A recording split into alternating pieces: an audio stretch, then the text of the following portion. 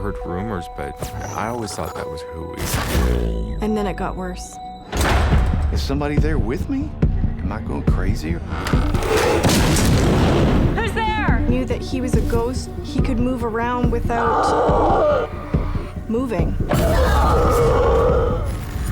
What, I see dead people? I believe no.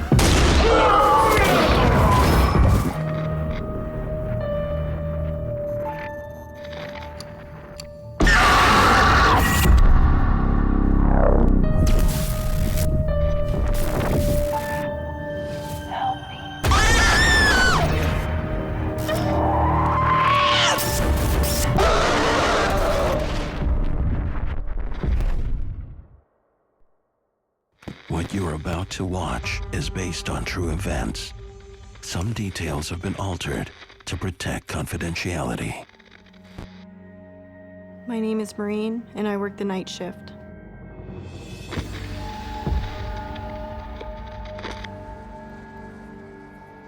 Forced to relocate to an unknown city, single mom Maureen must find work immediately.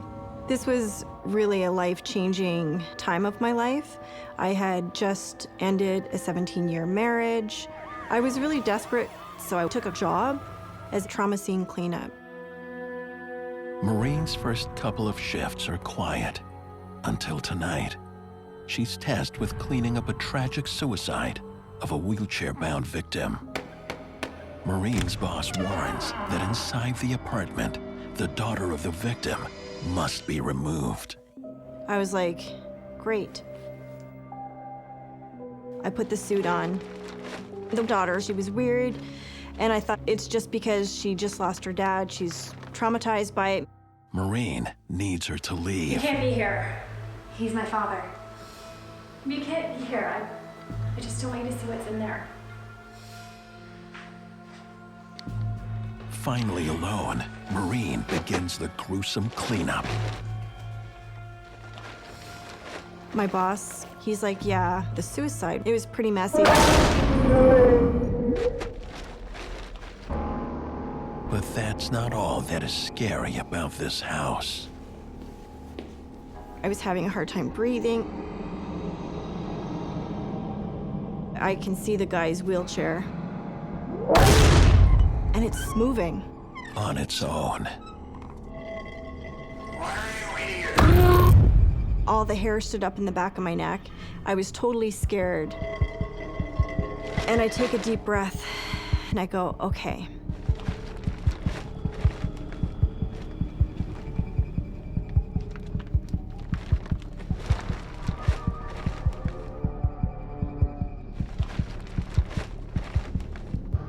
As you can imagine, this was mind-blowingly gross. Before Maureen can begin, a voice calls out.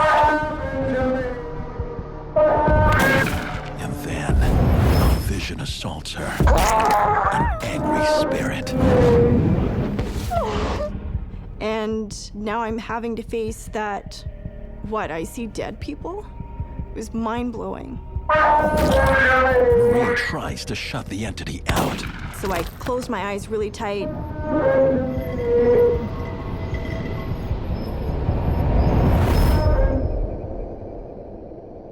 And he appeared to be gone.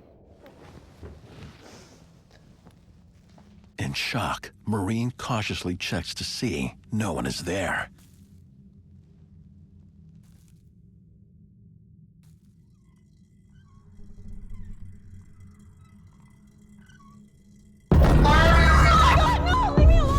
And suddenly, it's back.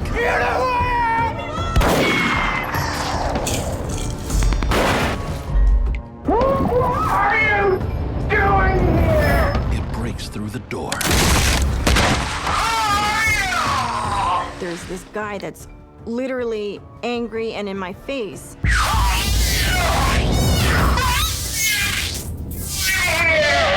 And he's looking like a wild man. That sounds awful. This unknown thing in your face? Yes, and I'm scared. I can barely breathe.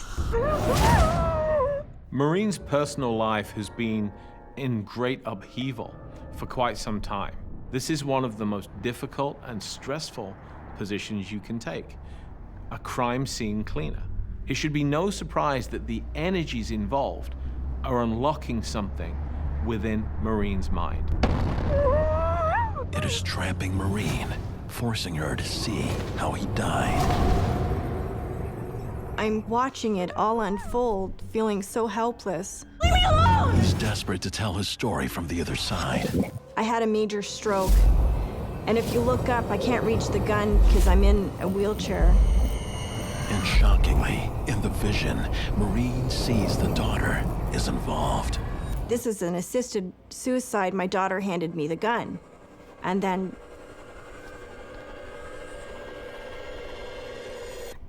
he blew his head off. Maureen doesn't want to see visions. I've got mediums through my family. I didn't want to be considered weird or strange or different.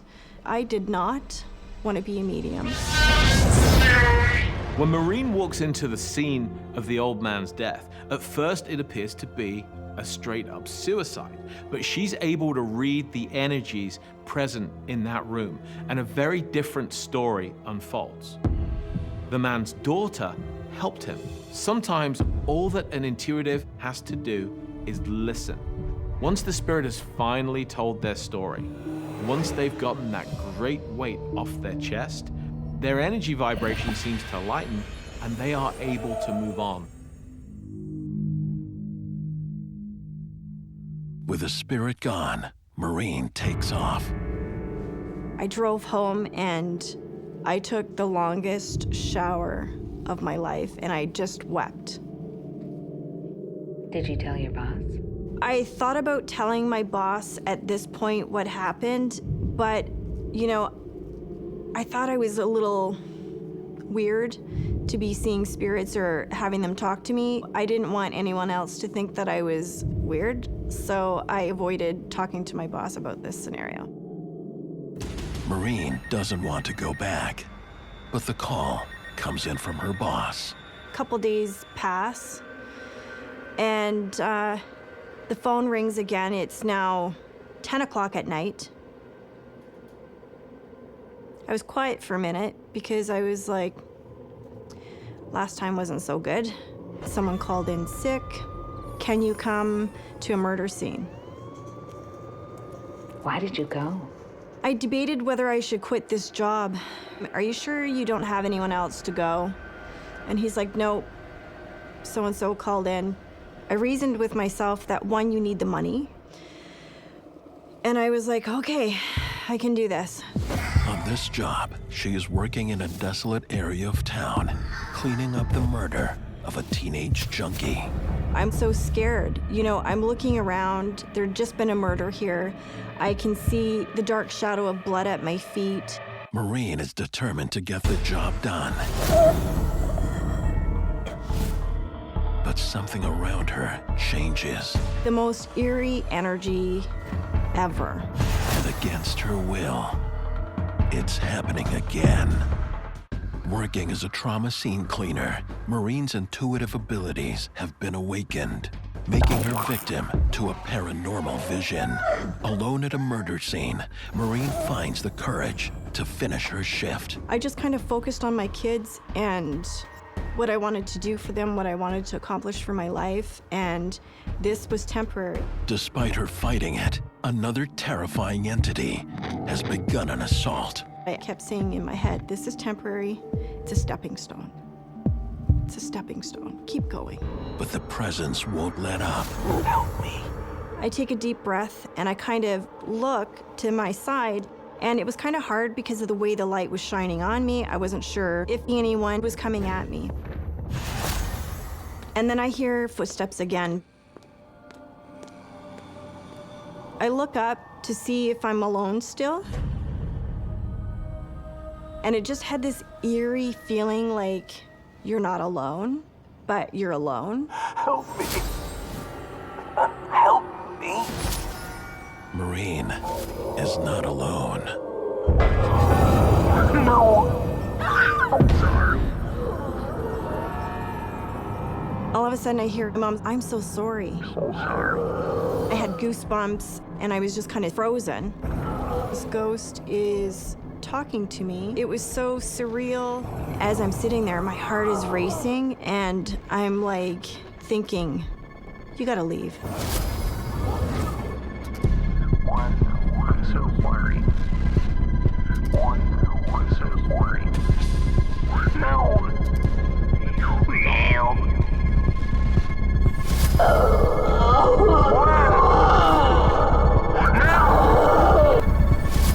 Leave me alone! Leave me alone! And I don't want to hear it. I just don't know how to stop it. She makes a desperate run to safety. Leave me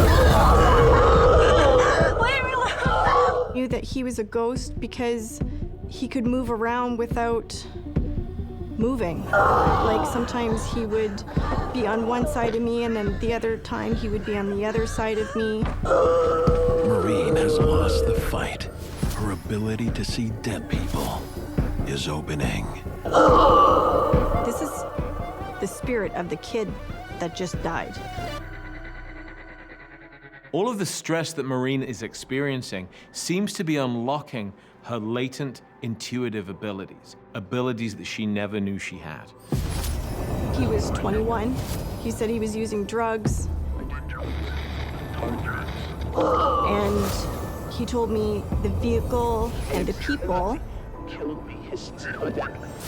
that killed him. He's standing beside me talking, and I'm like, no, I don't want to talk to you. My mom is an intuitive, she was a psychic, but I wanted no part of it. I did not want to be a medium. The young man who was murdered met a sudden, violent, and tragic death. They weren't expecting to die. They may not even be aware that they're dead. And they're hanging out in that location, waiting for the opportunity to make his presence known to somebody. What's the one thing that he wants more than anything else? Peace, by telling his story to the one person that can hear him. And then I blink, and the guy's gone. I was like, what is happening? And I had goosebumps. The fear welled up in my throat, and I was just kind of sitting there, frozen. It was just the scariest thing of my life.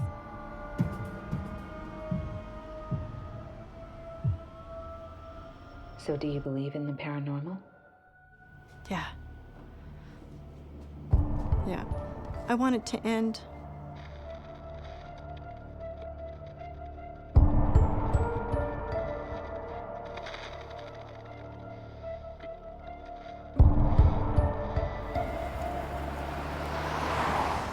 After that day, you know, it made me really look at the fact that I'm not like everyone else.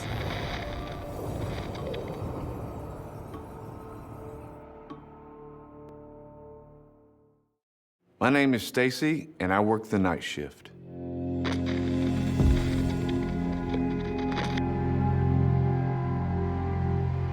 I decided to get a second job at night because my girlfriend, she wanted to buy a house, and so in order to do that, I felt the need to get a night job to get a down payment. This job that I took was exactly the same kind of job I was doing during the day. Stacy works at a factory for custom speakers on a shift no one wants. Stacy's boss can't get workers to stay. I've got our orders backing up, so Sure. thanks.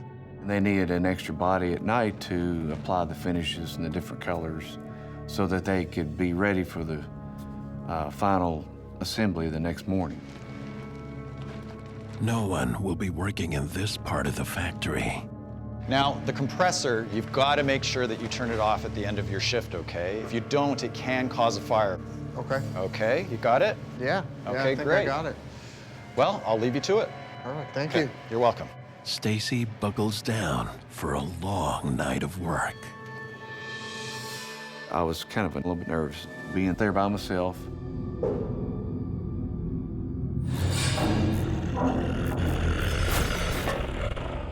but that was okay. But I didn't need supervision. I didn't need somebody to look over me and tell me what to do. I had to sand these large speakers, put some finish on them, and then push them out the door to dry. About 2 weeks in, things seemed to start to change quite a bit.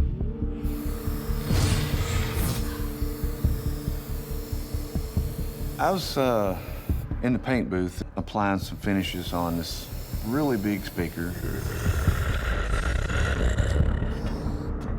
Kind of felt really uneasy being there. Heard something outside the booth.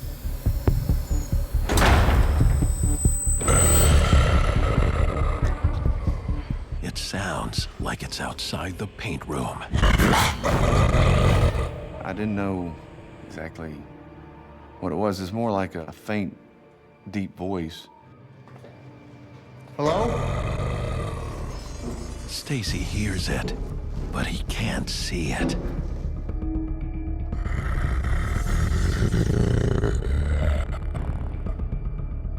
It's really scary. I mean, you think somebody's there with you, and you look around and nobody's there. You're thinking to yourself, am I going crazy?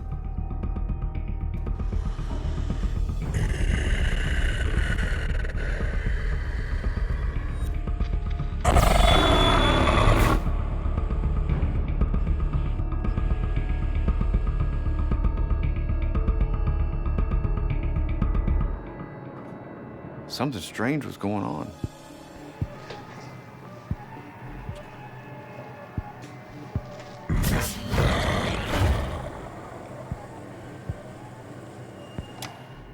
I shut off the air compressor, turned the lights out, locked the door, and went home. The next night, it gets even stranger. Stacy, what did I tell you about the compressor? What are you talking about? You left it on all night.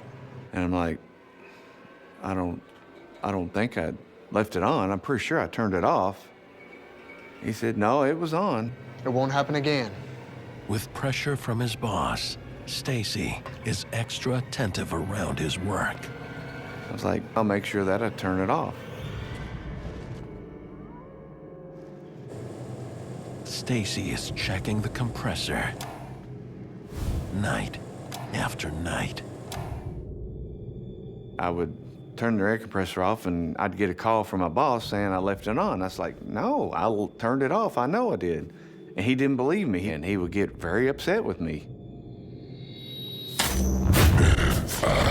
Something was going on in this place, and I didn't know what it was. Determined to prove to his boss that he's not lying, Stacy records his actions. I got my phone, which has video on it, and I videotaped myself turning it off. I actually filmed my hand shutting the switch off. Okay, Dan, this is me. I'm gonna turn off the compressor. All right, so here's the compressor, and I'm turning it off, and now it's off. But whatever is messing with Stacy won't be stopped. What's up, boss? What have I told you about the compressor? What are you talking about? You left it on overnight No. again. For some reason, the compressor came on again. Now hold on, just listen, all right? I took a video, I have proof. I said, hey, look, I know I turned the air compressor off. I have this video. Look at that. He saw it and he said, yeah, you turned it off. But it came on this morning. And he didn't know what to say. And of course, I didn't know what to say either. Something strange was going on. Wait. What's that? You're the only one in here, right? Yeah. I don't know what the hell that is. When I was videotaping my hand turning off the switch, there's this like outline. It looked like a person, but nobody's really there. It's just like a shadow. And it kind of moved a little bit, not a lot, but it moved a little bit like a real person. It's like oh my God, there's somebody there. Get back to work. Stacy's boss is gone for the night.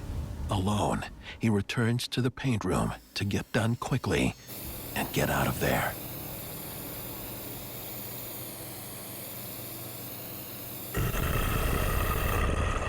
And it's back. I hear this really demonic growl. Is somebody there with me? I mean, I'm alone there at night. Is somebody there? I don't know. It's worse than he can imagine. It's scary as hell. Stacy's working alone at night in a factory where he is being terrorized by an unknown being. Strange sounds, growls, and now a confrontation with a dark entity leaves Stacy shaken. The entity vanishes. Stacy tries to make sense of what's happening. My first thought was, you know, I'm working a day job. I come in, do a night job, right? I'm working 14 hours a day. It's gotta be in my mind. I'm tired and I'm seeing things. Stacy gets back to his work so he can get out of there fast. After completing one of the speakers, I have to put it on these giant hooks, and then you hoist them up to the upper level and set them off to dry.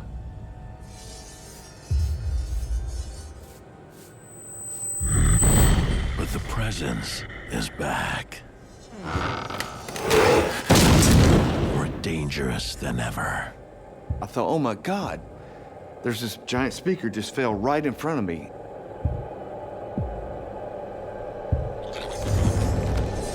Scared the hell out of me. The speaker had crashed in front of me, and I almost had a near-death experience. This thing almost landed on me for no reason. It was hooked, it was secure. I made sure it was hooked. Something was obviously in the room with me. Is this thing following me? Is it part of my life now? Cautiously, Stacy moves his work out of the paint room. All of these events that are happening to Stacy feel very indicative of a demonic haunting. When you hear low growls, when things are trying to physically harm you, usually that's the sign of a demon. When you are under a lot of emotional stress, that definitely will attract more negative entities. There's a chance that this factory already had a lot of pent-up negative energy in it, so when Stacy entered this situation, that entity knew, okay, Stacy is vulnerable. Stacy steels himself, believing the carpentry room will be safer. He kept working. I was, of course, on edge. I'm trying to calm down. I'm by myself. Nobody's coming in. I'm responsible for everything. I had this speaker that I was working on. What I had to do was to repaint this one area on it. And so in order to do that, I had to mask it off. Where I have to use a little tiny razor blade and trim it off so it'd be just right. I had my arm up here and I had a razor blade and I was cutting it along the edge. I heard this growl again. There is no escape for Stacy. Hell. But before I could actually figure out what it was, I felt something grab my elbow. No! Let go! And it pushed my arm forward. I had the razor blade, which is really sharp. And it forced me into my other arm, cutting it. I was like, oh my God. I was starting to bleed really badly. And so I grabbed my arm, wrapped it up really good.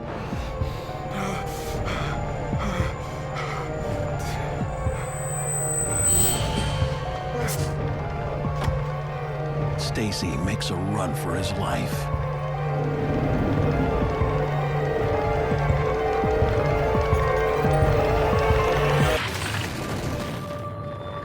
First thing I thought was, I need to get to a hospital because I'm bleeding and I'm going to die. Losing control of your body is an absolutely horrifying feeling, and in this case, the demonic entity was so powerful that it was able to override Stacy's willpower and force him to hurt himself. After the violent attack, Stacy digs into the history of the factory. He discovers that he is working in the same place that an employee died, a tragic death. This factory is basically like a feeding trough of negative energy. Demons sort of just go wherever the negative energy is. So this demon is just gonna keep coming back for more. Luckily, the hospital wasn't too awfully far away. After all of that, what were you thinking? As I was sitting there getting stitches, I was thinking to myself, you know, I'm not going back there because I don't want to die. So you never returned? I did not go back and get my last paycheck. I didn't care. I didn't want to set another foot in that place, ever. I still got the scar on my arm, by the way. I'll carry it with me for the rest of my life.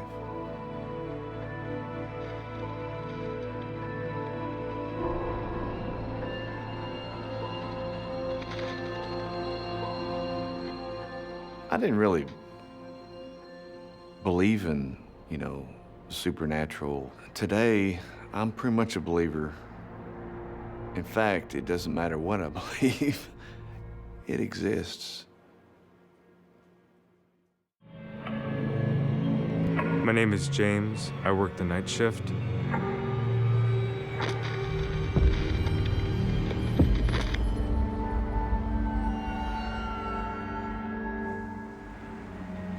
James has always been interested in helping others, so he's looking forward to starting his new job at a school for special needs students.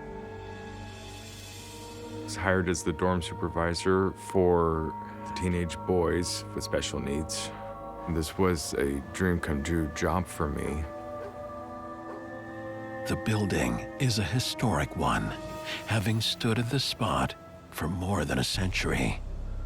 And for a century, there have been whispers that it's haunted. I heard rumors, but I always thought that was hooey.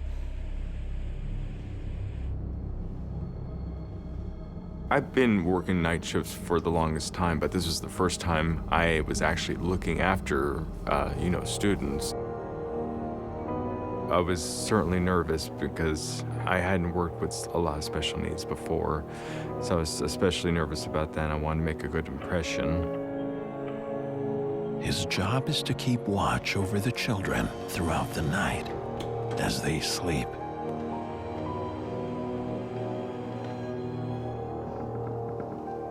Are you okay? Yeah. A baby monitor keeps him connected to the kids at all times. I have to check all the students every half hour to an hour to just make sure they're breathing. As I walk through the checks, I walk with my baby monitor. They had all the dorm rooms down the hallway. On his first look, everything seems normal. It was pretty dark. I was doing my checks and it was getting pretty routine already. I mean, all I did was walk up and down the hall, open the doors quietly and listen and listen. But just a few hours into the shift, James notices something out of the ordinary. Out of the corner of my eye, I see a shadow, and of course I have to look again. I thought I saw another person was in there with me, and he disappears. I'm thinking that I'm just tired and okay, my eyes are playing tricks on me.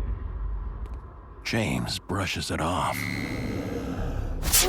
I get back to the kitchen and it was after 2 o'clock in the morning, and I just started making some coffee.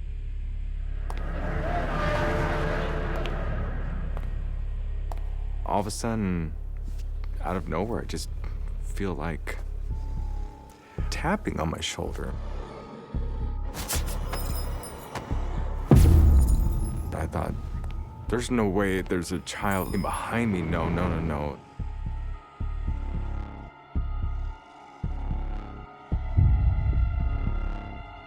So, of course, I look, and there's nothing there. Trying to shake that off. And I got my coffee, and I sat down and tried to read a book. But this wasn't the quiet night shift he was hoping for. I happened to glance over at the refrigerator, and you know, before I noticed, yeah, there were refrigerator magnets with the alphabet, and I didn't think anything of it.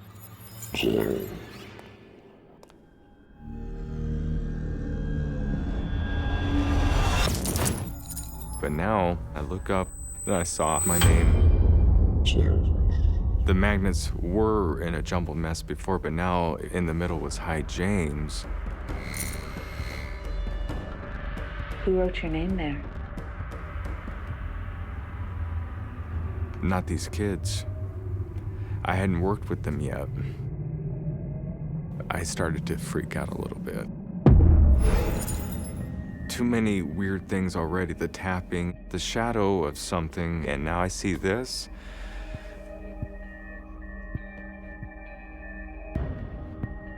Those that work the night shift should be ready at dead time, ready between 2:30 and 3 to see paranormal activity, absolutely. That is known as a time where paranormal activity is amped up. The magnets are being used as a device to communicate with James. James has no idea who or what is trying to communicate with him. I was a little scared. There was nobody else in this building except for me. The kids sleeping. Nobody could get in. And nobody knows my name, and so I don't know why I would see something like that. I was a little shaky. I was just wondering what was going to happen next.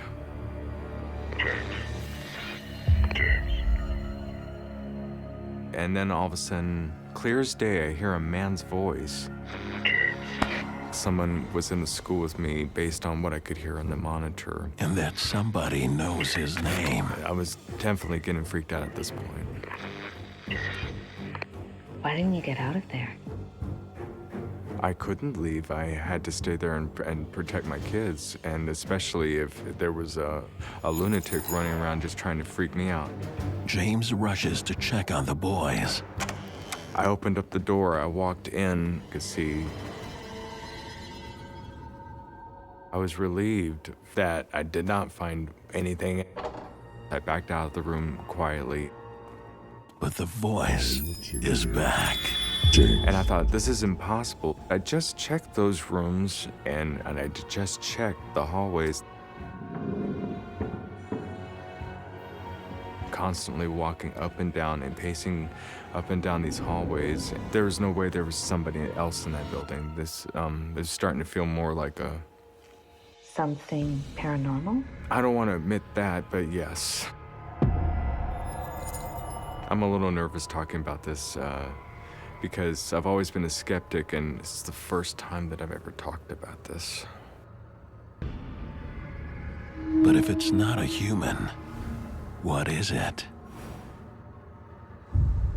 It's a 100-year-old school, and I'd heard these rumors, and I just never really thought anything about it. I didn't believe in ghosts before.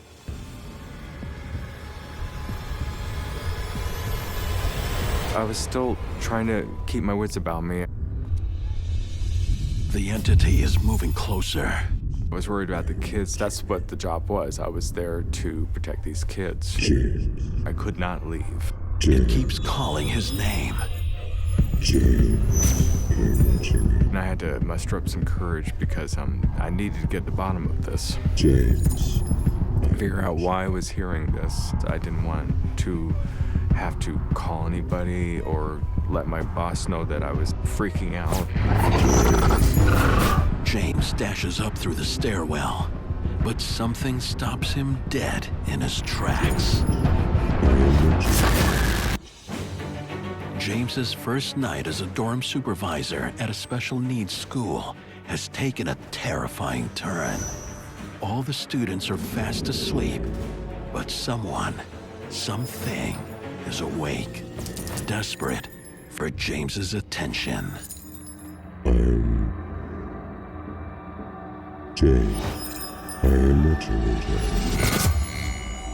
I didn't walk into expecting to see ghosts. That's when I saw an older gentleman wearing, it seems like a uniform from the 1800s. The spirit has a warning for James.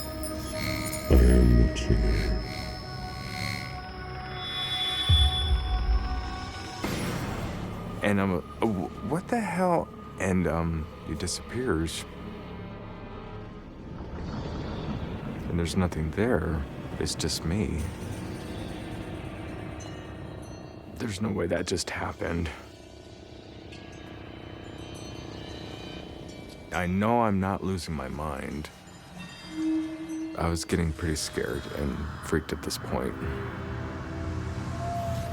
I heard there was a spirit of a watchman, but that's all I heard. Maybe the rumors were true. I just wanted to get out of there. But his duty to the innocent kids in his care keeps him there. He couldn't live with himself if anything happened to them. I didn't want that on my conscience, on my head. I can't call my boss. I didn't want him to think that I was crazy and fire me on the spot, so I was just really trying to take care of it myself. Listen to me, James. But I wasn't feeling like I was a skeptic anymore. Listen. James has no reprieve. The spirit is watching him. Listen to me, James. The specter keeps trying to get James to listen. It started to escalate. Things just seemed to get worse and worse and worse. Everywhere I walked around, I was starting to feel like he was there with me. I could feel his presence.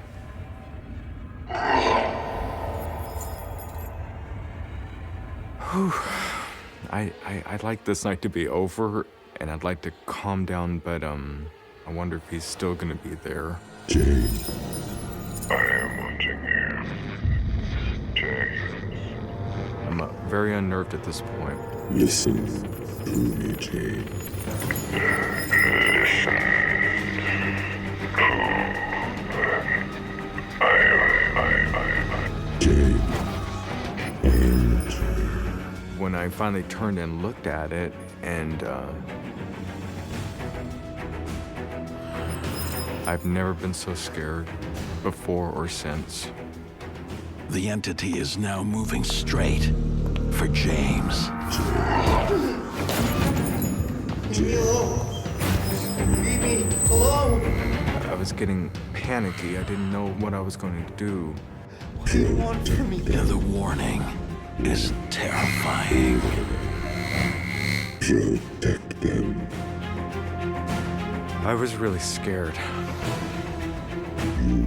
And with a message of protect them, it disappears. I wish I could understand what was happening here. You saw a full body apparition. What does it do to you? It sent a jolt through my body, to be truthful. After seeing the apparition of the Watchman face to face, James now believes the stories. Several people had seen it. I'd heard about it, but they were a little hush-hush about it. They didn't want to attract attention, I think. They had a hard time keeping somebody in this position. I am a skeptic until I had this job. James tries to calm down. I look up at the refrigerator. The Watchman has one last message. And the magnets have changed. And now it says, take care of them. What did you think when you saw that? I was a little bit of a mixture of unnerved and maybe a little bit of relief. I felt a little weird about it, but I felt a little better.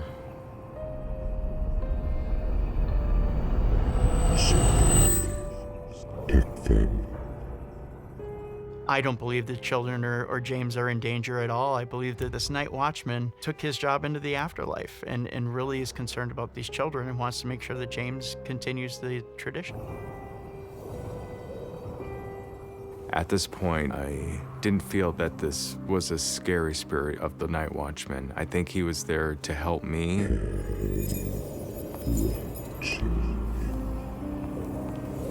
He still felt a moral obligation to these students. How did your night end? I felt a little bit of relief knowing that my night was almost over. James survives his first night shift, but is still quite shaken up. I know I definitely saw the watchman. I didn't know if I had the stomach for this, being visited by watchmen and the voices on the monitor. I did not know. I didn't want to have that. The events of that first night changed James forever. I had an authentic experience. I'm sorry for ever judging people who talk about having experiences, because I'm one of them, and I believe now.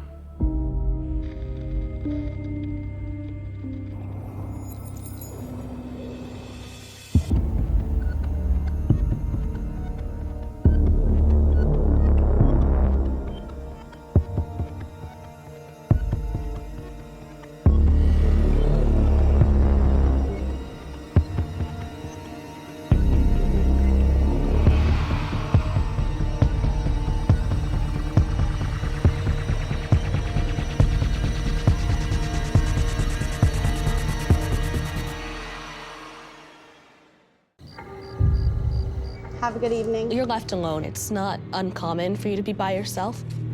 I never saw it coming. Nobody else in there but me, so what's the threat? I would have to see it to believe in it. Ah! It was like a jolt. At that moment, I got really scared. I began to accept that these things were paranormal. This is real.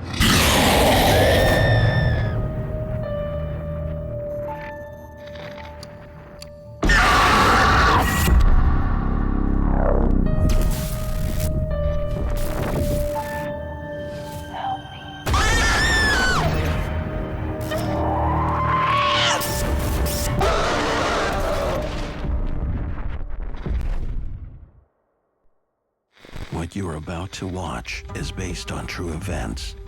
Some details have been altered to protect confidentiality. My name is Troy, and I work the night shift.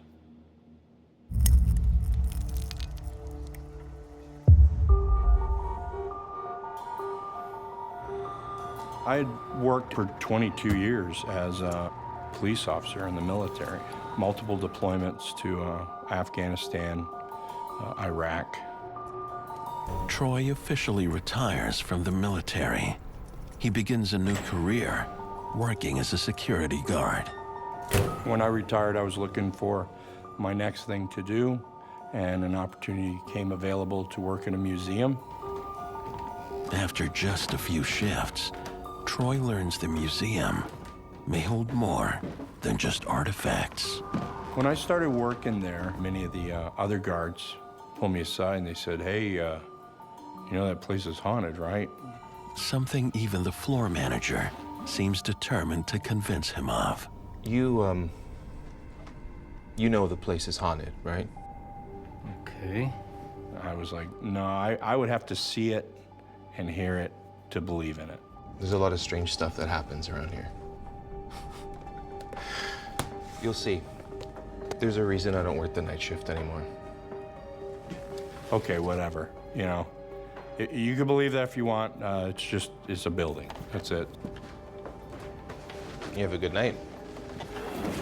Yeah, you too. I was working the evening shifts. It would close at 5.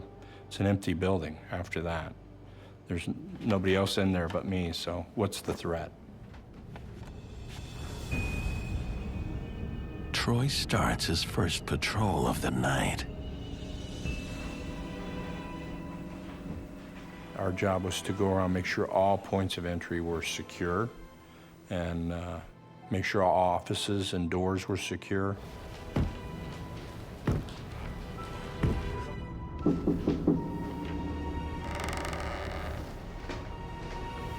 When I would do my patrols, I could hear creaking of the floorboards. I could hear knocks. The late night sounds don't bother him. Buildings they're hot during the day, and then they're cooling off at night, and you get creaks and pops. You know, the building was built in like the 60s, so it's an older building.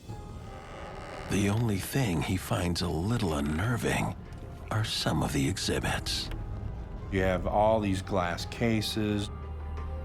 There's mannequins. Of course, that's kind of creepy when you're walking around at night with the lights off. A few hours in, he's satisfied everything is secure. No threats, no danger of any kind, you know. Just a building, and it's empty. It may not be as empty as he thinks.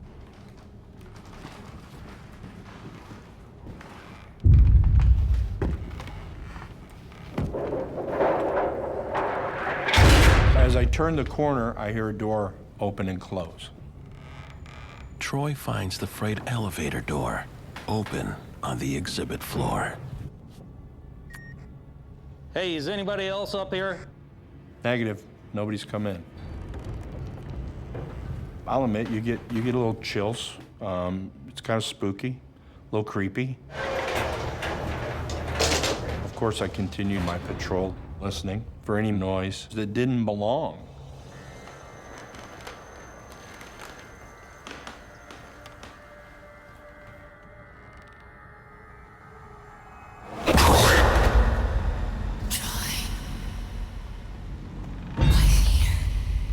I started noticing things that were just not normal.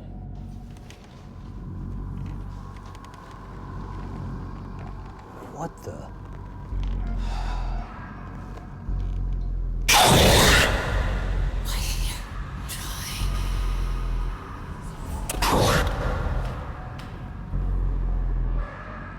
Maybe I'm just hearing things, you know, old buildings and echoes, and maybe somebody's outside and the sound is carrying. I don't know. Empty building, no danger. From being in the field and being trained for night operations, I understand how things that are fixed can look like they're moving. You know, those are all things that we were trained to deal with. Thinking it's just his mind playing tricks on him, Troy takes a break.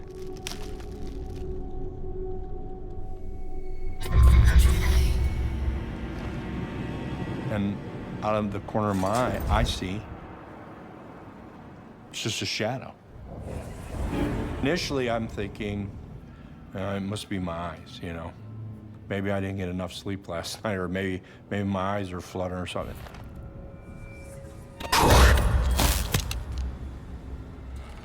And as I sit there further, it happens again. I see another flash in a different area. I'm thinking somebody's in the building with me, and they're not supposed to be here at this time of the night. Continue to scan the room.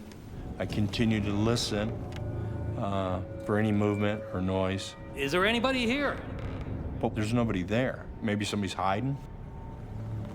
I'm a little bit on edge, a little bit more alert. Over here, Troy. I hear voices talking. Again, you could distinctly tell it was a male and female. The tone was different. One was a little deeper. It was almost like I don't know how to put it. It's like mumbles almost, but you know people are talking, and they're talking to one another. Identify yourself, now.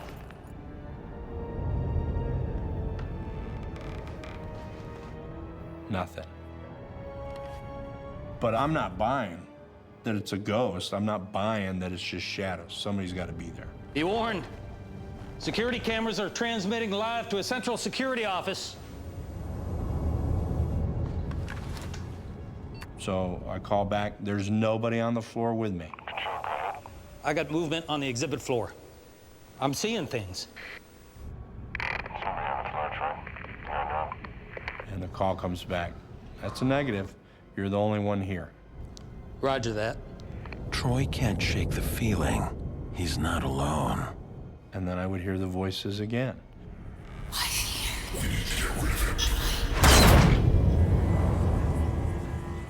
There's more going on here than I thought there was.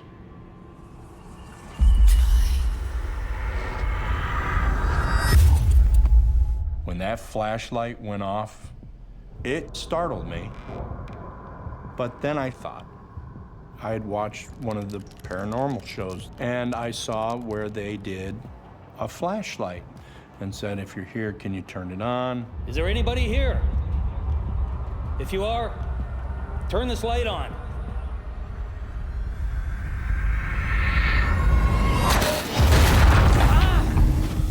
It was like a jolt of electricity shooting through my body.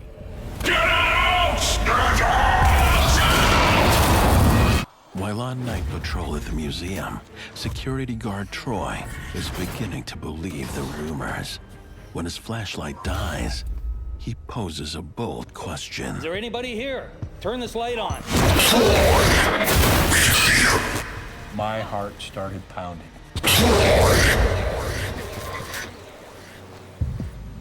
Suddenly, it was gone.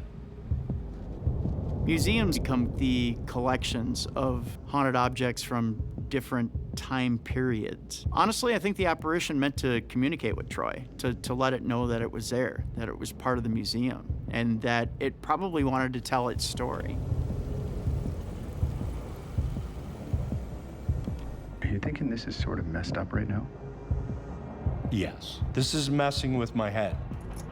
There's something going on in this museum, and it's not normal. You can't make sense of it. These things shouldn't be happening.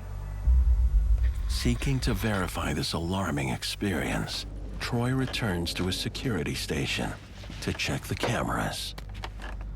The camera looked down over the exhibit floor.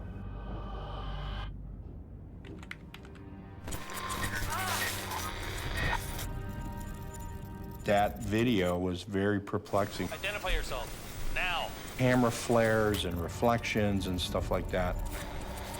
I can't find anything. There's nobody there. It's just me. I mean, let's face it, that's what paranormal activity is, right? It's outside the normal, and we can't explain it, so it's paranormal. These events, they were unnerving, and they were unsettling. For a split second, I thought about maybe I need to find another job. But I was a career military guy, and that stuff is not going to scare me off. I was going to do my job. The next night, he asks the floor manager. Hey, Troy. For some answers. What's going on? You gotta tell me. Why? I was alone here last night. I saw some really weird stuff.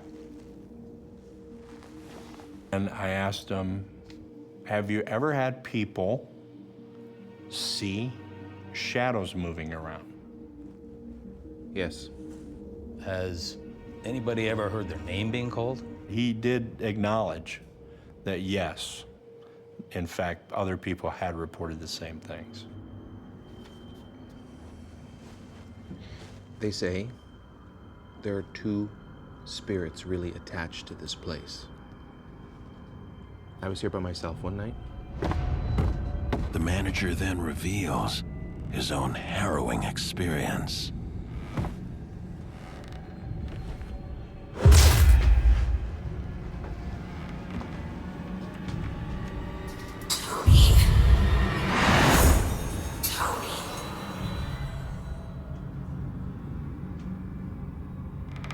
It's not unusual to have a haunted object that can reside in a place and then see the apparition of the spirit that's attached itself to the object. I truly believe that he's seeing the ghost of whatever it is that's attached itself to the object. And all of a sudden, I hear my name being called.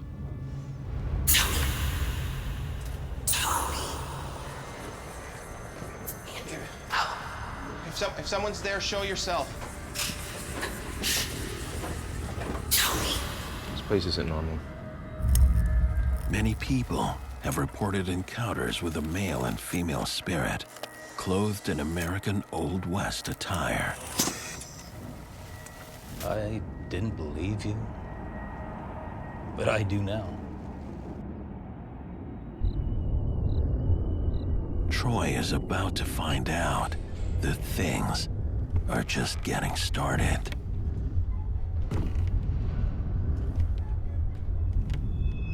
Smells and noises and shadows and voices and people talking.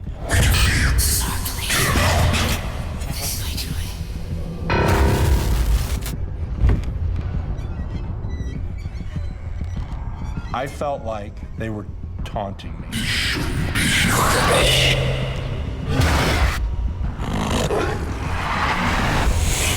It was as if the artifacts themselves were coming to life. I will admit, in that moment, I was scared.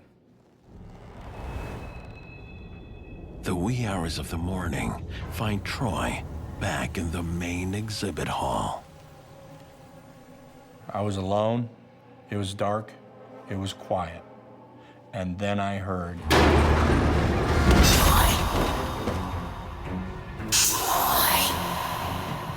What's going on? You could distinctly tell it was a female. What the?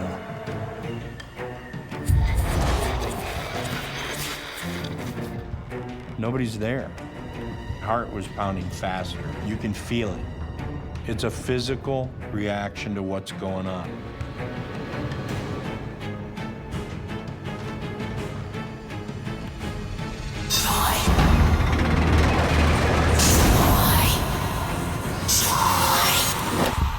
Nighttime security guard Troy has already encountered one angry spirit, and now meets a second, more aggressive one. I'm scared. You see a figure. I couldn't explain what it was, but it did look like a person.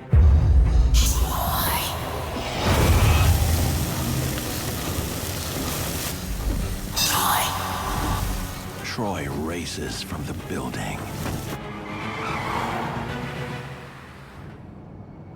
On the drive home, I would think of how to deal with what had happened to me, or what I had seen, or what I had heard. This is outside what I know, and I have to function within this environment and not take anything home with me. That was the big thing for my wife. Do not bring anything home. I think in this case that spirit is attached to the location. And I'm not surprised that the spirit connected with Troy. Troy is around all the time. Troy decides to take matters into his own hands. Okay, we're gonna get these computers set up over there by the TV screen. We're gonna use that as our security footage for today, okay? He gets permission for a paranormal team to investigate the museum. We're gonna set up cameras and microphones in places most likely the spirits are gonna congregate. That way. Follow me. It became more of a quest, really, to figure out, without a shadow of doubt, what was going on. Just a little bit higher. It became my own personal validation. I needed to validate for me what was going on.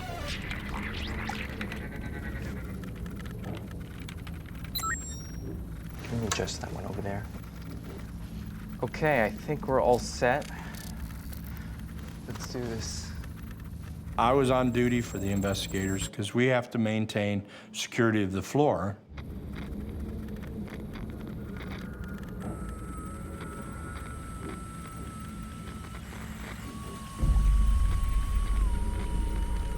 there a problem with the air system? I'm getting a whistling in the exhibit room area.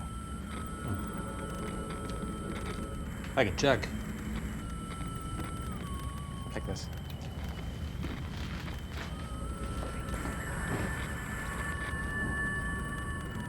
When the investigators came in, I didn't share any of my experiences with them. I was interested to see what they might find.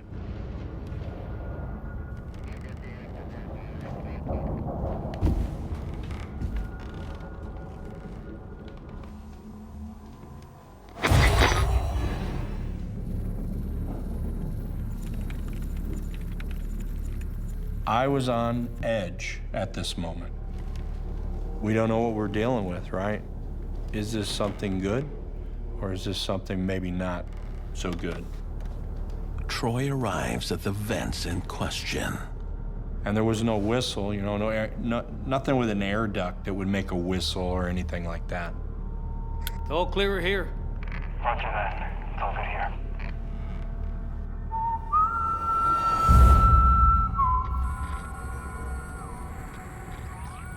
It sounds like a person whistling.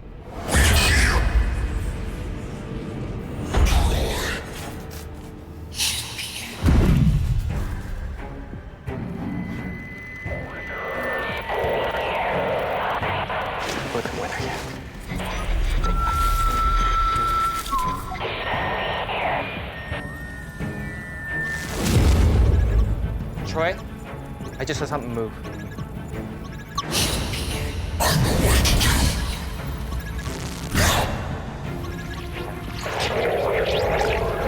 Okay, Troy. The investigator wants confirmation it is a spirit. I said, whistle once if you want us to leave.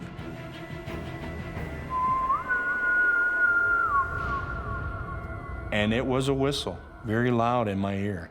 I'm over here. Why are you here? Don't you know this is our space?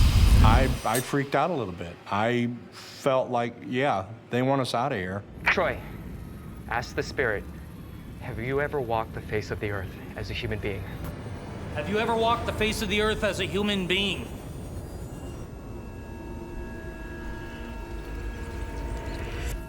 Have you ever walked the face of the earth as a human being? Nothing.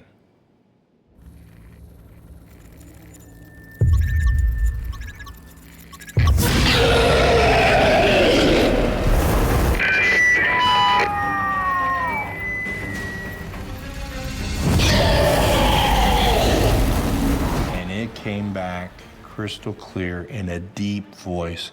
No. No, really sent home to me that that's their domain.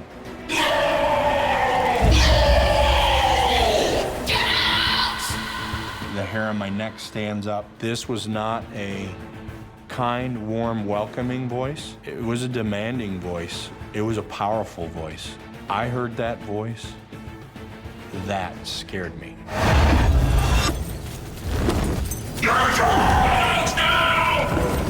My immediate thought was, I gotta get the hell out of here.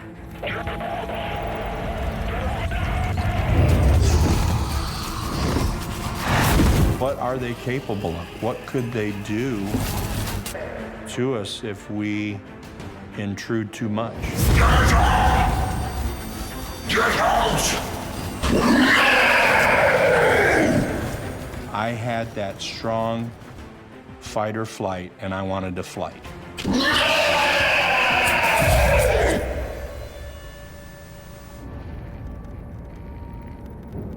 The investigator's equipment is no longer picking up anything.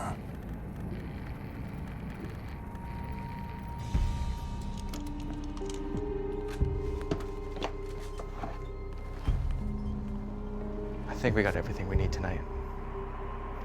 Thanks for having us. These events opened my eyes. My belief system has changed a lot. I think as you're younger, you probably don't tend to think about life and death too much. Obviously, as we get older, or as I've gotten older, I start thinking more along those lines. These paranormal experiences have altered my belief system. I've become way more spiritual, pretty egocentric to think it's just us. I think there are things going on in the world that we just don't have a clue. A short time after, Troy and his family move away. I wound up having to leave that job, but the museum's still open today.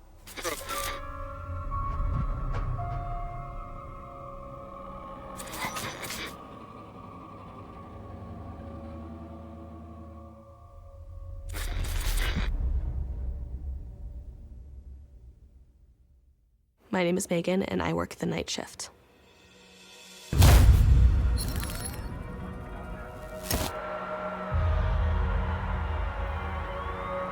I worked the night shift at a fast food restaurant.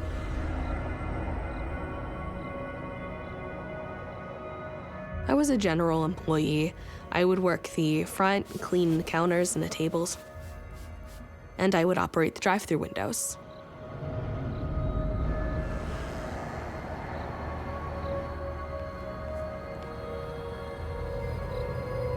"18-year-old Megan works the overnights alone."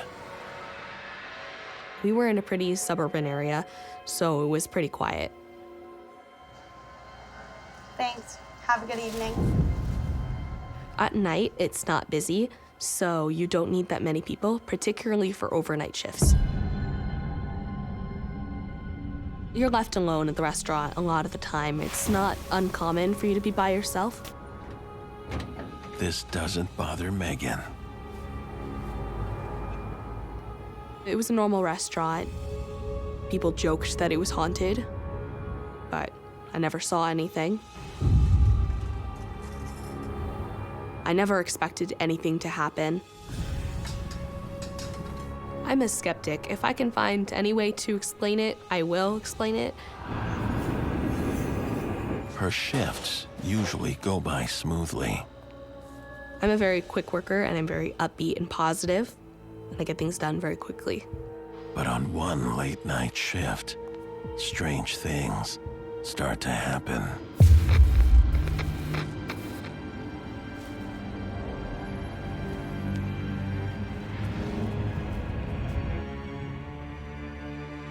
I never saw it coming.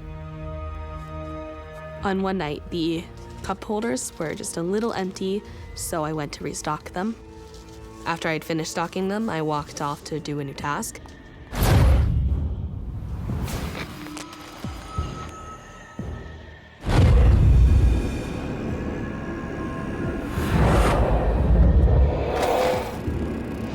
What the hell?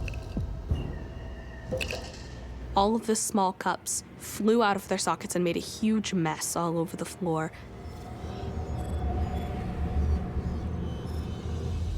Did that freak you out?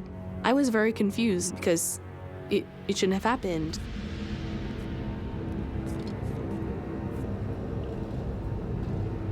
For a split second, I thought someone was pranking me, but I was by myself. She brushes it off and gets back to work.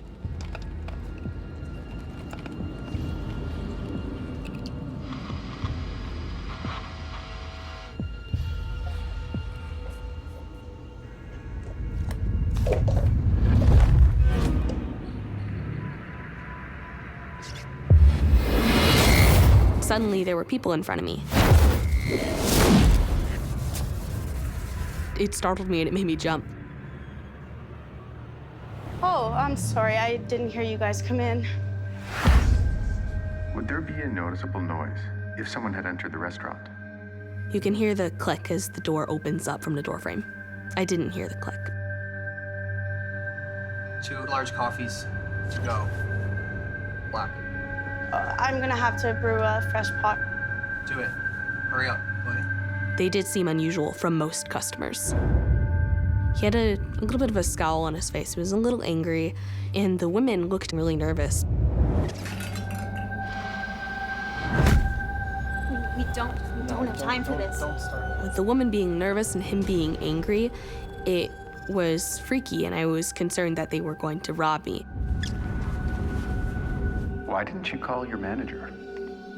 The thought crossed my mind to wake up my manager, just in case they actually were going to rob me, but I'm too polite for that. I caught my composure and I brewed a new batch. The mysterious couple settles in at a booth.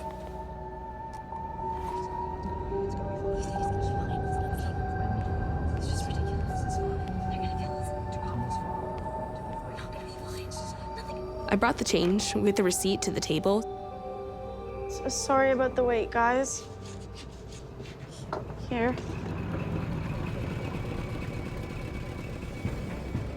After I dropped down the coffee, I saw another car pull into the parking lot and then drive right into the drive-thru. Something about it seemed off. They both had the same car. It was freaky. It's them! It's them! It's them! When she saw the car, she gasped with a whisper shout going, "Hide!" I was confused. Is this car following them or something? Where are they going? Looks like the drive-through, but it's closed. It was odd that this car was going through the drive-thru. I had no idea why they picked drive-thru instead of just parked and came in, especially since we closed the drive-thru at night. Tell me what they ordered. Tell me what they ordered. The man told me immediately, "Tell me what they order." Okay.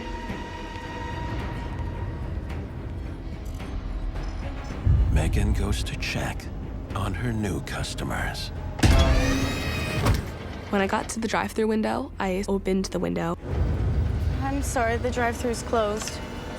And then they slowly rolled their window down. At that moment, I got really scared. She can't believe what she sees right before her eyes. Megan is working the night shift alone at a fast food restaurant when two strange customers appear out of thin air. When I set the couple's coffee down, I can see another car pull into the drive-thru. And what happens next gives her more cause for concern. The people in the drive-thru car was exactly the same as the people in the booth. At that moment, I got really scared. I stood in a spot where you can see both the booth and the pickup window, and I could see both them and the couple in the car at the same time. I was thinking, could have been two sets of identical twins, but I realized there was almost no way it could be. There's no way I can explain that as just twins. This was too weird, and it confused me so much that I wasn't thinking rationally.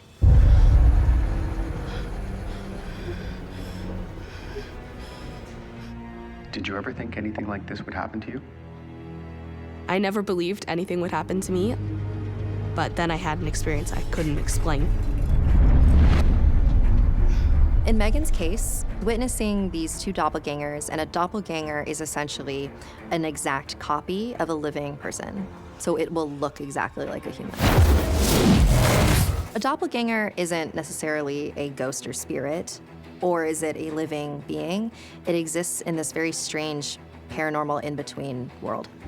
There's a couple theories as to why doppelgangers exist. One of the more popular ones is that they are versions of ourselves seeping into our universe from another parallel universe.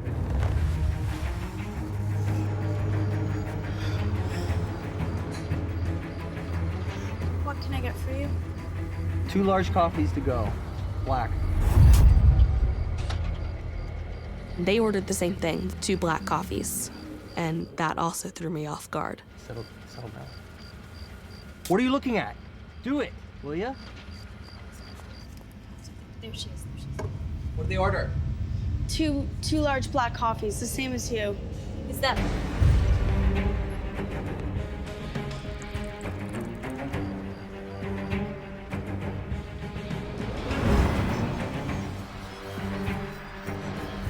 The couple at the table came over. How did the people react? What did they do next? They tensed up. The man continued to be short with me and told me immediately, "Give me their coffees." And I got confused. I can't give their coffee to them. "Give me their coffees." I can't. "Give me their coffees."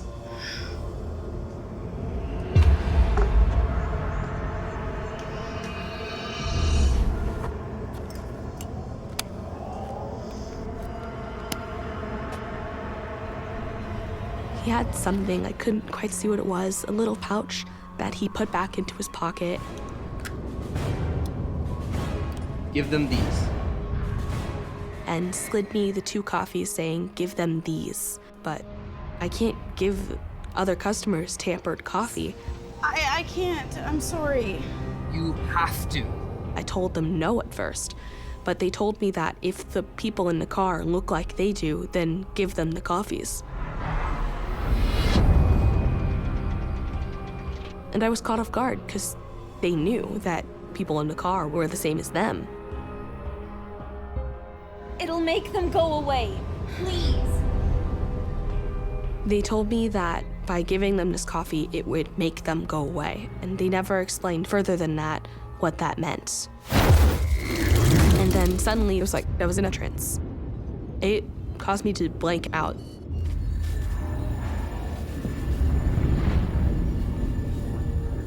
Bring them the coffee. Megan obeys.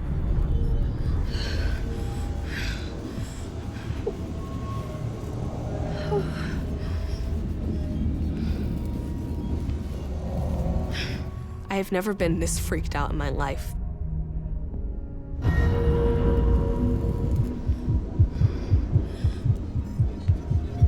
The fact that they handed over this substance to get rid of them is interesting because it makes me believe that this is not the first time that they have run into them. They were gonna try everything to get rid of them.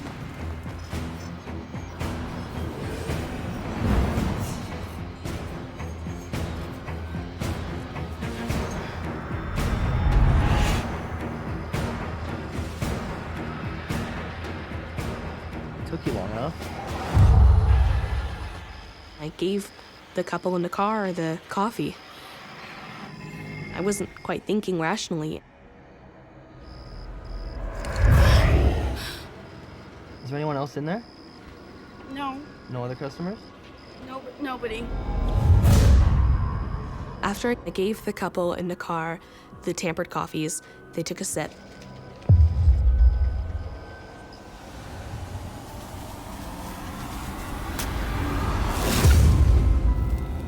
And they disappeared. I couldn't see them. They just vanished. I was shocked. I couldn't explain this. How did that make you feel? I got really scared.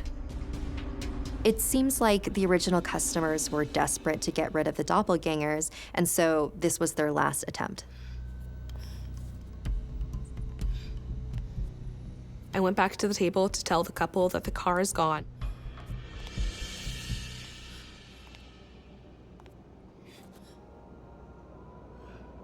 But they weren't there. It was just the receipt and a large tip. And on the receipt is written a note saying, "Thank you for making our demons go away." It got me freaked out going, wait, what earth was in that coffee? What would happen if I drank it? Before she has time to process anything,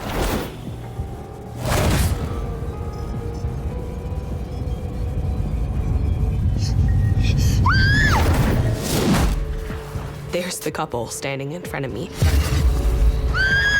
for Megan, a night at work takes a terrifying turn when the teen encounters a couple and their demonic doppelgangers. After I gave the couple in the car the tampered coffees, they just vanished.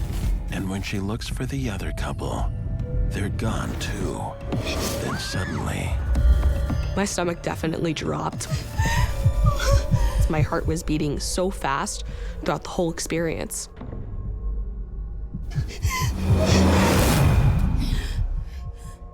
and then it disappeared very quickly. I didn't know what the hell was going on. I thought I was losing my mind. There is a superstition that if you see your own doppelganger, it is an omen of your own death. I think in this particular case, that is happening.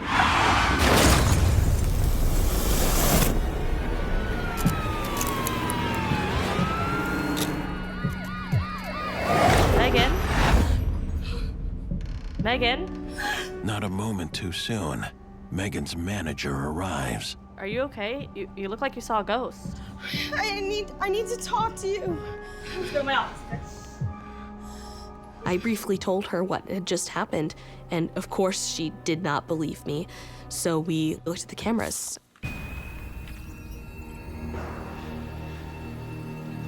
And when we look over the footage, you see the couple in the store.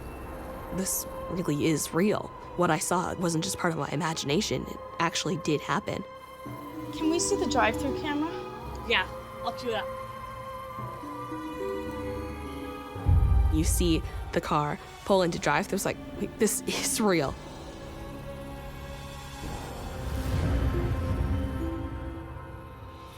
That's impossible. You just saw them disappear.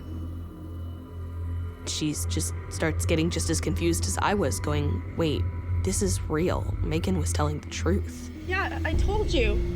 I was still just as confused and nervous. This really frightened me. Are you feeling nervous right now? I'm getting nervous just telling the story back to you. None of this made any sense, and I still can't explain it. When you work a night shift, you are much more likely to experience a haunting. The fact that this happened very late at night when no one else was around, I think she was just in the right place at the right time to be there when these customers were running away from their doppelgangers. I think that she has something to be afraid of. Were you worried they would come back? I had no idea what to think. I didn't want to go through that again. The memories haunt Megan to this day, as does her decision to hand over those coffees. Which couple was really human? Which one was the demons? Which one was real? So that freaked me out the most, and it still freaks me out thinking back on it.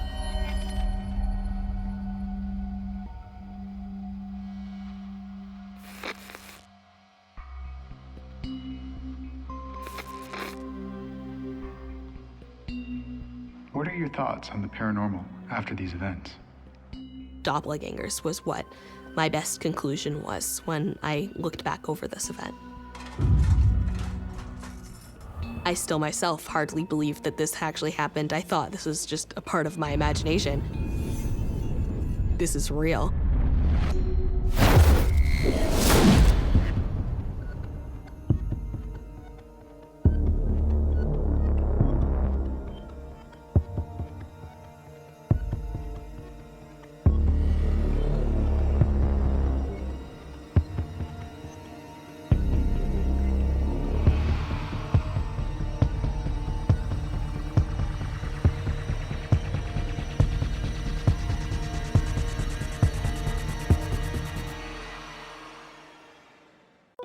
They said there were spirits. I didn't take it that serious. It's just us. That can't be. I know you're here! There was a presence there. Please help me. It was real. I was dead wrong.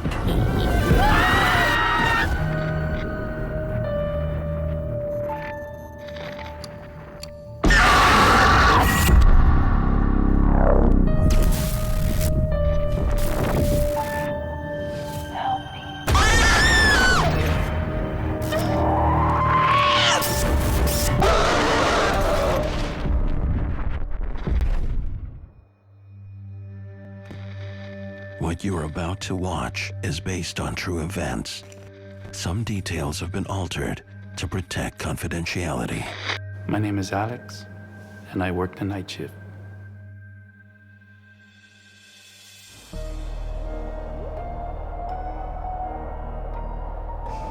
It's the middle of the night. Alex is heading to his new job as a custodian. I was really excited about working at the school. My daughter went there, had benefits. The school has a reputation in town for being haunted, but Alex needs the job to pay for his daughter's tuition. I heard rumors about the school, that it was built over a cemetery. I didn't know what to think, what to expect, but I had to work there. It was a big school. I knew it was going to be hard because I was the only one there with all the duties that I had to do. My typical duties on the shift is cleaning the classrooms, cleaning the restrooms, cleaning the halls, cleaning the gym.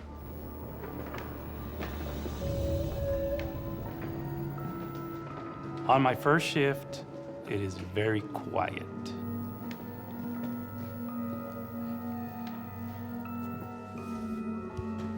But that changes quickly.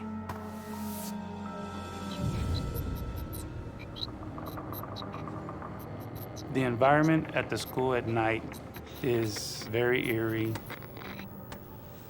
It was not lit up very good. It just feels uncomfortable. Shortly after, I noticed things happening. Kept on hearing a lot of noises in the hallways, but I mean, it's an old school, so I didn't think anything of it.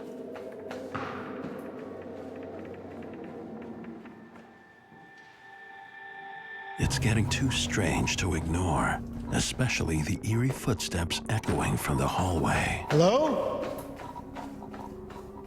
Throughout the night, that was happening. There was nobody else around. How could that happen? Hello? Somebody there? I heard what sounded like someone whistling.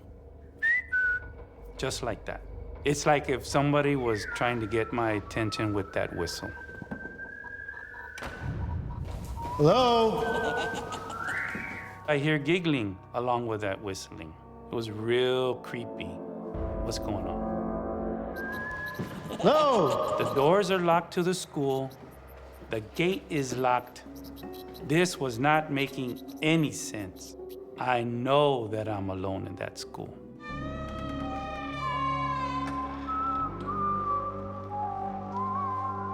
I started searching to see where this whistling was coming from. Hello? Somebody there?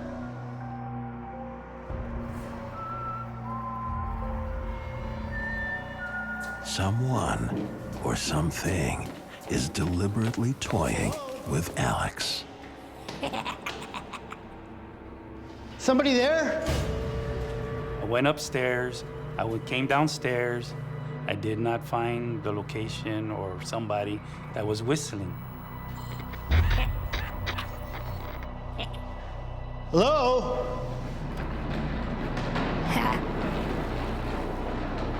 I was trying to find the source. Hello? Could not find it.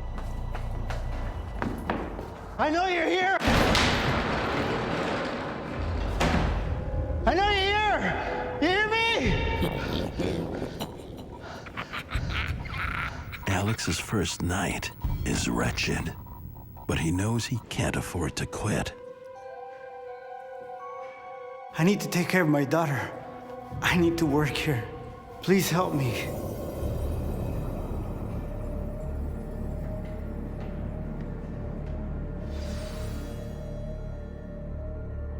Over the next few nights, Alex's uneasiness grows. As time went on, things started to get worse.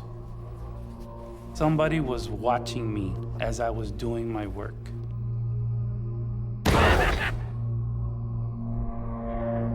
And then I just heard that whistling again. Whistling and giggling. I'm not chasing you tonight. I got work to do.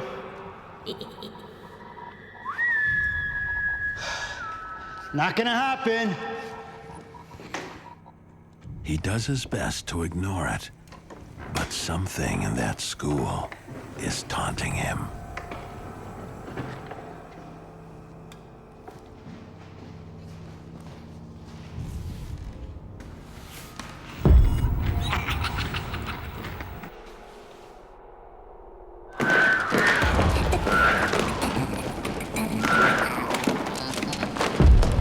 As I was cleaning a classroom, I saw books fall. The books started to shuffle by themselves. There's no way that these books can shuffle by themselves. Something had to push these books and make them shuffle. It seemed like an unseen hand moving the books. In Alex's case, when you see something with textbooks go flying, when you see objects moving, that's poltergeist activity.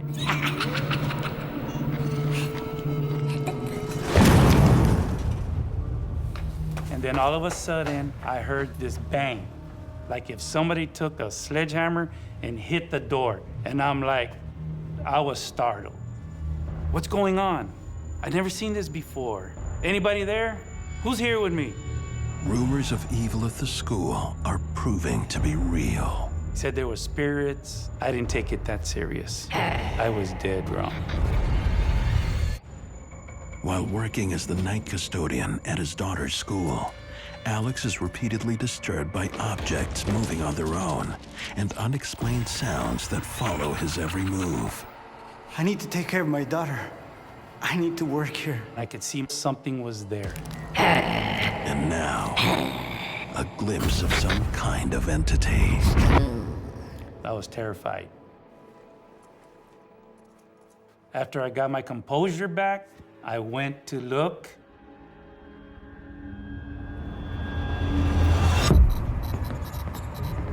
There was nothing there.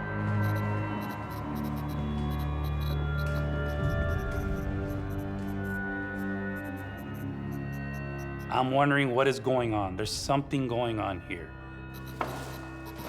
There has to be spirits here. And I'm scared. Shaken to his core, Alex turns to school officials to help him understand the strange late-night happenings. As all the things started to escalate, I started talking to the staff, and then they told me about Clown Boy. He was buried under the school. It's a little dusty, but I found it. I want you to see this.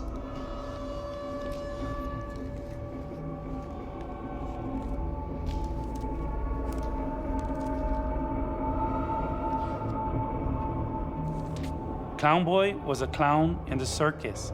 He developed the plague, and he died and was buried in the cemetery under the school. You're being serious? Yes. I felt very uncomfortable that it was built over a cemetery. It's all starting to make sense now. A lot of times when you disturb a burial ground, it tends to upset the spiritual energy that's there. It's very common for malevolent spirits to be attached either to a building or to be attached to a ground itself. Night after night, the haunting grows in intensity. Every night I was terrified, having to go back. I felt like I was being tested and I felt like I was being run off. But at the same time, my daughter comes to this school and I need to be here. One night, I had to change the toilet paper in the boys' restroom. And that restroom is freezing. I couldn't get warm.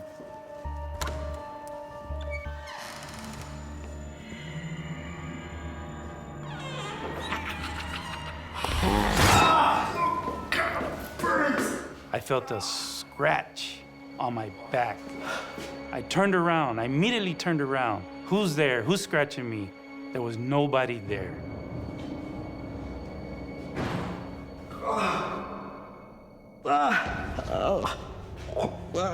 I saw the red scratch on my back. I couldn't believe it. And it hurt and burned. This is violent, and I'm scared, really scared. It's about to get worse.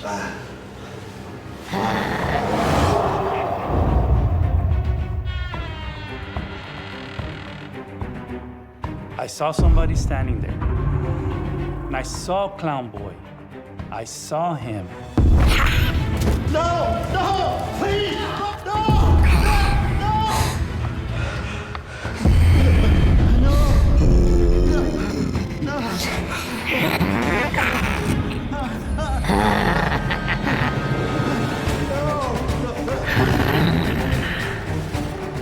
It was aggressive. I was terrified. I didn't know what to do. He was laughing, evil laugh. I didn't know what his intentions were. None of this made any sense.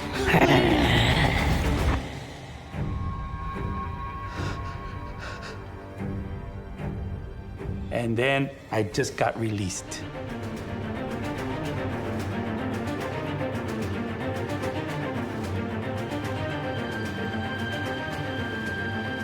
I ran back into the classroom.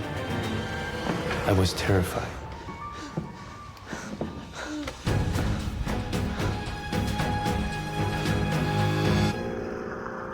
The spirit has now shown itself as malevolent.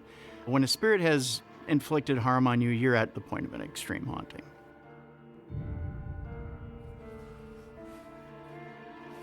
Hail Mary, full of grace. I waited in that classroom for a while. I didn't want to go back out there. I didn't want to see Clown Boy again. What's next? What is he capable of doing next? What did you do? I was scared, terrified. But I opened the door.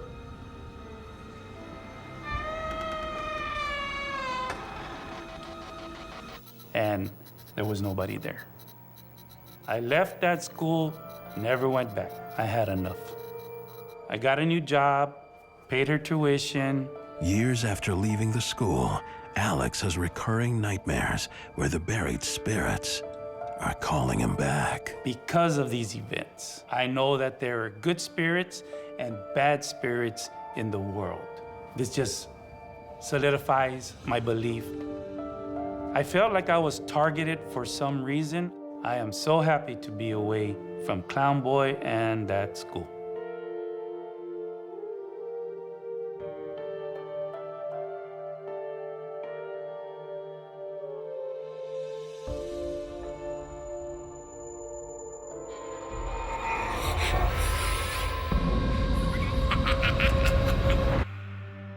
My name is Mariah, and I work the night shift.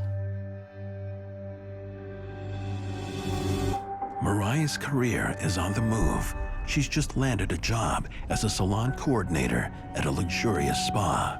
It was like my first grown-up job, and I was really excited to start it because it was a 30,000 square foot salon and day spa. It was really glamorous and elaborate, and it was a really good opportunity. And I love the beauty industry, so I was like, this could be my in to just like start the rest of whatever happens. Mariah loves her job, but the hours are long. Together with another coworker, she often works late into the night. So we would be there if we had an event late as 2 o'clock in the morning, or on an average night just around 10:30 to 11. We would have one girl counting cash, doing the deposit, and the other employee would go turn off the lights, lock the doors, and do stuff like that. I guess it's my turn? Yep. Mariah heads to the hallway in the back to shut things down for the night.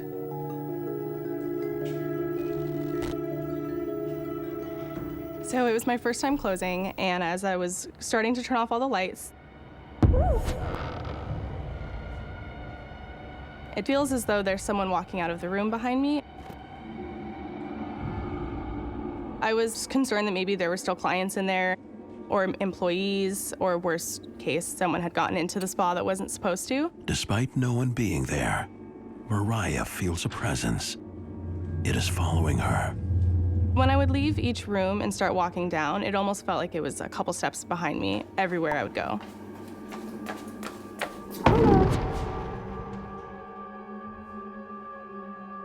Hello? I looked behind me, and there was no one else in the hallway. That was the first time I had ever felt very scared.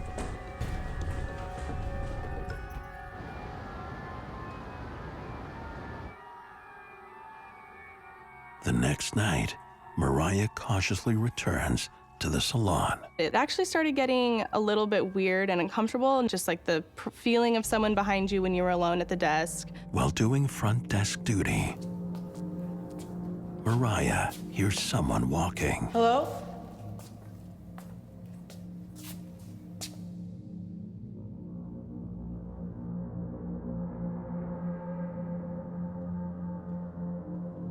She follows the footsteps down the hallway. I was holding my breath. I didn't want to see anything out of place. I didn't want to see anything that wasn't supposed to be there. It was like dread and that cold feeling again.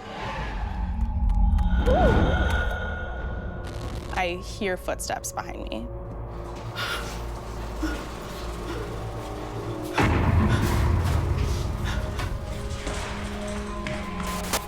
At that point, it was more than just like a feeling. That's what made me start to freak out a bit. Mariah is relieved her coworker has arrived. There's someone in the massage rooms. What do you mean? I felt someone. I saw someone move past me. I explained to my coworker what had happened, and she was newer too. We had both kind of started together, and we were just like, again, this is our job. We have to finish what we need to do. She implores her colleague to go back with her to check out the hallway. Neither of us wanted to go in there. We didn't know what we were gonna see. Lord. You're that scared, huh?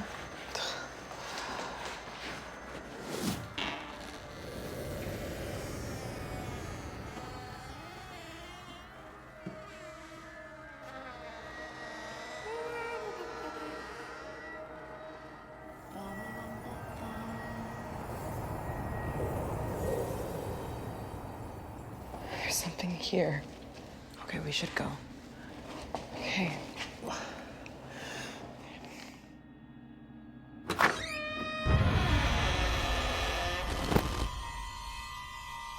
There was a noise of the door opening up.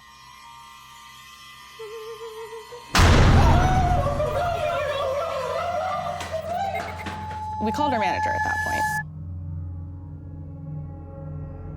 I just wanted to let you know that we were just closing up the spa and a door was just slammed shut and we just don't feel safe here anymore. So I think we should just close up for the night. I think we would feel much better if...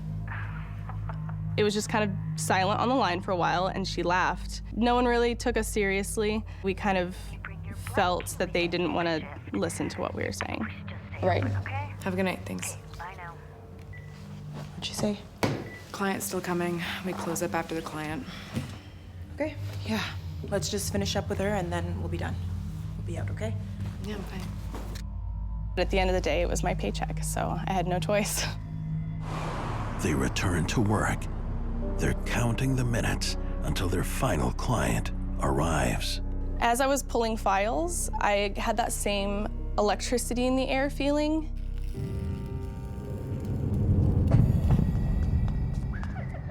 Footsteps again, coming from the same dark hallway.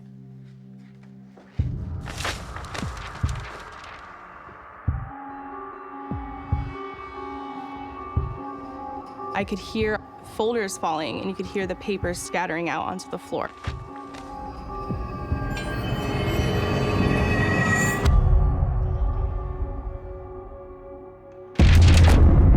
Another file came, not just like falling off of the shelf, but it launched itself.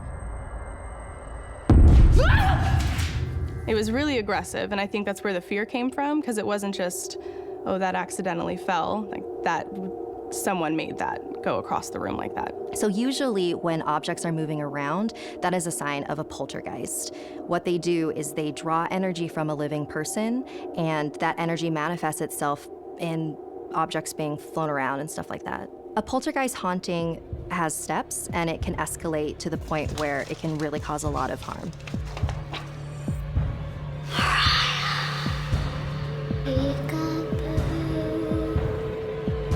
What do you want from me? There's nothing serene about Mariah's night shift at a spa in a renovated warehouse. A taunting presence stalks her in every moment. Tonight, the presence is just a few feet away. What do you want from me?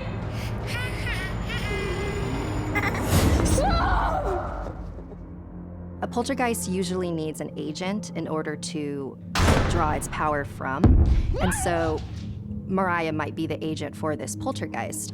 Look, we're gonna just finish with that last client and everything will be okay, all right? Just relax here, take these. You're okay? Yeah, I'm fine. One final client, and the girls can leave. And this terrifying night will finally be over. Mariah will be taking care of you today, okay? Hi. This is the changing area, shower. I set her up with her locker. I get her everything she needs. It's really quiet in here.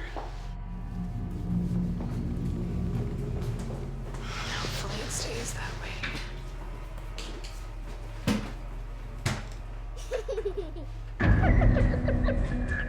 But the poltergeist won't leave Mariah alone. It follows her. I go back to my desk and I'm sitting there. Help me! Help me! Babe, Crazy! are you okay? What happened? Within minutes of her changing in the locker room, she comes running out and she's crying. There's someone in there! In the locker room? Yeah, I swear I heard her giggling.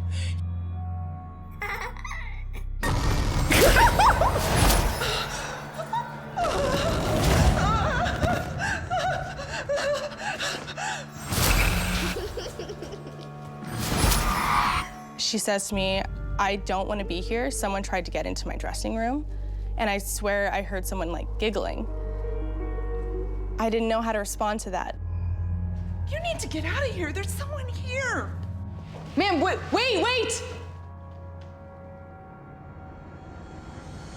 It was terrifying because I knew there was no one physical in that room with her.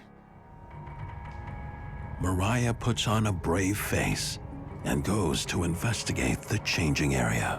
At this point, I was scared. I was incredibly nervous. That was a very strange thing to have to deal with. So I kind of walked into the locker room with a lot of courage, and I was like, I need to figure out what's going on. She immediately senses a disturbing presence. Something was wrong. It was kind of like when you walk into a room after someone's had a really bad argument and you can feel that tenseness in the air. And as I'm walking down, the shower at the very end has the curtains closed, but every other shower is open. Then I get that feeling again. Like the same feeling when I was closing out the rooms, like there's someone right behind me. It's like the whole air gets thick and electric, and you can just feel that you're not the only ones in there. And I think it was like it wanted to make itself known. Hello?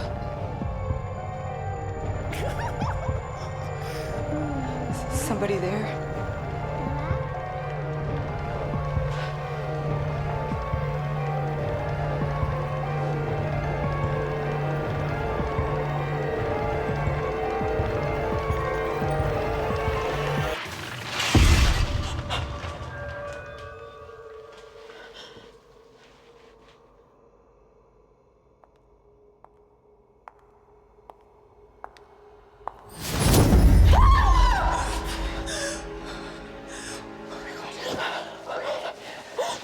I'm sorry, I just got freaked out by myself. There's someone in there. Come on, Mariah, let's just go. But then we are walking out of the locker room, and as we do so, the shower curtain that we had just torn open flings itself shut, and in that moment, we are frozen in fear. What's that? I don't know. Then it got worse.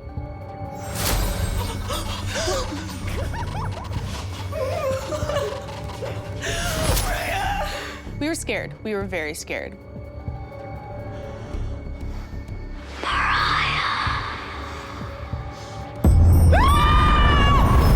We knew that there was something there that wasn't a human being.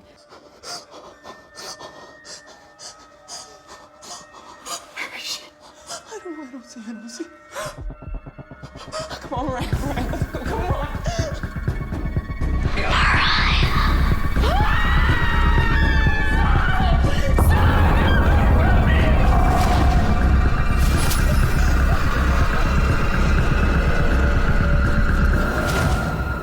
I felt like it wanted to hurt me, and everywhere that I would go, it would follow me.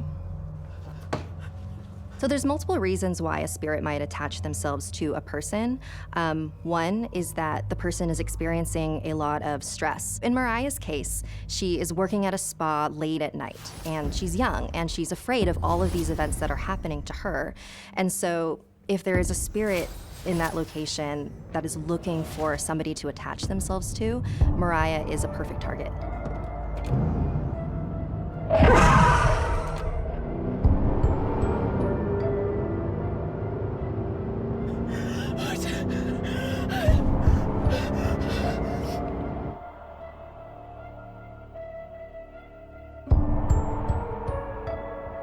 Even to this day, I'll sometimes feel like there's always someone a couple steps behind me. I feel like regardless of what job I go to, that spirit and energy is still there with me.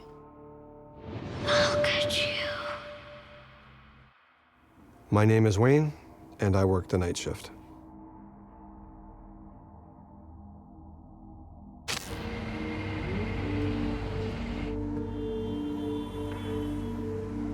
Every evening after 11, communication technician Wayne and his partner start their graveyard shift in the downtown core. My job entails going to the various offices that provide customers with internet service. And I do this primarily in the evening because that's off hours. That's when people are not using the services. And we carted in the building and nothing seemed out of the ordinary.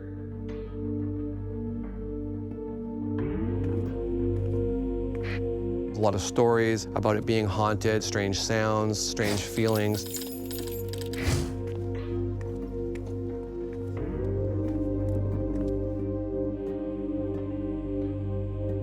There's a lot of uneasiness about the building. When you look at the building from the outside, there is nothing that would suggest that there's anything haunted. I just blew it off as stories. We went into the floor that we had to work on. My partner and I are in the process of starting to do the preliminary installation work for the following day.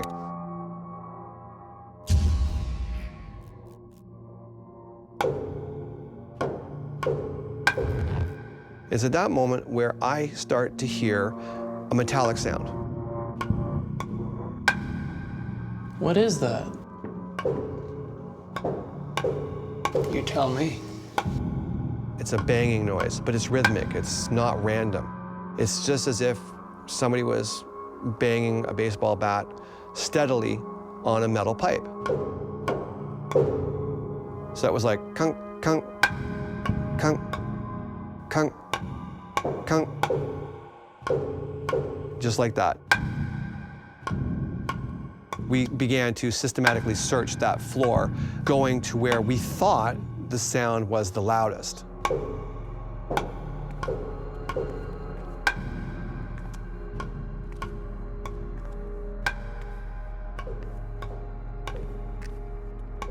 The sound didn't get any louder. In fact, it just kept getting progressively quieter until it just didn't exist at all. What now? And I said, I don't know, I've got no answer. Wayne's colleague isn't satisfied. He takes a look on the factory floor.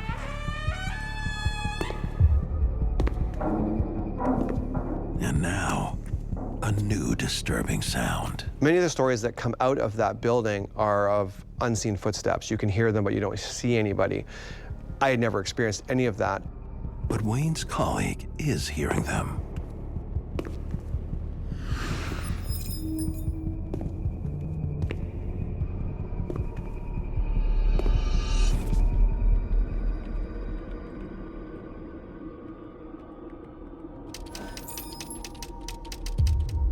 Very quickly after that, another sound had presented itself. At first, I didn't know what it was. It was out of character for the building, and it was a clicking. It took me about 10 or 15 seconds to realize what I was hearing was an old school typewriter. The sound was so very close. It was not more than 6 feet away from me. But it sounded the same as if someone was actually typing a letter or something.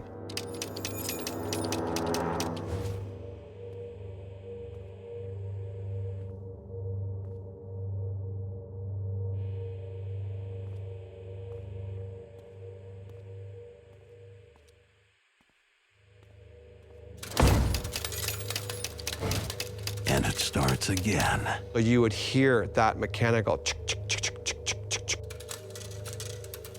Shh.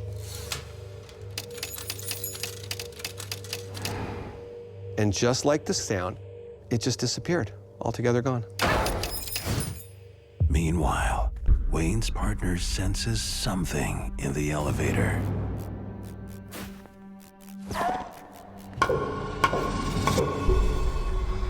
There's something in here, man.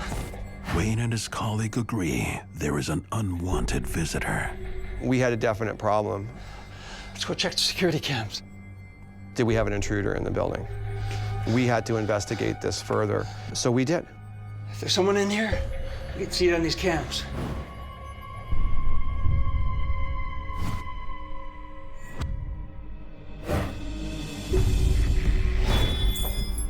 Wait. What is that?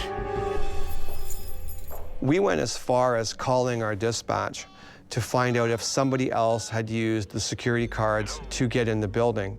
You sure about that? Come on now, Wayne. Just two of you. Okay. Our dispatch said the only two people that were in the building was my colleague and I. Okay, thanks. No problem, Wayne. See ya. It's just us. We're alone in the building. No way. That can't be. To be told that you're actually alone in the building, the fear is growing. This is not normal. We both got back to work, but there was a feeling that this wasn't over yet. It isn't over. It's just begun.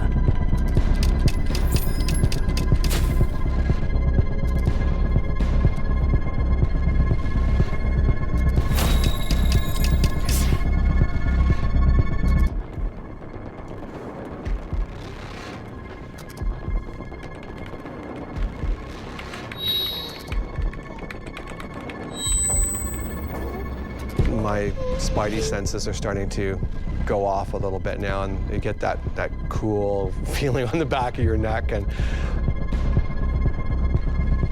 in my right ear, I hear a woman whisper, "He's coming. He's coming." What made it more real for me was I could feel the exhale on my skin. It was real. There was a presence there. He's coming. Communication technician Wayne and his colleague are working in a building rumored to be crawling with spirits. Wayne can't deny what he's experiencing. In my right ear, I hear a woman whisper, "He's coming. He's coming. I heard it clear as day. There's no women in the building, and we are alone. I was terrified. It was real.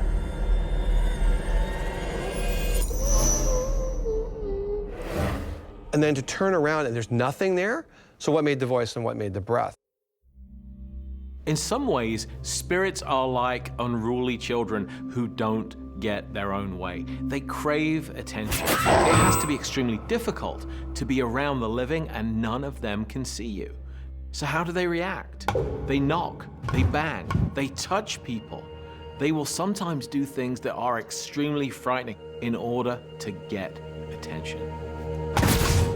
Wayne's co-worker keeps searching. He knows he felt a strange presence at the elevator. Is anyone there?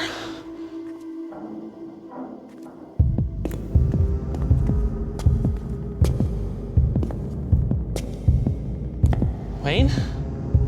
He heard disembodied footsteps that he thought were me. Were you thinking maybe we should just leave?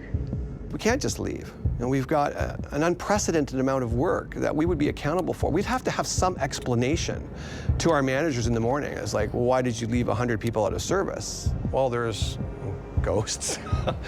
They're not going to buy it, right? We just kind of like push it into the back of your mind if possible, and you just go back to work, get it done. But the entities won't let them.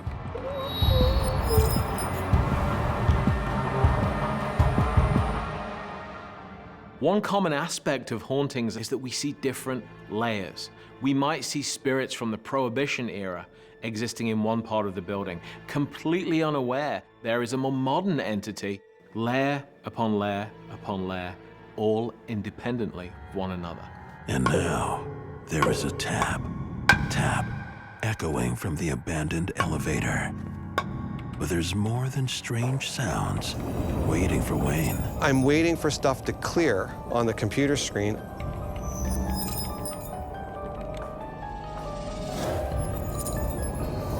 I raise my head up and I see a woman. She's got a skirt on, it's kind of a tan color, but she looked like one of the girls from the operator services from the 20s. I was blown away. I had never seen an apparition, I'd never seen a ghost.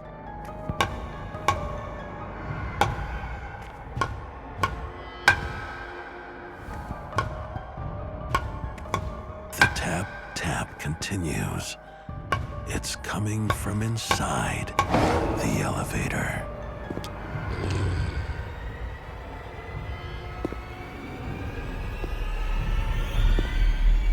He turns his back and freezes in fear. And back in the office, behind Wayne, she's there.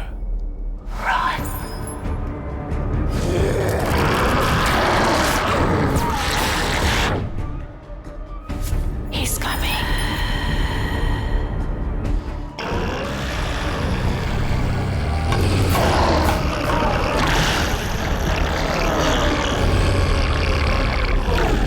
The coworker makes a run for it. She was there and then she was gone. The lull is temporary. Wayne! And that's when I hear him call my name. Wayne! Top of his lungs, just screaming out my name. That sound went right through my spine. It just shocked me. There's something in here, man. I said, "Are you all right?" He said, "I saw a guy." I'm like, "What kind of guy?" He's like, "Old guy, like wearing a blue shirt kind of thing." "Where'd he go?" He said, "He just disappeared." I heard the rumors. I didn't believe it. He was shattered. Let's get our gear and get out of here. We've had enough, like just enough.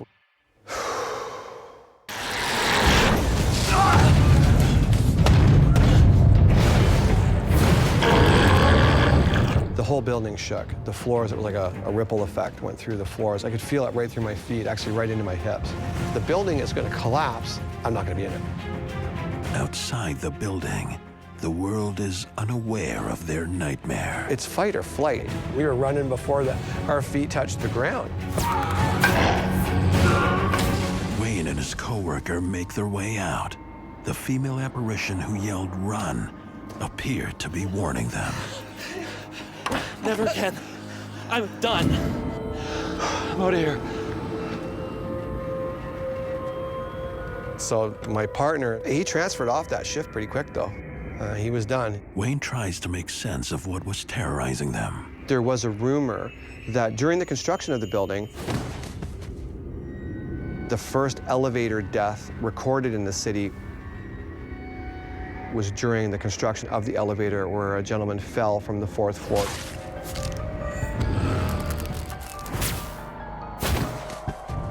And died at the bottom. This isn't the spirit of a living person left behind after their death. This is a type of paranormal recording, replaying itself over and over again. He's not conscious. He's not sentient. He's an echo.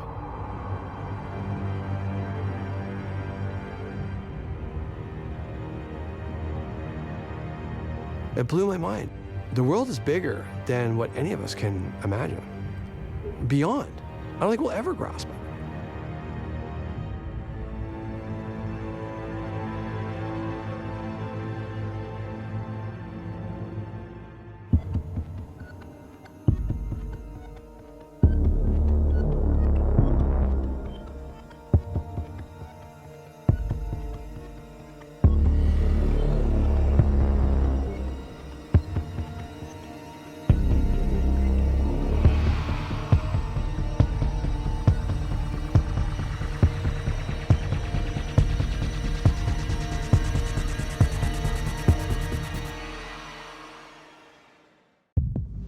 working by yourself is not easy. It kind of freaked me out. Alex. You know this place is haunted, right? Please help! Where's that coming from? There was nobody in sight. I don't believe in that stuff. William, I see something!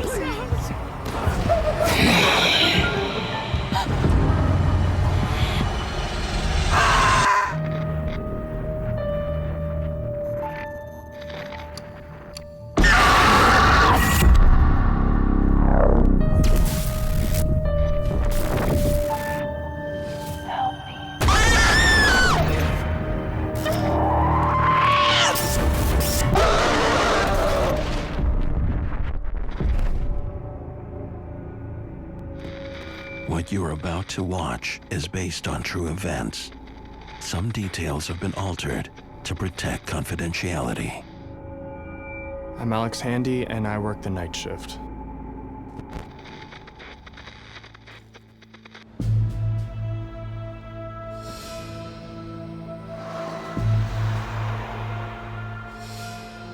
In a small independent theater, night manager Alex begins cleaning after the last customers have gone home. It's a second-run theater, so it's typically older movies, some live events. I mean, I like movies, so it's nice to be able to see them for free. I just sort of do the general work that needs to be done. It's a dark place. It's kind of got a bit of a creepy vibe. It has the feeling of like one of those old theaters that you would like see in the movies. It's 1939. From the beginning, working the night shift has been a little eerie.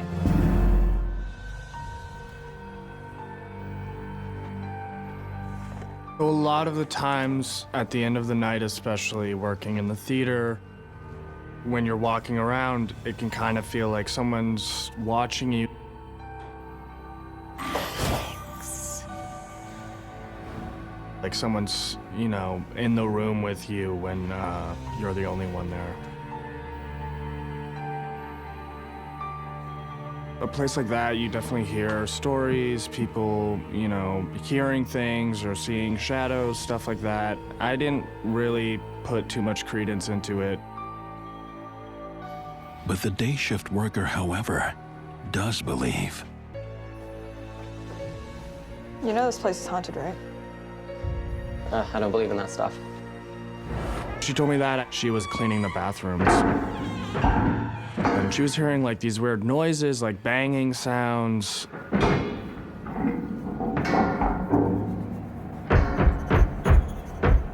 It could have been maybe an animal that gotten in or something like that. There's a window up there. Maybe a bird got in, I don't know. Oh, you'll see. At first, for me, it was just stories, you know. His co-worker heads home, leaving an empty theater. Alex hopes.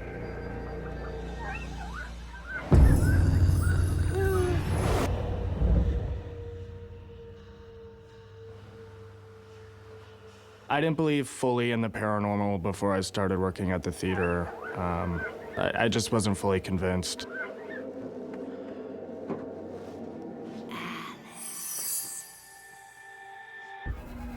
Alex believes will soon be pushed to the limit.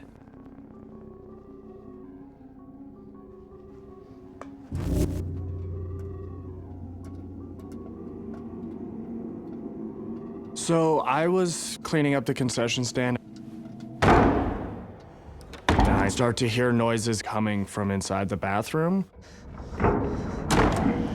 It's an old theater, so like noises from pipes and stuff isn't uncommon, but this was something else. It sounded like someone was like banging the stall doors like with their full force. We have had people linger in the theater before, but we had checked and everyone had left at that point. The same type of unexplained banging that had haunted his co-worker. Hello? Someone in there? This was loud. This sounded like someone intentionally making noise.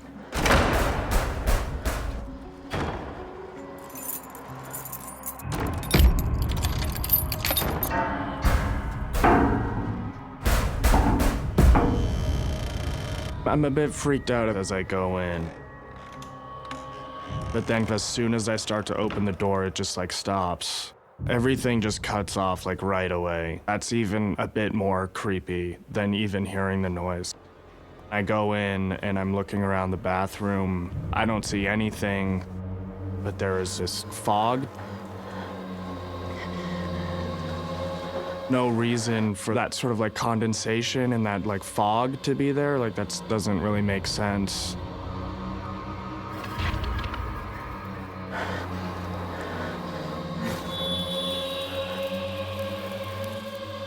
On the mirror, there was like kind of a foggy handprint, as if like, I don't know, like when you get out of the shower, if you were to like press your hand against the glass. Alex discovers this chalky handprint in the mirror of the woman's bathroom. A spirit might mark its territory with a handprint if it was very territorial and protective of the space.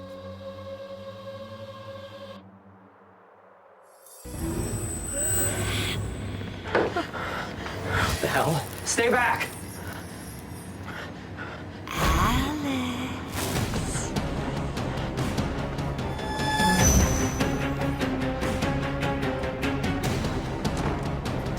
My adrenaline is flowing. I'm totally freaked out at this point.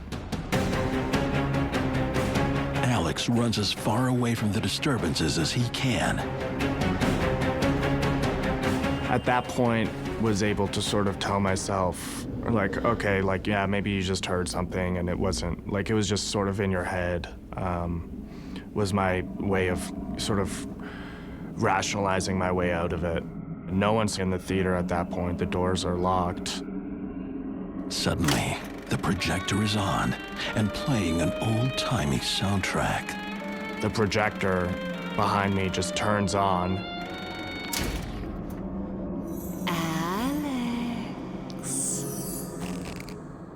I heard like a woman's voice call my name, and it sounded like she wasn't more than maybe like 10 feet behind me.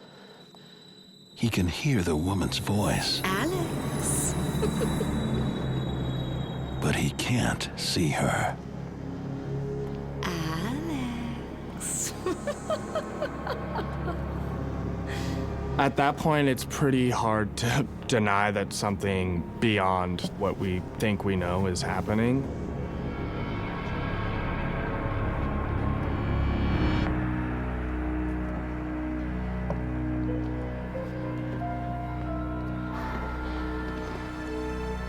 Alex.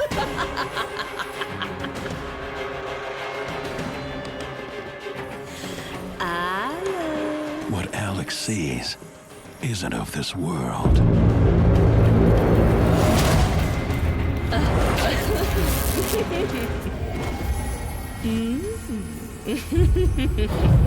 I'm sort of frozen in place. I'm completely terrified.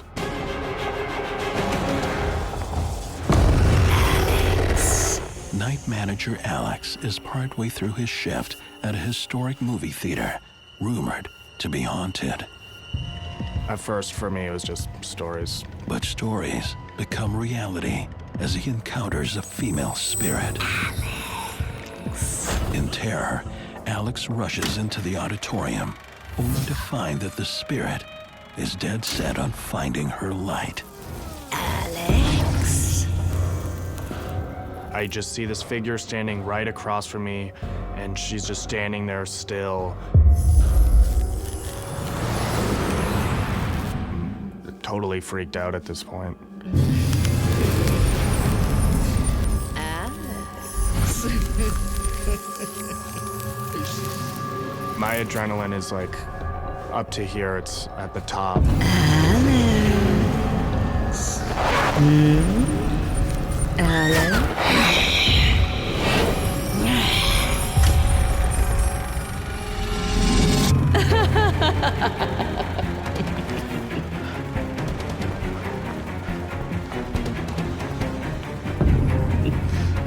Leave me alone! Alice? At that point, it's like, well, either I'm completely out of my mind or this is something paranormal has happened. After coming face to face with the apparition, Alex now believes the tales about the Empress are true. The Empress was an actress and the former owner who died in a tragic fall.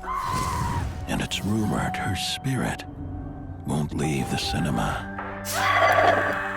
I don't really know how to process it at that point. The spirit that Alex is dealing with is an intelligent entity, which is an entity who is aware of the living, who is able to manipulate objects in its environment, electronic devices, lights, make sounds. There is potential for danger depending on the frequency and the escalation of these spirit experiences. What looks like a woman might actually be a wolf in sheep's clothing. It's trying to manipulate us, to entice us, to come closer so it can absorb our energy. That energy still has a hold on him. Start to hear noises coming from the bathroom again. I have to check this out now.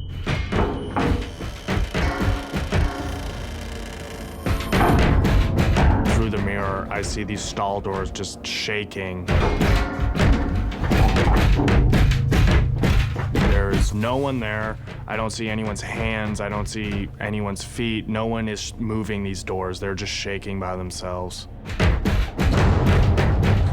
And then I hear this bang coming from the projection booth, and the door to the projection booth is right beside the door to the bathroom.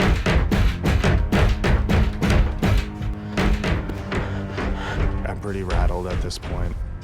No one's supposed to be in there. That's kind of where all the expensive equipment is. So I have to go there to check that everything's okay. I mean, like, maybe something fell, I don't know. God knows what I'm about to see.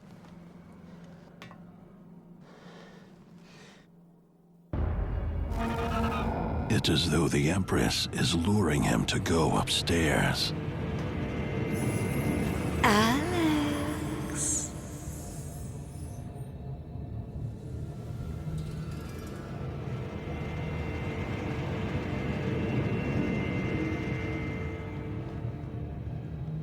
It's dimly lit. Once I get in there, I look around and there's no one in there. As I'm sort of have my back turned to the projector, all of a sudden it just shuts on.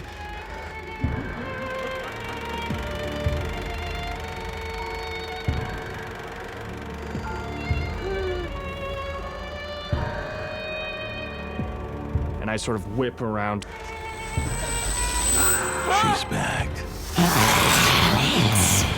And standing there beside the projector is this figure of this woman. You can see her face and her body sort of fades into light almost. Leave me alone!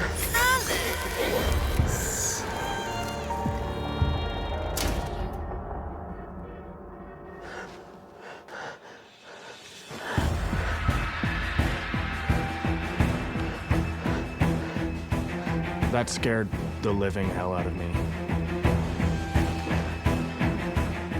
With the Empress in dark, Alex attempts to escape.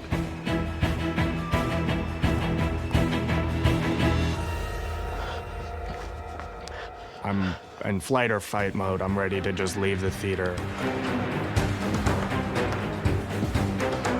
Once my wits start to come back to me, I've got out of there as fast as I can and just like completely freaked out. Alex may have left, but the Empress has not. You went back to work?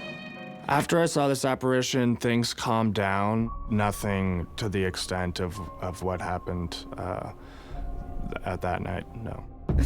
I'm definitely someone who thinks that the paranormal does exist. I'm someone who's experienced it. And once you've experienced it, it's kind of hard to go back to the way you thought before. So yeah, I'm definitely someone who believes that these sort of things can happen.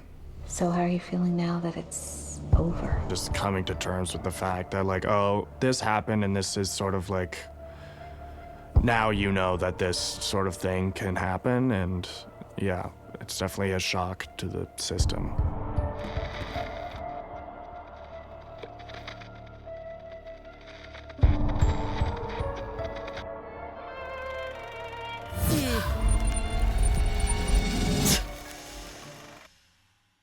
My name is William Hartman. I work the night shift.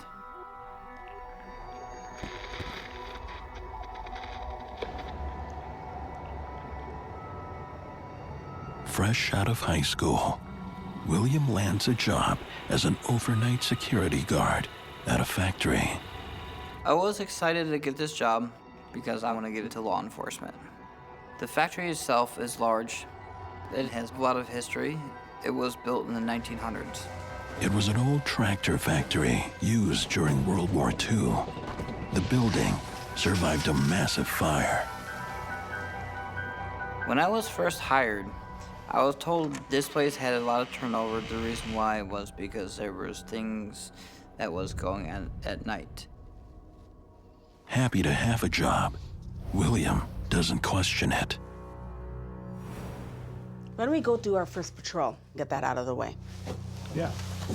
And make sure there are no ghosts. I just assumed that she was joking with me. I was a skeptic. I had no prior experience of the paranormal.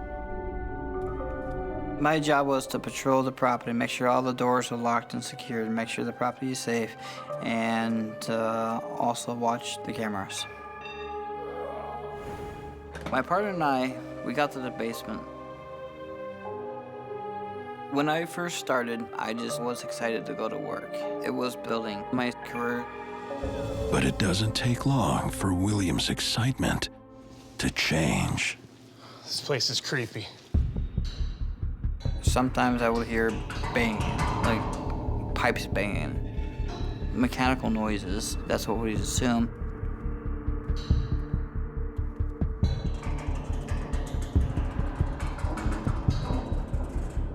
But then, we noticed that the lights were flickering. I just assumed that the power of the place is just bad. Hello?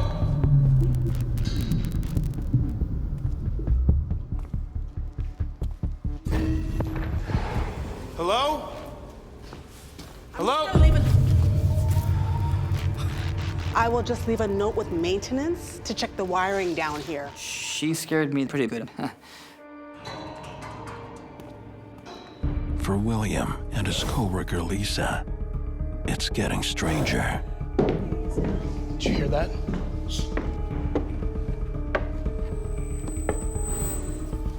Strange stuff started happening. We did hear footsteps in the factory, but nobody should have been there.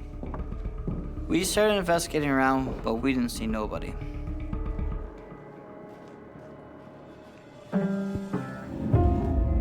What's that? Suddenly, I heard this piano playing.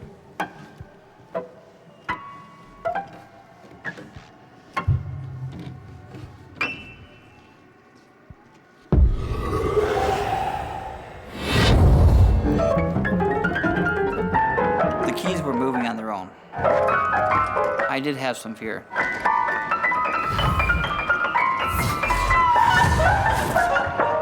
Why is there a piano in a factory? I don't know. It was an old piano. Nobody's sure why the piano was there. William struggles to find an explanation for the piano playing. I'd assume it was rats or some type of rodents going inside the back of the piano. And then when I opened the back of it, there was nothing in there to make the sound of the piano. I was shocked. It stopped playing. And then we continued further down the hall, and then it started playing again.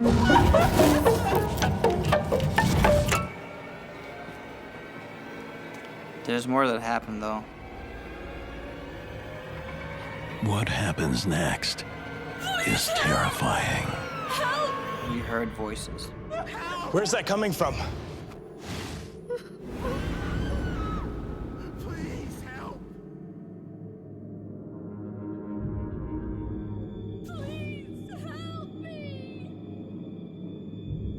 We can faintly hear someone screaming, "Help!"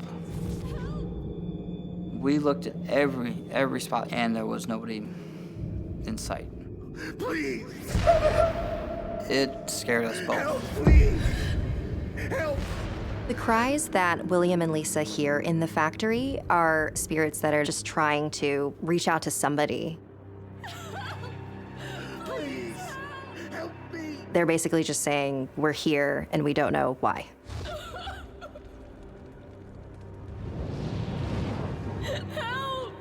Why not leave the floor? We didn't believe in abandoning posts. You know, we could be liable if something happened, like if there was a fire or something like that, or someone broke in. Please, help me! I looked around. I didn't see anything. Hey, you check the monitors. I can keep searching.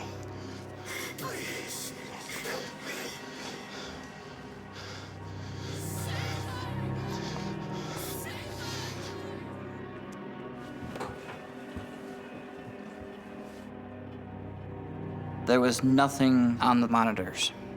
I was alone.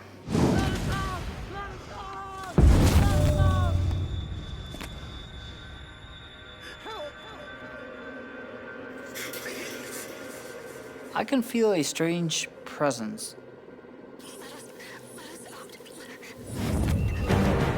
Suddenly, the voices were coming from everywhere.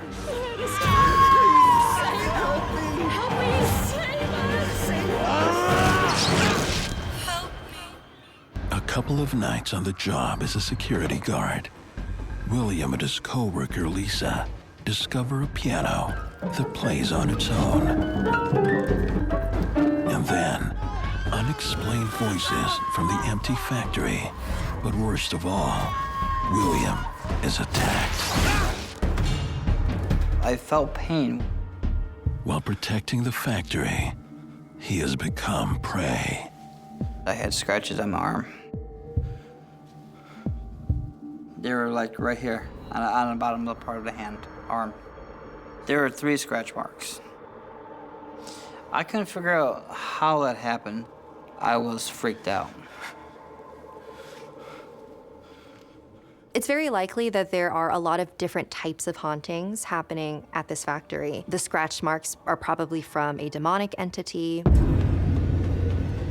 William rushes to the safety of the security office and shows his partner his scratches. I got this. She was scared, very scared. I knew something was wrong. Lisa reveals that she too has experienced something frighteningly familiar.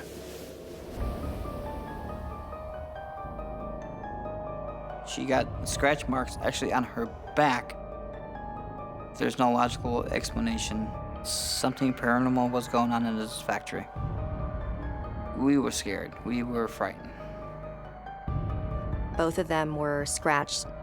When you see 3 scratch marks on your body, it's the sign of a demonic entity, because 3 is seen to be mocking the Holy Trinity. It could simply be that whatever entity is in that location wants them to leave. What the hell is happening? That's when William learns the haunted history of the building, which began after a deadly fire. People had died in the facility back in the 1900s after World War II. There was only one exit of the building, which caused an issue. Because of this, people were trapped and burned. The rumor was that their spirits are remaining at the building. A lot of times in haunted locations, these hauntings occur because the spirits are confused. A lot of the times they don't understand that they're dead. It appears the spirits desperately want William's attention. Oh my God! And the next thing, fire alarm goes off. The factory floor! I rushed over to see what was going on. Lisa stayed in the guard shack by the monitors. But there is no fire. The pull station had been pulled.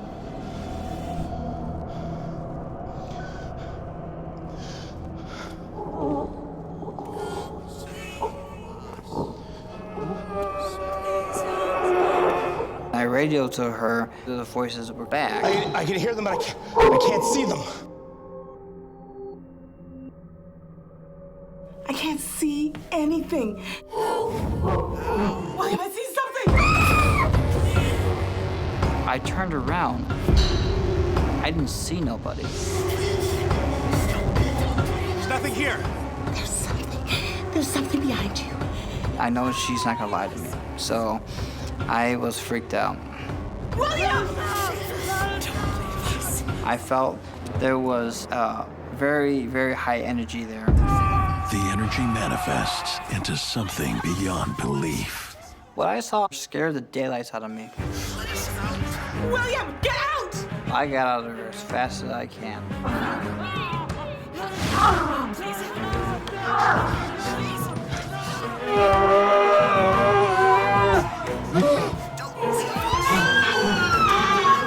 William's terror soars when he looks at the security footage. When I was looking into the monitors, I couldn't believe what I was seeing. I was seeing stuff that shouldn't be there, and it was unexplained. All I see is all these shadow figures just walking around.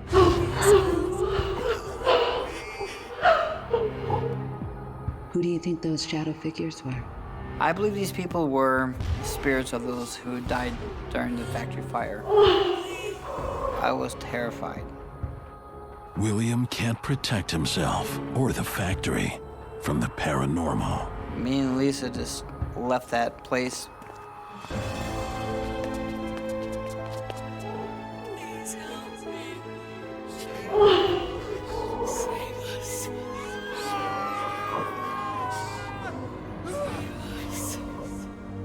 This factory is so dense with negative energy. It's very likely that there are a lot of different types of hauntings happening. The residual haunting with the cries being heard, and the scratch marks are probably from a demonic entity. In a location where a lot of trauma and emotional stress has occurred, those tend to be more haunted because that energy will linger on after death. This was the scariest night of my life. I was glad to leave that job forever. After these events, I became a believer. I'm a big believer in the paranormal. Let us out! No, let us out! Let us out! My name is Tanya, and I work the night shift.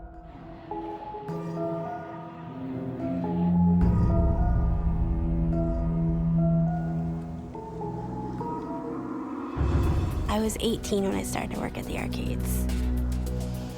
I came to work there because my mom passed away and my dad needed some financial help. He was struggling. The arcade is in a historic building that's been around since the early 1900s. There are rumors that a female spirit lurks in the shadows. Like most people say, seeing and feeling it for yourself is like believing. And I was the same way for a long time until activity started happening.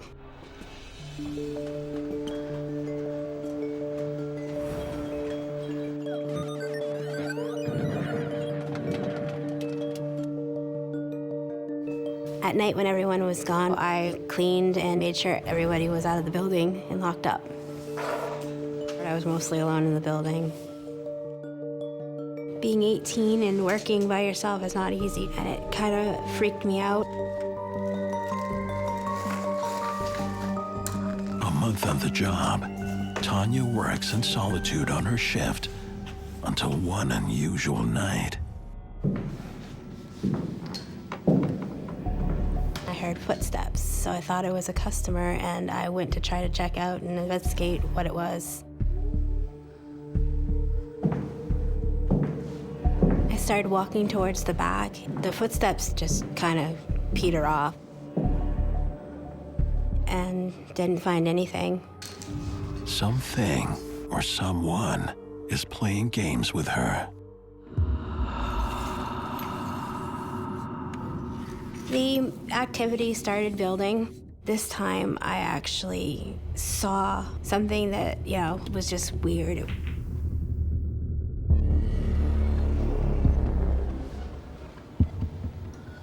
There were 3 of the balls stacked in the pyramid.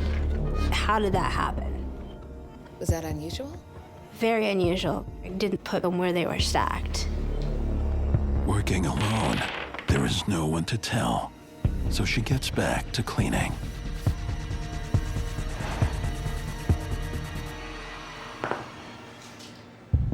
They were stacked again. I was like, what is going on? Was that freaky? Yeah.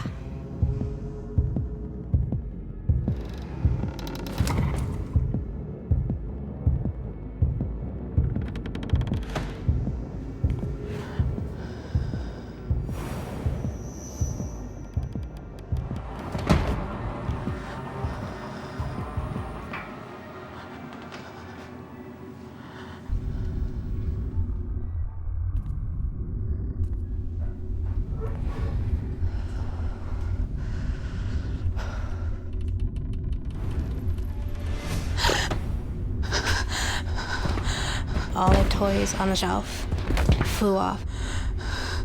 At that point, I definitely thought something was happening.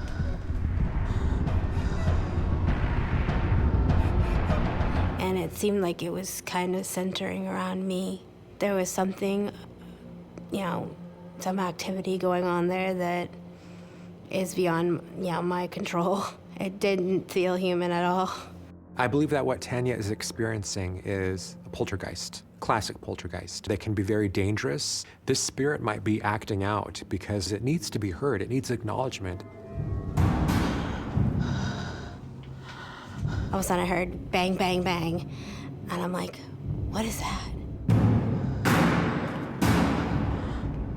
And then I heard bang, bang, bang even louder. I'm like, okay. So I went to check throughout the building to see if there's anybody else in the building with me, and there was no one there. And as I'm checking, the banging is progressively getting louder and louder.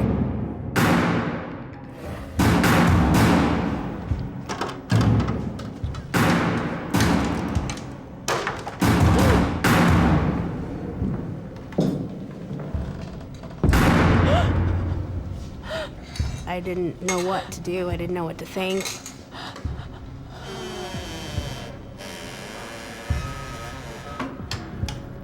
I was scared.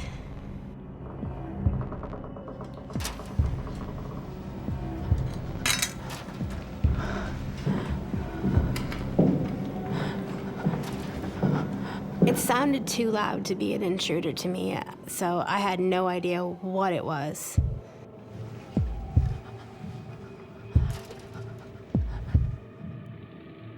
Tanya. Next thing you know, I heard Tanya. I'm looking around who said that? And that's when I realized there's something with me. Tanya. It was a female voice whispering my name. Tanya. Tanya's job at an arcade is anything but fun and games, and she senses that something is toying with her. I heard somebody whisper my name. Were you scared? Oh yeah, very, very scared. I had no idea what it was. Tanya locks the attic door, hoping to trap whatever it is inside. Tanya.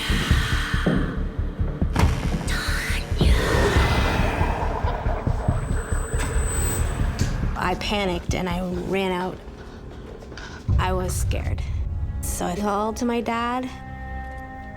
Tanya's dad shows up to help his distraught daughter. Dad! There's something up there. Okay. Calm down. We'll have a look around.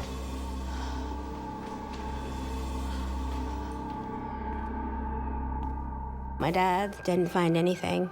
Look, Tanya, you don't have to stay here. It's okay, Dad. I just got spooked. Tanya puts on a brave face for her father. She knows the job is too important to lose. She can't resist the rumors about the building and its former owner anymore. I did some research, and I found out that the former owner did not want the present owner to have the building. After her death, against her wishes, the sale went through. The manager did a lot of renovating in the building. Anytime there's a renovation or a restoration of a property, there is a lot of psychic residue that's being stirred up. The former owner loved the way that the building was the way it was, and I guess with all the upgrades probably upset her. I believe something awoke. Tanya's experiencing a lot of emotional crises. You know, her mother just passed away. She's expending a lot of emotion that a spirit might see as a source of energy it could feed from. After my mom passed away, I think my ability to see and sense things became stronger. Tanya returns to work, but she doesn't feel too safe. I was very, very scared. You went back? Yes. And things started getting even more worse.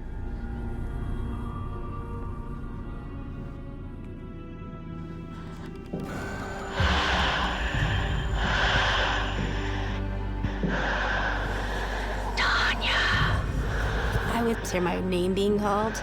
Tanya. And I heard it again. I was like, Tanya.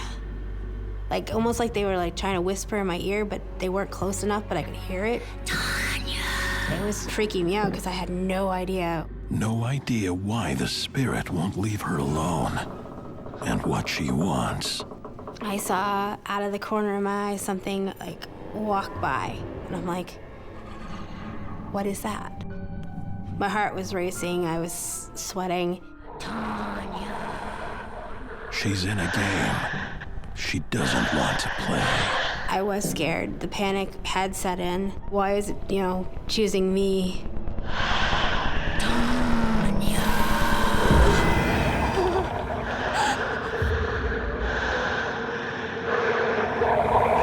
I saw a full-figured apparition. She was wearing a black dress, and she had gray hair. She was just really upset and didn't want me being there. The lady that I saw was the former owner.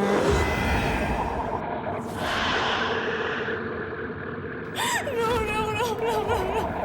Why? Please.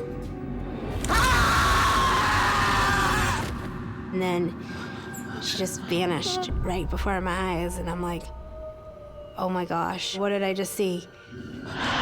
Tanya.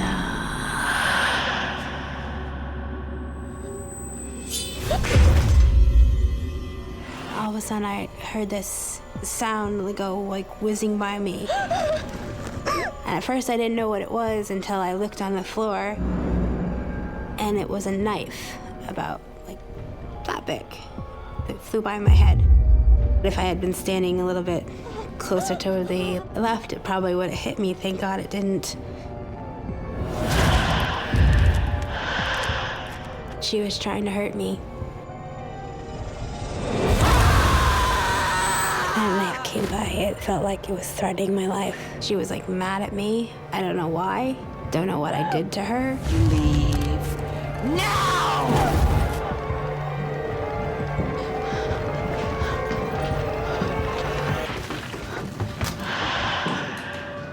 This former owner might be singling Tanya out because it just needs to convey that some type of great injustice was done to it. It's so full of rage and anger, and it's focusing that rage and anger on Tanya. Tanya is in danger.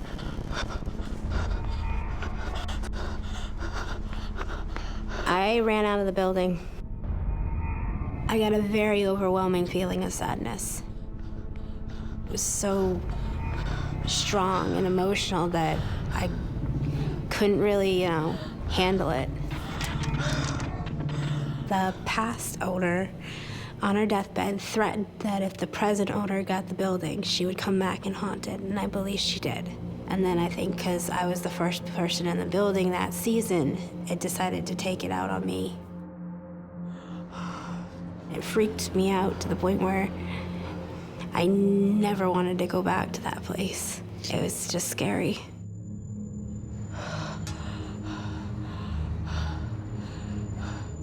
I can tell you're still shaken up by this. It just brings back a lot of, memories of the place. The fact that that ghost threw that knife at me, it literally gave me that feeling that I should not be in the arcades anymore.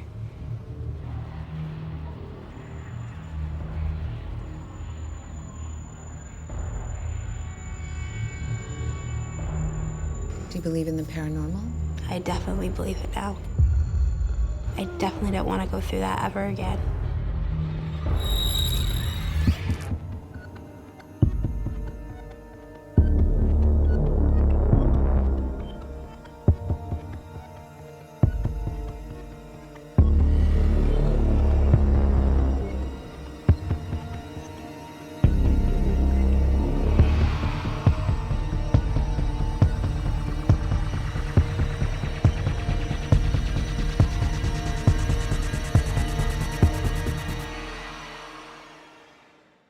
This will be your patrol route. And watch your 6. This place is haunted. I thought, stories, whatever. I felt like I wasn't alone. And then things really got worse.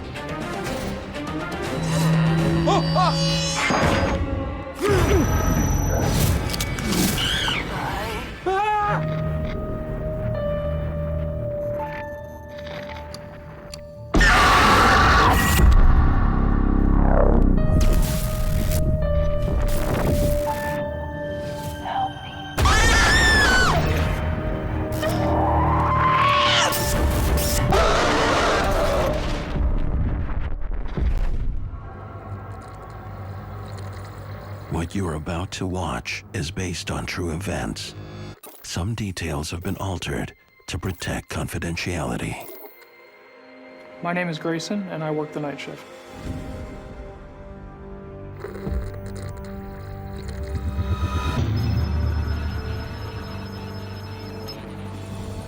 At 0 hours, 21-year-old Grayson arrives for his new assignment.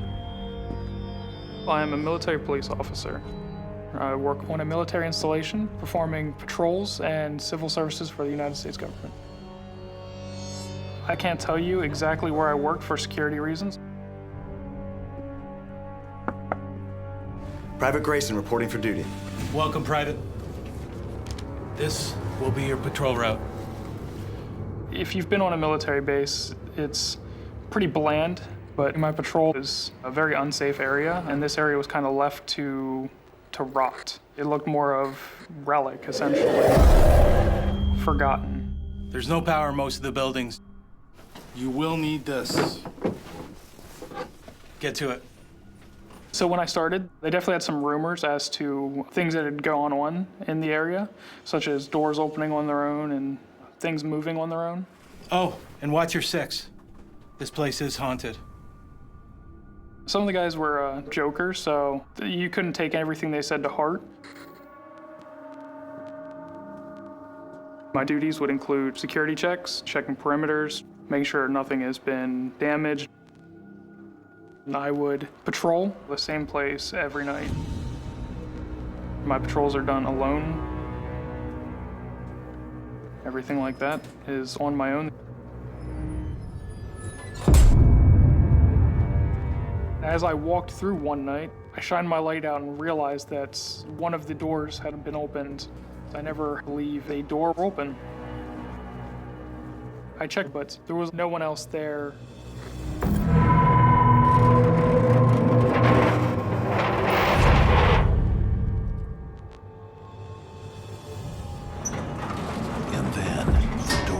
happens again. Had to do a double take just to make sure that there was no one there. You know 100% that there was no one there. To move these doors, you had to actually physically push with a lot of effort, and at that point I was in complete disbelief, complete shock. What the? As I'm standing there trying to figure out what is going on, I have no way of leaving. I have to just continue on what I'm doing. I continue, I push that door closed. The wind couldn't move the door shut. The area was so still.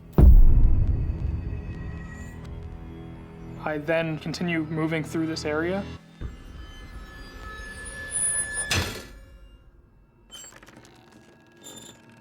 And I stopped dead in my tracks and I just stood listening.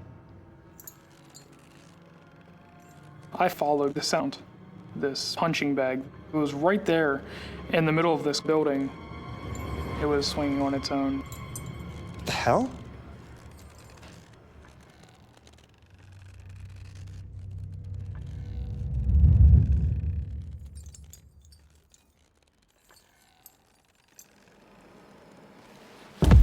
I just give it a nice little jab.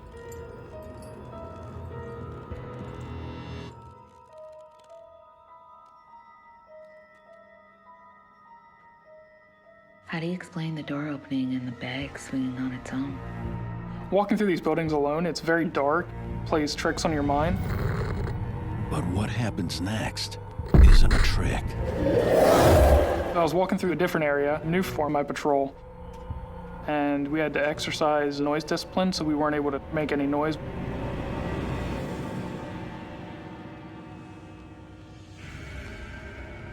You're not used to this area, it's your first time out there, and you still don't know what to expect. It was very nerve-wracking.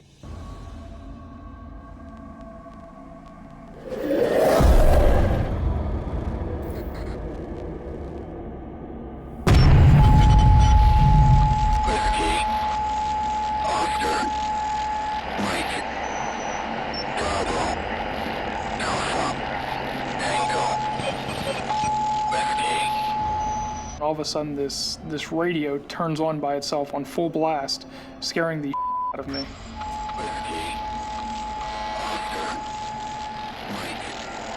This radio was hidden. It had not been touched for a while. It was covered in dust and dirt and debris. And when I lifted it up, there was no plugs for this radio to even be turned on.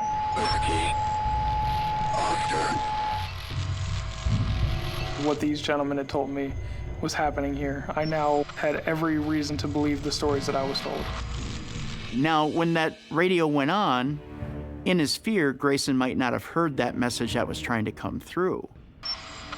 A lot of times in EVP, electronic voice phenomenon, you really have to listen to the message in order to discern what it is that's there.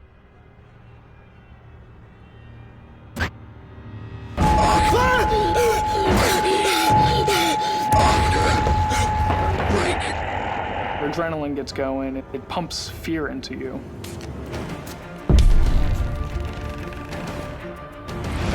I could not understand why this was happening.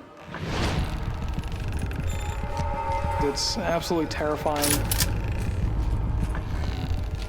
I feel like every moment I was there that something was watching, every move I made.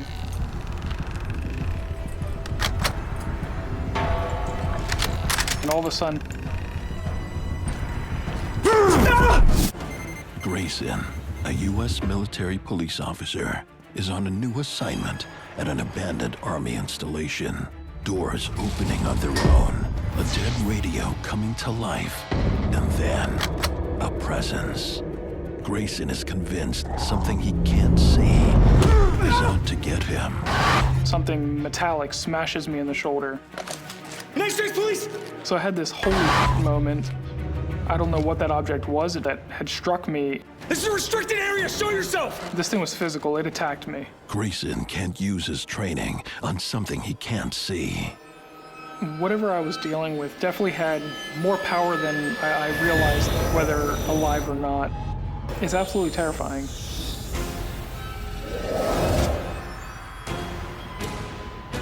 I'm looking around and I can't find anyone there. There's no one there. And my heart is actually racing thinking about this experience. Man, I can't speak now. You guys got me nervous now. Sorry. When you're younger, you're wide open. Spiritually, you're wide open. I believe at Grayson's age, he's very vulnerable to interacting with the spirit. I was not alone in the human sense. Grayson runs away from the sector he was attacked in. There seems to be a presence following me everywhere. Show yourself! I hear these footsteps moving towards me, and I shout out, "What the f***? Who's there?" The entity is following him. There's a noise behind me.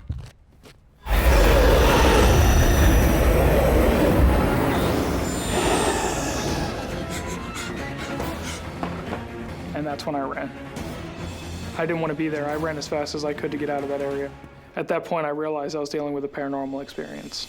You have a job to do. You can't just run away from this. It's nerve-wracking to be stuck in this position where I have a job to do.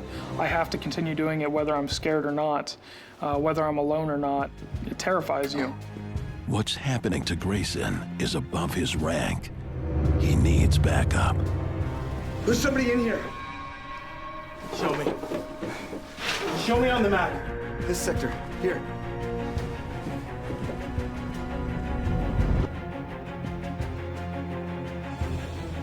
I went back with my partner and we checked out the area to make sure that there was no one there. We searched around the building, we searched in the building. We didn't find anyone. I absolutely did not want anything or anyone to be in there. All my training could not explain what had just happened. I couldn't make any rational sense of this.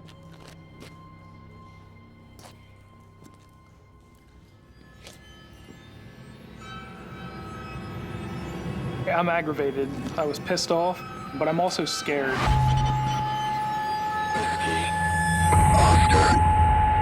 Am I going to get hurt? I don't get it. I told you. This place is haunted. Let's get out of here. No longer did I believe there was an intruder. I believe there was something else at play. Some other force that I was dealing with.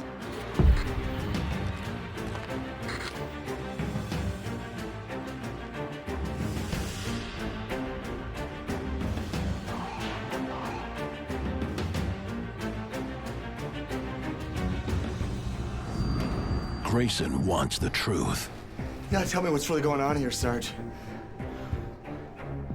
Another military police officer, long before your time, was killed in this building. In my opinion, Grayson's run across a soldier that's passed on. When an earthbound spirit stays on this plane, your personality doesn't change in death.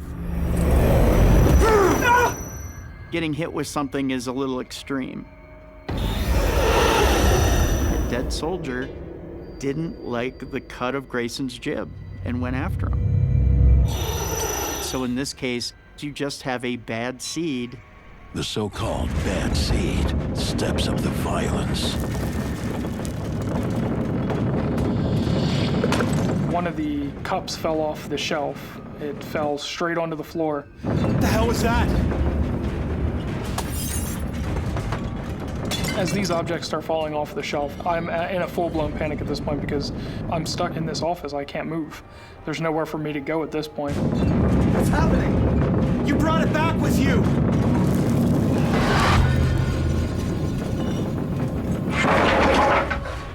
It seems the spirit of the angry soldier wants them out. My partner felt that something had followed me into the area. Something came back with me. I absolutely believe something did follow me. I ran. Honestly, the fight or flight kicked in, and I ran.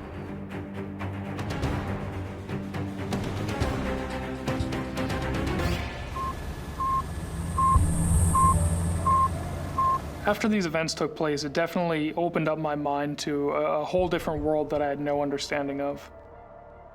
Something could be there and just harm you. This place is creepy. It is beyond evil. I do have my fears about the things that these spirits can do to us.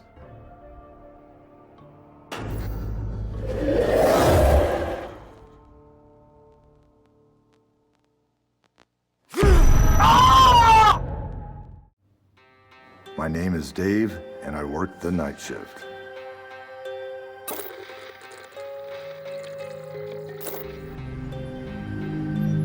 Dave takes a new job at a large convention hotel in the downtown core. I was the operations director for the hotel. My general manager, who's also a dear friend of mine, she asked if I could step into that role. Working the night shift in the off-season gives the hotel an unusually quiet feel. Dave's job entails everything from overseeing the housekeeping staff to setting up conference rooms. Just check the list. 408 needs to be prepped for a late check-in. Okay, I got it.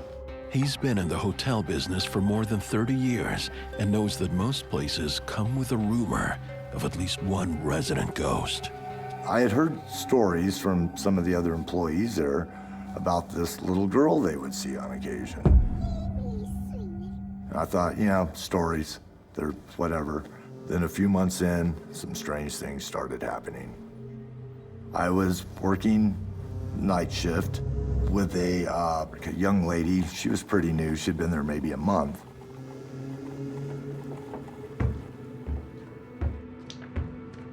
There was a stairway there that went down to an office area. Well, she heard the steps coming up.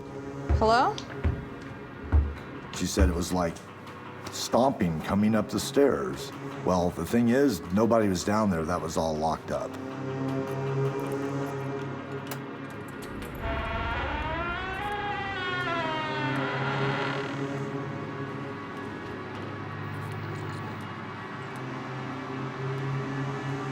Hello?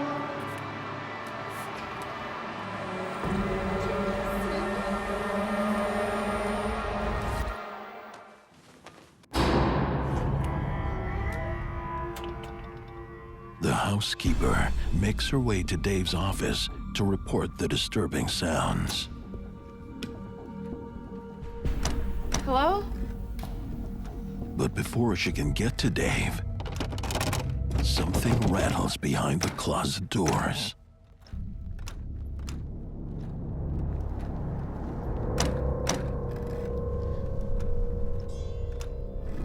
Hello?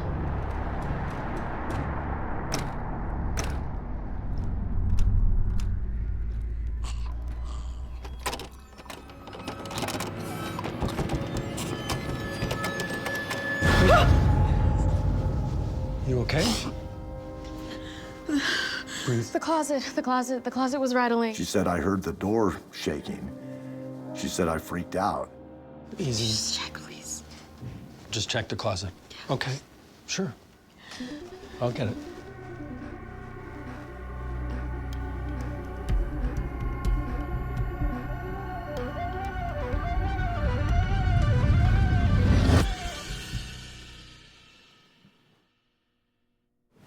There's just boxes and stuff here. I didn't. I heard noises in the stairwell, too. Okay, we're going to have a look at that, too. It's okay, we'll check it out. Come on.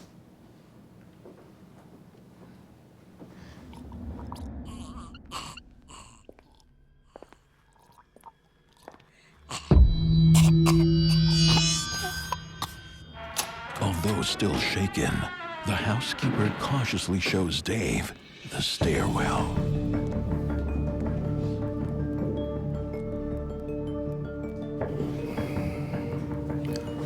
I don't see or hear anything. There was someone here. I heard it. No one could have gotten in or out from down there. Just take a break. You know, get a cup of tea or coffee and just Yeah. relax. relax, okay?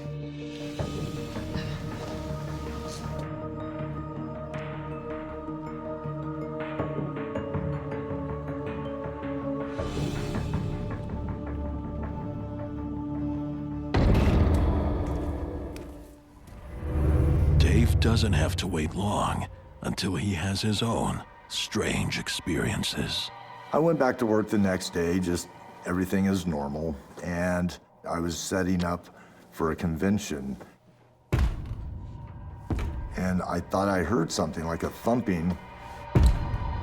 Well, the thing is, the room was all locked up.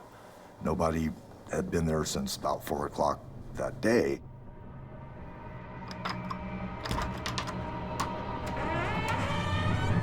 I opened the door to the room, looked around. There was nothing, it was just an empty room.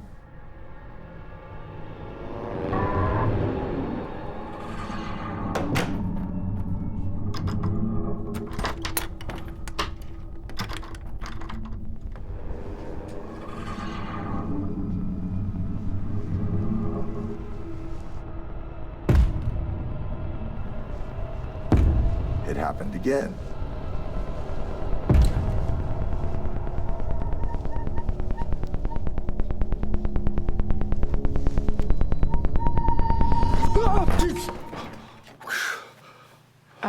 I put in your inventory request for the conference room. Are you okay? Dave returns to his office to check the surveillance cameras.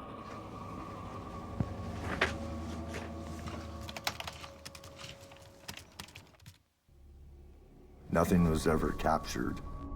No one could have gotten in or out from there.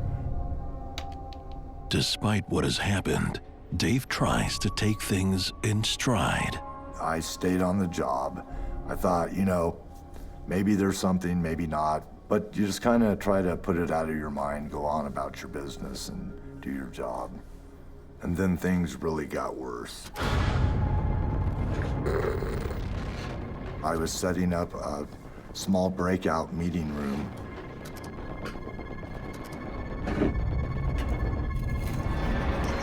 And something caught my eye. And I looked over towards the doorway and I didn't see anything. I thought,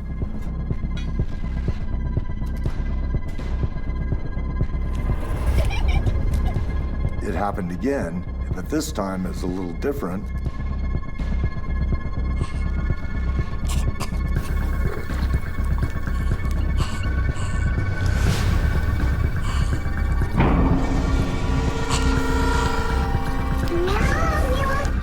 During the off-season, Dave is working as an overnight operations director at what appears to be a normal hotel.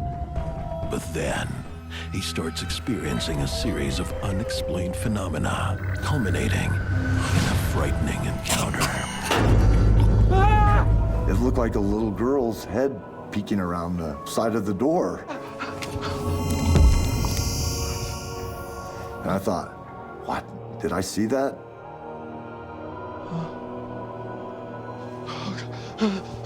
I freaked out. I just hightailed it out of there. I was so startled and just beside myself. Dave starts questioning the hotel's history and learns a little something about the mysterious entity. One of the rumors at the hotel is that a small child had drowned in the pool there.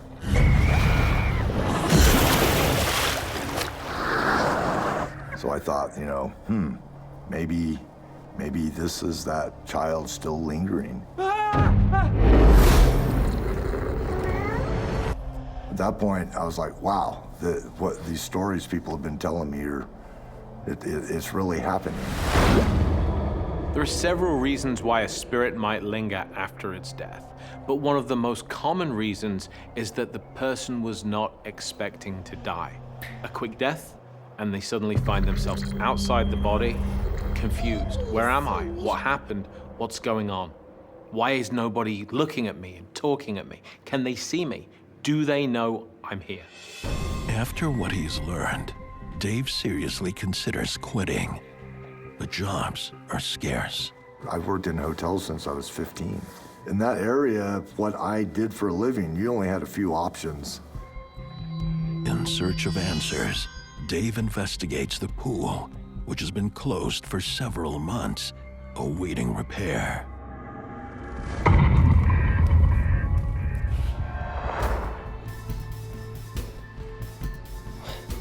There's the water on the floor on the pool.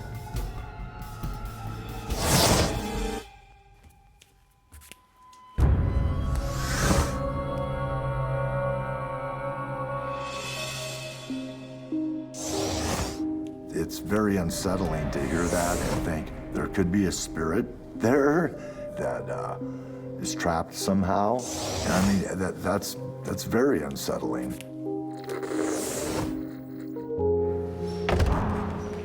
I have to see this.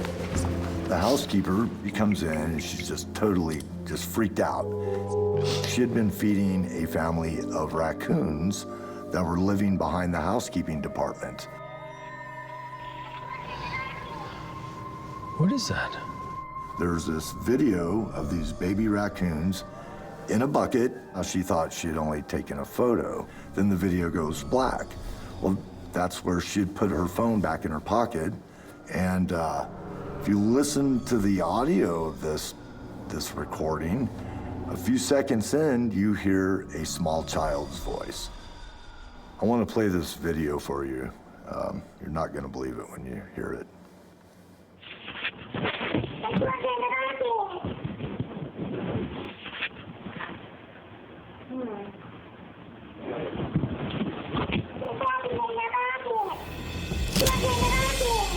There were no children present on the property, and to pick up a small child's voice on some random recording, that is remarkable. I mean, it's just amazing to me. I believe this is the voice of the spirit of the little girl I had been seeing around the property. I believe I actually saw a dead person, and now I'm hearing her voice right here on this recording. Did you hear that?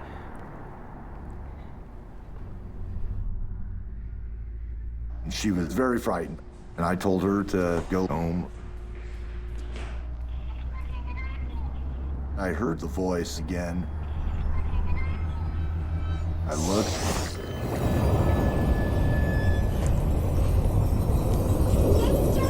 There's the little girl standing across from the pool, just looking at me. She was staring right into my eyes.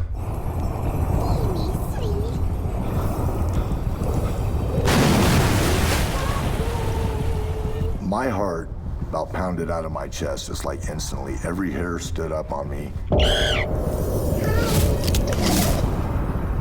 I just got that fight or flight feeling. I had to get out of there. I was gone.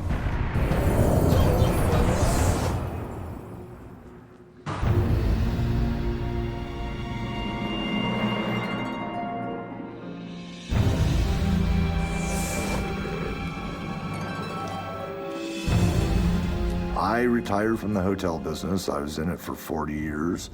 I now work for a big box home improvement store. Any ghosts?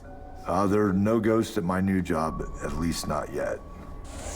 I started out very skeptical about the others' claims of this little girl on the property, and now I'm definitely a believer.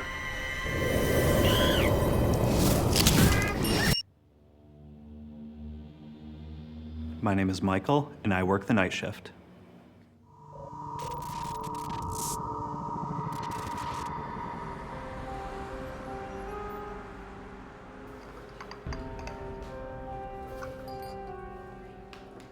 Since graduating high school, Michael has been working the dinner rush at one of the longest-running restaurants in his town. This restaurant was older. It was around for decades before I started working there. I worked my way up from dishwasher to eventually an assistant manager for the restaurant. And like many old places, it comes with tales of being haunted. I had spoke with coworkers about there being a ghost. There was a rumor that somebody had passed away in the restaurant. But there was nothing that I actually witnessed to make me think that was actually true. But that is about to change. Hello? Everything to our satisfaction?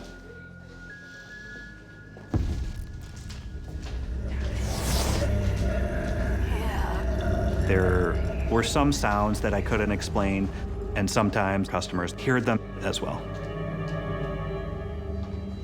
Thanks for coming. Have a good night.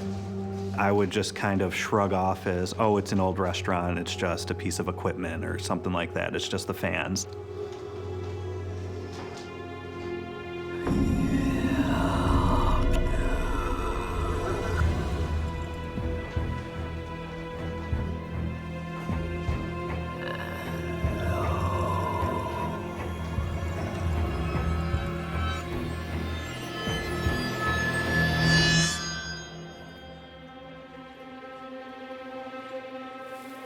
It was just something that I took as part of working in this building.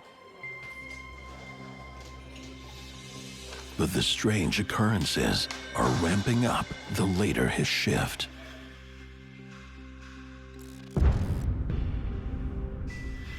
There were also definitely times where I felt like I wasn't alone. One of the first times I can remember feeling like I was being watched, I was in the office in the basement by myself. The time between 2:30, 3 in the morning is generally known as dead time, when paranormal activity is supposed to be at its heaviest.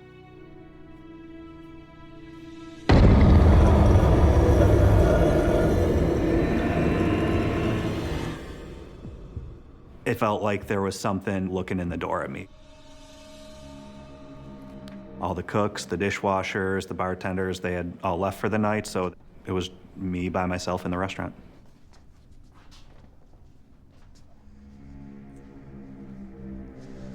When I went to investigate, I didn't know what to expect.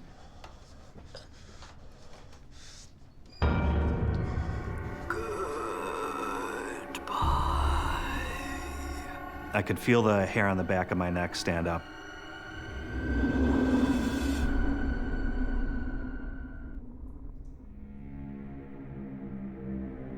There was nobody there. He returns to the office to finish his closing duties. It was just something that I had to put in the back of my mind. Michael gets back to work and keeps quiet about what's happening. You went back? I was in college, needed the money, so I needed to go back to work. Kitchen was closed, all the money was counted and put away in the safe. And then something strange happened.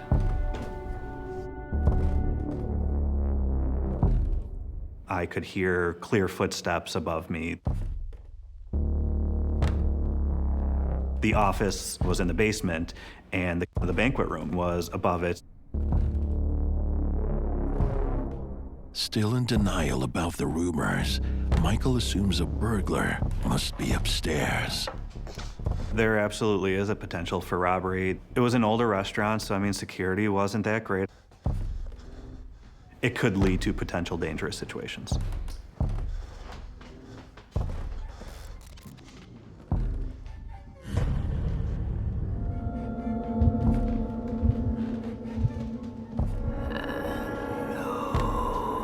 I peek around the corner to see if anybody's there.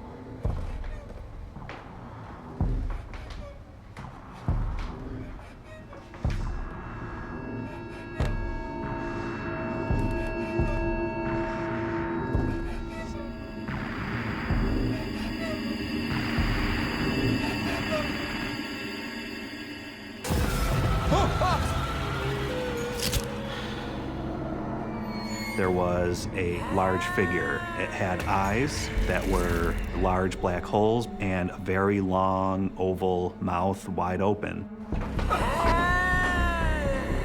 I was absolutely terrified at that moment.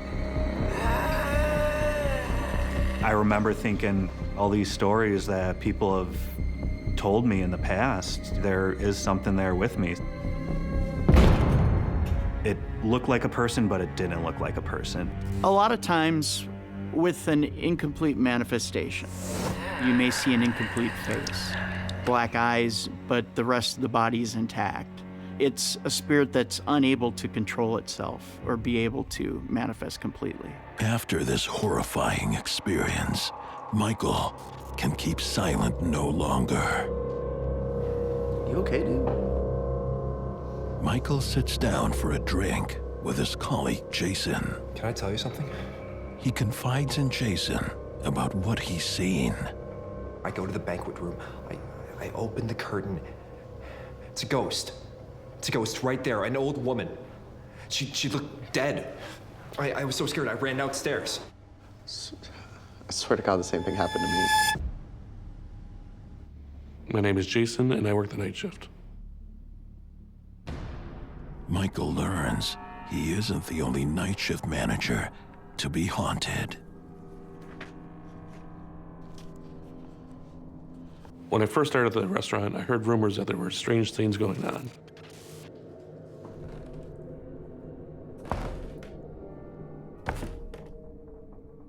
And I heard footsteps.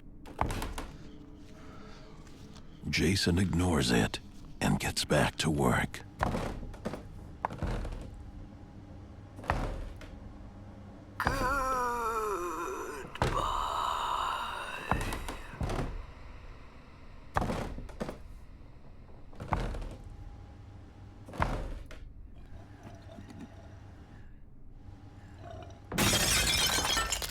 I heard what sounded like a huge stack of plates just crash to the floor. That's when I knew that it wasn't alone. Michael is working the closing shift in a restaurant known for being haunted. After a frightening encounter, Michael discovers his co-worker, Jason, I swear to God, the same thing happened to me. has a terrifying tale of his own. I thought I was getting robbed. We had a large cake knife that we didn't need anymore, so we just stored it in the office. So I grabbed that to defend myself. I went out to try to investigate. I tensed up. Somebody there? My adrenaline was pumping. Got ready to have a fight with somebody.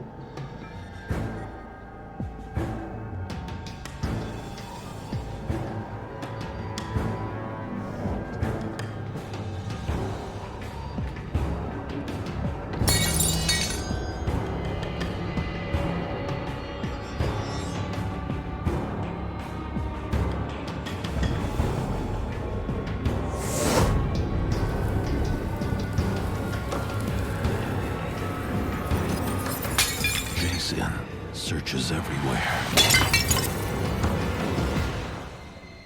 No fallen plates. No anything. I could not find a single thing wrong. Not one thing was out of place.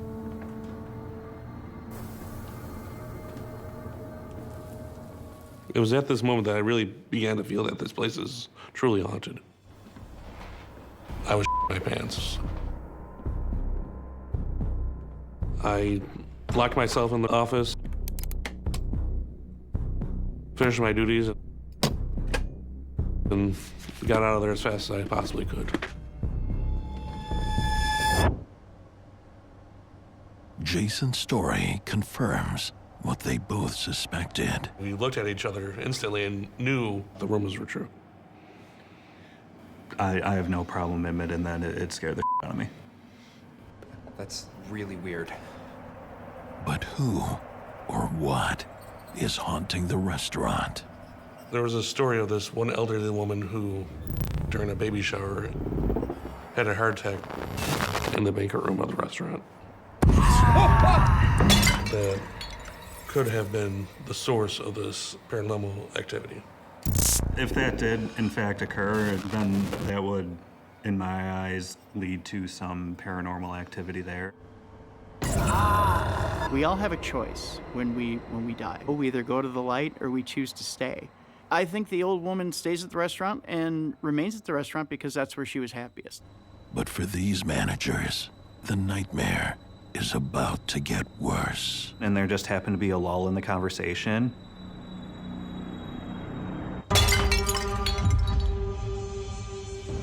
We hear things crashing. You heard that, right? Yeah. Both of us had heard the same thing. I was super scared. We got up and started walking through the dining room.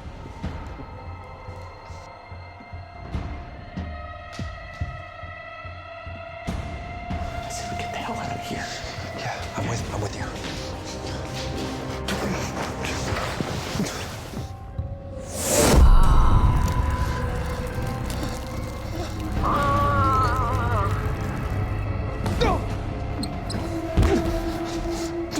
When I saw the thing in front of me, I just jumped back.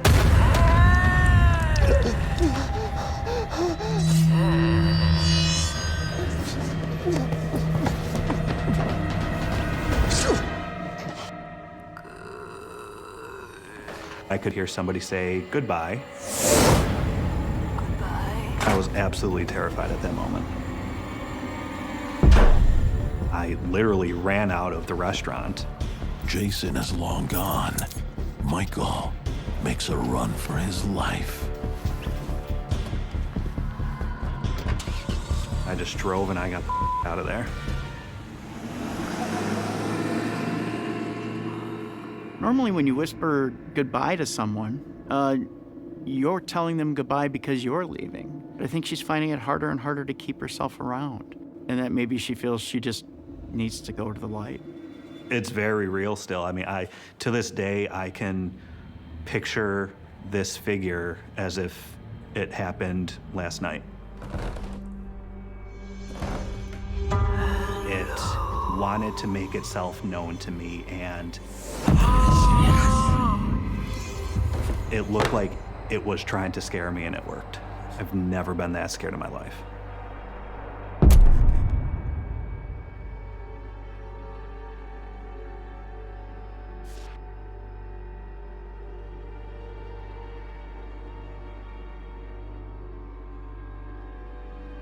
I'm a man of science, so I don't just jump to the unexplainable first. But I believe it is a female entity that existed in the restaurant. Before I started working at this restaurant, I never really thought about anything paranormal. And now I am absolutely a believer.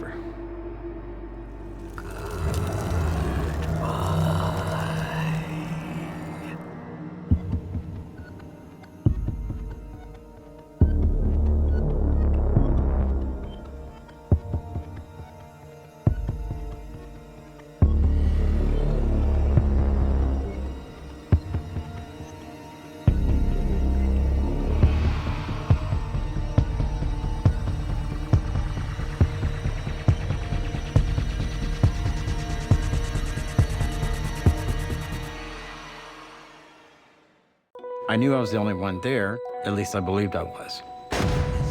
I could feel a presence. There's something in this house. I was terrified.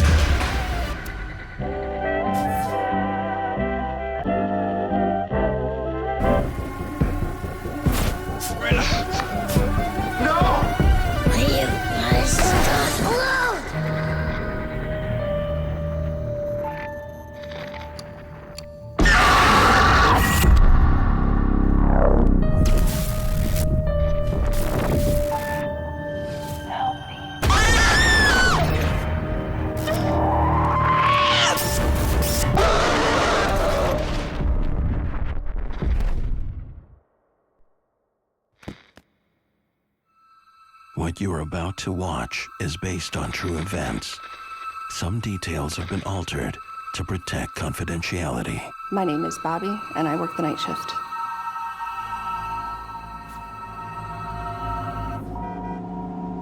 Bobby lands lands her ideal job at a doctor's home from the 1800s. Now, a museum.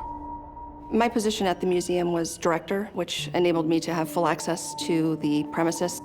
As director, I worked all hours of the day, but the evening shift that I worked would have been 4 p.m. through 2 a.m. I have a true love for the house. My family is very connected to it. For many years, my grandmother worked there. She was actually delivered by Christopher Best, and many of her children were delivered by his son, Duncan. She works at night in an old house filled with generations of doctors' preserved memorabilia. Some carry the scent of the dead. The house was always a little creepy, especially in the evenings.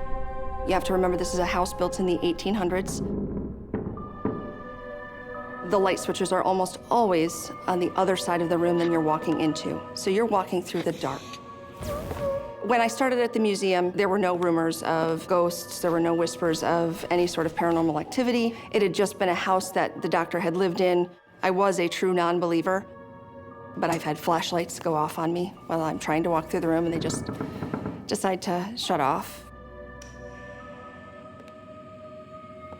At night, Bobby's duties are to photograph and catalog the items.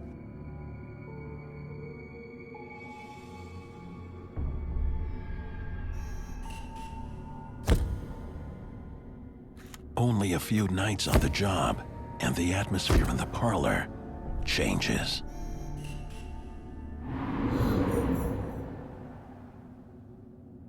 I couldn't really put my finger on what it was, almost like a breeze, like a wind, some sort of movement.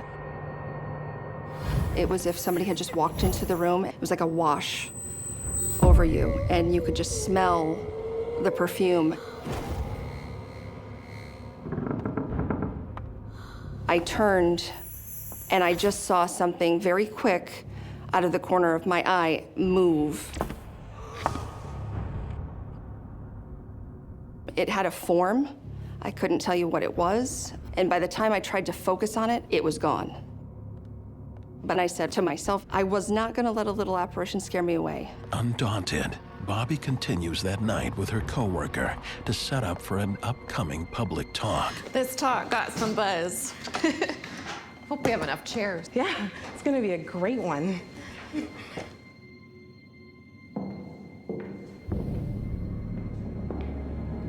I had heard footsteps above me, and they kept growing louder and louder. No one's here, right? No one. I'll check. Be careful. The footsteps were clear as day. There's absolutely no denying it sounded like somebody was just walking forcefully through the house, as if in a march almost. The staircase in the front parlor had been roped off. It sounded just like somebody upstairs. Bobby follows the footsteps to a part of the museum close to the public. The footsteps just stopped when I opened the door. I felt a heaviness in that area of the house. It was drawing me around the room.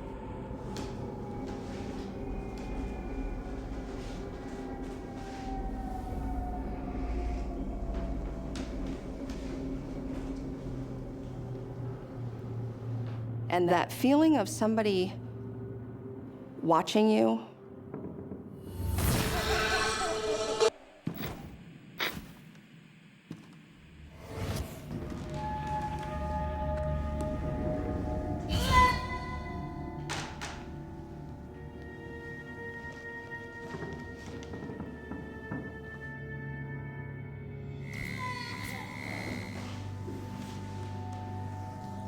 When Bobby opens the trunk, she unleashes a darker energy. Inside was some articles of clothing. In particular was a small suit. Would have been what you'd wear on a Sunday. that was when I really noticed just the heaviness in the room, just the sorrow in the room. I feel maybe like I've crossed a line with that. I can't even explain it any other way. I immediately let go of the suit. Stop. But it's too late. It's as if in that corner, in my mind's eye, I can see a little boy kind of squatting in that corner. Leave my stuff alone! Alone! Alone!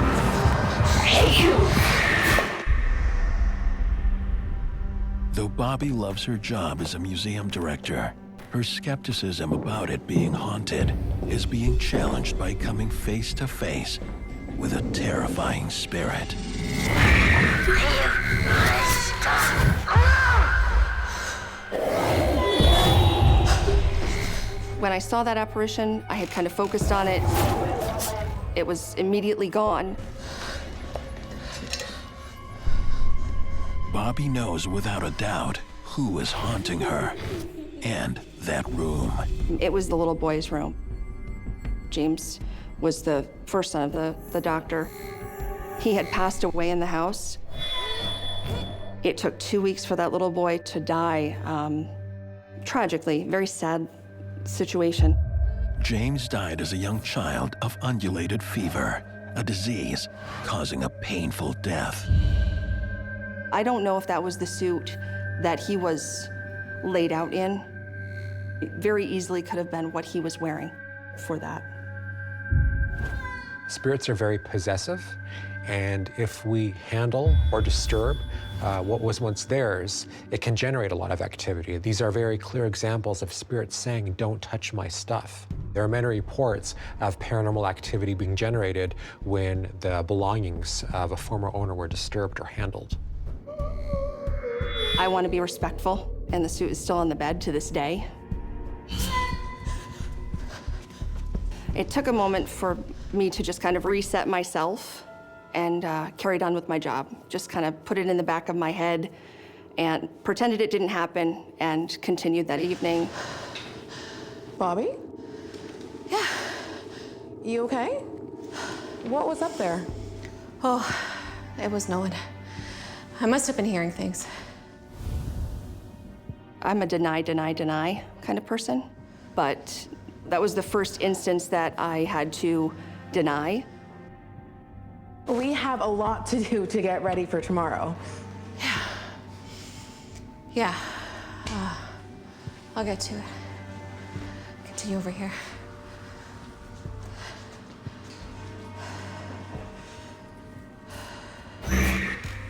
I'm just gonna go get some stuff from the shed out back. Okay. Bobby distracts herself by preparing for the lecture. I love my job. It was more of a suck it up, you know? It's a great place. She prepares to catalog the perfume bottles.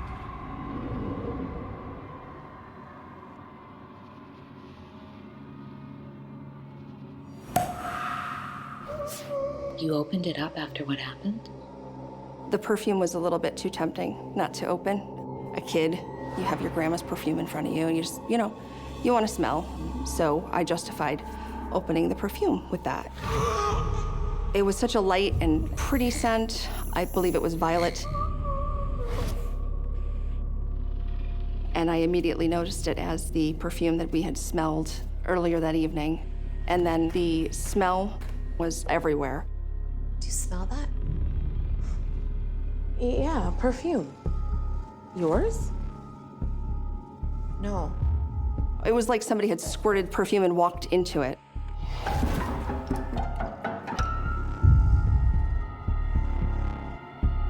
And then, gosh, we had heard the faint sound of a piano playing.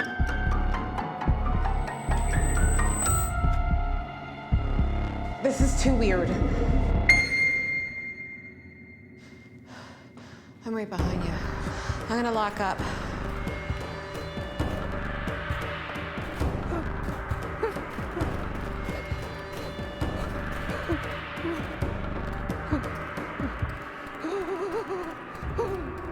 But before Bobby can make it out, Her perfume had kind of come into the room noticeably. It was like a wash over you. There was a presence. I could feel a presence. and suddenly, the Victrola comes to life. You must stop.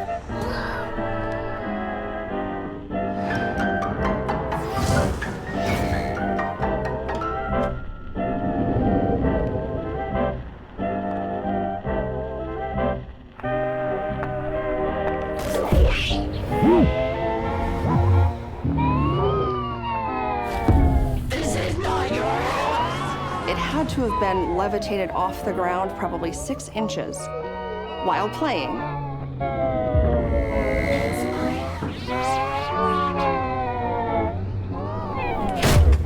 And just dropped. It was like a person picked it up and just dropped it. It was so real.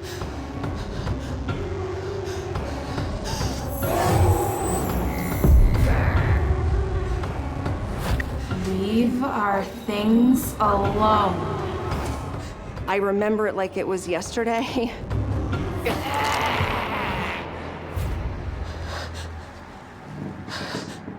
I think Bobby's experiencing a mixture of both residual hauntings, trace memories, trace elements of things that happened a long time ago, but also an intelligent haunting. It can be common for a house to be haunted by an entire family, an entire generation, even though they may have died at different times. It's simply their home, the only home they've ever known. They want to be there, and they plan to remain there.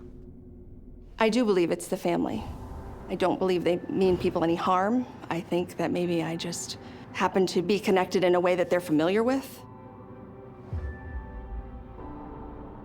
Maybe they were trying to make contact in a friendly way, but it's just scary as hell. After seeing the apparition clearly, Bobby believes she knows who it is. There was a very clear outline of a shadowy figure. I believe this to be Emma. Emma is Christopher Best's daughter, and she lived in the home until she was in her 80s. She was actually the last person to live in that house. Emma taught piano lessons out of the house. 2 of my aunts took piano lessons from Emma. The eerie part was, when I looked at that photo, I realized that that was where I had been standing when the Victrola decided to jump off the floor or fall to the floor, whatever it did.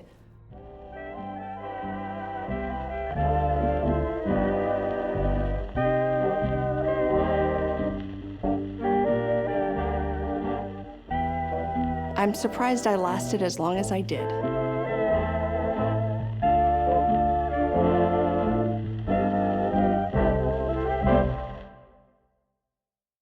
My name is Jim, and I work the night shift.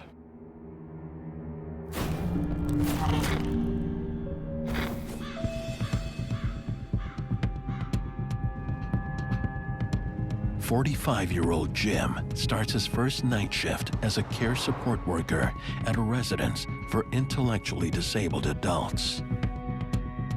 When I first got the job, I was excited because we did need extra money to help, supplement our incomes. My wife worked full-time, I worked full-time, but we needed extra income.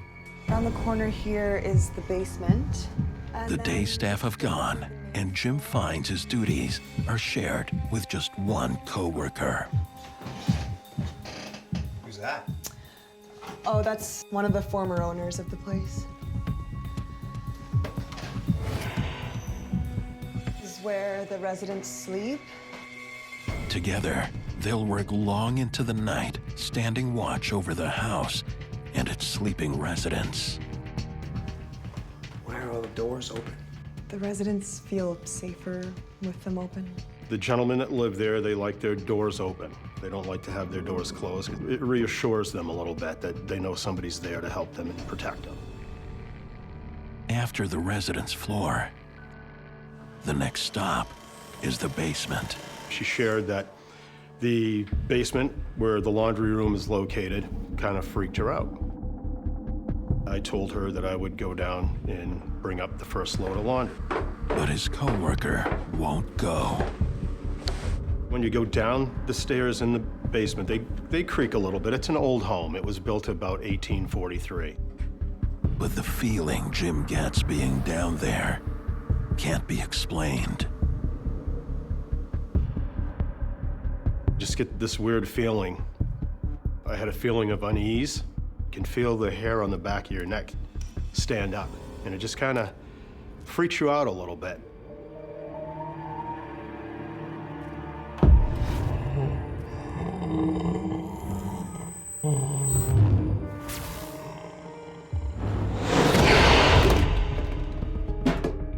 The water pitcher flew right off the shelf. Dropped the laundry basket, and I stared at it, which felt like forever.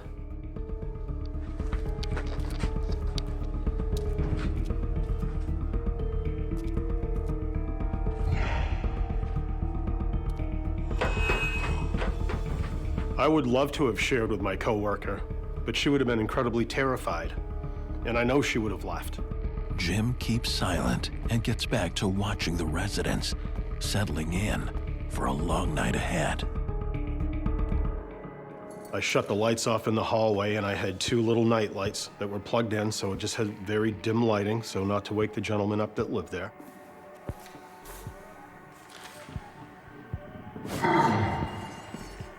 As I was sitting there, I kept thinking I could see something out of the corner of my eye. And I'd had this feeling like a little bit of a cold sensation. I looked again when I saw it, and I saw this black. It was out, I'd liken it to like a cloud, which was outside the bedroom at the end of the hallway.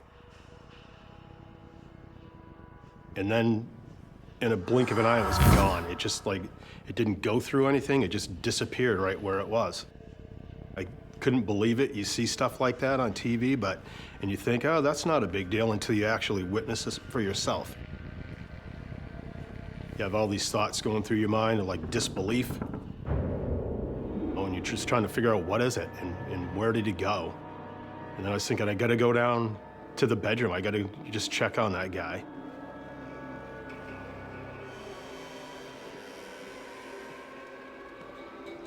I peeked in. He was sleeping soundly.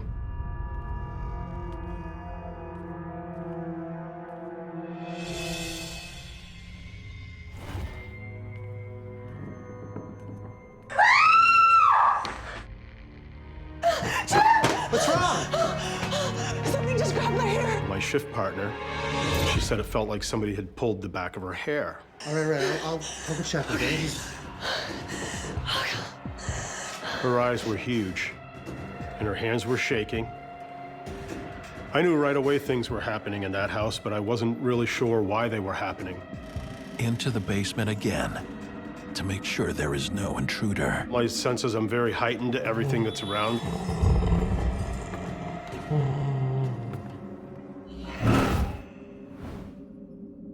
Going down, and you can hear your feet hitting the steps, each one. You can count the squeaks of them going down. I get to the bottom. No one is there, but he double checks the locks anyway.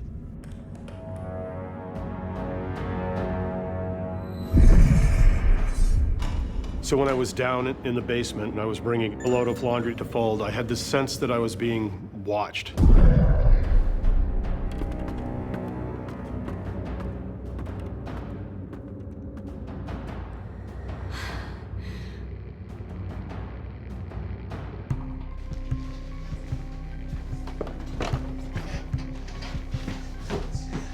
Did you see anything?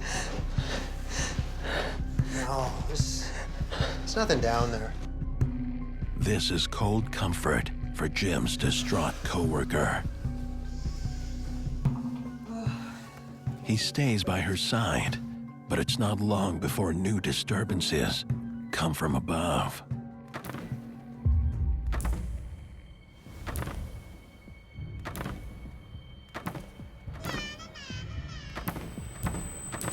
There's something in this house. Jim's first night working at a resident home begins with strange occurrences and a spooked coworker. Something just grabbed my hair. And now, noises from what should be an empty attic. Did you hear that? Do you see what I'm talking about? I heard noises in the attic, which is just right above the second floor where I'm sitting. It was like a rhythmic pattern of like when a child is skipping.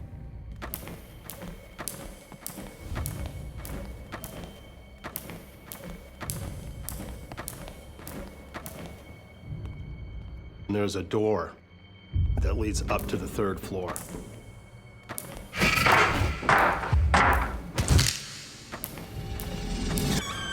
As soon as I opened the door, the noise stopped. Hello? Hello? There's nothing there. You didn't see anything? I'm just kind of thinking to myself, you know, old homes have a lot of personality. They make strange noises sometimes. It could be the heating. But Jim's coworker isn't buying it. I have to go. I'm done. I'm sorry. She quits, leaving Jim to complete his night shift watching over the house. Alone. You didn't go? No. I definitely couldn't leave. I'm responsible for them being safe and taken care of. And I wasn't willing to not do that. Jim is left with the laundry to finish, so he heads back down to the basement.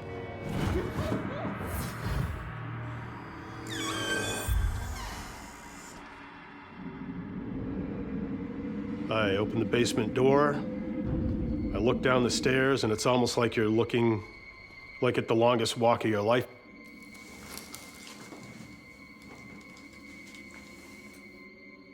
So as I'm getting the laundry out, and I just had this constant feeling of being watched,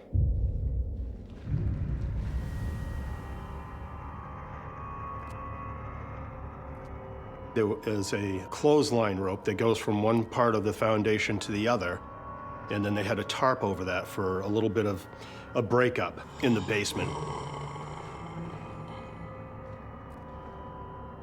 For some reason, I decided I was going to walk over to the tarp and look behind it.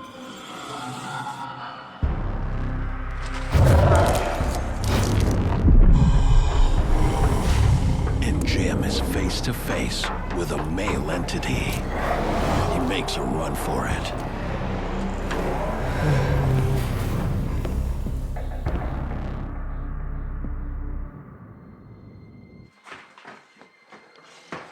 After the encounter, Jim shakily returns to his second-floor watch. I was terrified. I felt like I was having like anxiety. And I just started like getting a little bit of the sweats too. But Jim has no chance to calm his anxieties. It's now upstairs with him. There was a human-like mass that was inside the doorway of the room. My legs started to shake, almost like if you feel like hypothermic, almost.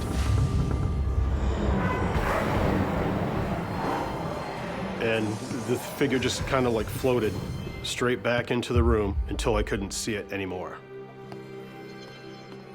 I just couldn't believe any of this was really honestly happening. I had to muster up enough courage to go down and look inside the room for the safety and well-being of them guys. I just took one step at a time. My heart was racing so fast. Nothing prepares Jim for what awaits behind the door. No! It's hard to really explain if you've never seen anything like that before. Just stay back! Stay back! I didn't know what I was seeing. Get away from me! And then the entity vanishes. Like my heart rate was just pounding. So you couldn't leave? I know I couldn't leave because I'm responsible for these guys while I'm on shift. But it's not gone. It's changed form. I'd almost hear like a guttural sound that it was making, as though it might have been like gasping for a breath over and over until it disappeared. I have no idea what it could have done if I would have gotten any closer to it.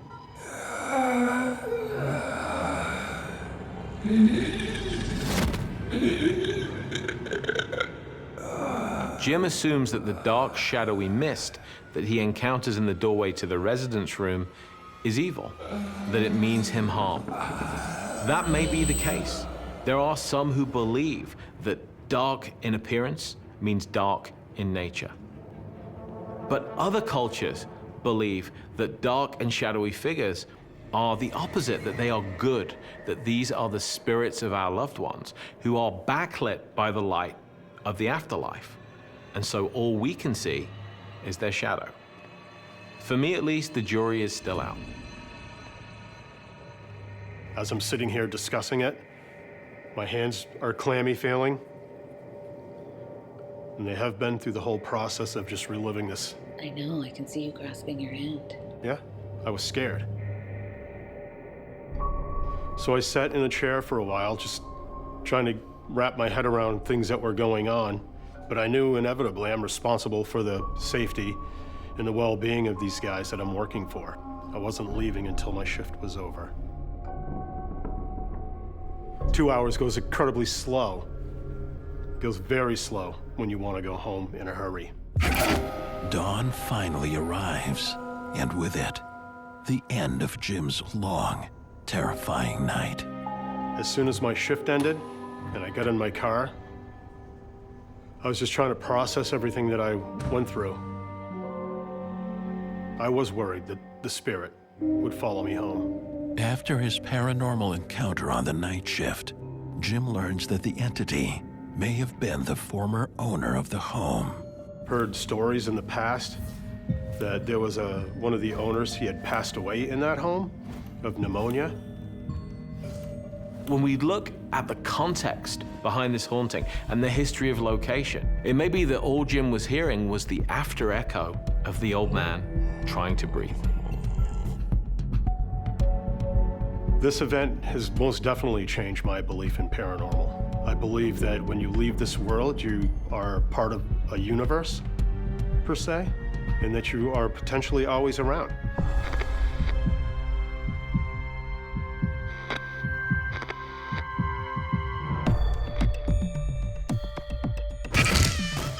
I have no idea what was going on in that house. And I wasn't willing to stay and find out for another shift. Didn't want to find out what it wanted to show. That was the worst experience that I ever had. My name is RW, and I work the night shift.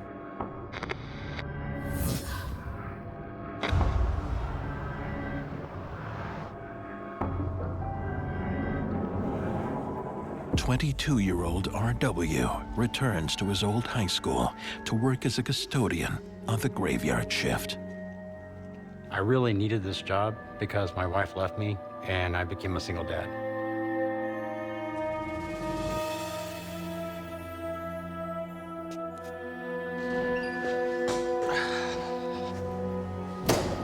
RW's former high school is a lot quieter on the night shift.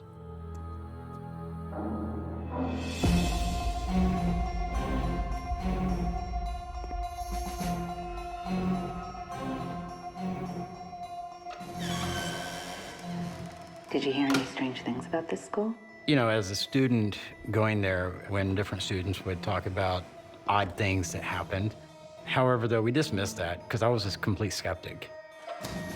But the day custodian is a believer and warns RW to be careful in the auditorium. All right, are you messing with me? I'm not messing with you. You okay? I'm fine. RW moves on and begins his shift. At the high school, I was put on task by the other custodians to clean the auditorium. Areas that the other custodians didn't want to do, and I later found out why. A big task ahead of him. He gets to work. There had been a drama workshop going on during the day, and so they wanted to make sure that everything was prepped up, ready for the next day.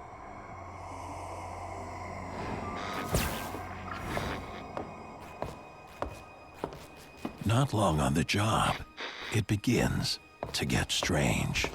I began to hear footsteps that were going back and forth across the stage. I knew I was the only one there. At least I believed I was.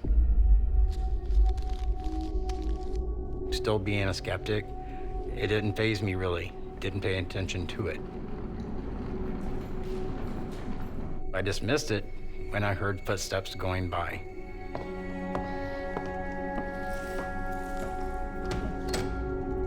I was told to prop one of the doors open so that it helps to dry the floor.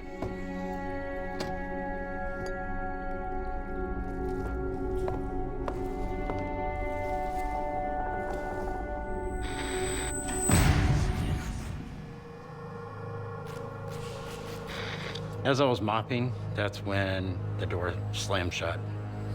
It was propped open good, but it slammed with a force. There was no way for that door to slam on its own. It scared the crap out of me. There was a thick prop that I had up in front of it. It wasn't even laying in close vicinity of where it had been. Someone had to have moved that and slammed the door shut.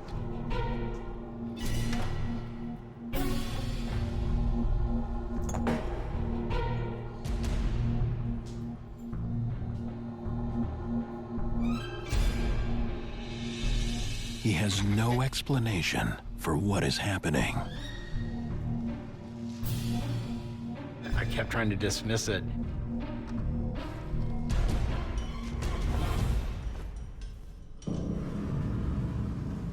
Hello?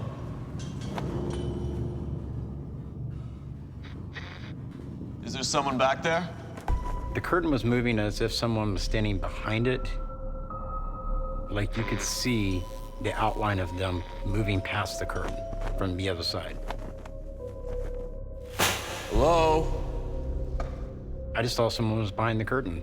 Honestly, I did. So I walked towards the curtain. At this point, realizing that it couldn't be a janitor, I'm getting really annoyed and scared, I'm not gonna lie.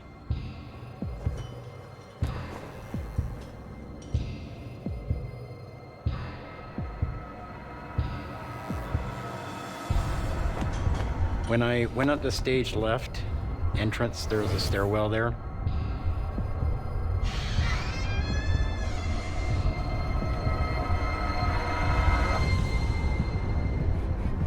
Hello? I could see there was no one there behind the curtain. Maybe it was just a wind draft. You know, maybe my imagination was playing tricks on me.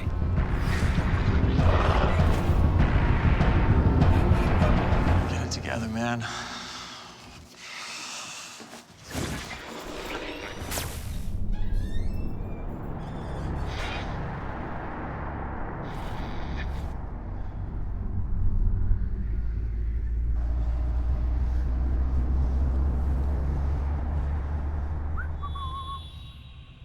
That's when I heard the whistling.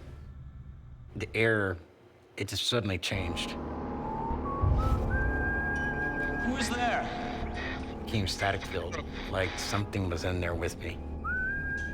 I felt like something was watching me, watching my every move. At this point, I had become a believer that something was in there that I couldn't see.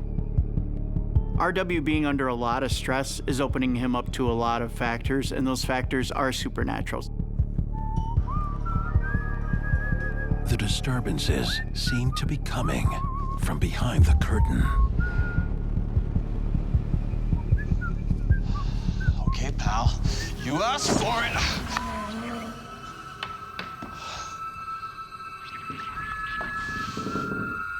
Someone was behind me again, and I couldn't see them.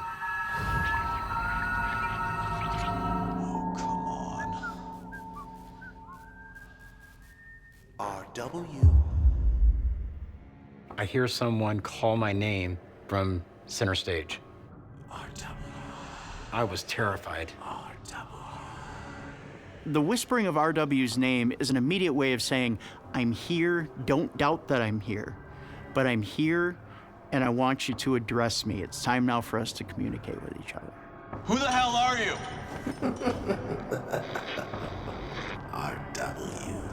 RW tries to be brave. If you're messing with me, I've had enough.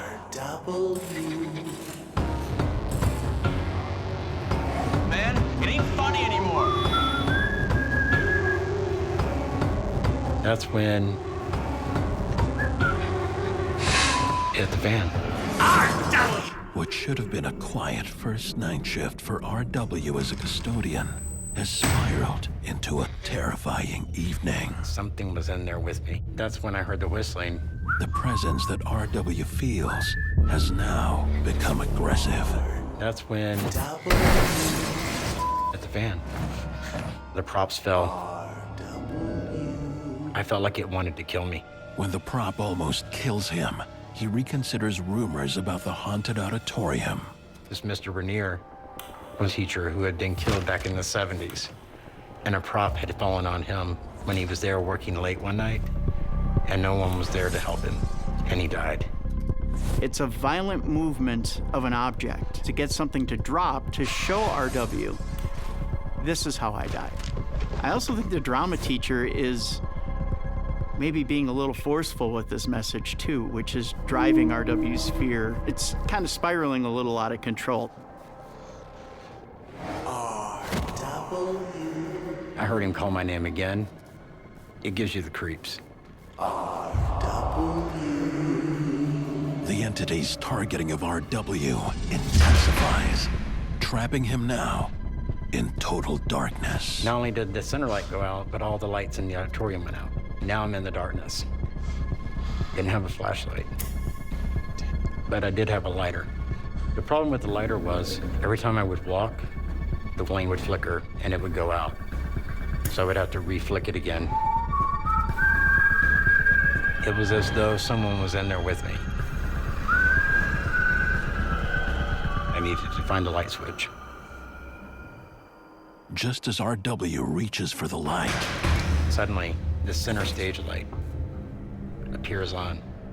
And that's when I see someone standing in the direct beam of that light on center stage. I was scared. Now I've got someone I can see. I saw him standing there on the stage. In my mind, I think he was still being a drama teacher, still doing his job, trying to teach you. Don't hurt me. I could feel every sense in my body, every nerve ending.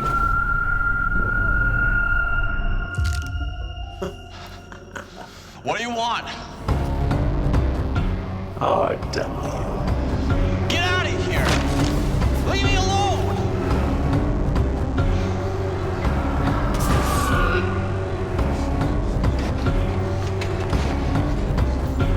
I did an about face, and I ran out of that auditorium as fast as I could. I was gone. RW bails on his first and only night shift at this haunted school. I told them that I couldn't come back. They understood why. Why do you think the spirit of Mr. Rainier targeted you? I started replaying it in my mind, thinking of all the incidences that had happened. And if he had really wanted to kill me, he could have. I think he was more or less trying to show me how he died and the fear that he felt being trapped there an entire night with no help. This was my old high school. Plus, I had been a student who had been in drama.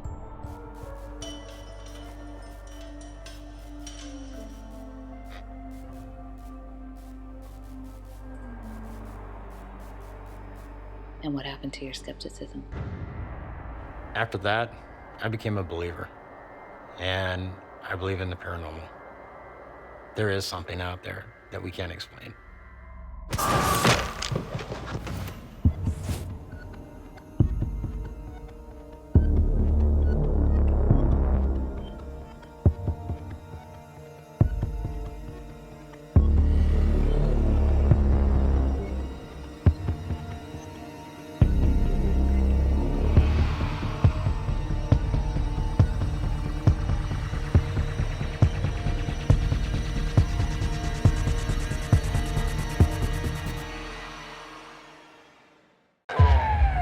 sure you're ready for this? I'm ready. Very hot that night. It was a summer night. And the weird thing was, around the dresser, it just got really cold. And I thought I saw something. I felt something grab my wrist. That scared me. These things were demonic. I don't think that I'm crazy. I didn't know what to think.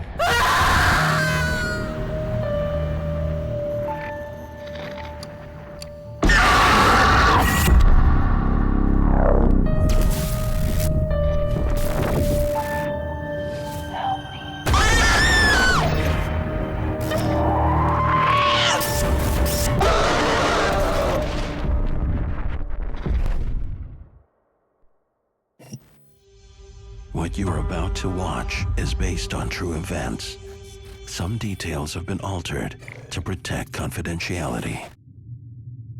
My name is Ronnie, and I work the night shift.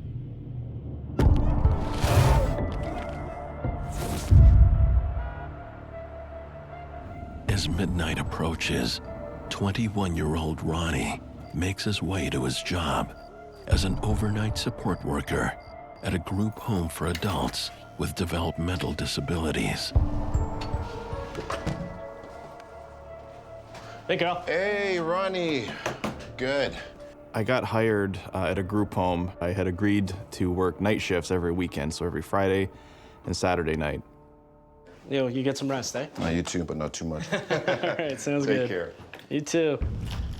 The night shift starts at 11 p.m. and it runs until 7 in the morning.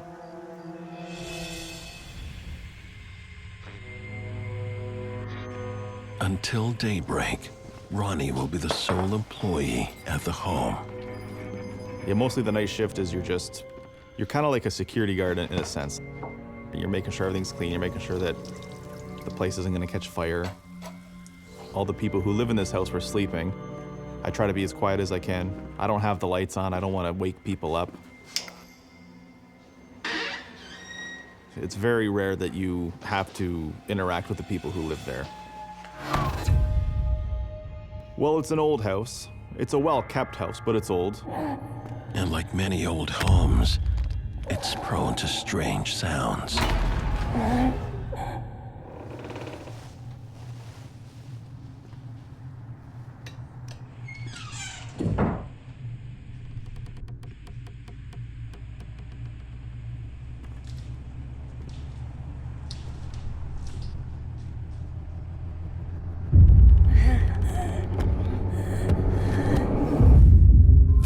Are long and lonely, but Ronnie doesn't mind the solitude, and the pay is good.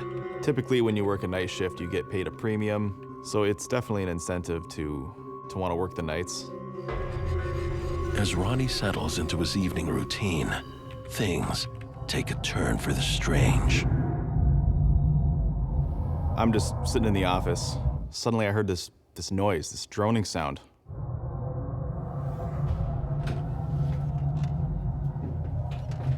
I thought that maybe someone was awake, but the sound did not sound familiar to me at all. I had never heard this sound before.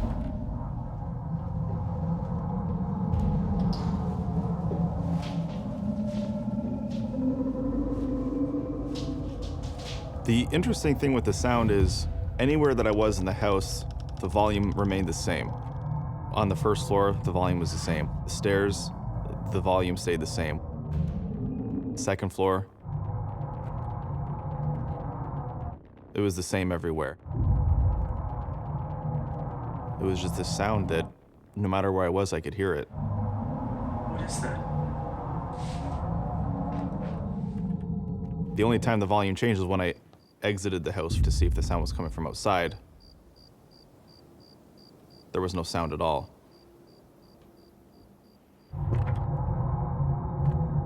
When I returned inside, I could hear the noise.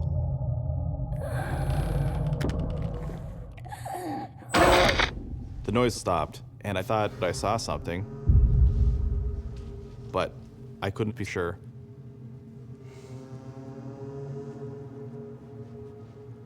I had been working there about 4 months at this point.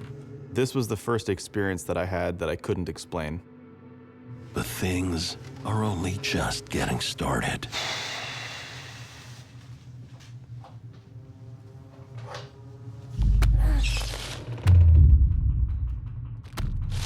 out of nowhere, I just begin to hear crawling. And it's coming toward me, and it's getting faster and louder as it's coming toward me.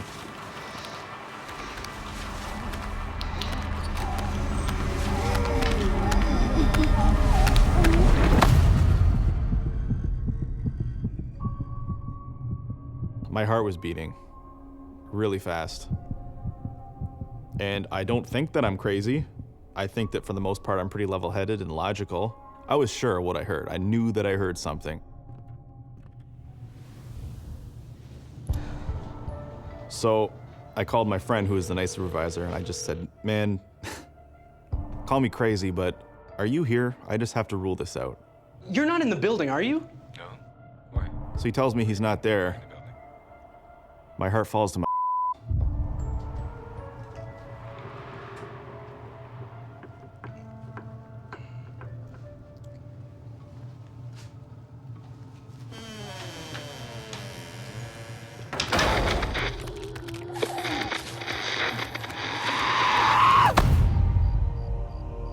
After an eventful night of mysterious happenings, Ronnie tries to get some rest.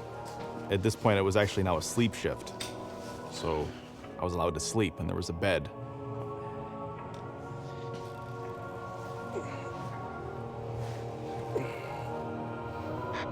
But not everything in the house is sleeping.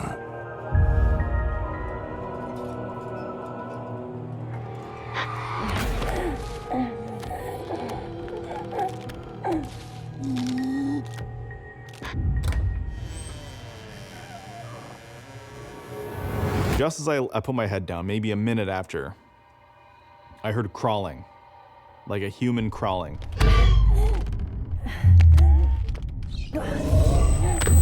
And I opened my eyes.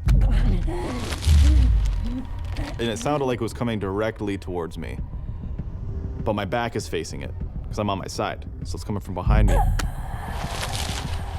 And I could hear it crawl right up to my bed, and as soon as I got to my bed, it stopped. And it was the most scared I've ever been in my life. Like ever. Like, ever.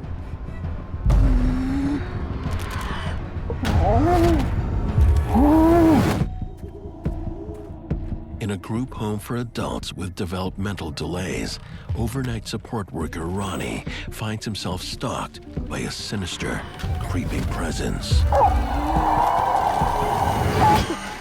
And I sat up. And I looked around.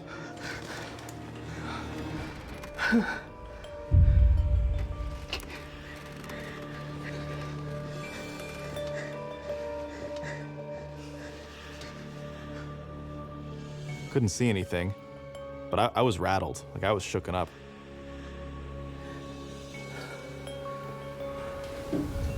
I've wanted to run away, but I can't leave. I can't leave this house. I can't run away scared. I'm responsible for people. But I knew I saw something, so even though I'm scared out of my mind, I have to check the house, make sure that people are safe.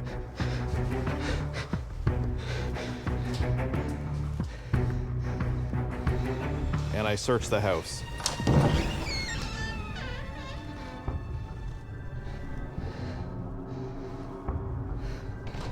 But there's nothing. People were sleeping.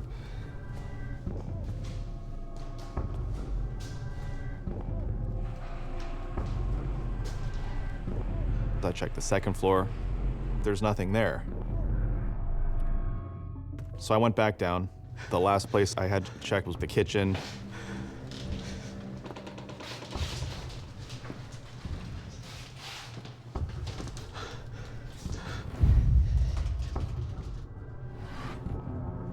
In the dining room, the lights are off, so it's very dim.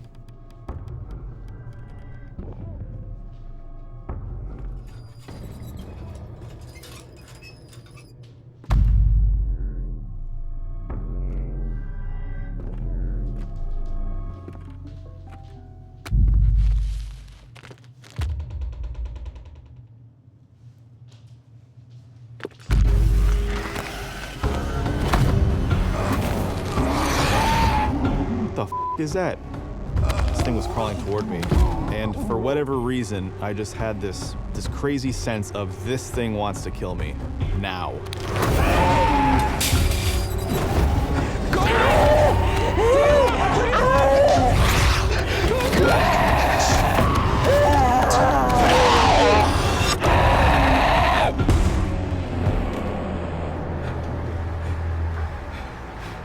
For all intents and purposes, I'm trapped in a house with what I think is an entity who wants to kill me.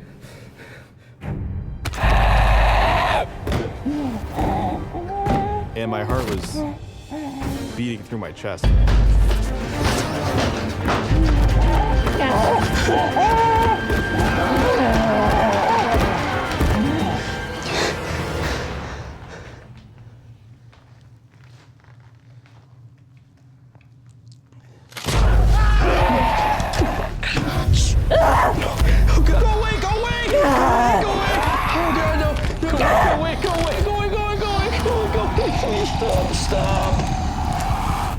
And when I got to right in front of my face, it let out this noise.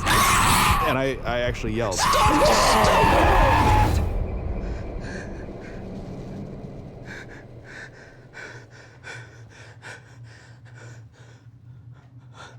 And suddenly, it was just me.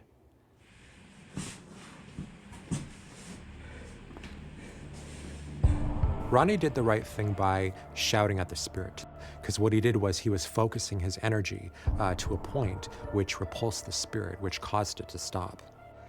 Morning can't come soon enough.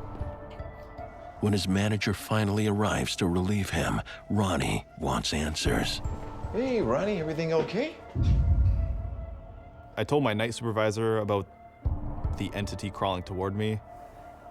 And he knows I don't lie, I don't make stuff up. And he got me to tell him in as much detail as I could. Ronnie's manager has a surprising story of his own.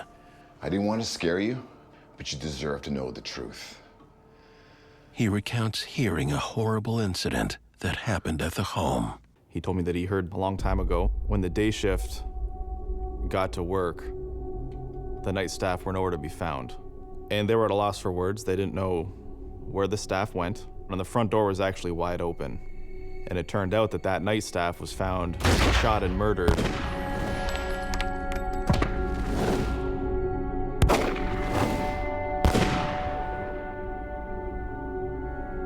They found her body right over there, right beside the cot. There was nothing physical in the house, so I came to the conclusion that it must have been something not of this world, something from the spirit world, perhaps a demon, perhaps the spirit from the night shift worker. Ronnie's experiencing what I believe is perhaps a residual haunting or a spirit who died under very tragic circumstances and is simply trying to tell its story. It needs acknowledgement before it can move on. Ronnie is lying in bed and he's hearing the sound of something crawling towards him. This might be the spirit trying to show him what it was doing in its last moments before death. It also might be just trying to generate fear in Ronnie. Fear maybe as an energy which it can siphon, which it can feed from.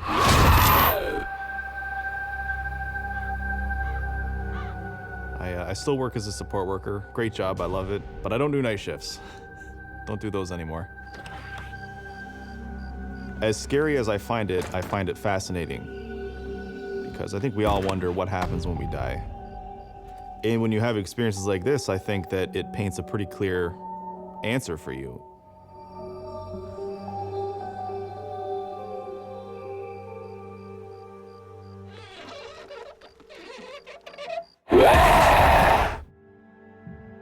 My name is Matt. I work the night shift.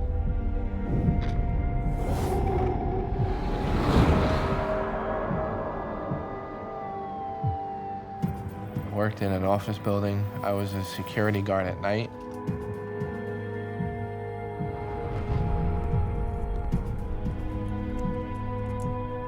I basically was in charge of securing the building, locking down the doors, checking the premises to make sure there were no unwelcome visitors or guests on the property that weren't supposed to be there. It was a really good job. I enjoyed working there, I have to say. My coworkers and the maintenance guys had some weird stories about the building. Still, I would approach things from a skeptical point of view.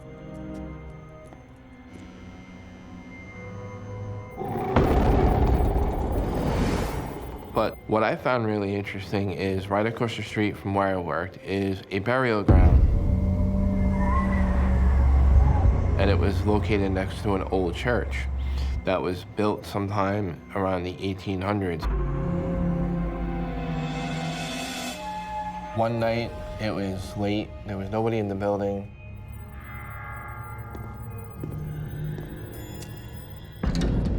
It startled me. The only way these elevator doors were to open is if somebody pushed the button and there was nobody in the building.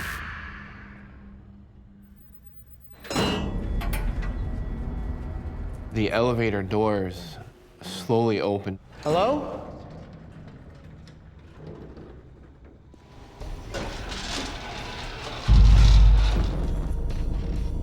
And they were just opening and closing by themselves. There was just no reason for that to happen.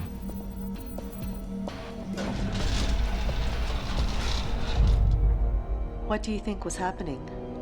I didn't know what to think. I was just so startled. I had to make sure there was no intruder in the building. I checked the entire building.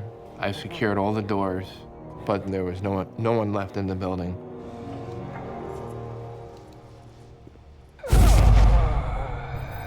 I thought I saw somebody. Hello? Hello? Can you stop? The person isn't stopping. I was walking pretty fast. I should have caught up to the person. This thing just disappeared. I thought that was weird. Matt can't let whoever it is get away.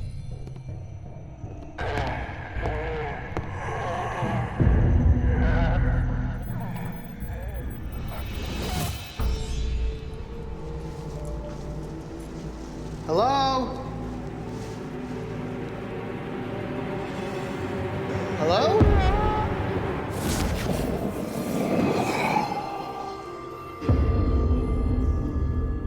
I don't know where they went, just vanished. Just when he seems to hit a dead end, the unthinkable happens.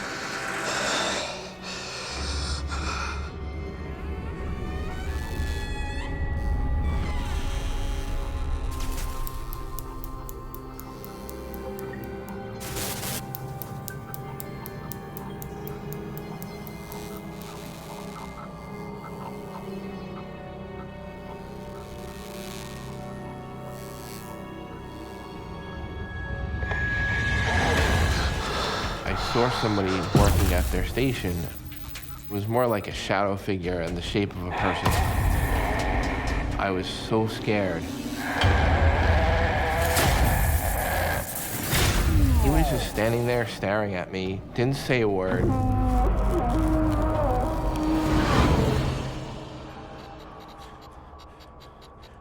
He just vanished out of thin air, just vanished.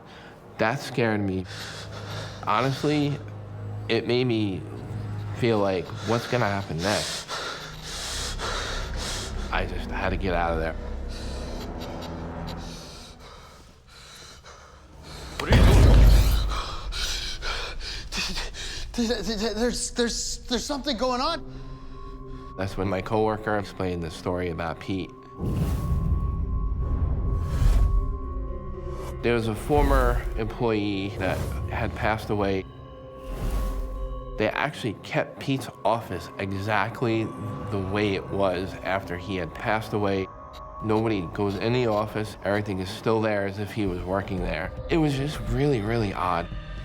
Matthew discovers that the custodian's office is left untouched since the custodian died. Maybe it's left that way because somebody tried to rearrange things and the custodian got mad, or the custodian is still lingering around because everything is still untouched.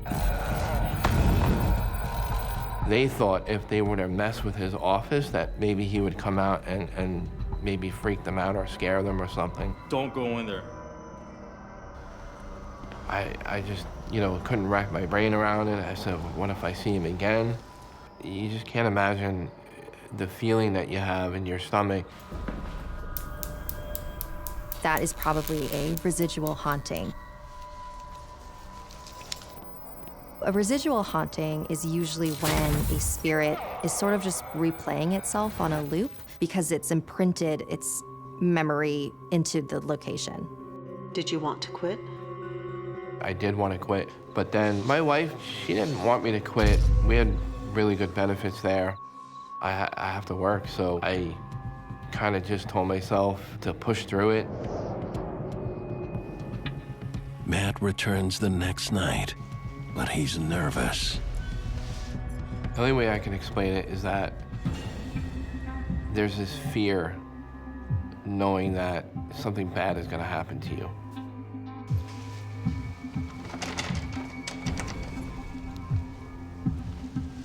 I've seen all these things, the elevators opening and closing by themselves, a shadow figure. I was kind of frightened because I didn't know what to expect.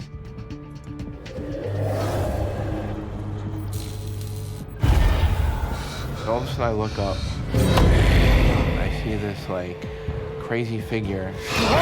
No! Matt's job as a security guard has him feeling more scared than secure. While working the night shift, he encounters the ghost of a dead employee. And now, something much more terrifying manifests. All of a sudden I look up. I couldn't believe what I saw. I just stood there and I just said, what am I seeing? Am I seeing a real thing or am I seeing something supernatural?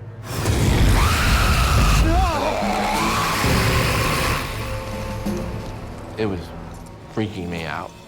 I definitely felt unwelcome. All I knew is I just wanted to get out of there and go home.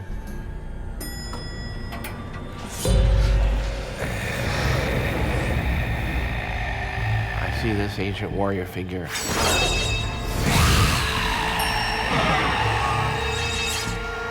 I felt like it could harm me or hurt me.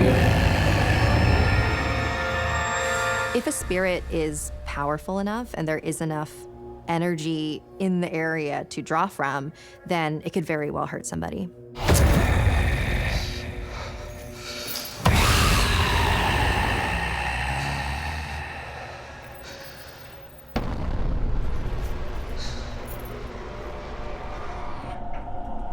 I thought I was going crazy. I had to get out of there.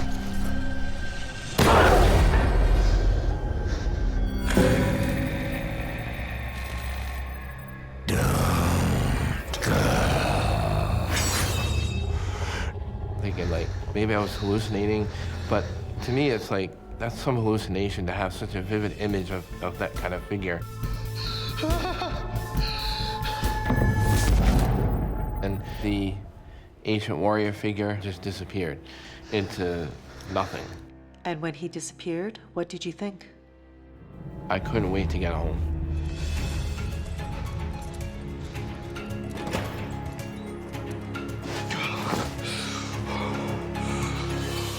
I'm about to leave.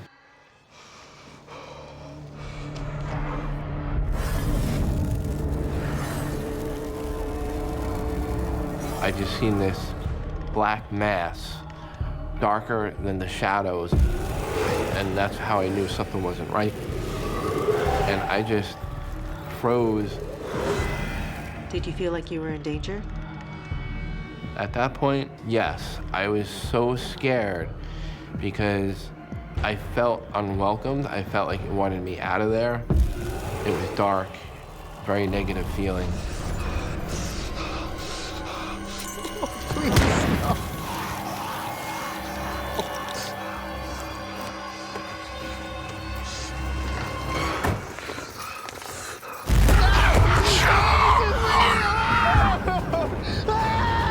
I saw what looked like creatures to me.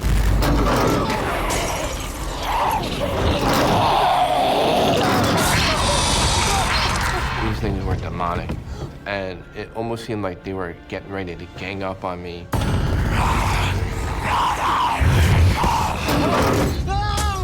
Demonic entities were nothing like I ever seen in my whole life.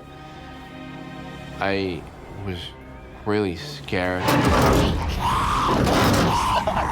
stop. I thought they were gonna hurt me. Can we stop for a minute? You know, definitely brings back memories. I don't want to have that feeling again of being apprehensive or feeling like I'm gonna get hurt. Leave me alone!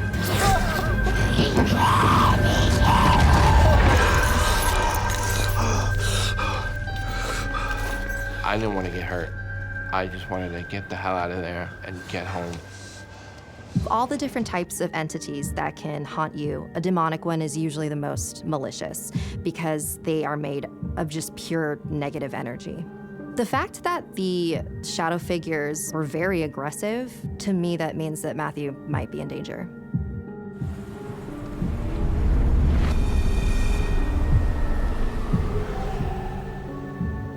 I actually had trouble sleeping a lot because these experiences frightened me. One night, I thought to myself, maybe these restless spirits had some kind of connection to the burial ground that's across the street from the building. The office where Matthew works could possibly be a spirit portal because there's so much activity happening. A spirit portal could definitely attract very different types of spirits.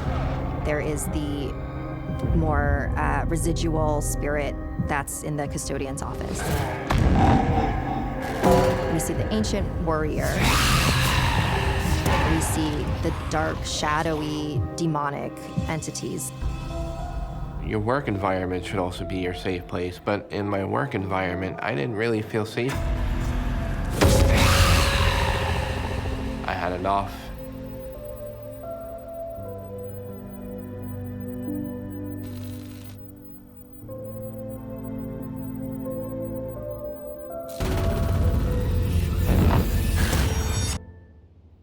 My name is Patrick, and I work the night shift.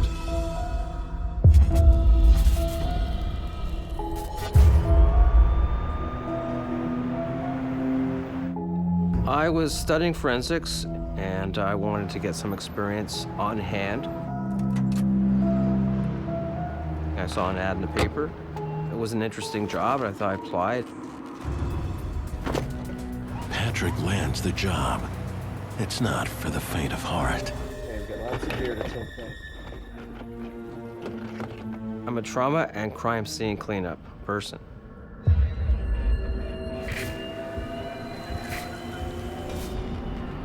It was right in line of what I wanted to do, and it would place me in learning all about forensics and crime scene and cleanup and investigations. Were you warned about the bizarre things that could happen on the job? I was told that, you know, things might happen, and other guys never lasted. So a lot of people quit? It's a big turnover, yes. A lot of people are not used to the fact of like being in an environment where there was death or crime, or so many people who would commit suicide or murder. But Patrick isn't worried. Sure you're ready for this? I'm ready. I was skeptical. I really didn't think anything would happen. On one of his first night shifts, Patrick and his boss are called to a women's shelter. And it was very hot that night. It was a summer night. The police had left. The tape was still there.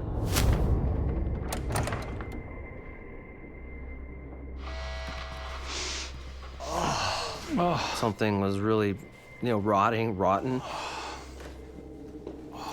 Get the dragon's blood? Yeah.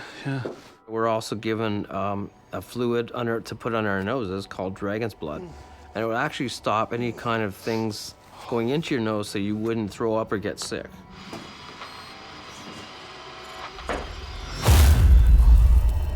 And then all of a sudden, I just felt a really heavy sadness, a really heavy feeling around me, almost like you wanted to cry or something. being around death. I don't know, my senses just went up. I felt really depressed and really alone. The woman, she had committed suicide by taking all these pills. She died there within 10 hours prior to we came. Hey! You here with us? He tries to shake it off, but adding to Patrick's discomfort, the heat. The room must have been about 80 degrees.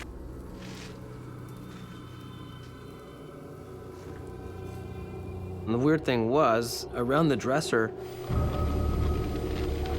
it just got really cold. Like, it's impossible because one side of the room was very hot, and I thought, well, maybe there's air conditioning going on. But nothing was happening. And it was all cold. Like, I put her hand like this, and it was all cold, like straight up and down, as if somebody was standing right at the dresser.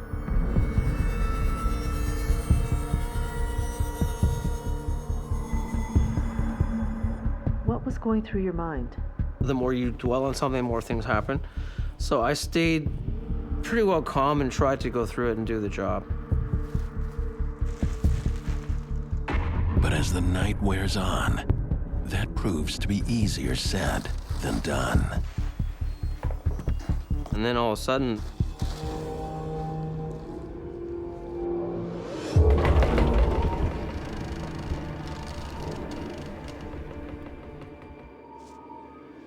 the drawer just came wide open. It was closed. It caught me off guard. You okay? Yeah. My boss didn't see anything. He didn't believe a lot of it. So it wasn't like something was haunting me or attacking me. So I continued on doing the job.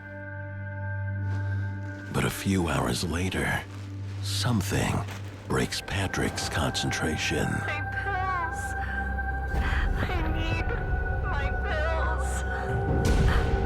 It was a young voice sobbing and crying. And she said, I need my pills. I want more pills. And my boss, he's heard it too. Must be coming from another room. Yeah. Patrick tries to focus on the job at hand. There were still pills on the floor and pills on the dresser.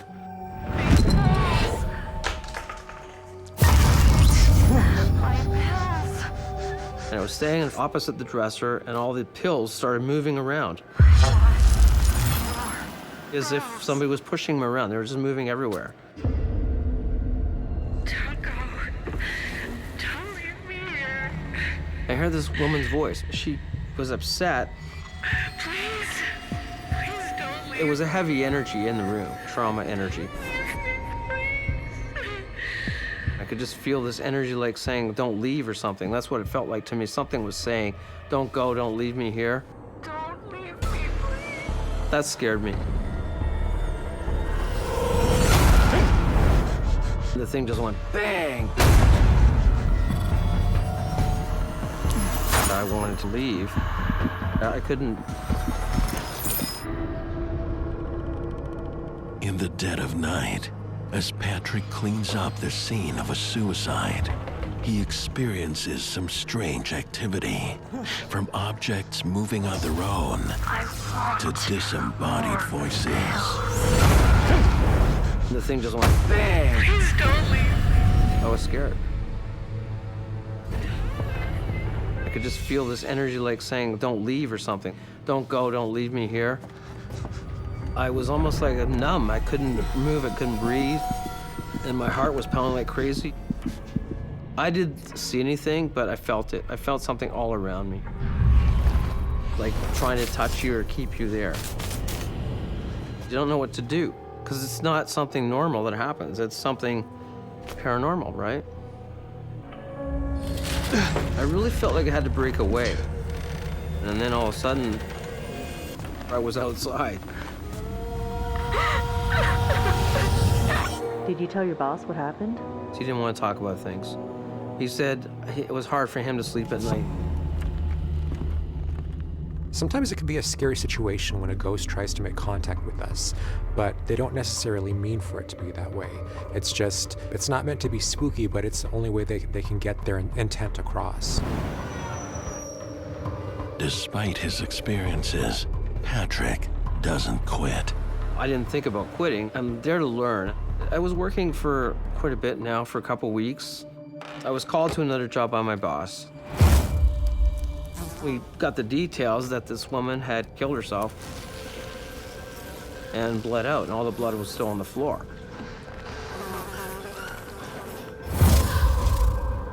They had found a rope that she had tried to hang herself with. She had actually slit both her wrists, so she bled out before she tried to attempt hanging herself.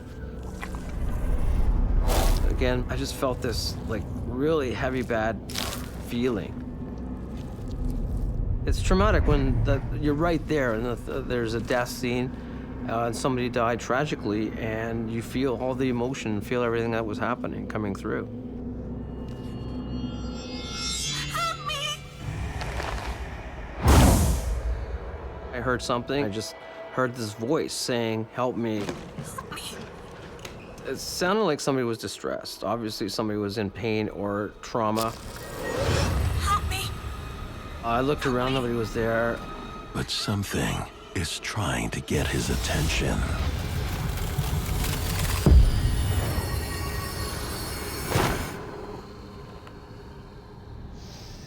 It just felt really, really bad energy. Like something angry, something upset, very depressed.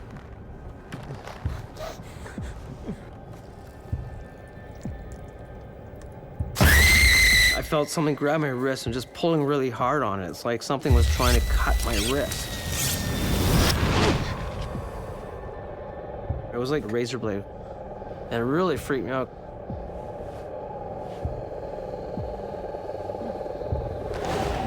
It was like something took 3 nails in their fingers, scraped it right in the arm. It was really hurting. It was a physical thing. A lot of times when someone has died suddenly, their spirit is in a state of confusion. This transference of pain from the spirit to Patrick is very common. It's just the most effective way for a spirit to convey what happened to them.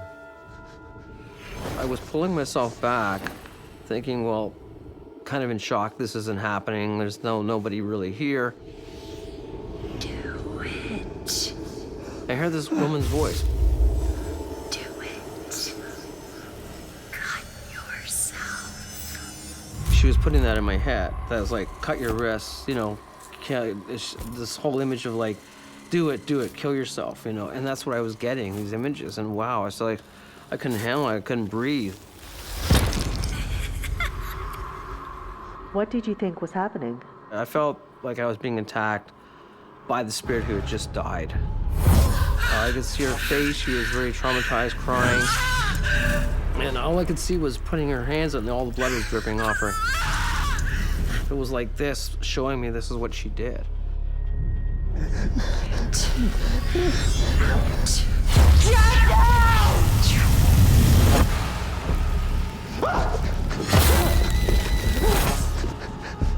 Patrick may be in danger because there are spirits that may be feeling anger or rage at the manner in which they died. Patrick is vulnerable.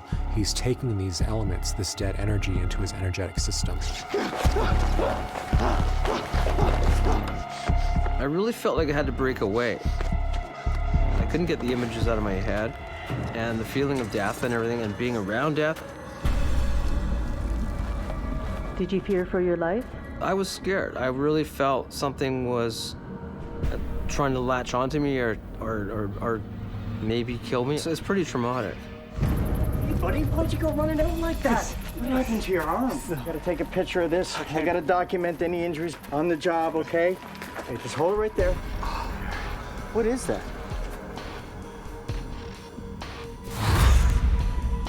So she showed up in the picture. Yes. Then he saw her. He just stepped back and goes, wow, you got something here. It looks like a ghost. The spirit of the suicide victim might be making itself known to Patrick because it's seeking absolution, it's seeking confession, it needs a witness, it needs to confess its sins so it can eliminate its last earthly bonds and properly cross over. We're gonna finish up and we're gonna get out of here, okay? I'm freaked out, man. I just said to my boss, I can't do this anymore. This is freaking me out. I just couldn't do it, and I quit.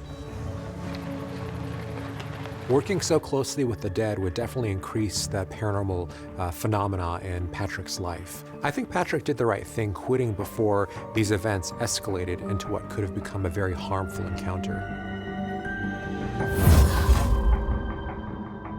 What's it like telling that story now? I still get freaked out about the stories. I haven't really told anybody, many people, not even my coworkers, because a lot of people think you're gonna make it up or it's not real, but when you actually experience it and have it and see it, it makes you think.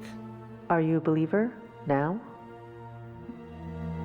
I didn't believe it at first, but I really have no choice because I saw it and I experienced it and it scared me.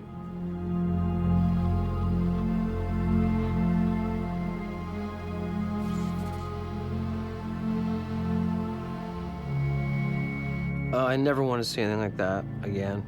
I still have some nightmares about it.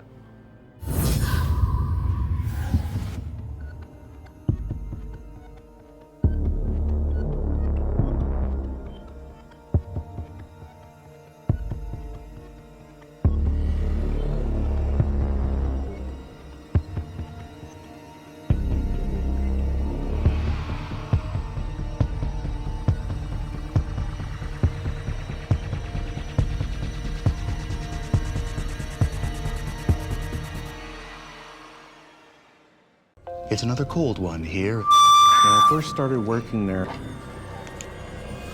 I felt like I was in danger. Whatever was in the building put their hands on me and pushed me over. It scared the crap out of me. Leave me alone. Knowing that there's a spirit in there that has taken on your shape. At that point, I got scared. These incidents made me a believer. Does she want to kill me?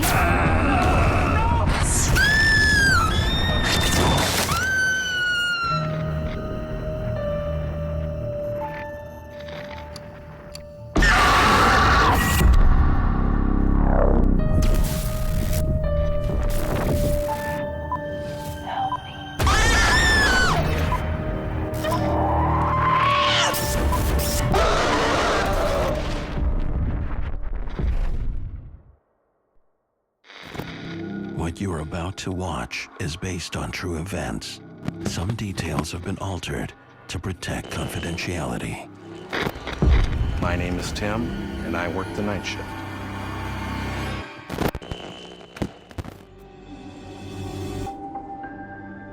As midnight is about to strike, radio DJ Tim arrives for his first night of his dream job. He's finally hit the big time. I worked as an overnight DJ and morning show producer, doing multiple duties. As a new employee of the station, Tim will be working very hard during the off hours. It was my job to prepare not only a radio broadcast after midnight, but news for my sister radio stations. I was very excited about the job. It was dark at that time, and so I made sure to flip on all the lights when I came in. Working alone in a popular radio station, Tim has plenty to keep him busy on this long, lonely night. Literally, I was on my feet and moving most of those hours between midnight and 6 o'clock in the morning. It's been quiet at the station so far. Then things started happening very strange.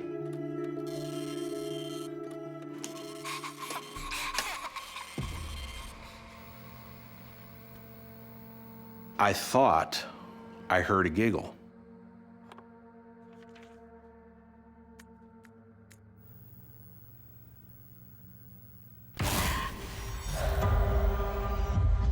I dismissed it and didn't think anything else of it. And this one's for all you night shifters out there. Friends, I feel you. It's a lonely job, but somebody's got to do it. As I'm broadcasting for that short break, I hear somebody knocking at my studio door. It was kind of a nervous knocking, very insistent. I was a little bit put off by that because you can hear the knocking sound come over the air. Hey, I'm on the air. Hello? There was nobody there. What do you mean there was nobody there? I could see all the way to the end of the hallway. The source of the banging can't be explained. I thought I was, fooling myself or hearing things.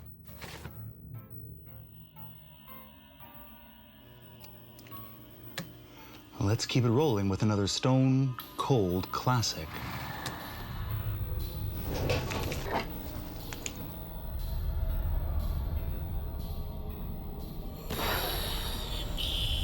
Something just won't leave Tim alone. I thought I saw like a 10-year-old child, and I realized, wait a second, something is not right here. I was seeing something that shouldn't be there. Tim goes searching for that something.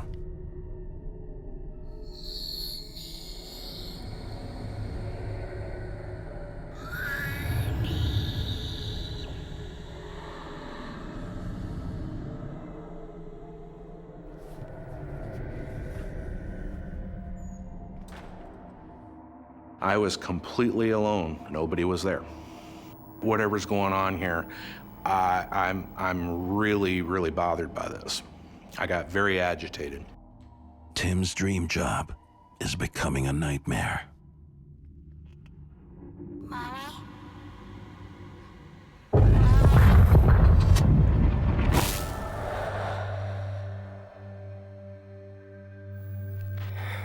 It's another cold one here, so make sure you crank that heat. And for those of you without any heat, here's another hot little tune.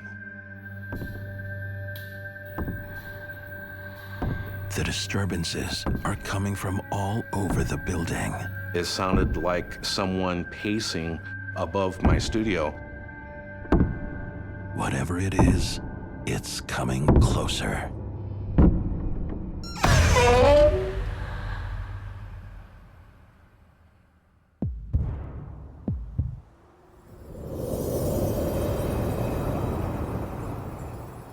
It got extremely cold in that studio.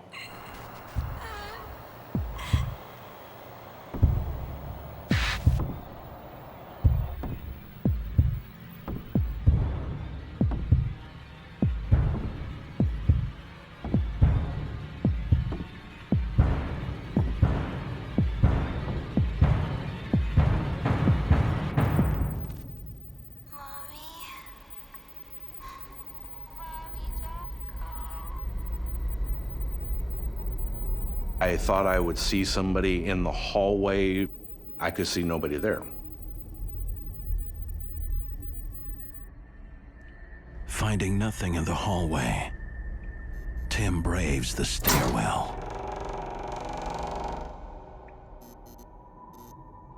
The footsteps upstairs keep getting louder. When I went to the stairs, I got the sensation that something is watching me on that landing. Hello, is anyone there? You can come out now.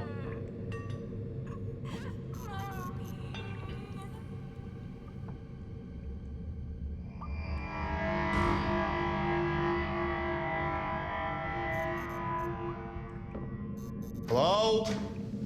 I climbed the stairs, and that was a mistake.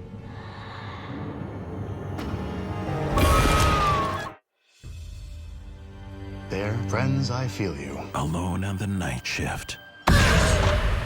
At one of the top radio stations in the U.S., DJ Tim tries to hold it together in the face of unexplained disturbances. Hello?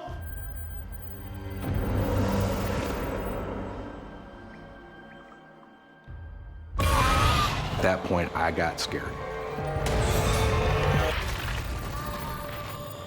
Is anyone there? Why is this happening?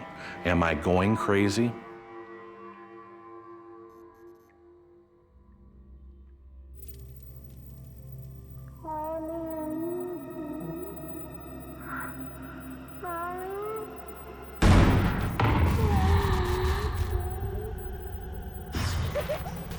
Tim tries to find safety in his studio.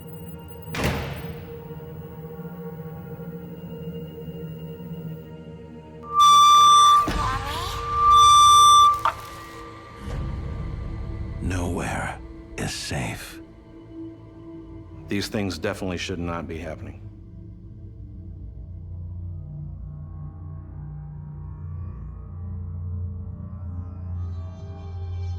He presses on. Tim can't leave dead air.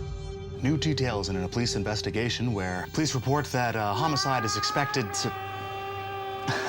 Pardon me, homicide is suspected in a... Hey, Tim. How was your shift? Hey, this place is more than a little weird. Yeah, well, it has a history. He let me know that this building had been a funeral home at one time. A lot of death happened in this place. Which could explain what Tim has been seeing. And he says, probably this is one of the kids that passed away. You've got yourself a ghost. I don't know if I can handle this. I go, that's insane. That was not the explanation I was expecting. The building that houses Tim's radio studio was at one time a funeral home, linked with the bodies of those who died. Some of these spirits died under extremely distressing circumstances. No wonder that if they still linger on this earthly plane, they are confused, they are troubled, and in some cases, they're angry. He goes, that's why we've had several people leave the position that you're in. I gotta figure out what I'm gonna do, man. Why didn't you quit? I was really enjoying my job.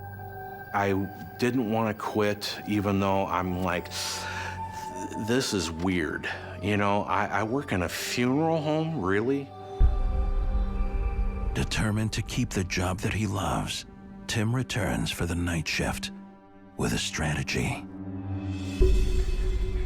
I kept my studio door open when I was broadcasting. That way, he can keep an eye on the hallway.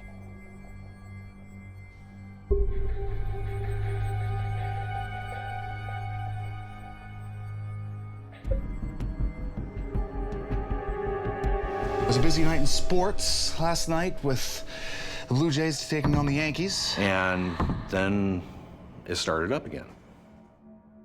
I would hear the footsteps on the landing from the top portion of the stairs, almost like a child. He tries to ignore the sounds.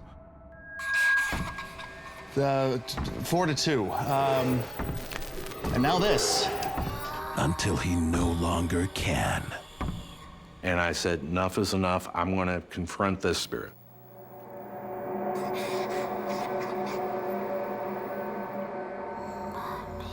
Tim is convinced she's in the stairwell.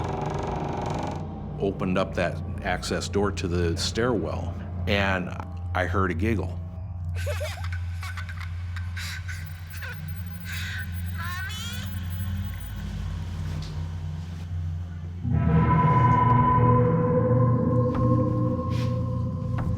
Hello? Nothing can prepare Tim for what he sees next.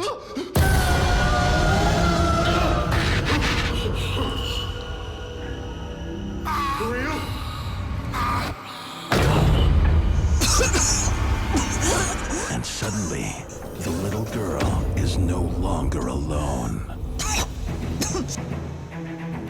She's joined by a blood-spitting entity.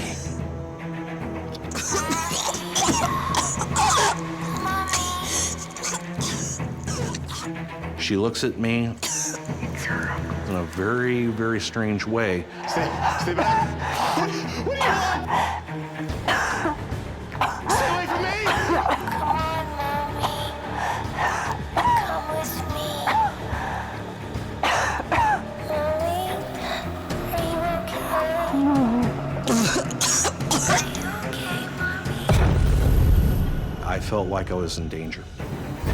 It's about life and death. Tim is trapped in the studio.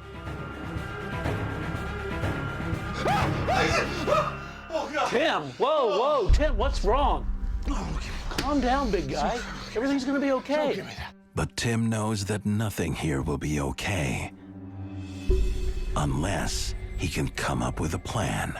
I didn't want to quit my job, but I had to figure out some way to deal with these spirits. In cases like this, where we have victims dying under tragic circumstances, those spirits can often be confused. They can be sometimes aggressive in trying to communicate with the living. As night returns, Tim does as well.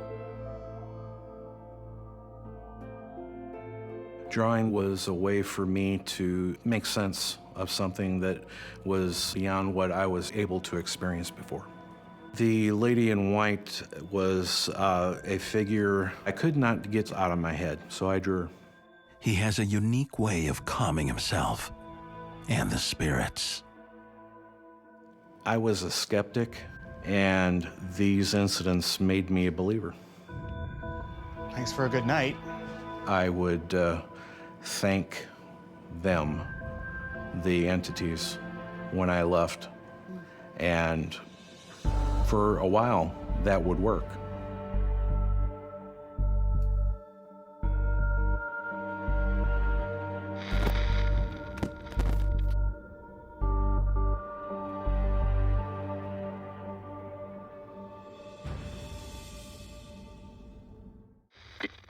I'm Heather, and I work the night shift.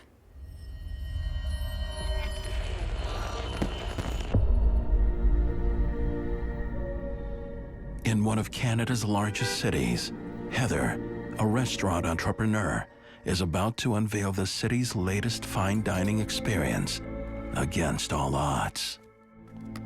It had been abandoned by the last people that were in there. Nobody could make it work for longer than 2 or 3 years, and everyone went bankrupt, and it just had a bad reputation for business. It also had a bad reputation for being haunted. I knew the rumors that it was haunted, but I wasn't ready to believe them. Thought people were just making stuff up about ghosts and spirits. Heather needs to succeed where others have failed. I invested a lot of my own personal money, so I risked a lot here. I had a lot at stake for sure. I took it upon myself as a challenge to prove them wrong, that I could do it.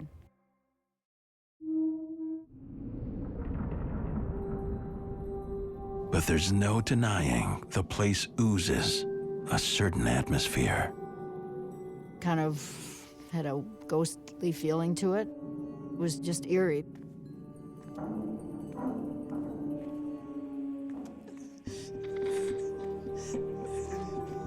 With a grand opening set for tomorrow, Heather's burning the midnight oil. I worked long hours because I just am that kind of a person. I wanted to make sure everything was done perfectly. It's now 2 a.m. No one else is expected in the building until daybreak. And yet, I would hear banging on the air conditioning furnace, the heating and cooling system, basically. hardly unusual for an old house. I just kept trying to ignore the sounds and keep working.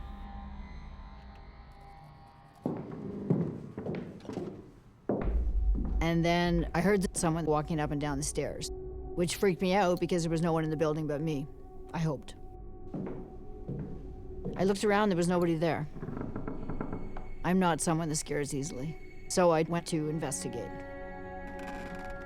Got myself a baseball bat, ready to go, just in case, and I was ready to swing.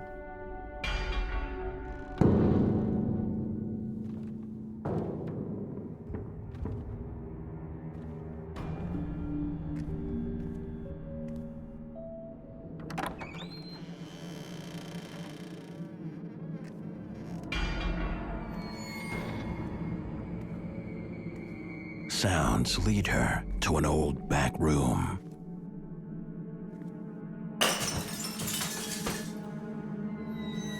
I could hear glasses breaking.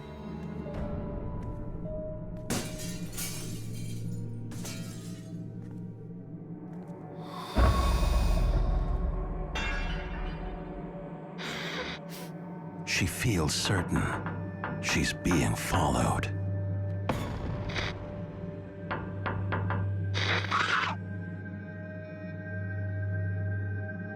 I did see a vision of somebody, but when I turned farther to look at who it was, there was nobody there. Anyone there? Scared the crap out of me. Even though I'd heard the rumors about there being something in there, that people called it a haunted house, I thought it wasn't possible. So how'd you make sense of this? I questioned myself whether I was just actually working too hard and imagining it all. So just carried on for the night. Back in her office, she refocuses her attention on the business at hand, tomorrow's grand opening. I just wanted to open the door so I could get people to come in and enjoy what we'd created and to enjoy the food and the whole atmosphere.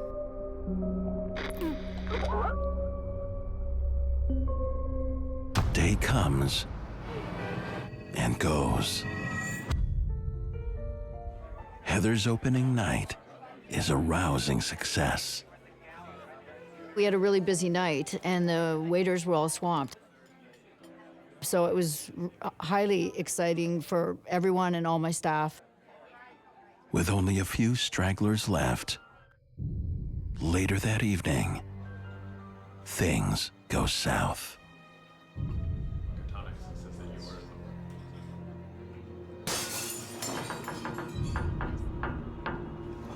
What was that? Strange noises coming from somewhere.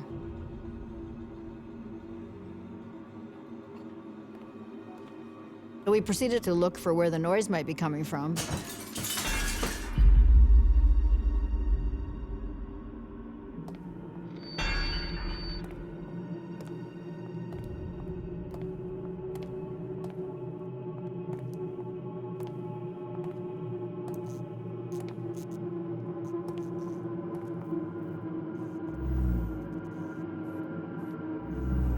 Those noises beckoned them back to the old room, where Heather had felt a strong presence the night before. To a doorway leading to the wine cellar. Why it's unlocked is a mystery. Only Heather has a key. We listened outside the door, and we could still hear noises, things crashing. It was very frightening.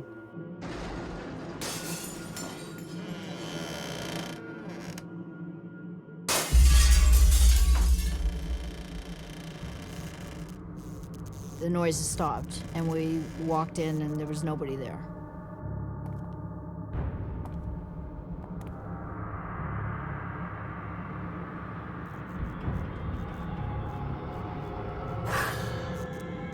I felt something near me that wasn't tangible, but I knew it was there.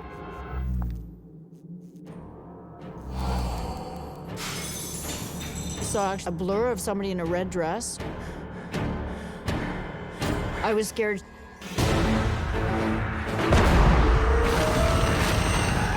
In the middle of her restaurant's grand opening, Heather and a coworker suffer a terrifying encounter. I did see a vision of somebody in a red dress. Well, when I turned to look at who it was, there was nobody there.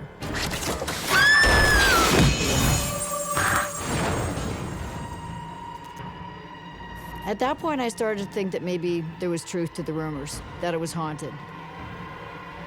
Then my next idea was, are we in danger? I was terrified when that happened. Well, I'd never experienced anything like that. I didn't know what to do or how to handle it. But I didn't want to tell the staff how I was feeling at that point.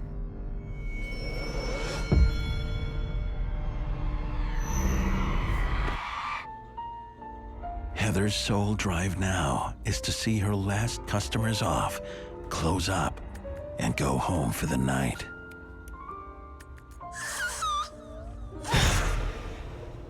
Felt like a bodily presence was near me, but there was never anything that I could see.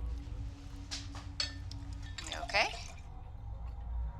I was scared and more worried for my staff than I was for myself. Worried her erratic state may have spooked her customers, Heather tries to make amends. I'd love to offer you a...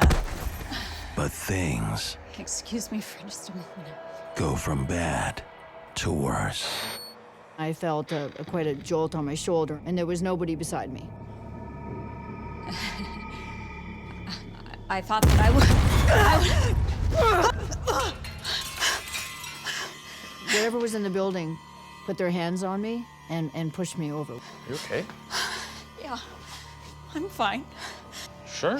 Yeah, thank you. I'm fine.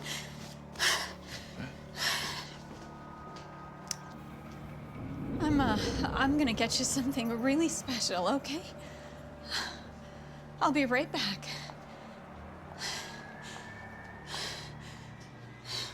Did you feel like you were in danger? I started to get quite fearful. Didn't know how to protect myself. I didn't know what I was protecting myself from.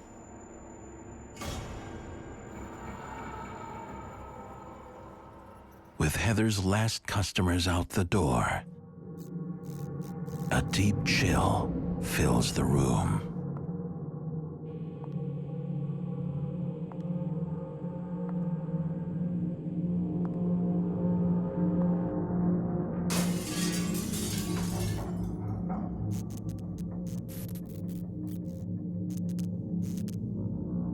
I knew there was something else in this restaurant with me. I could feel it.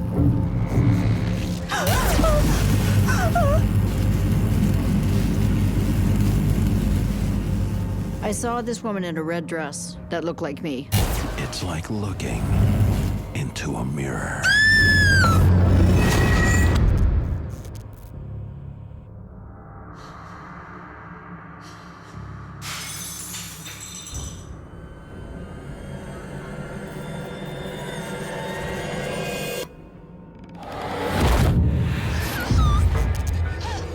Knowing that there's a spirit in there that has taken on your shape is a terrifying thing.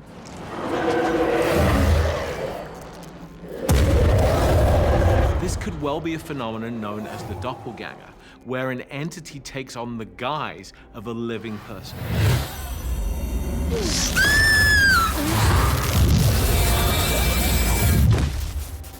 Without warning, the doppelganger vanishes into thin air. I didn't know then if she wanted me to be her friend or whether she wanted to kill me. Absolutely terrified. I was afraid for my life. This entity is engaged on what appears to be a prolonged psychic assault on Heather. It's making her life hell. Why didn't you just leave? I didn't want to run away because I had a lot of money invested in this project. I mean, it was $500,000. I was determined to carry on. Once I came to the conclusion that there actually was a spirit in there, I wanted to do some research and see if I could figure out what happened here. What spirit is in here and where did it come from? She uncovers the dark and twisted history of the mansion. I found out that it was owned by a wealthy family, and they had a daughter named Sarah. The tragic story of their daughter Sarah was that she was stood up at the altar, and she came back to this beautiful mansion, and she went up to the 3rd floor where my office was. and hung herself there in a red dress. I realized then that what I'd been seeing around the restaurant all this time was actually Sarah. And I believe that that was her spirit that was still in there. Why do you think she was coming after you? I have a great life, and maybe she was jealous of that because she never had what I have. One thing's for sure. Sarah isn't leaving anytime soon.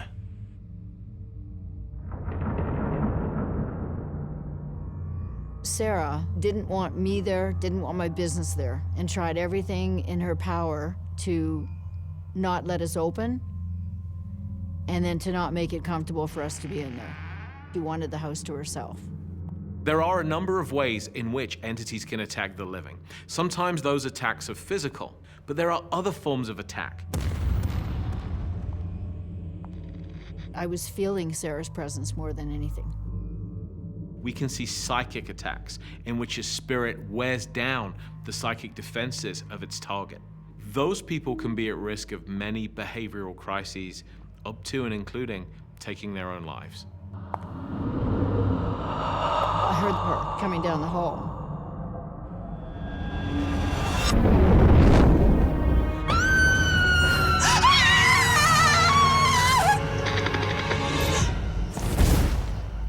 In the end, Sarah's haunting forces Heather to close down her dream restaurant. Word did get around that the place had some kind of weird spirit in it.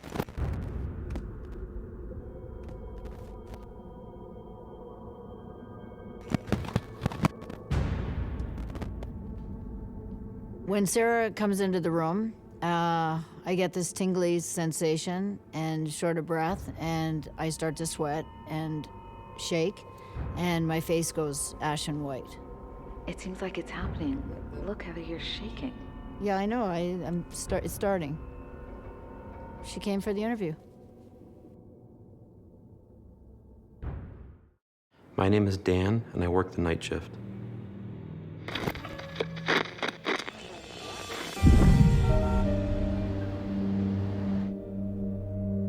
"32-year-old Dan works as a night manager in a bowling alley that has seen better days.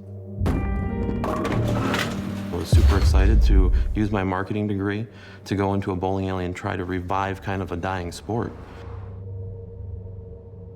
Dan's shift begins long after the customers have left. Part of my job before starting to count the money would be make sure that there's nobody left in the building, so I would actually have to do a walk around.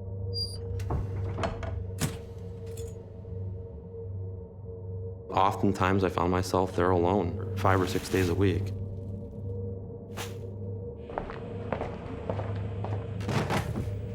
He's not long on the job before he realizes there's something unusual about this bowling alley.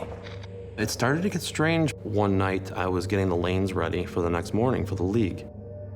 Plugged the machine in, got it ready, set it down on a lane, started running it.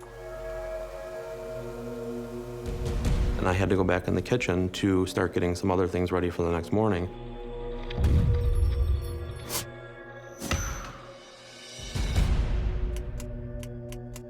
I came out and it was unplugged.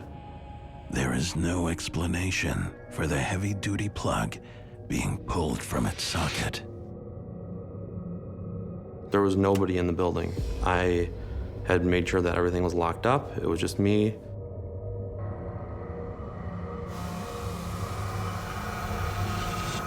So that happened not once, twice, but 3 times in a row. I plugged the lane machine back in order to get that job done.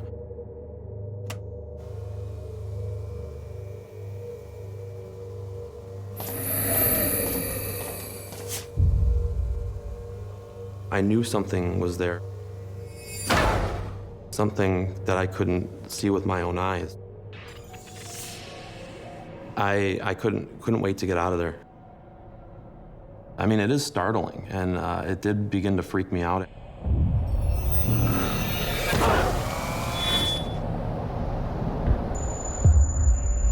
Night finds Dan making his way back to the bowling alley.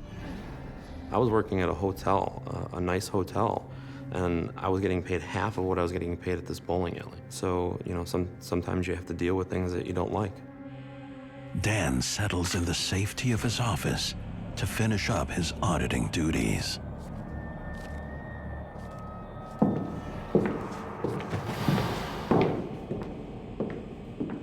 I would hear what sounded like thuds, footsteps, coming from the basement. He checks the surveillance screens. No one is in the building. But Dan isn't alone, hearing strange sounds. Well, I was a maintenance man on the automatic pin setter. I hear the same thing. One day I followed him downstairs. Hello? Anybody here? Just slowly, just like somebody, boom, boom, boom, walking down the stairs, and then it stops. I was working there for 15 years before I saw anything happen like that. Dan had also followed the footsteps Someone down there? to the bowels of the bowling alley. Is there someone down here?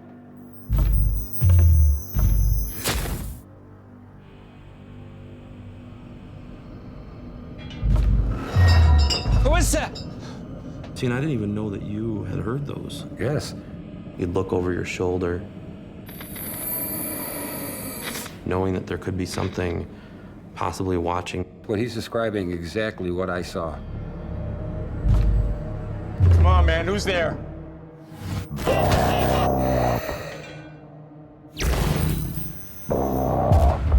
I hear Bob.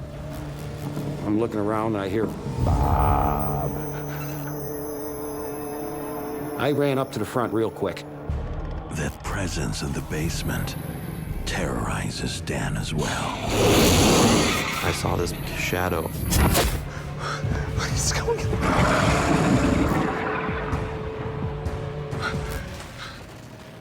Like Bob, Dan races away from the basement.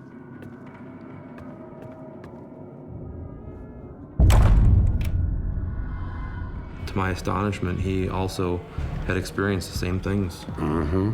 Why didn't you warn Dan? I didn't think anybody would believe me. I kind of felt the same way. Yes. Like when things were happening to me.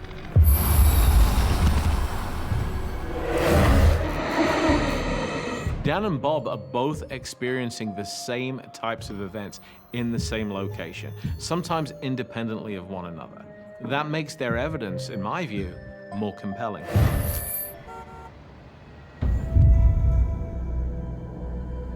He has grave concerns about returning to his night shift. Did you have the thought that it could hurt you? I think in my mind, I hoped that it couldn't. I hoped that it couldn't hurt me. I couldn't just leave. I was very torn because I loved the job. And I had to provide for my family, so it was a significant amount of pain for me. That night gets stranger. When I was sitting in the main office, it sounded like a game of bowling was going on. And you could see some of the lanes from the office, but not all of them. You had to actually get up, get out the door. Unexplained voices echo throughout the supposedly empty alley. I would walk over to the lanes and check to see if maybe somebody's pulling a prank on me. Is someone in here? There it is. Oh, there. Oh, I have to get a photo. Nobody was there. There's no balls on the lanes. Is this something that maybe sound is echoing off the wall? I had no idea how this was happening or why it was happening. It's no longer just voices. Who did that? Dan sees something he has no words for. Dan, a night manager at a bowling alley rumored to be haunted, is now face to face with an angry presence. Who did that? Off to the corner of my eye, I saw it looked like a person.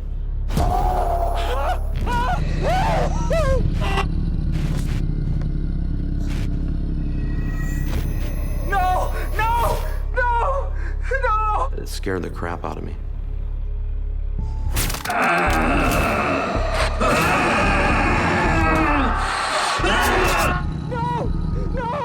That's what I saw. Bob has also been frightened by this terrorizing entity. What did you think it was? A ghost? An apparition? Couldn't see through it. It was just darker than the background. It was darker than dark.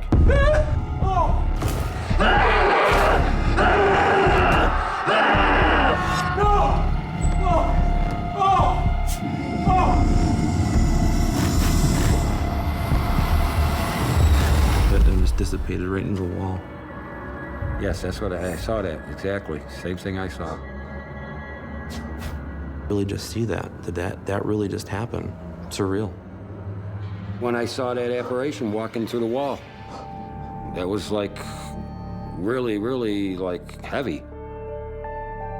You're the only one in the bowling center, but there could be something there from beyond in the building with you at the same time. At first, it seems as if what Dan and Bob are witnessing is a residual haunting, a type of paranormal recording mechanism. But as things progress, they soon begin to realize they're dealing with something far more intelligent. That was the thing that made me know there was some kind of spirit in the building. Freaked you out knowing that something was there. It was scary. It was definitely scary. Knowing that the bowling alley is haunted, both men try to make sense of their otherworldly encounters. Well, there was another employee named Michael, the late maintenance guy. He worked there since he was a very young man till he was about 62, 63 years old. He passed away unexpectedly at home. And me and Danny suspect that he never passed on to the other world. The mechanic, this was his thing. This was his job. He loved this place. The bowling alley has no history of tragedy or violent death. So the spirit of the old mechanic probably has lingered there because he was very affectionate toward that place during his physical lifetime. It was somewhere he found comfortable. He was familiar with it. It was probably his happy place. And therefore, some part of him either returns after his death in spirit form or has lingered behind. I did end up quitting that job. I was scared. A little skeptical before this, and now I believe, really believe.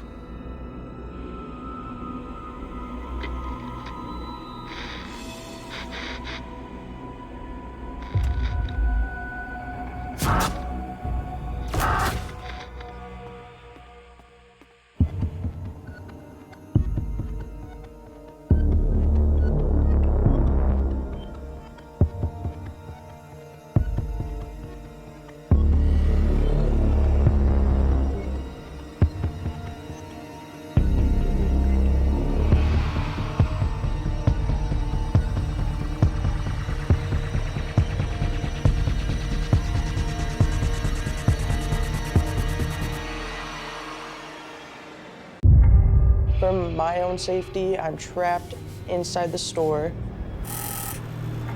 Someone or something knocked on the glass. Someone creeping around outside. And I honestly just shrugged it off. Kind of like pushing people around just a little bit. I feel like someone's watching me. I'm turning around looking, there's nothing there. It just gave me goosebumps. All these weird things were happening to me, but the worst was yet to come. I want to imagine it, but it did happen. Even to this day, I get chills.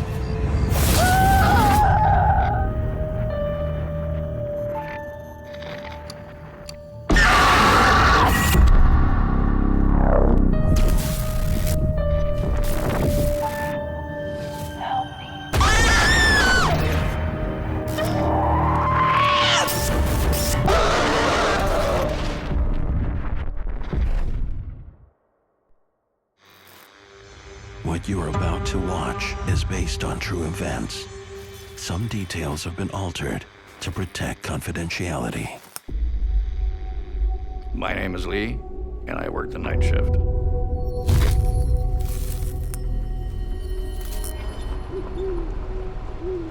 On a dark country road, 33-year-old Lee makes his way to his job at a secluded overnight campground. My job was overnight security at a campground.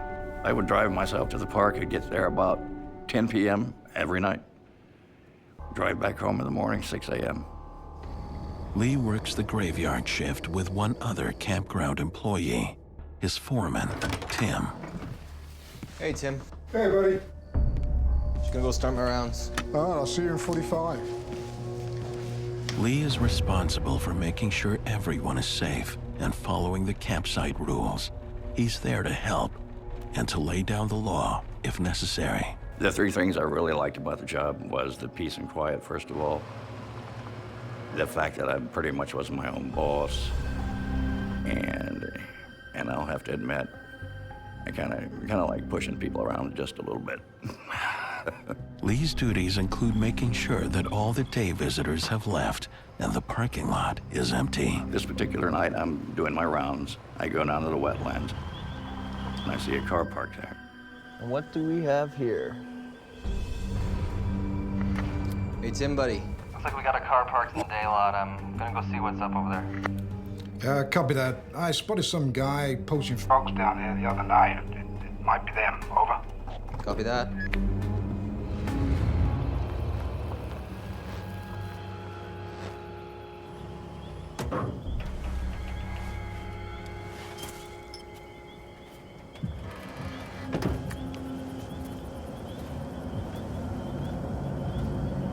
I had got out of the truck to go tell these people that they had to get out, they had to leave. They're not allowed in the case wetlands area after a certain time. Lee can never be sure of what he's about to run into. Partiers, poachers, or an amorous couple. I only carried a flashlight, but it's a big, long, black, heavy one. It hurts when I hit you.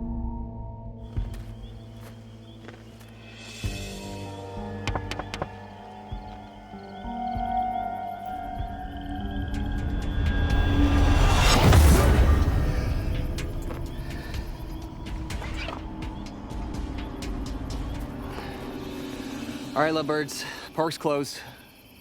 Get out of here before I write you up.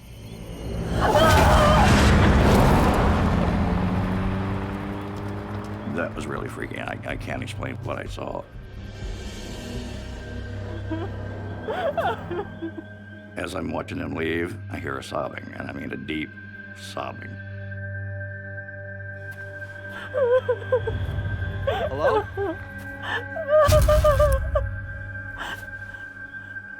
Not a little whimper, not a little cry, deep sobbing right next to me.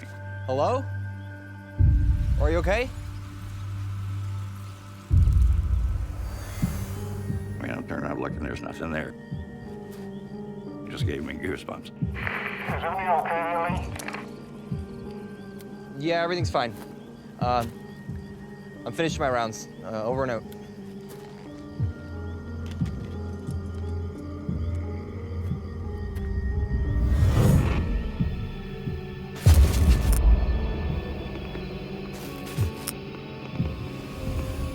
I didn't know what was going on. I heard that. I'm like, okay, I got to get out of here. I got to go. So I got in the truck and I left. The rest of Lee's shift passes without incident. But while on patrol the following night, he makes a surprising discovery.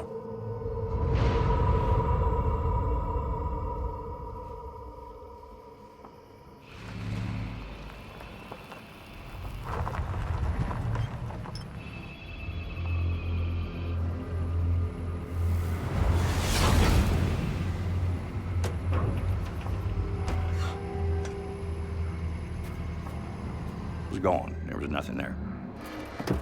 Hello? What the hell? Where'd it go? So I was getting a little nervous and getting a little freaky because I didn't see anything. My head started to hurt and I started feeling just really like a heavy pressure on me.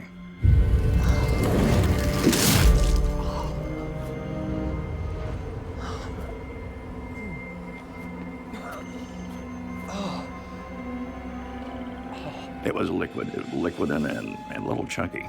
It looked like it could have been bloodstained. I dropped my flashlight.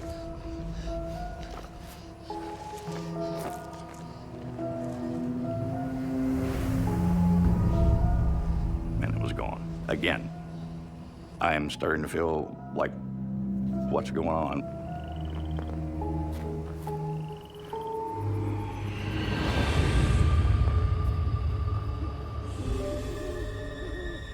I see in the distance a light. So I say, okay, what's going on here? There's no car here, so, you know, what do we got going on back here?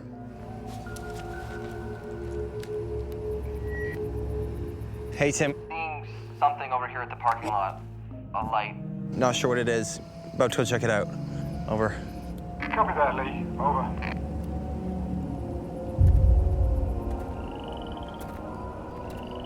Lee makes his way into the dark forest that surrounds the wetlands.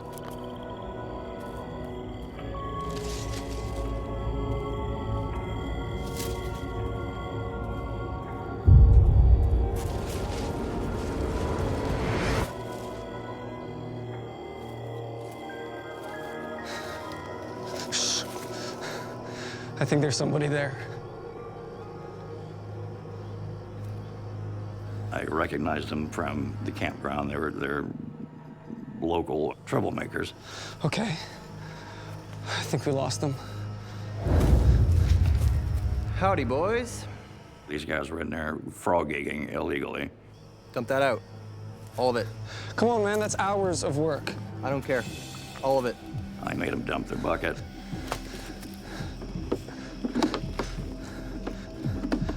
Hurry up, I want to get the hell out of here.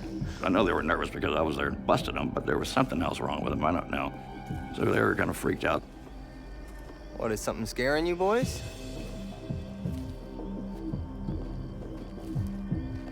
Did you hear that? And he looked a little unnerved. He looked a little shook up. Yeah. You know what's making that sound? No. All right, you two, get out of here. Leave your headlamps on, though, so I can follow you out.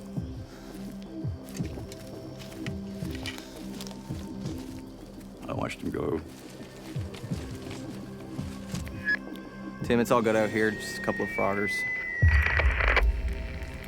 Tim, do you copy?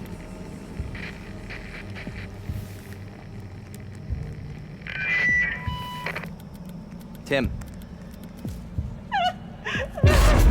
When I turned around, what I saw then, it creeps me out talking about. Even to this day, I get chills.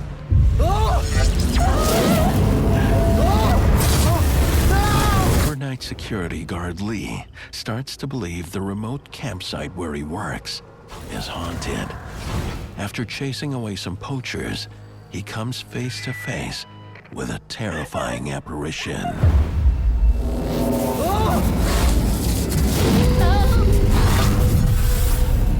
I'm not a person that gets scared easily. But that just scared me to death, so I felt like I'm getting out of here.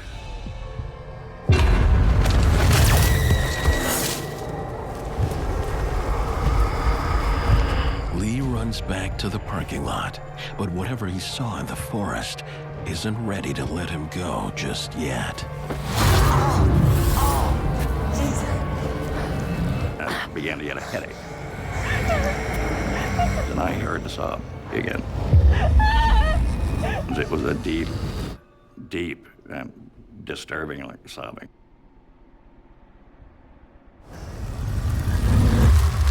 There was someone walked in front of my headlights. You could see the full body walk in front of my headlights. I saw it with my own eyes. This figure, as clear as day, in front of my headlights.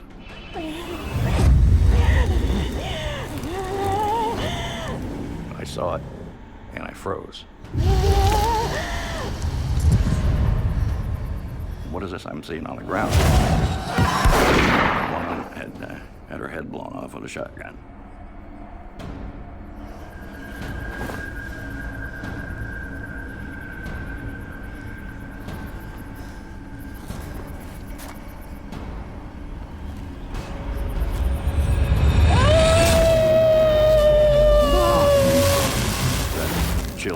phone. I mean, I still get goosebumps.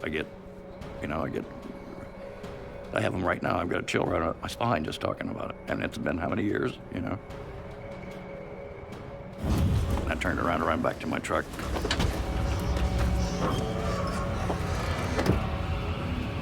I knew when I drove out of there that she was watching me.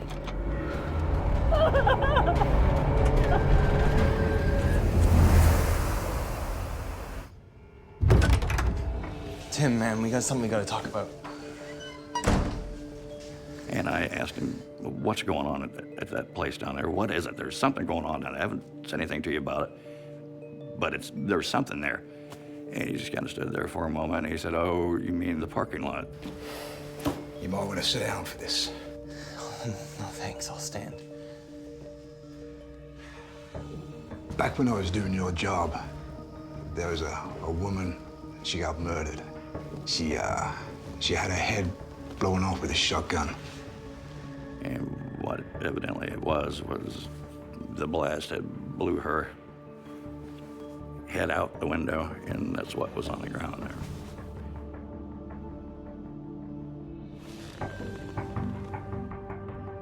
When Lee goes into this parking lot, he sees this car which disappears. He hears the sounds of crying, this stain which disappears, and also these headaches. This might be indicative of a spirit projecting these things for Lee to see. I think that the spirit might recognize Lee as an authority figure, and it's simply trying to get help. It's trying to escape this trauma that it keeps living through. You think she was calling for help? I think so. I think that's what it's all about. I think that's why I think she's still there. I believe that. Why else? I have no explanation for it. Despite what he's learned, Lee doesn't quit his job. I never did think about quitting. In the beginning, I was on edge the whole time. But the longer I went there, it just got commonplace. It was just, well, here we are again.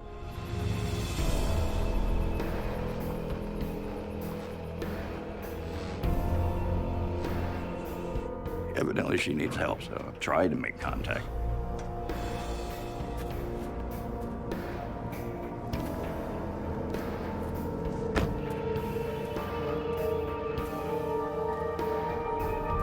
Hello?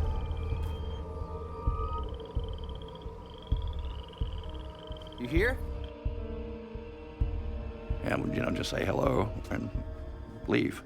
You let me know if there's anything I can do for you, okay?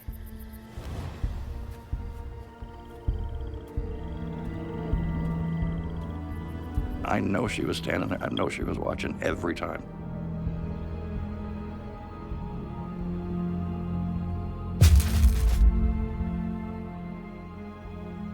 I guarantee you she's still there to this day. I think she needs someone to release her. I mean, that's, something, somehow. Some acknowledgement, something, I don't know. Maybe this will help. Maybe her story being told, maybe that will help her get out of there, get out of the situation, whatever it is, I don't know. I'm coming back. My name is Al Campbell, and I work the night shift.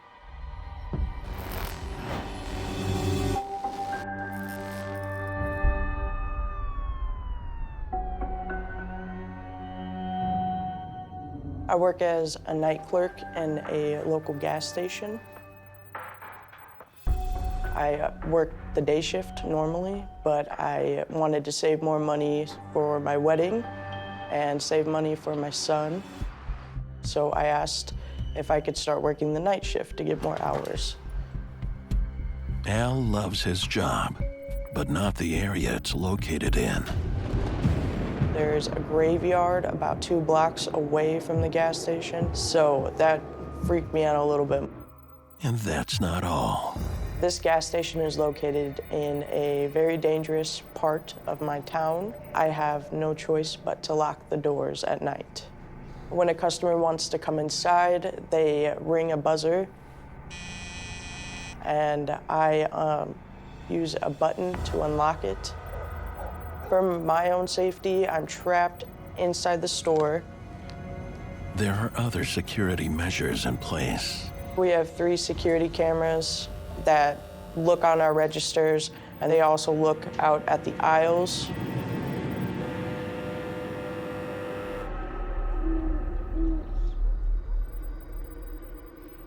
My first night working the night shift, it was pretty normal at first. My typical duties include cleaning the coffee pots, the pop area, fountain area. His first shift starts out smoothly. I was done with everything early. I decided to crack open my book. And no sooner that I cracked it open, started hearing the buzzer to the front door go off. I didn't see anybody at the door at all. But the buzzer keeps going off. At first, I thought maybe I was hearing things, or maybe it was just my mind playing tricks on me. And then someone or something knocked on the glass.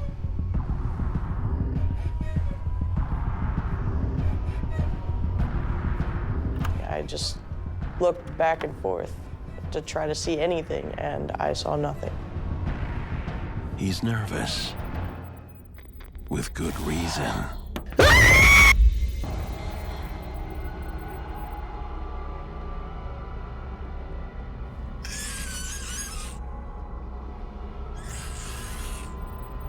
Not long after, I started hearing another noise, but this time it was coming from inside the store. It was like a scratching, kind of nails on a chalkboard noise. He follows the sound. As I'm walking towards the restroom, I can hear the screeching sound getting louder and louder.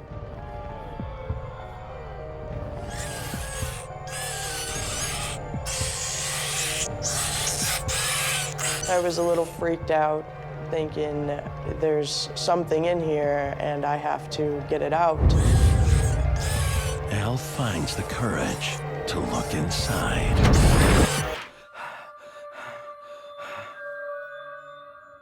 My first reaction was shock. I didn't see anything.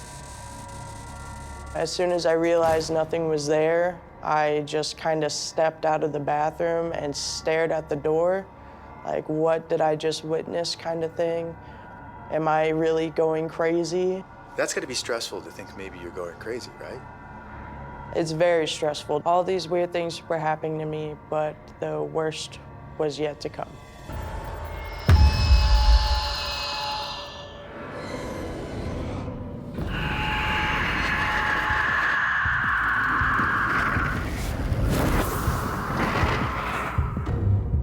As I was walking back to the front of the store, out of the corner of my eye, I thought I saw someone or something move, dart really fast. Hello? Who's in here? If you don't come out, I'm going to call the police. Hello? Where are you?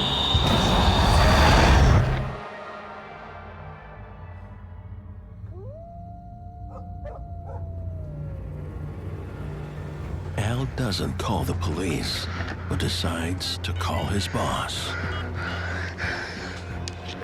It's Al. I'm sorry to bother you so late. My boss just brushed it off, really, like someone was messing with me. It's no big deal. After she told me that, I just felt like I was going crazy. Why didn't you just quit or go back to days only? I had a lot of financial obligations.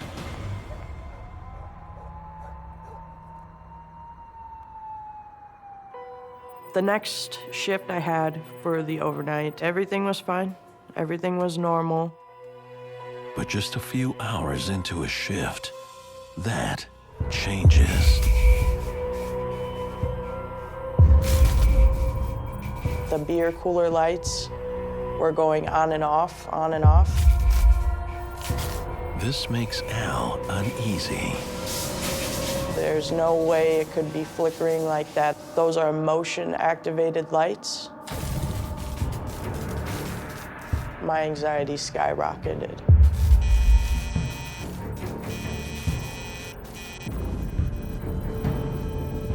I started to hear the buzzer go off and go off and go off, and it wouldn't stop. I heard noises on the glass doors. Just scratching noises and like banging noises and knocking noises. There's nothing there, there's no one there, but the sounds are still going. I feel like someone's staring at me, someone's watching me. What happens next haunts him to this day.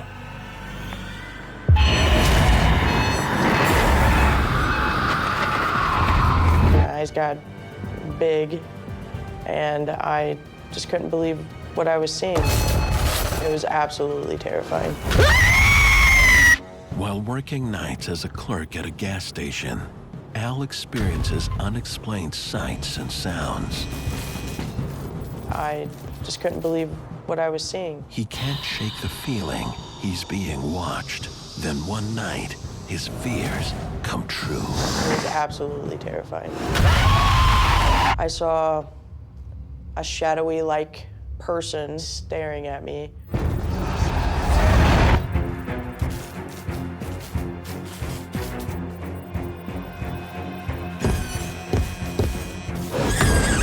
At that point, I freaked out a little bit.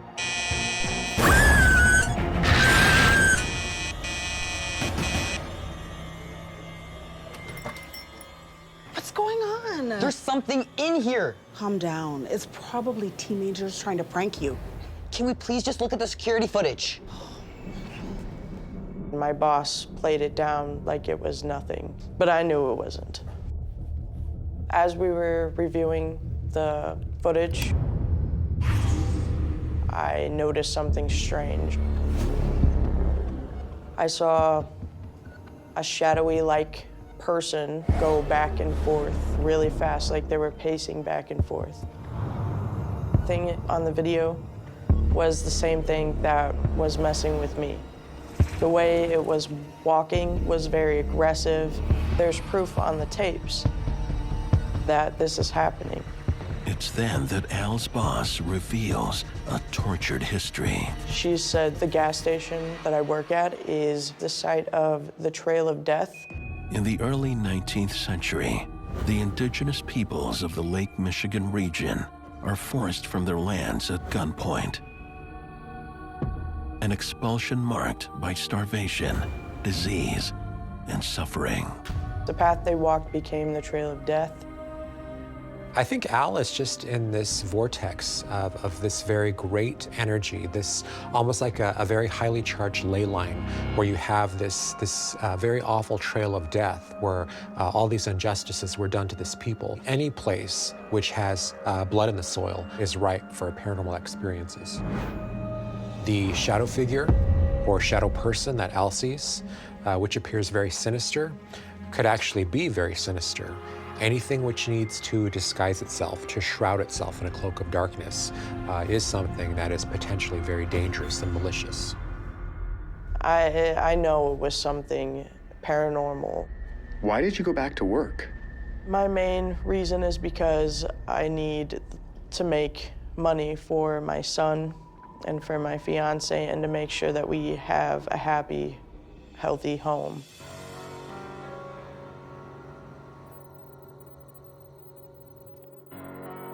Al stays on the job, but is anxious. I always feel like something is watching me, or someone is watching me. The smallest tasks have Al on edge. One night, I had to replenish the fountain cups, and in order to do that, I had to go in the back storage room. In order to reach the cups, I have to climb a ladder. I make my way up the ladder, and I get the box of cups, and I throw them down.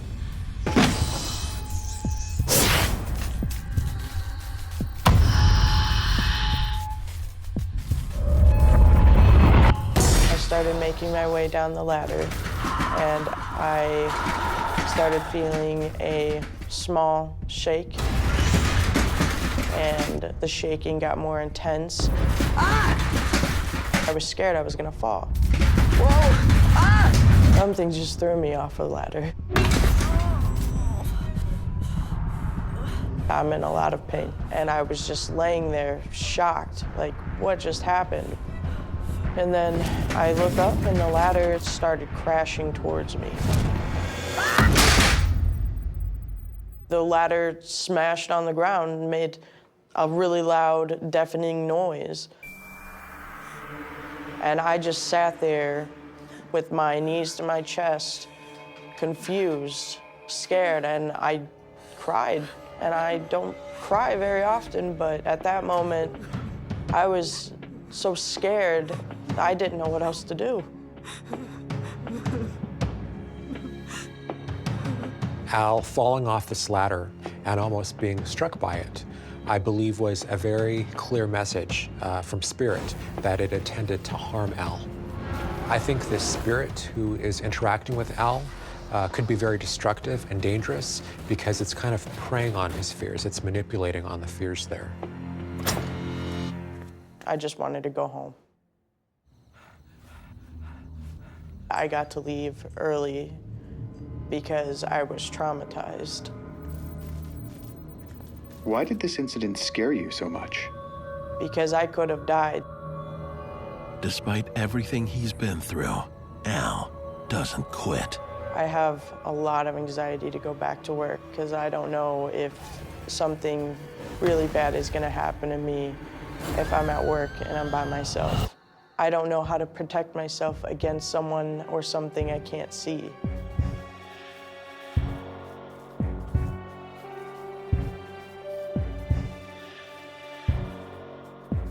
I just go to work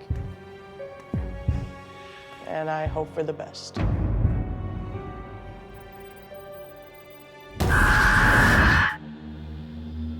My name is Renee, and I work the night shift.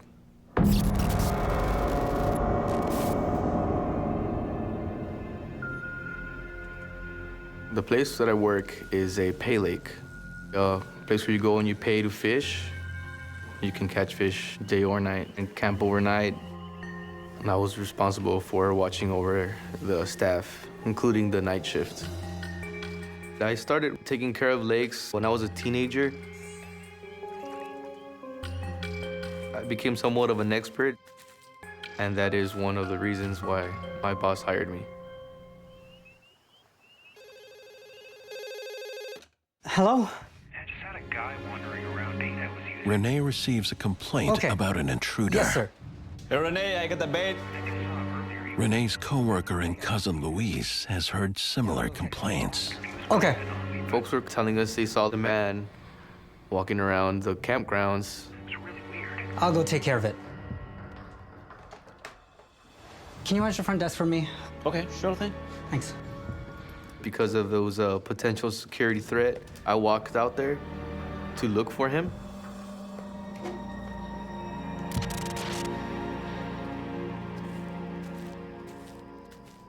Nobody wants to walk the campgrounds at night. Like many campsites, there are rumors that this one is haunted. I didn't want to believe it.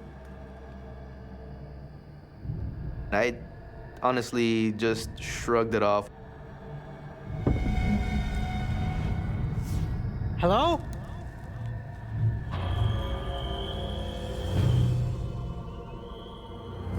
Finding nothing, Renee returns to the bait shack. There was nobody there. Every night, folks were coming in and telling us they saw the man. This has the cousins on edge.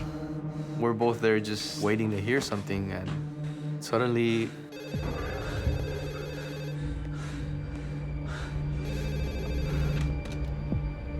Hello? Hi, there's a problem with the washroom. What happened? It's broken. It's everywhere. Okay. Come now, please. We'll take care of it. Thank you. One of the toilets is broken. I'm gonna go check it out. just a sigh of relief.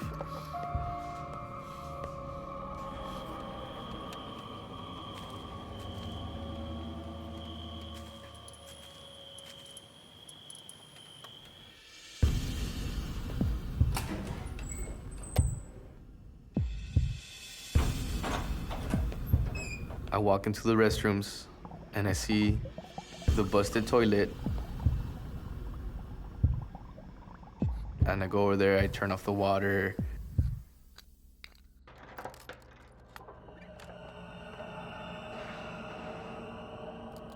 I tape up the door. Just getting it ready to get shut down.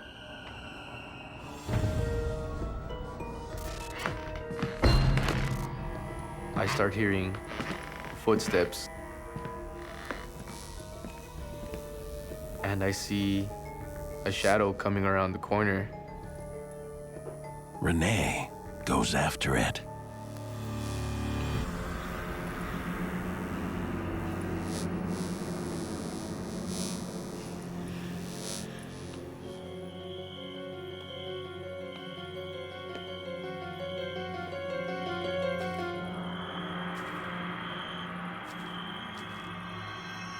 Hello? It was really spooky. Someone there? Gave you that creepy vibe that someone's watching you. Or something's about to jump out in front of you. Whoever it is, whatever it is gone. That's when I walk over to the bait shack, thinking about what just happened. But there's no time to dwell on it. Luis tells Renee they have another problem on their hands. What's going on? I don't know. Eli just started going crazy, man. He sounded pretty scared. He said everything was going on and off. Okay, you watch the gate, I'll watch the shack.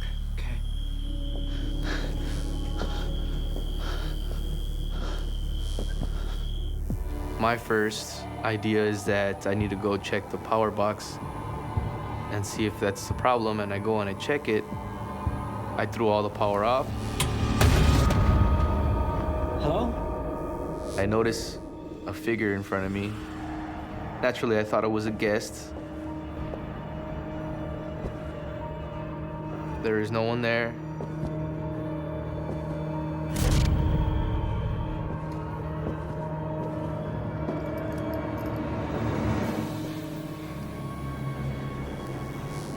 What the hell is going on?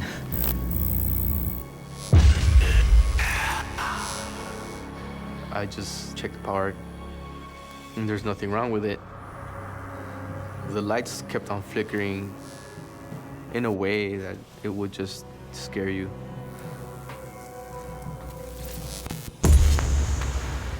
The lights went off. It was intense. That's when you start freaking out. When you try and find all the answers as to why it could be, and then you can't find anything. It's just scary.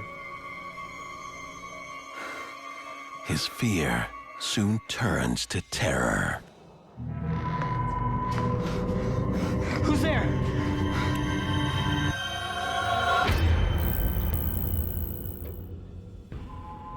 Luis?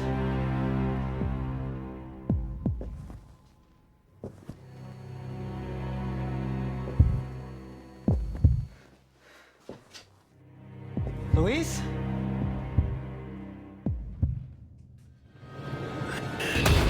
To Renee's horror, he discovers it's not his cousin at the door.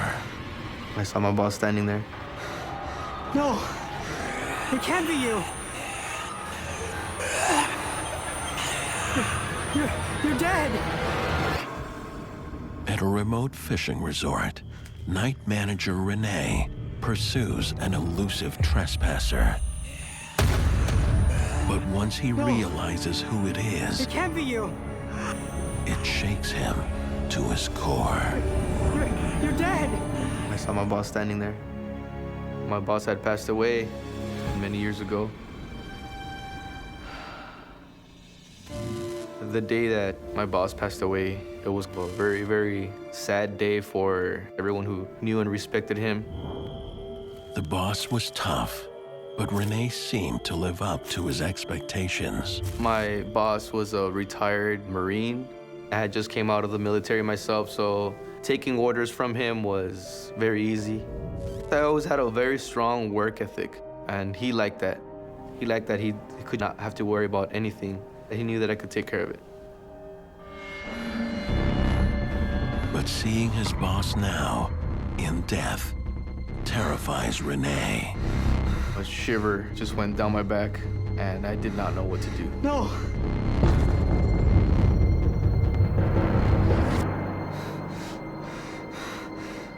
And then he disappeared. I think anyone would be terrified if they were faced with, a full body apparition of somebody that they knew had passed. So I think that's why Renee had that initial reaction of fear. I would say that this is an intelligent haunting because the boss was directly interacting. I saw the old boss. Your mind must be playing tricks, man. I saw what I saw. I know what had just happened. I didn't want to imagine it, but it did happen. That's impossible. Hey guys, I just saw something. Someone creeping around outside. The guy was wearing a cowboy hat.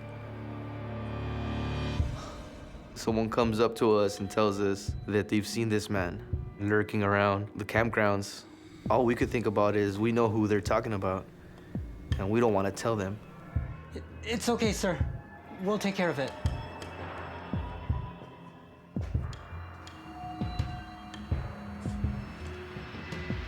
But it's our responsibility to go out there and check. I did go out and look for him. And there was this anxiety that I was going to find him. I'm sorry. I'm getting kind of a...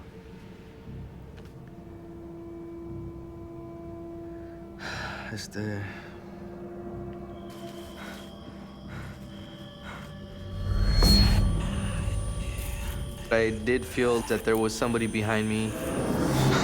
He turns to check. I had this sense of uneasiness, of uncertainty, of fear.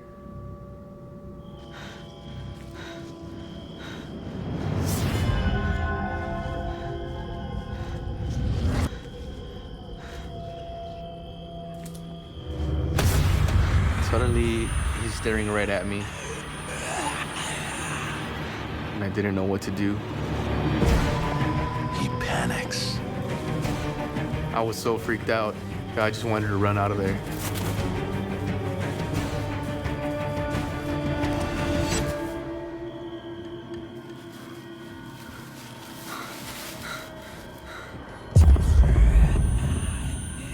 That shock.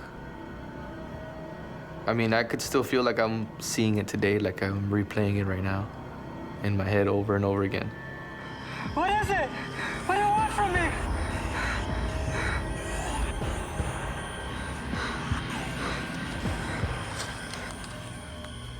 Renee never gets an answer. It disappeared after it made contact. It seemed like he just wanted to say goodbye. To me, that feels like a sign of closure. Renee's brush with the paranormal has left a permanent mark on him. After these events, I never wanted to work night shift again.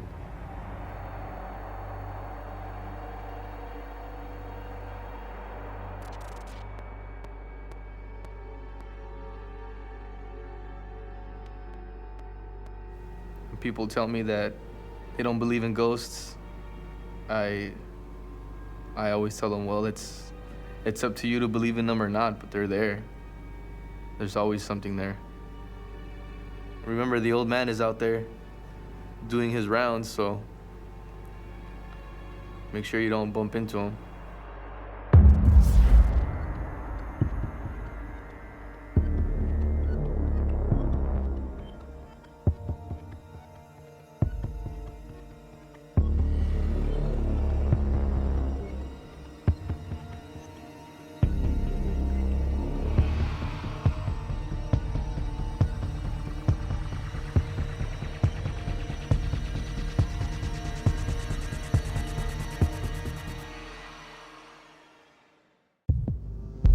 There was an uneasy feeling. You're chasing something, but you don't know what it is. That's Grace. She's dead. That's when everything started to get crazy. Why can't you just leave us alone? I was so scared.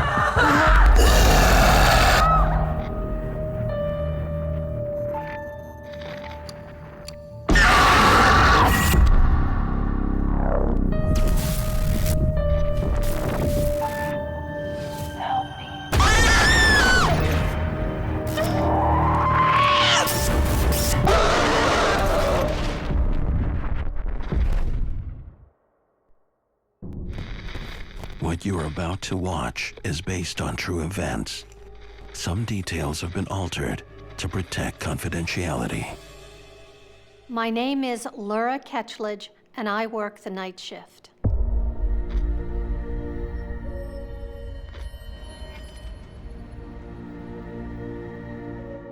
I was heading off to nursing school in the fall, and my mother thought it would be a really good idea to get some practice and helping an elderly couple that she knew through family connections.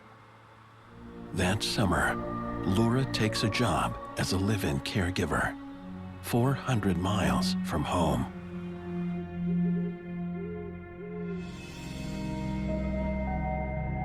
I was a teenager. I'd never really gone to somebody's home and lived with them, especially a home like that. This was a home that this family had lived in for 75 years. Hello?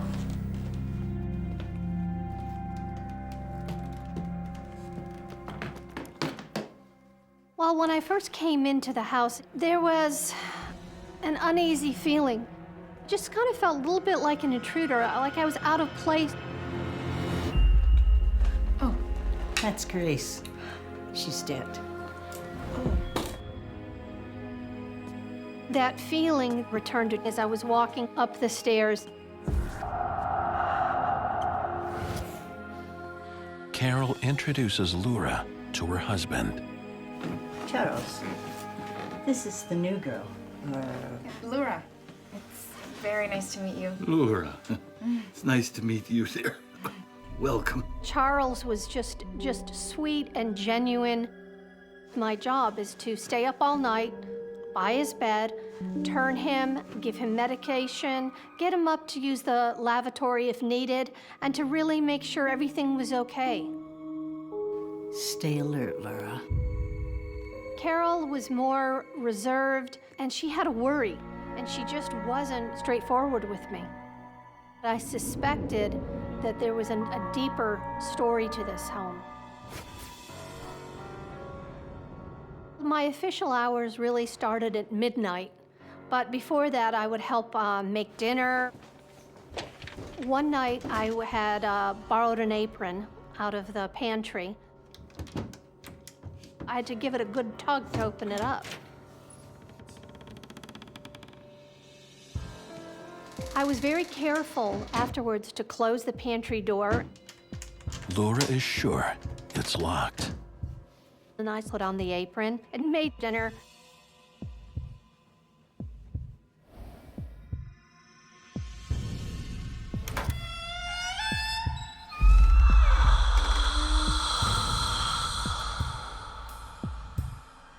Later that night, after I put Charles to bed and Carol went to sleep, I went back into the kitchen to tidy up.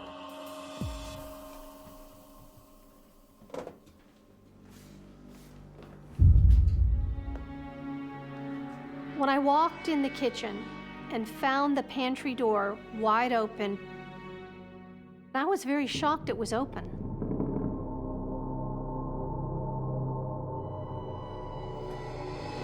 It made no sense the door was open. Not for 1 minute did I second guess myself, because I clearly closed that door. I had a knot in my stomach.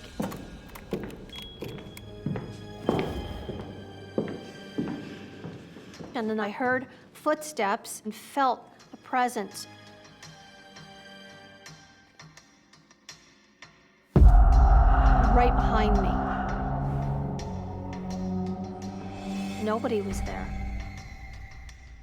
Something was really, really going on in this house, and I felt terrible about it.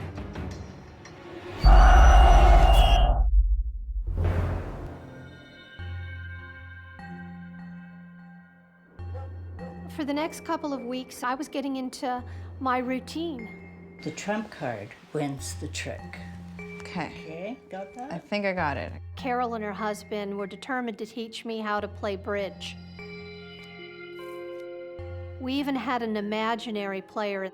Thank you, Grace. You need 4 players for the game. But only 3 players are among the living. I put the cards back in the tray.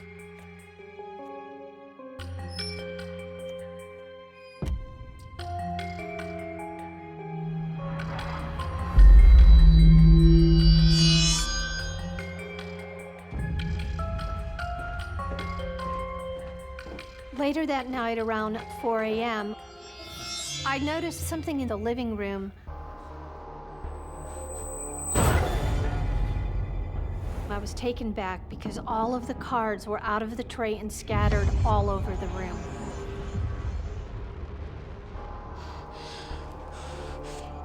Carol and Charles had gone to bed, and I had been in the living room earlier, and those cards were still in the tray.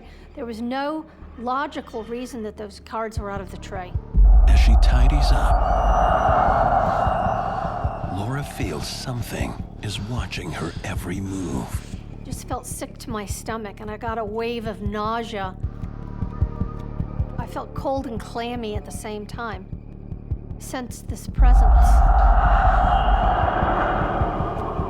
It ran a chill down my spine. What she sees next haunts her to this day. I was so scared. It's a few nights in as a live-in caretaker for an elderly man when Laura discovers something not of this world is watching her every move. I felt a presence in the home.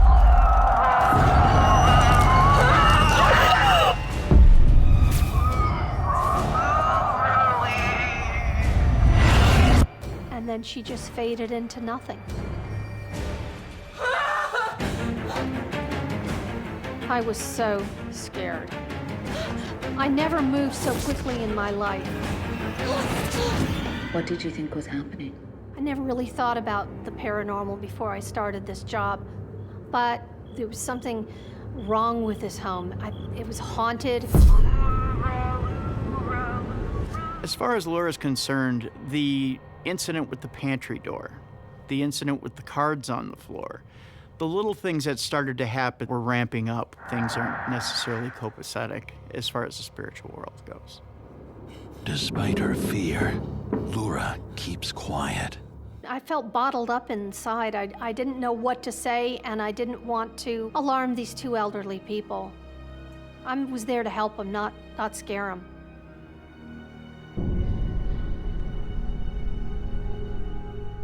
What do you do next? I just was very vigilant because I didn't know what next was going to happen. With eyes wide open, Laura vows to do her job, stay alert, and protect Charles. It was around 3 a.m., and I was reading a book seated next to Charles. The electrical outlets flickered like some sort of a bizarre power surge. And when I looked at a doorway, there was this globe or ball of light. When it entered the room, you could feel it. It was like another person entering the room. It was powerful.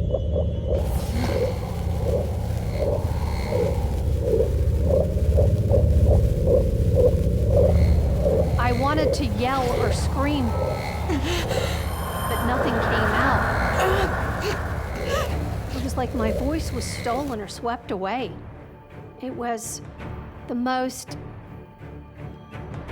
unworldly feeling that I've ever had.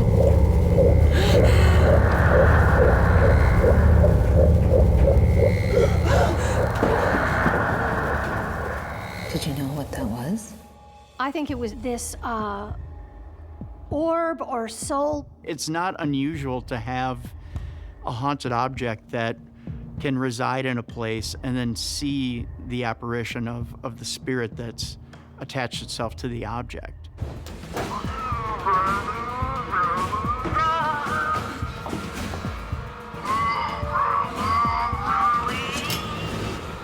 I was terrified.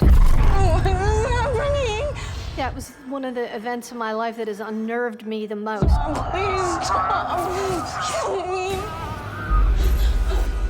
Carol came into the kitchen and she looked at me. Miss Grace doesn't like you wearing that apron.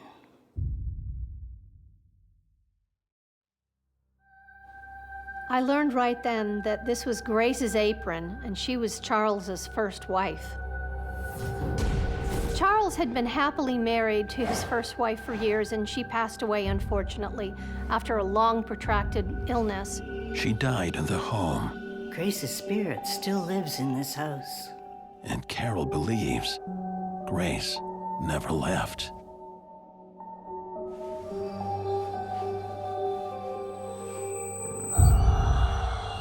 I practically ripped the apron off and stuffed it back in the pantry closet, and that's where it stayed. We're very unaware that we can trigger bigger paranormal events. When Laura takes that apron, it's a sign that she's moved in on the territory that she really shouldn't be, and that is the husband. And that really upsets the spirit. After Carol told me about Grace, everything was clicking together. The cards, they were monogrammed with Grace's initials. Those were her playing cards. That was Grace that opened the pantry door. That was Grace's soul that entered the room. It became clear to me that Grace didn't want me touching her things. Laura is maybe looked at as a rival. She's looked at as someone from the outside who really doesn't have a place there. It doesn't fit the dynamic that it should. Why not leave now? I really felt, conflicted in my heart. I wanted to be there for this couple and finish the job, and plus I really needed the money, but I was also very scared. I hope you decide to stay. Charles needs someone. She sort of talked me into staying, at least for a little while longer. Later that night, I had to go down to the basement to do the laundry. And I was holding the handrail with one hand and all the laundry with the next.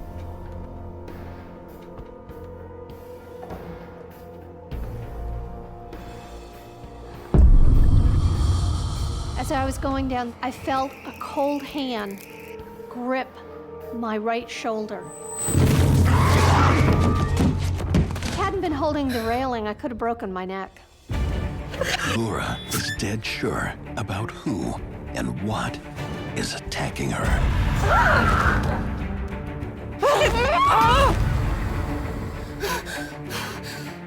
That was Charles's dead wife.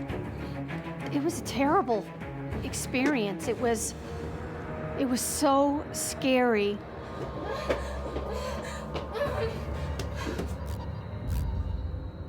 I think at the point where Laura is pushed down the stairs by Grace, that's the be-all, end-all. When physical attacks happen, there's no going back.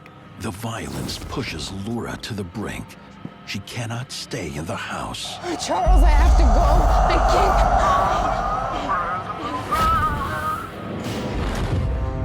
can't. Wherever Laura goes, Grace is never far behind. The first wife was just laying next to him on top of the covers.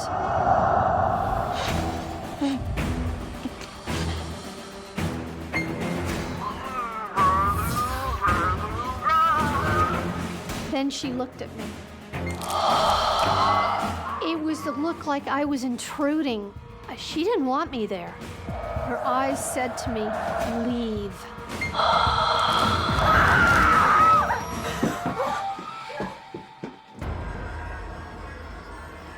I just wanted to get the hell out of this house. I was done.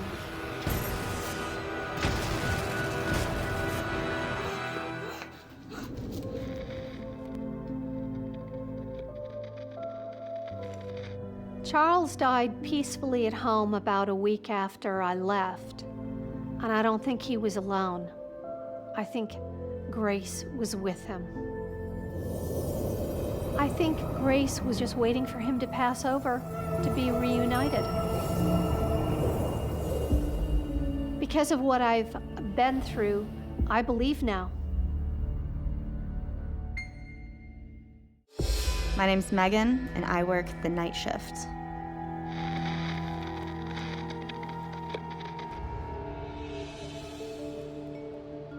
I am a bartender and server.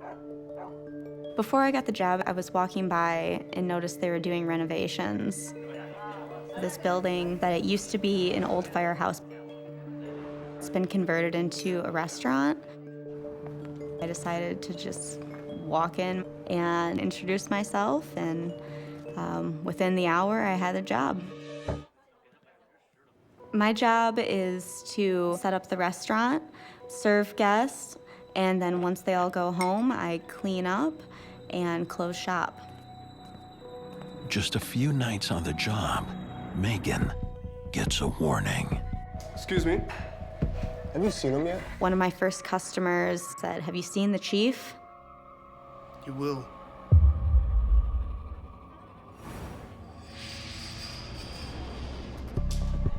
I was just too busy doing my job to really take it seriously. It was just idle conversation at the time. Megan has no time for idle conversation.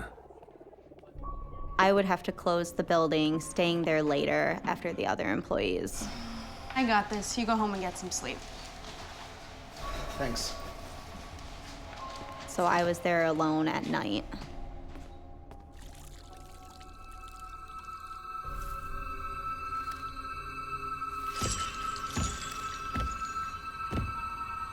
I found that at night, it was not uncommon to hear footsteps when nobody was there. Then it goes beyond that. It's the feeling like someone is behind you, and when you turn around, they're not there. It's all in your head, Megan. Working alone, night after night, starts to take a toll on Megan. It's just every night, it's little things. I want to play them off. All she wants is a calm, quiet shift. But that's not on the menu.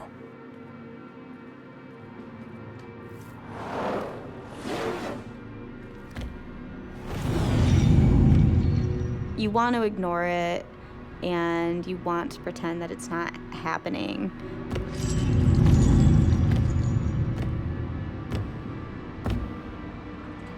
But then it's just more and more, and eventually you just start to feel on edge every night when you're closing. Every noise that you hear behind you, you jump. About a week later on, it just escalated. I was mopping at the end of the night.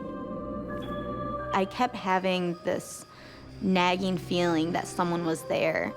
Megan leaves the floor to dry, but moments later,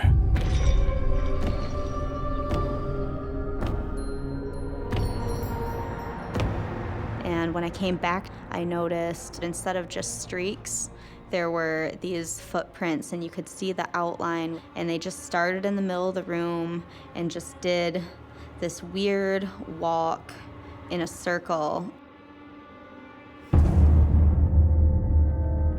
You couldn't see it enter the room or leave. They started in the middle. I honestly just start to think, am I crazy? Even after all that, you stayed? Every part of me wanted to just run out of the building, but at the end of the day, I still have a job I have to do. Megan's uneasiness grows.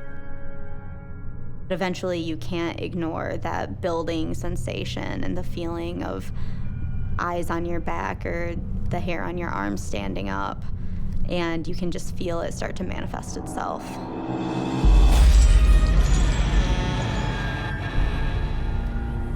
I thought I saw something out of the corner of my eye.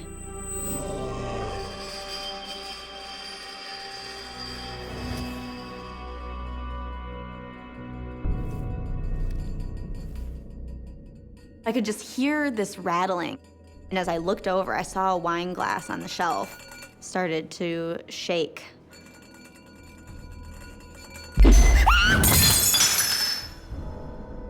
It just smashed everywhere.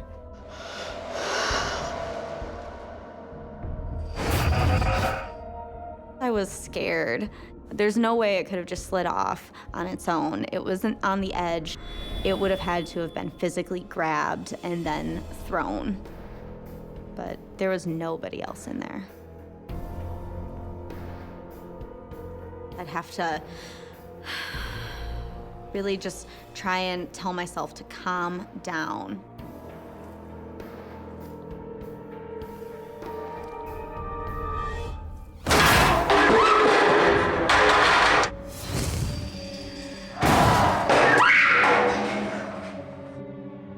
And that's when I realized I wasn't alone.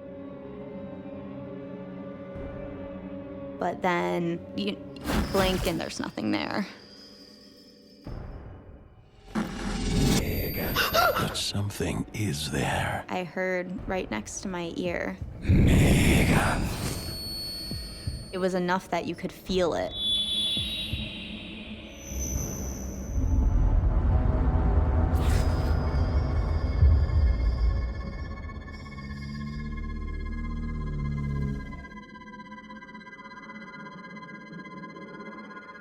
There's nothing to be seen. That moment, I realized that I was being targeted. While closing the bar alone at night, Megan is being served some serious scares. I heard right next to my ear. I felt something next to me. I told you to listen to me. Whatever was there saw me, and it wanted me to see it. Leave me alone. Megan. All of a sudden, there was nobody. How did you feel? I just felt so nervous.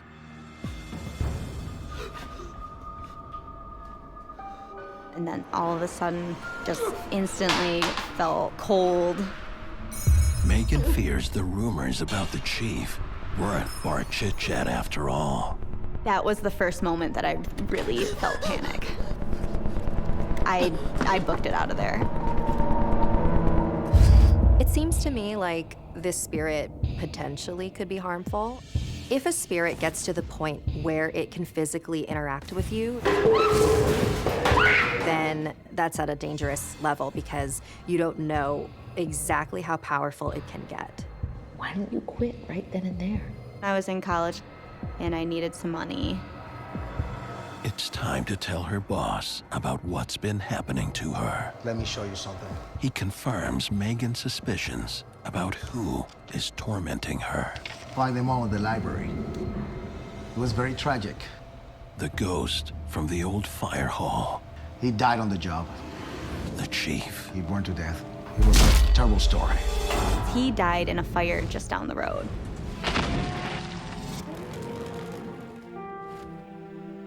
I was scared of what the next step was gonna be. You know, why did it want me so bad? Is the chief dangerous? He seems angry. As we were talking, we could just feel that energy building in the air, just the little pinpricks and the coolness coming in. And all of a sudden, it felt like something was behind me. Something pushed me forward.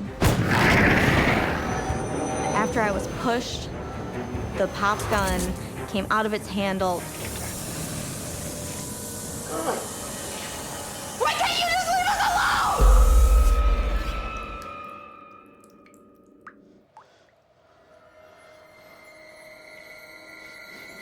alone? At that point, I'm not having it anymore. I'm out of here. That's enough.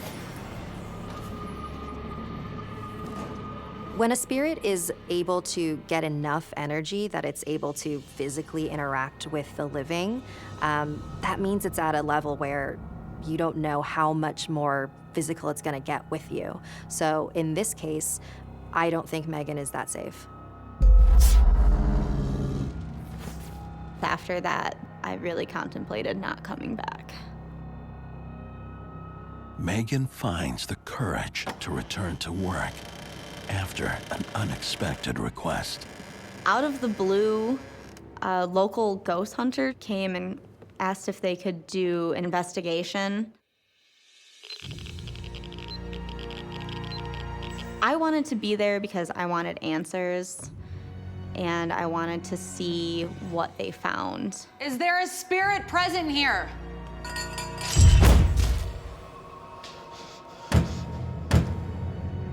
I was just frozen at that point. Just absolutely shocked that there was such an instantaneous reaction to the question. If you're the chief in the photo, could you turn the light on? The light instantly just clicked on. Could you turn the light off?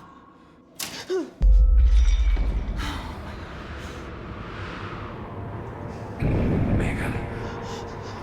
Megan. That's when everything started to get crazy.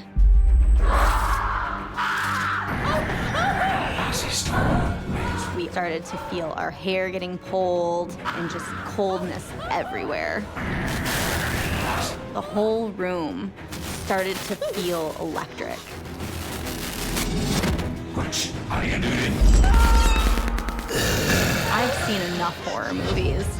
I know that nothing good is coming after this. I was out of here. When somebody dies unexpectedly in a very tragic way, it leaves behind a lot of traumatic energy, and that energy lingers in a location. I absolutely love this job. After these events, we've changed some things. We no longer close alone at the building. There's always a buddy system. I at least have some backup. We just do our best to do what we have to do to keep doing our job.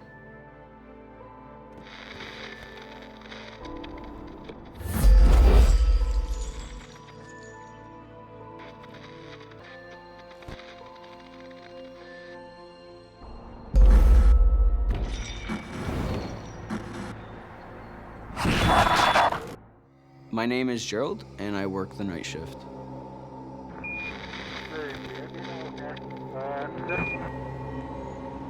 "28-year-old Gerald works as a custodian at a high school that's been shut down for almost a year. I do like the night shift. Don't have to deal with too much traffic, don't have to deal with the public. The main building of the school is very old. We do security, checking the exterior doors and making sure that nobody can access the interior. It's a little eerie to just be around the building itself, but not too scary. It's eerie.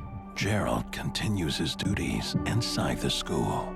Clean hallways, maintain and fix up the classrooms, classrooms that have been blocked off.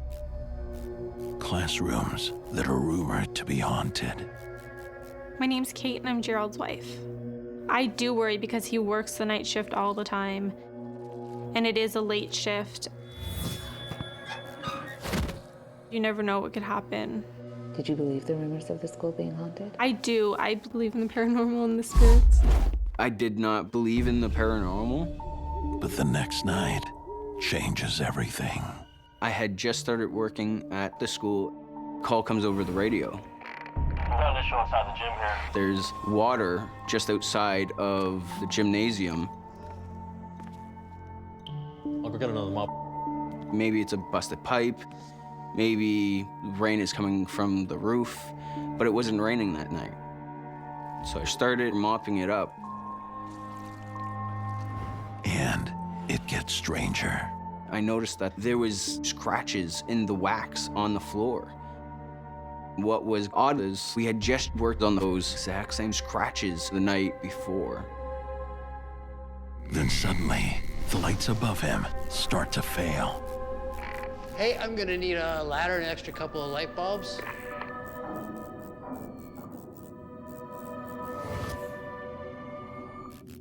Hello, are you there? Gerald for Ellen.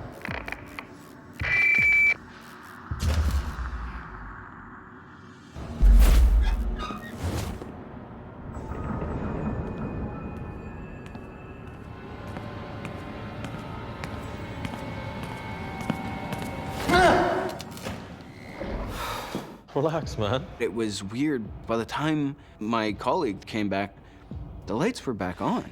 Do not sneak up on me like that. Look. I thought we took care of this already. Yeah, that's what I thought too. I'm wondering, okay, what's going on? But there's no explanation. So we mopped it up and we went on our way. The partners head out for a perimeter patrol. Most of our crew members were off. This night, there was nobody out but us two. Whew, I am freezing.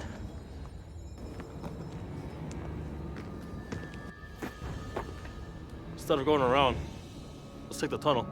Come on, faster. There's a tunnel connecting the main building to the farthest out building, just in case of these storms or rainy days. As soon as they enter the tunnel, the energy changes.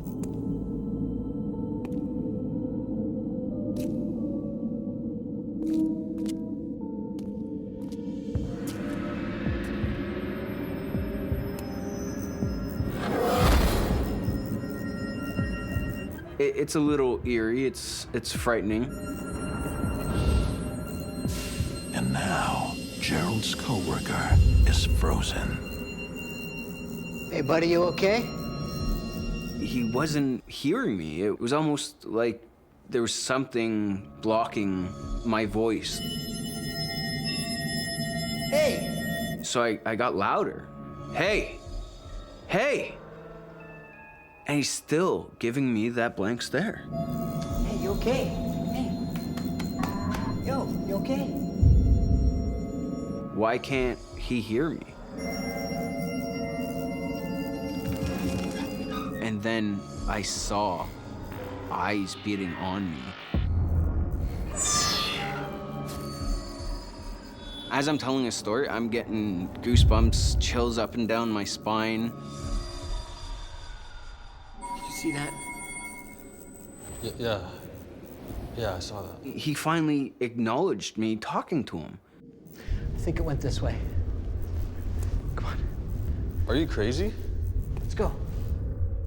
We ran towards it, but Why it was... would you run towards it? Well, because there's not supposed to be anybody in the building, and that's due diligence, is to make sure that there's nobody left in the building.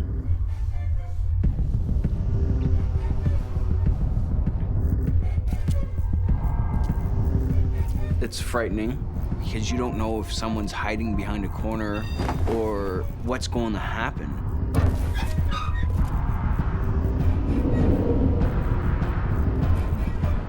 It's the worst feeling that you're chasing something, but you still don't know what it is or who it is.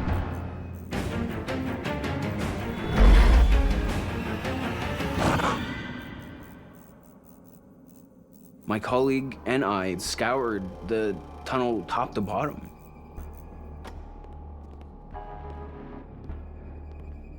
There was nothing in the tunnel. I'm out. I'm done. What do you mean you're out? What are you talking about? You be careful, Gerald. It definitely scared my colleague. He decided to pack it up and leave. I was annoyed, and I slammed the tunnel door shut. And now, something from that point after I slammed the door shut, pushing me. Something was there. In a closed-down high school, Gerald, the night caretaker, finds reappearing scratch marks. A disappearing intruder. And now, he's being violently attacked. The more I try to walk to the right, it's more forcing me to the left.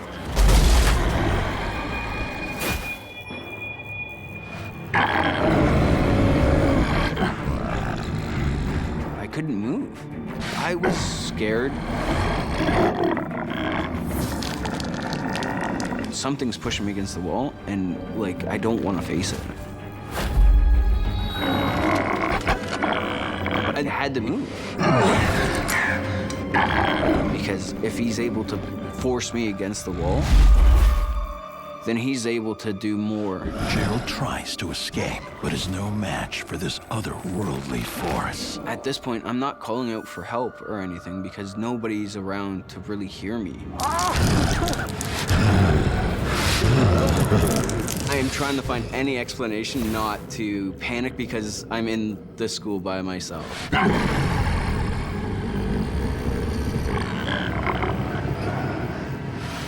Gerald is face to face with the entity, and then it disappears. I'm free.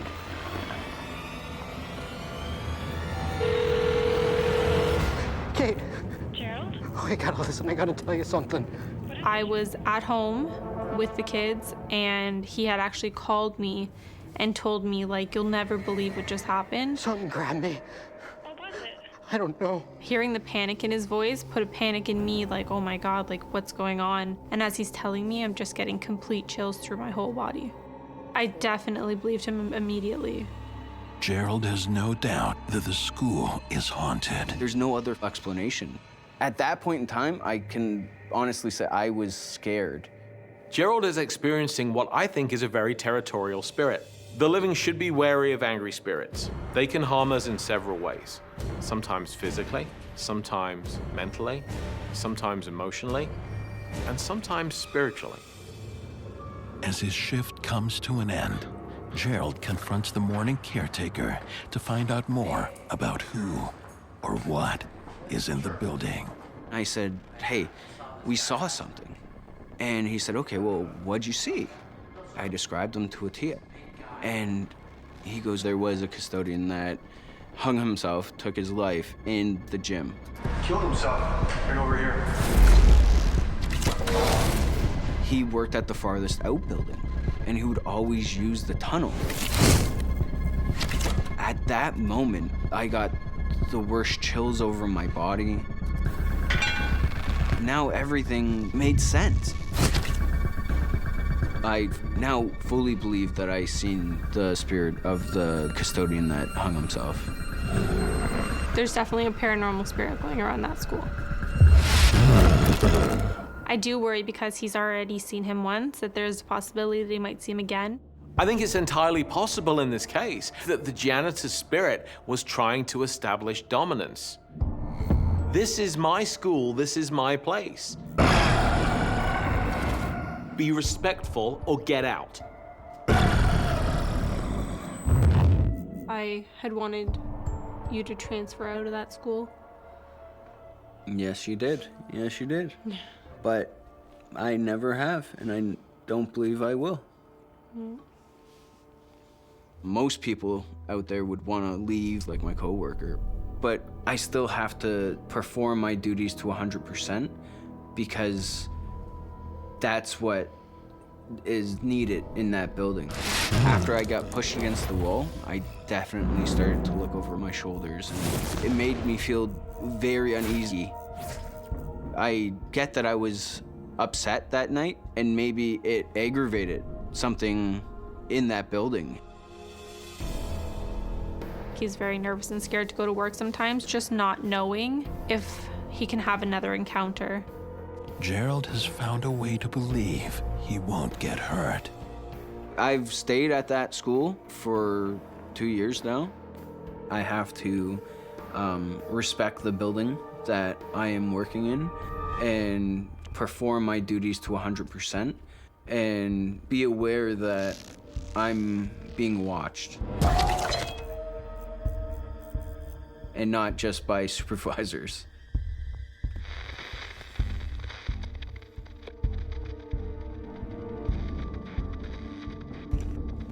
I've come to believe that he just wants to make sure that we're doing our job.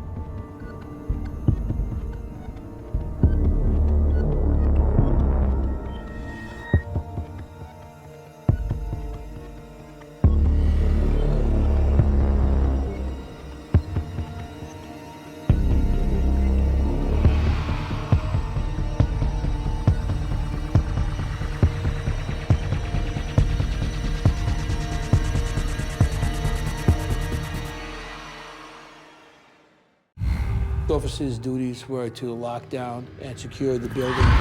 Excuse me, sir? Weird things happen around here. I felt this presence behind me.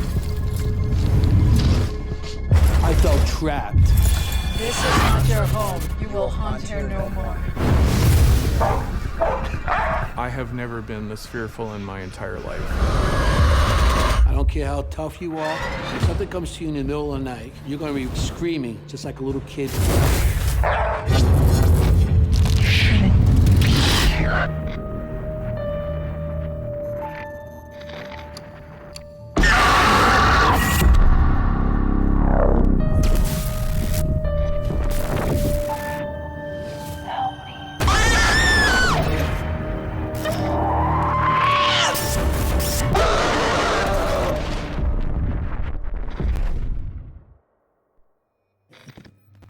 What you're about to watch is based on true events. Some details have been altered to protect confidentiality. My name's Anthony Simonelli, and I work the night shift.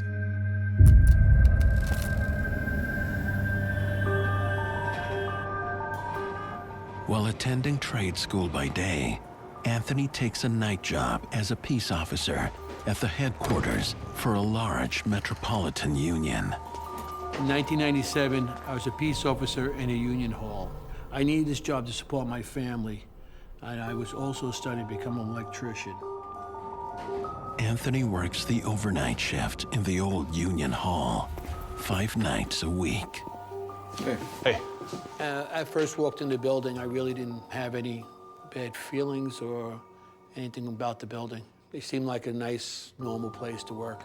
The building's locked down and the custodians are gone for the night, so it's just us tonight. Got it? Got it. Most of the night I was alone, but I did work with another peace officer.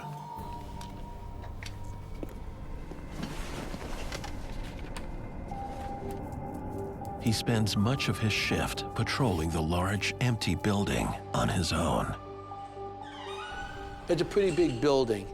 Has a bank in it, has a medical department, and it has multiple people that actually work there for the union. Peace officers' duties were to lock down and secure the building at night. We would go lock each of the floors off and patrol them and make sure there's nobody on the floor and make sure that it's secure for the night.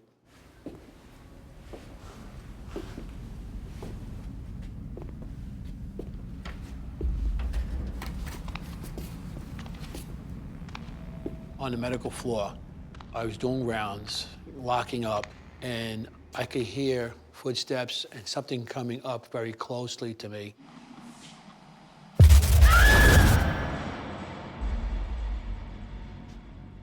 It stopped. I was a little nervous, but I figured it stopped. Kept on walking maybe another 15 feet.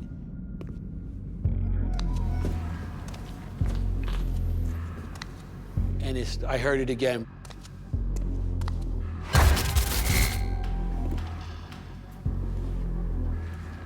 Anthony follows the footsteps to the nursing station.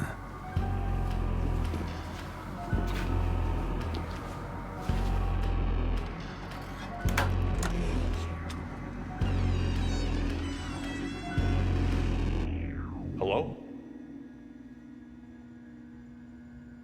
Anyone here? He finds the room completely empty. Hello?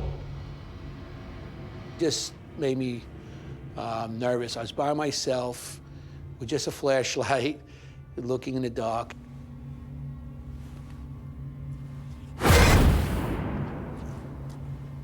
Certain that an intruder is close by, Anthony continues his sweep of the floor.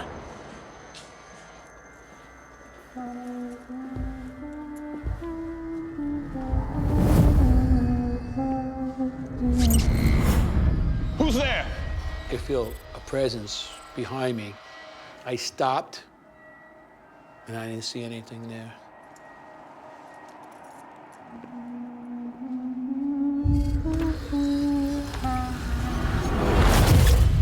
I said, who's there? I don't know what it was or who it was, but it felt like it was right behind me. If there's anyone here, show yourself. And I was very nervous. I was scared. Show yourself. I just wanted to get out of there, and I did that floor very quickly, and I was out of there and back to where I felt safe. Must be hearing things. I was hoping that this would be the only time I heard anything like this, because it did put a strain on my wanting to be there, but I had to do my job.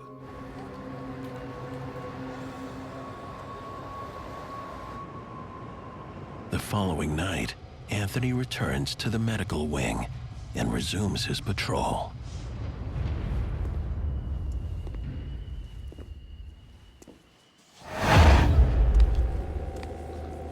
Hello?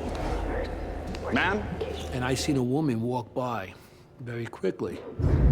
What are you doing here? The building's closed. Dark hair, she's, I would say, late 20s, and she was dressed in scrubs. I knew something wasn't right when I seen her, because the hairs on my neck and my arm hairs stood up. Ma'am!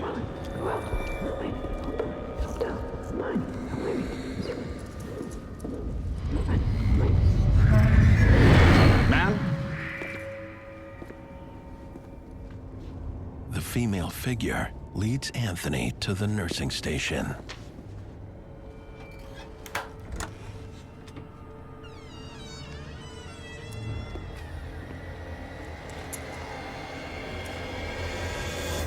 Hello? Once again, the room is completely empty.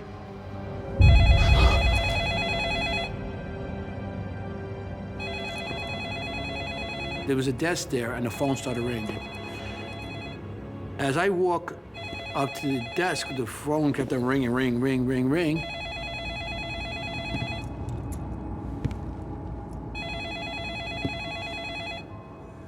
No one should be calling us up at that time. The office was closed many hours before. And I was hesitant to pick it up because I didn't know who would be on the other side. I reached out my hand, and the phone stopped ringing. The phone may have stopped ringing, But something else in the room is making noise. It scared the out of me. Hello? Ma'am? While patrolling a large union hall at night, Peace Officer Anthony encounters an intruder that turns out to be a terrifying paranormal entity. I think it's 30. Seeing a full body apparition is actually pretty rare when you are experiencing a haunting. She didn't look like a solid person because I could actually see through her. In Anthony's case, the woman that he sees is most likely a residual haunting. A residual haunting is sort of like a psychic imprint on a location. So the spirit is just repeating actions that they did when they were alive. I think it's for me.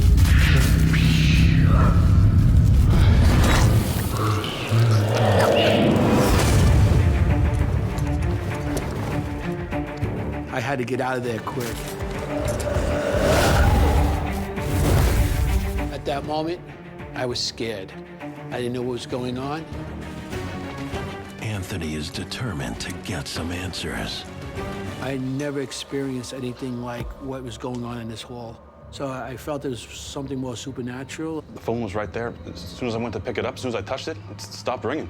Went back to the Sarge, and I told him what happened, and I told him I seen a woman in that room. She was dressed like a nurse. You're not gonna believe this. There was a nurse who worked here. Anthony is shocked by what his co-worker says next. She used to work late some nights, so I'd check up on her. Hello? Anyone here?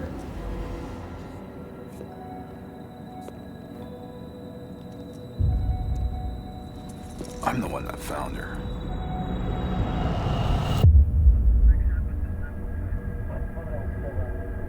She was dead. What happened to her? Nobody knows how she died. The cause of the nurse's death was never determined by authorities and remains unknown to this day.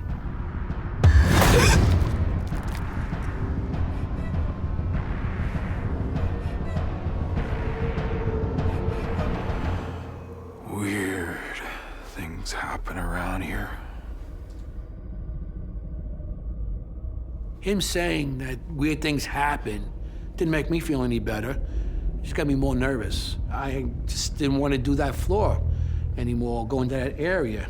If this place is haunted, shouldn't we tell somebody? Listen, do you like working here? Just keep your mouth shut. Okay?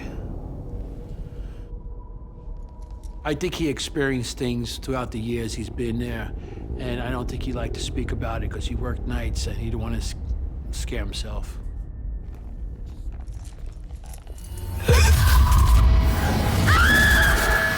I really didn't have a choice to leave the job because the benefits and the pay was decent, and I just couldn't leave.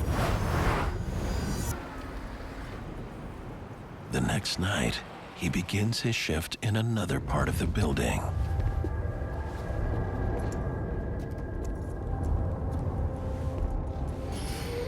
Constantly, as you walk through, you would stop, turn around, shine a flashlight in that area. You will actually walk around corners and check them again because you think somebody actually was there. And that was very eerie and, you know, disturbing at times. It got to a point that certain rooms and areas of the building, I would go in and get out very quickly because I didn't want to experience anything else that was going on there. So Anthony's strategy to continue working at this job was to avoid certain areas of the building. If activity stops then he might be fine, but if he does notice that the activity is following him, then I highly advise that he leave. Anthony continues his rounds on the top floor. We used to lock the elevators off with keys on a panel that nobody could actually go up to that floor at night. Even though the floor should be secure, Anthony still has to check it. Excuse me, sir? Sir? Hello? Excuse me, sir? I looked and I seen somebody walk by. The building's closed. Sir? Sarge? Sarge, I just saw somebody in the upstairs hallway. Nobody should be up there. The floor's been locked off for hours and nobody should be there. We'll check it out.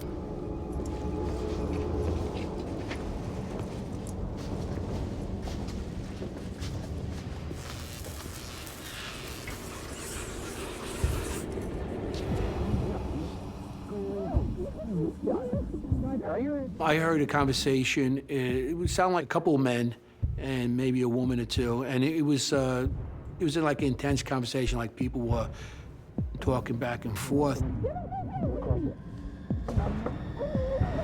Excuse me, just wanted to see who was still here.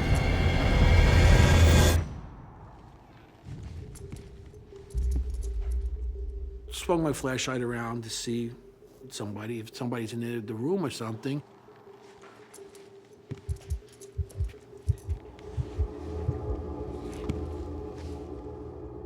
Behind the desk, there was a big portrait of a man.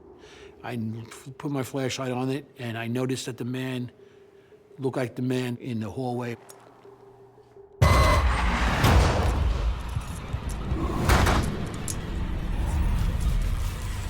Who's here? Where are you? The hairs on my back and my neck went up, and I just got really nervous. I started sweating and everything.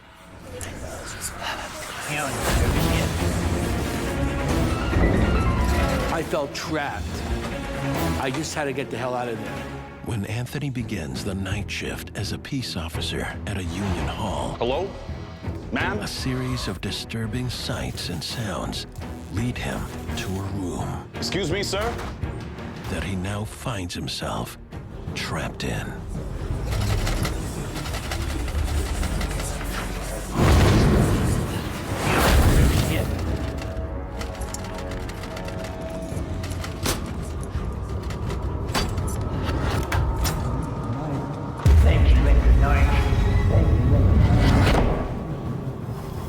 So I back out of the room, and I hear somebody say, "Thank you, good night."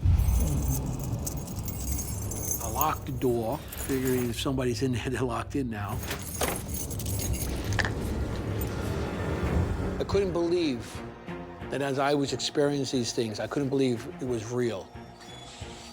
I felt there was something in that building, a spirit, an entity, that didn't want me to go in these areas or didn't want me there at all.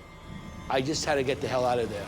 Heeding his co-worker's warning, Anthony tells no one about his terrifying encounter. I kept it to myself that I was nervous of doing these areas because, like I said, I needed a job. I had to go back and earn money to support my family. Fortunately for Anthony, the next several nights pass without incident. But it's just the calm before the storm. A few nights later, on the medical floor, I was doing rounds, locking up. I didn't want to be there because of what happened previously with the woman and the ringing of the phone. I heard a noise in one of the offices. The sounds lead Anthony back to the nursing station. I opened the door. The very room in which the nurse died. And this machine is moving on its own.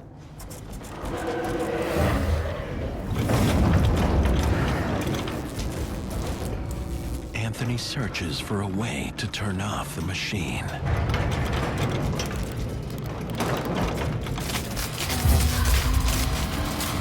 I actually looked for some sort of power source.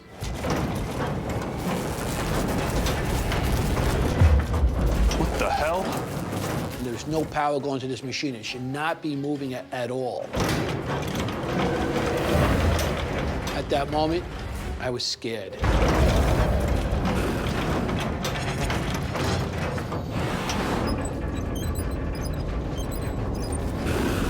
Whatever was manipulating that machine, it really feels like it didn't want Anthony to be in this building.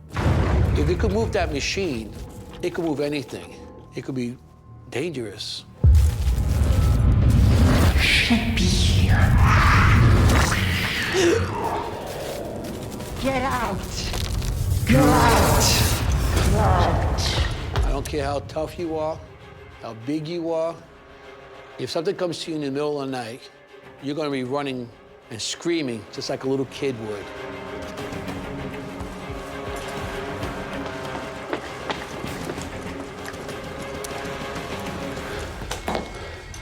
You gotta tell me what's going on. Why is this happening? People spent their lives working here. Some people died here. Maybe they're just protecting their turf. I thought we were the ones protecting this place. Maybe they think we're the intruders. A spirit might become territorial for a couple reasons. One reason might be that it simply isn't even aware that it is dead.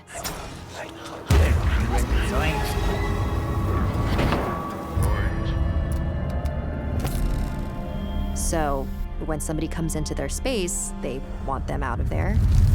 Get out! Anthony suddenly sees his terror in a new light. I felt that some of the spirits that I encountered, they were employees that spent more time in this building than actually in their homes.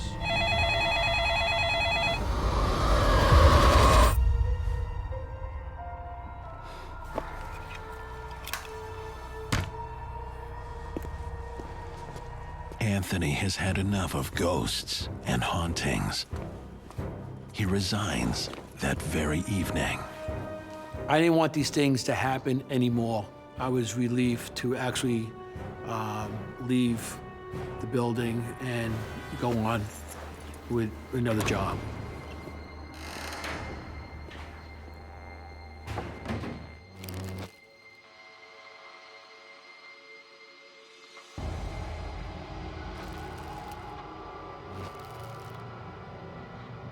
After all these events, now I'm a believer. I believe in spirits and the afterlife. My name's Clark, and I work the night shift.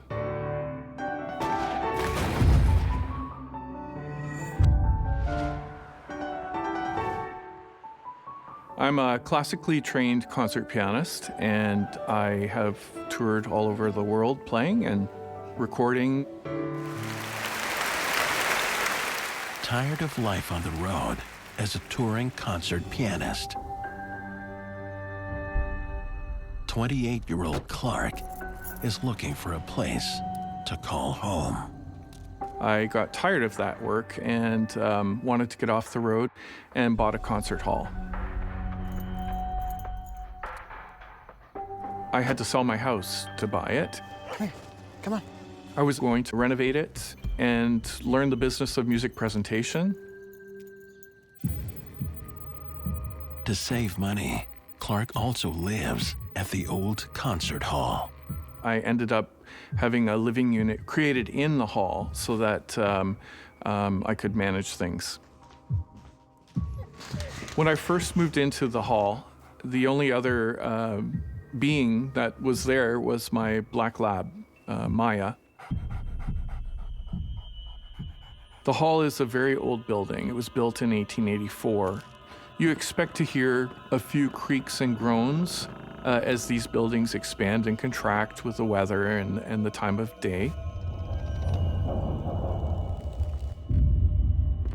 I was hearing that quite a bit, but also with its age and its dilapidated state, the hall had a reputation as a space that was a little bit creepy.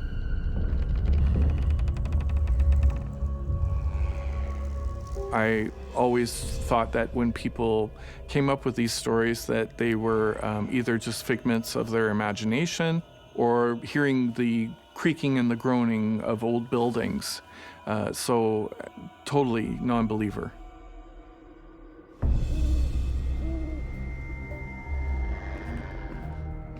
The first strange experience happened to me about a year after I bought the hall.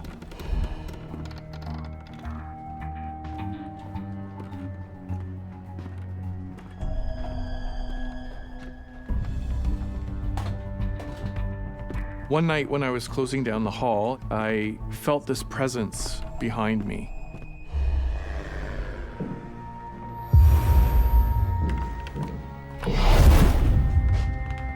Turned around and nobody was there, but you could feel this presence. So I immediately thought someone had gotten into the building, and I had my flashlight with me.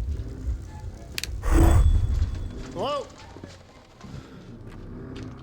I had to look around every nook and cranny to make sure that nobody was hiding behind any of the spaces in the hall.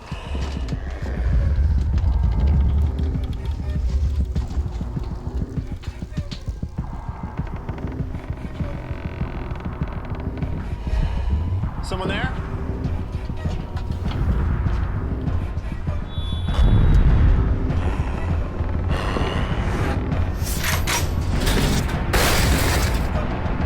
Hello? Hello? I yelled out, "Is anyone there?" And there was nothing. I went into this heightened state of panic because I'm the only one in the hall. We have a security system in the space, including motion detectors and door sensors, and the security system was on when this occurred.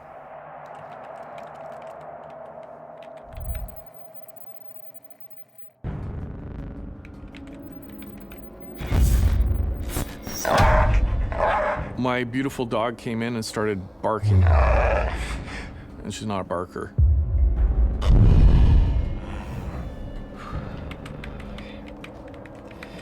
Get it together, Clark.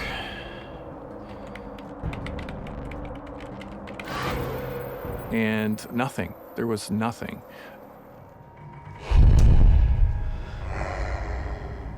I knew there was no one else in that hall except me. Clark thinks exhaustion may be playing tricks on his mind. I've just been working so hard, 24/7, trying to keep everything together. I thought, oh, you're really starting to lose it, Clark. You know, the fatigue's taking over and you're seeing things.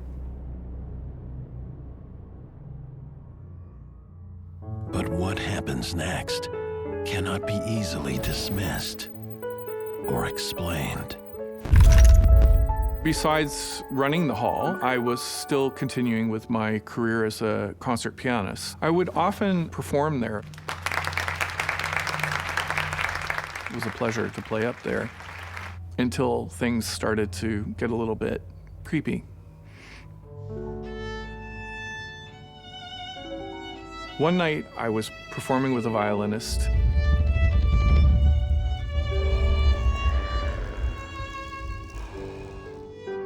And in the middle of our performance,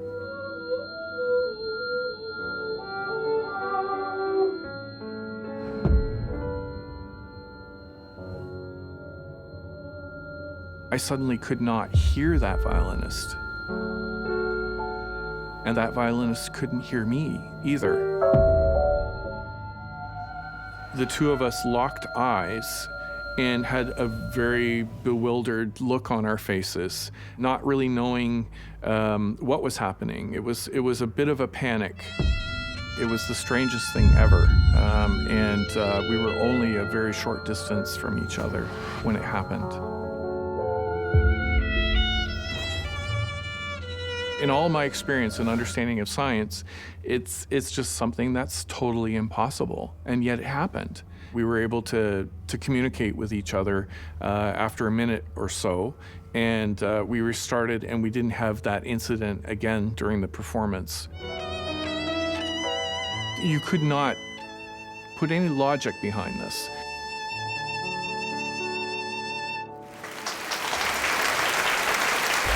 When Clark was performing on stage with his fellow violinists, the way that their perception of sound was being manipulated is something that I personally have never encountered. I believe that this sonic manipulation that's happening could be paranormal because of all the other activity that's been happening.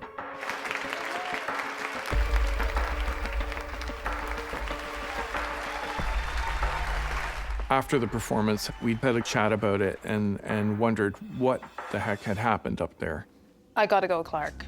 I'm done with this place. Please. Maybe you should cleanse this place. And then a number of other performances within the 2-week period experienced exactly the same thing. And we had some of the performers come to us and say, what's going on up there? Through all of these experiences, we were running the risk of getting a very bad reputation where people would not want to come and perform.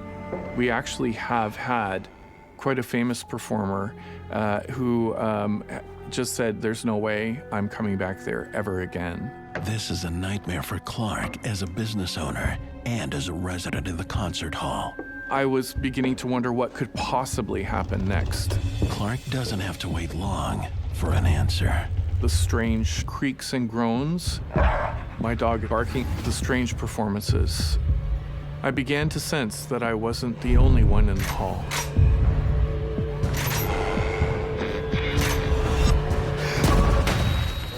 Looking to escape life on the road, Clark buys his own concert hall.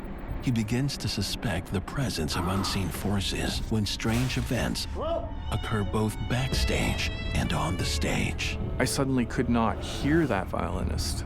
His suspicions are confirmed when he has a terrifying encounter.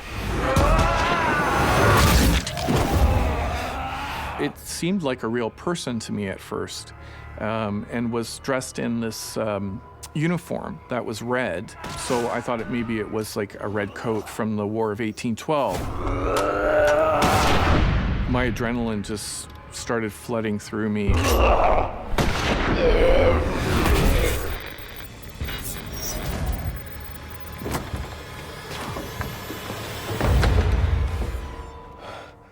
So I barricaded myself inside my living unit.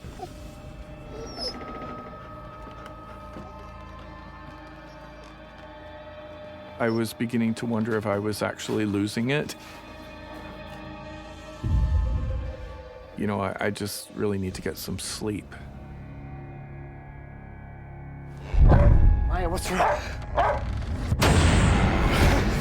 I saw this entity in the corner of the bedroom. I was absolutely paralyzed in fear. I have never been this fearful in my entire life. I would say on a scale of 1 to 10, I was at a full 10. I could not believe what I was seeing. When Maya started barking at this entity, it was affirmation that it wasn't just me seeing something, that this other creature could also see this strange entity in the corner of my bedroom. The hair was up on her back. She was frightened as well.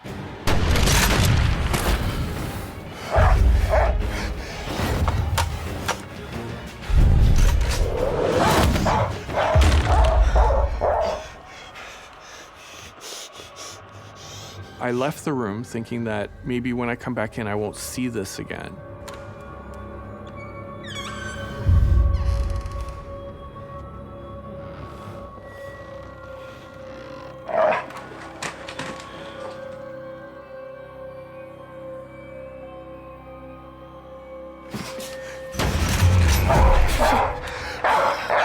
When I walked back into the room, I saw it immediately, still standing in the same place, right in the corner of the room. I never thought I'd be so scared.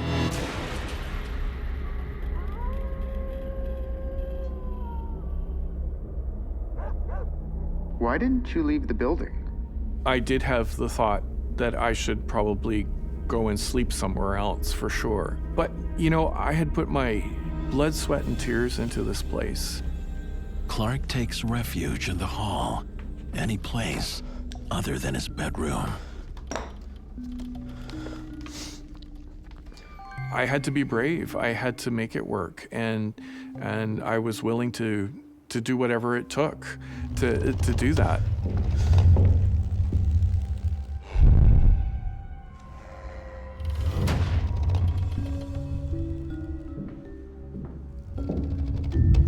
I thought, what should I do? I can't function. I'm not sleeping.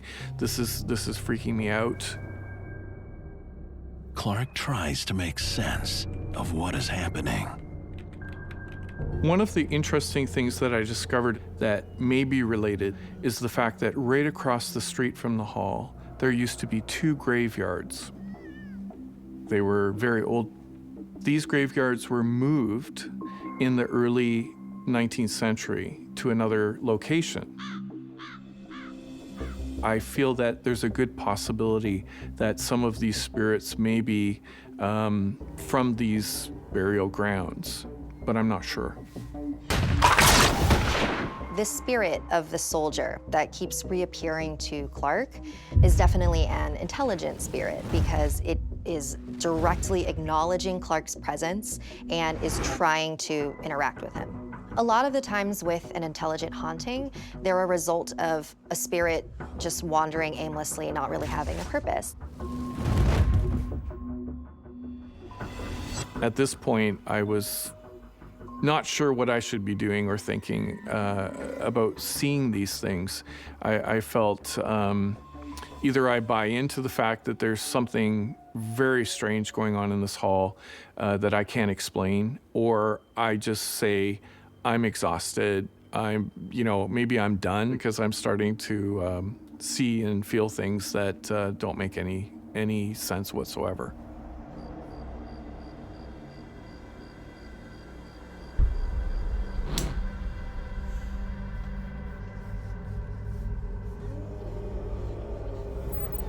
My friend and I decided to do a clearing ceremony of the hall, beginning with my bedroom. We did some rituals involving talking to the entity.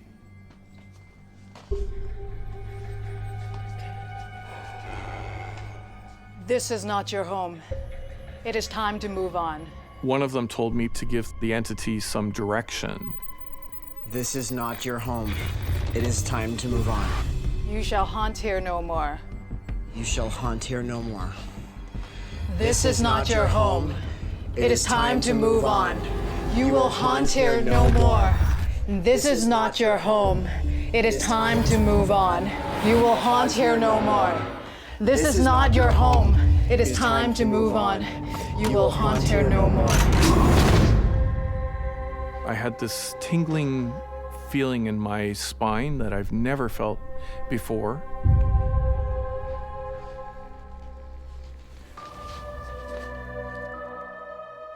I felt the energy shift a little bit. I felt like it was finally over.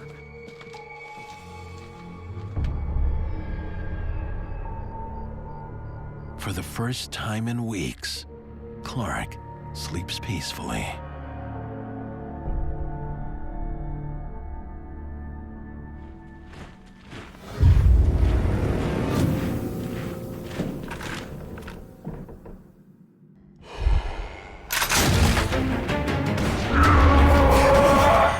Clark awakes from a dead sleep, only to be confronted by his worst nightmare. In the corner of the room, you could see this figure. Why won't you leave me alone? Leave me alone, please! I was panicked, absolutely panicked. This figure was staring right at me. And I don't know if it was trying to communicate with me. In that moment, I was absolutely terrified. What do you want from me? Nearing his breaking point, Clark recalls his friend's advice. I need you to go. Go and guard the back door. They said, well, you should give it some direction, like go tell it to guard the back door. And so I did. I need you to go! Go and guard the back door!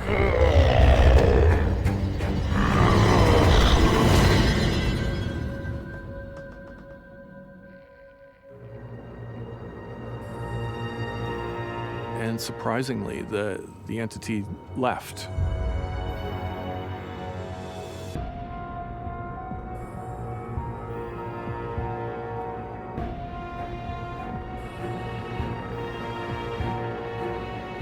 A lot of the times with an intelligent haunting, they're a result of a spirit just wandering aimlessly and not really having a purpose. And so when Clark gave this redcoat spirit a job, it left him alone.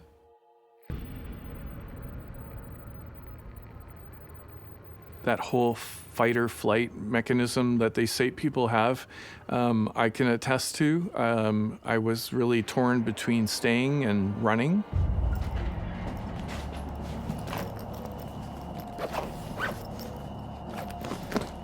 Since that time, I have never experienced that feeling again. It was definitely something that I can't even imagine putting myself back into that state. Clark leaves that night. Living at the hall proves too much. In order to make it work, he'll need to foster a new perspective.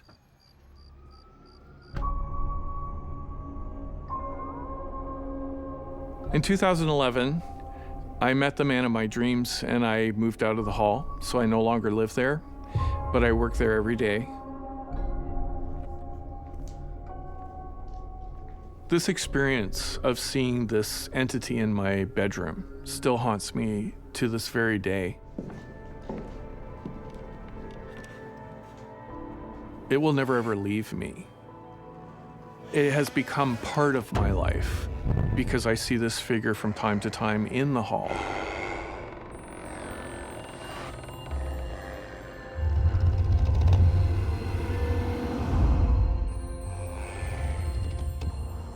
It's just almost a normalcy of something very abnormal.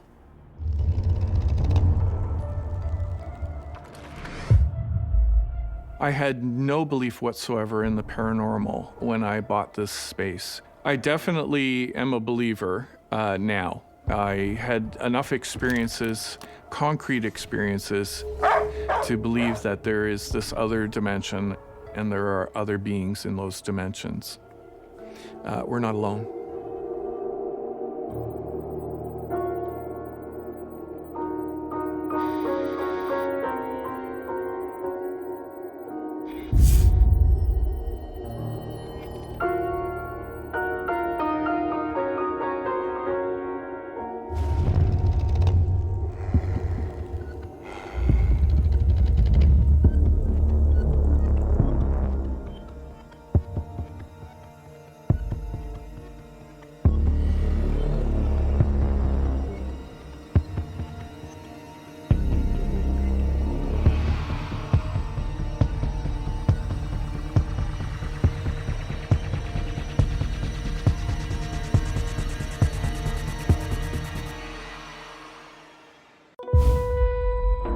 Thought that maybe that one of the guests was trapped.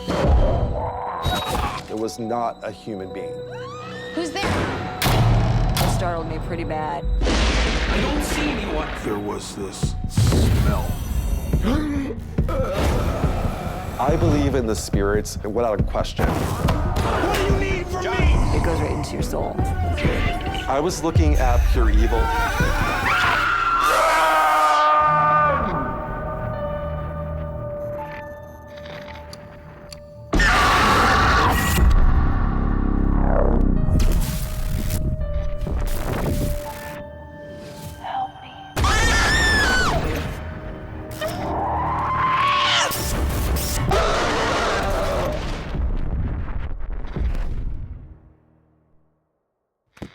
What you are about to watch is based on true events.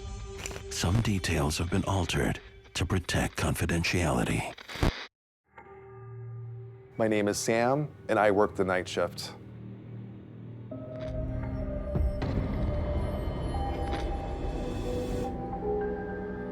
Salem, with its storied past of witch hunts, is home to the old hotel that Sam works at.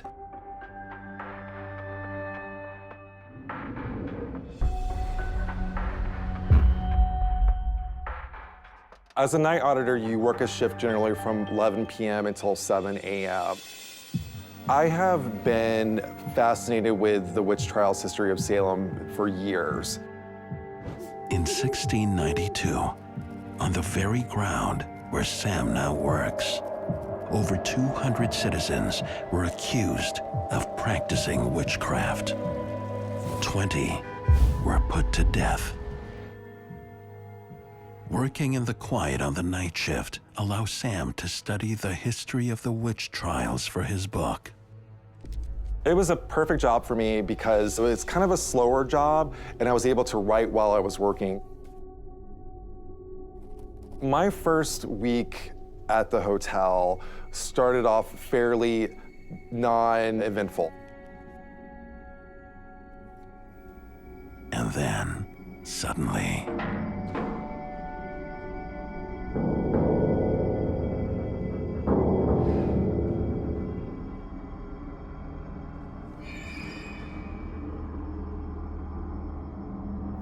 that night, the old hotel is creaking with unfamiliar sounds.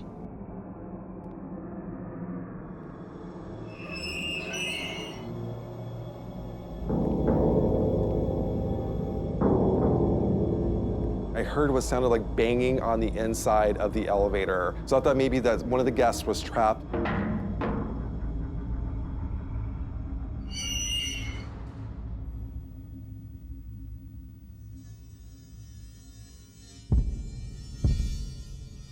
I noticed that the elevator was in the basement area of the hotel, which was odd because there was nobody there to be in the basement, and you needed a special code to go down there. So I pushed the button to the first floor for the lobby,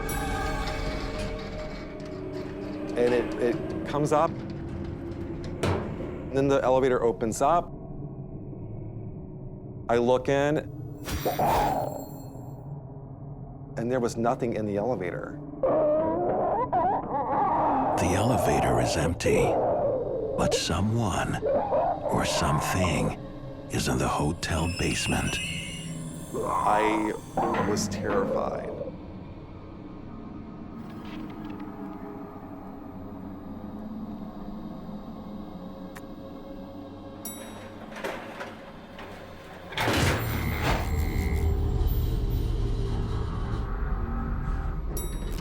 Sam has never ventured to the underbelly of the old hotel.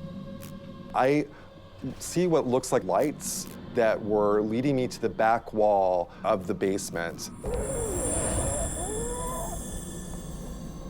Hello?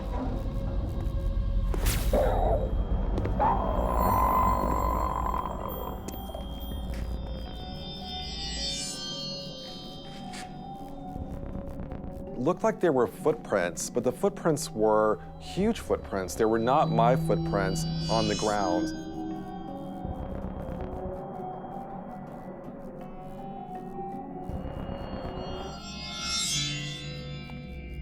It was leading me to the back of the basement of this hotel.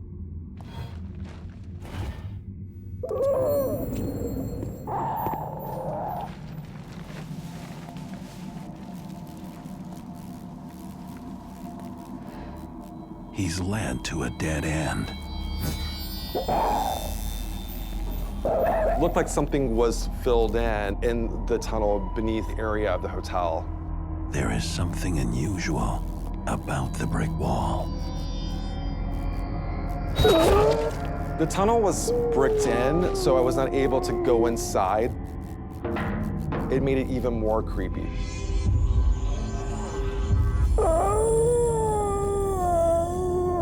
Then I heard what sounded like the moan that I heard before.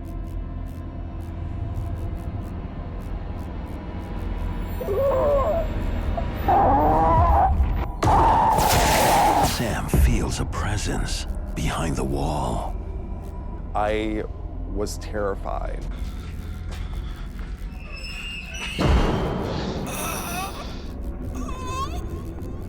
I started suspecting that there may be something paranormal going on, something that was not explainable.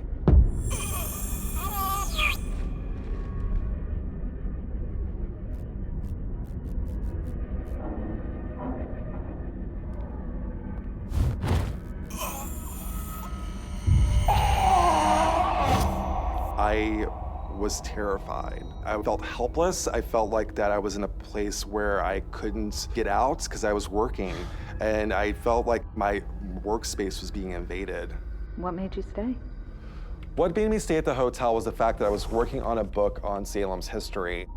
We had very few people to work the hotel, especially working overnight. So I was determined to stick it out, even though things were getting progressively scarier for me.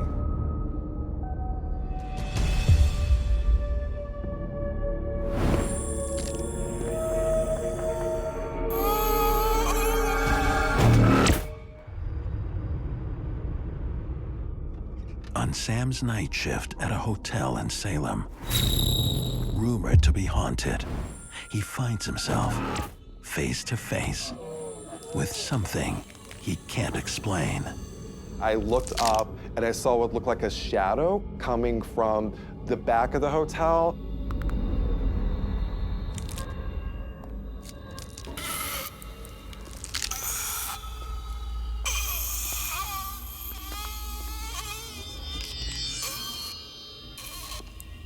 There was not much of a shape to it. It was just a black mass of energy, like it was trying to form into something.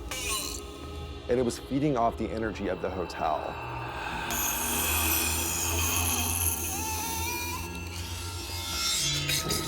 The blackness came over, and then, to make things even more scary,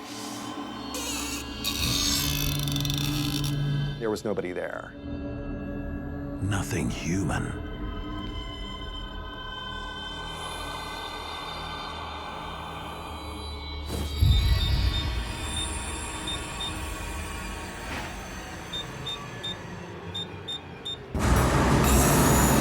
The entity's presence is still with him.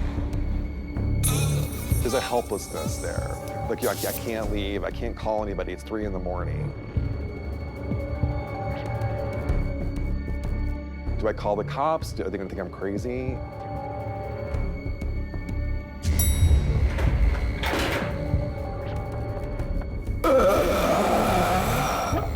The moaning is now coming from outside.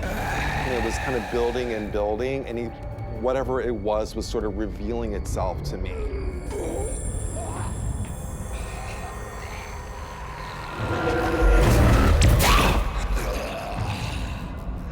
It looked like a man wearing an old school hat.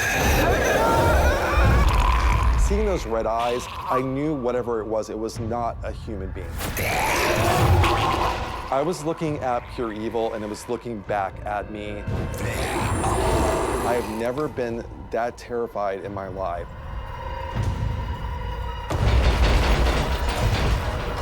When the spirit manifests in front of Sam, it has glowing red eyes. And in my experience, that is not a human spirit he's dealing with. He's dealing with something non-human. And he would do well to watch his back.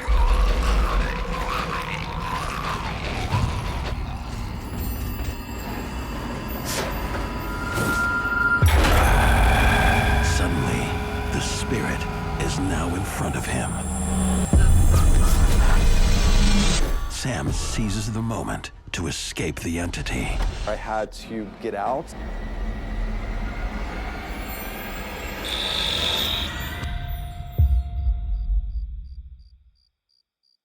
Sam, you seem very upset with the telling of your story. What's happening? I'm super emotional about this experience because I felt like going back and kind of feeling the emotion of what it was like seeing this figure in the window haunts my dreams. Sam quit his job. He's safely home in Boston. But the attachment to the entity was not over. I had no idea what that shadow figure was and what it wanted from me. Sam uncovers horrifying facts. It turns out that my family is related to the Putnam family. My cousin Ann Putnam Jr. accused 62 people, and 19 of them were hanged for witchcraft. The entity could be a victim of Sam's distant cousin, one of the accusers. It's heartbreaking. It's heartbreaking realizing that I am descended from the bad guys. Sam has a very personal, familial connection to the Salem witch trials. And it's no coincidence that he has been singled out. We are talking about innocent men and women who were put to death in the most awful ways, crushed by rocks, hanged, all for something they weren't guilty of.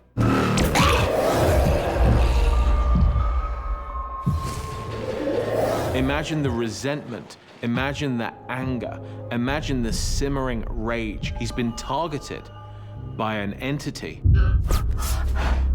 Now knowing that he may be in danger, Sam searches for a way to protect himself.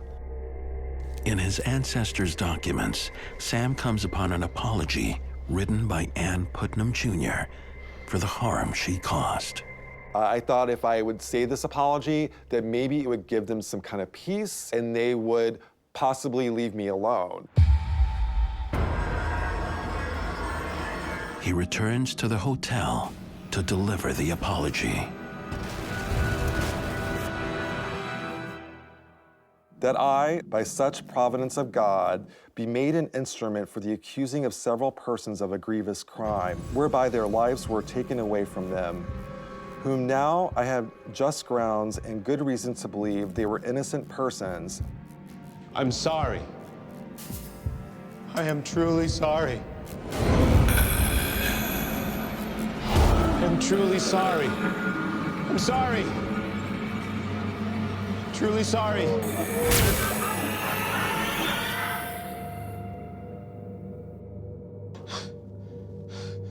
When I read that out loud, I felt like it was a cleansing of some sort. I felt like that I was giving Ann Putnam Jr. the chance to say the words out loud through me.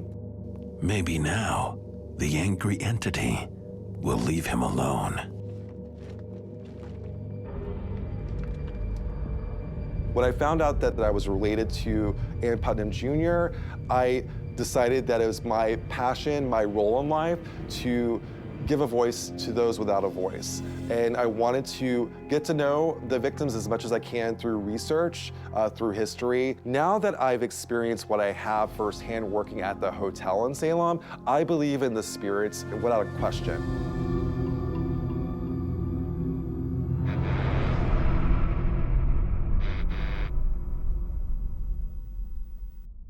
My name is Riley, and I work the night shift.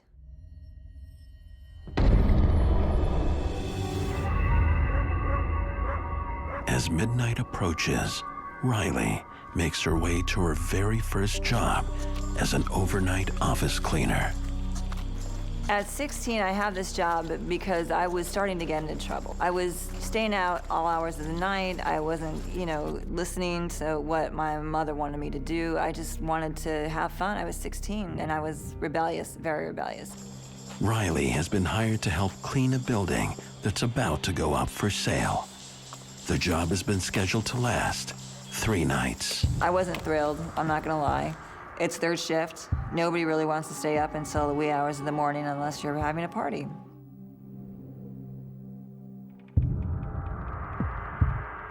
The moment Riley arrives, she realizes something is very wrong.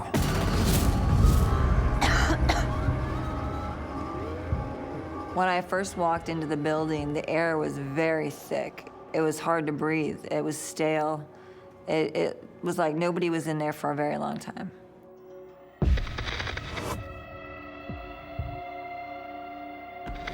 Adding to Riley's apprehension are the stories she's heard about the building. There was rumors around town about the things that went on in there and how nobody really liked working in that building at all. Hello? They would hear whispers, they would hear footsteps. You're late. Now stop standing around and get to work. Sorry, okay. In the building that I was cleaning, there was only one other person that was working with me, this old woman. Riley sets to work on the near impossible task of cleaning the office.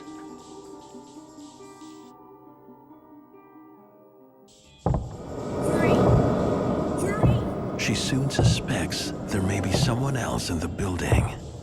Did you hear that? I didn't hear anything. Hello?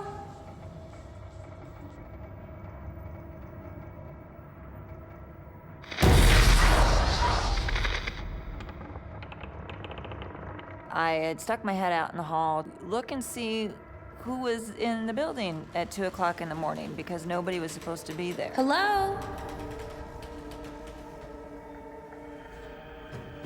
So when I looked up and down the hallway, there was no one there. They were running. The footsteps were running down the hallway. Who's there? I can hear you. Run! Come on, run!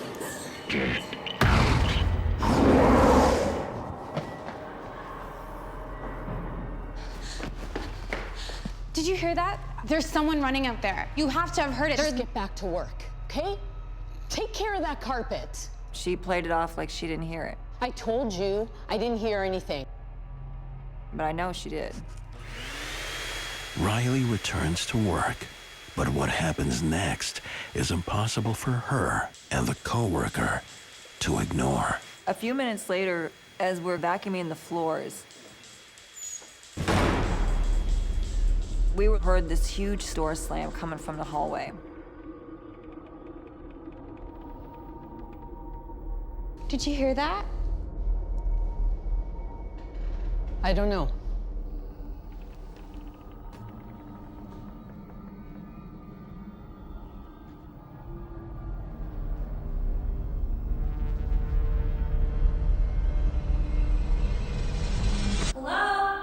I went out in the hallway and I walked up and down. Hello? If you don't show yourself, I'm gonna call security. And I didn't see anybody at all.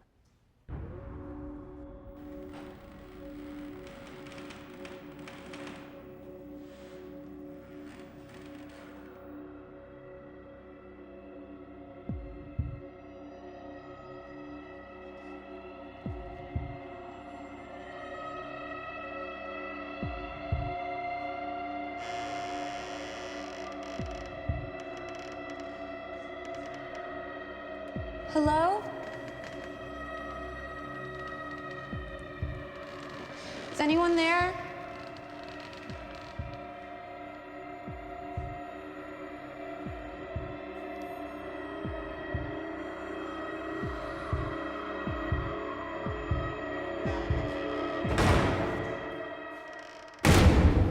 When I heard the other door slam, it startled me pretty bad. What are you doing? Get back to work! Look! What's happening? I'm calling security.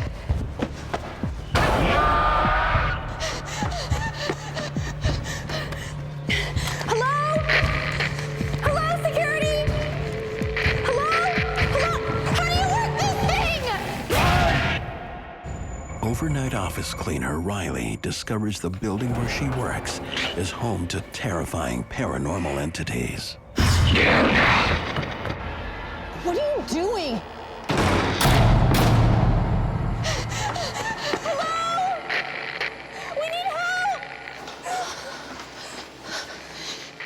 Just stopped.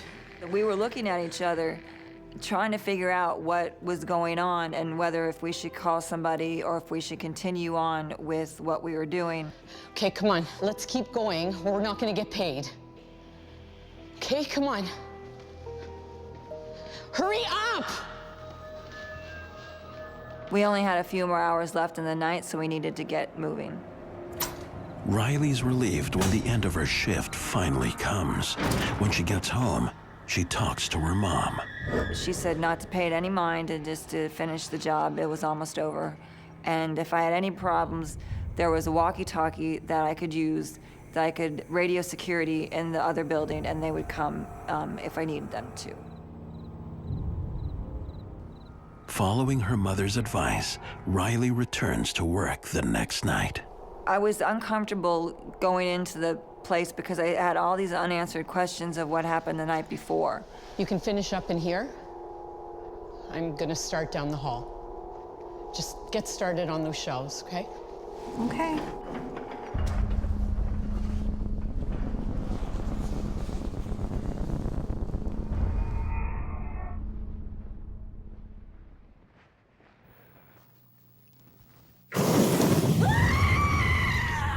Suddenly I heard this cry somewhere in the building. Please, hurry! Hello?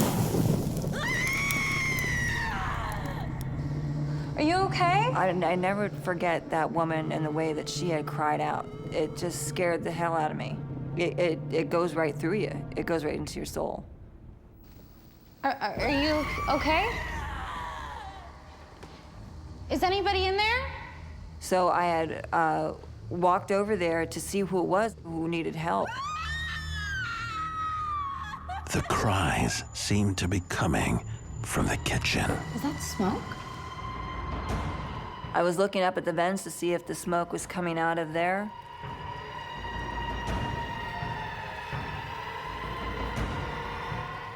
But I couldn't see anything.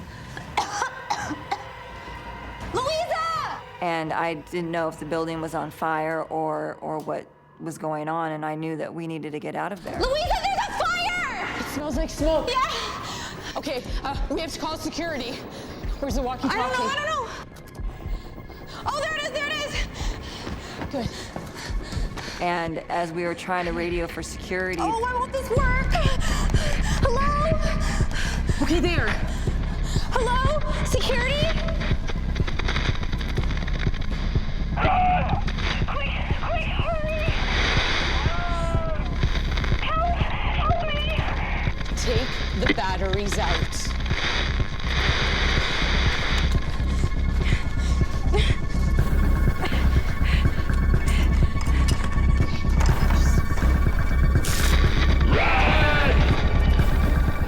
And the next thing you know, it said it again. We have to go. Go. The voice on the walkie-talkie to me to this day, I think it was just something to try to warn us that something that is in there does not want us in there. As we ran past a side office, There's a fire, sir! I saw a janitor standing in there cleaning with his back facing me. So I stopped. Sir, we have to get out of here. There's a fire, sir. When I touched him on the sleeve and he turned around, I'll never forget that. Never in my entire life. I'll never forget the way he looked.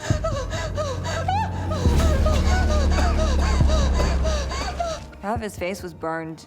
I looked at him right into his eyes, and his eyes were dead. I couldn't even move. I couldn't breathe. I had to look like a car accident. You can't look away, but you have to keep looking.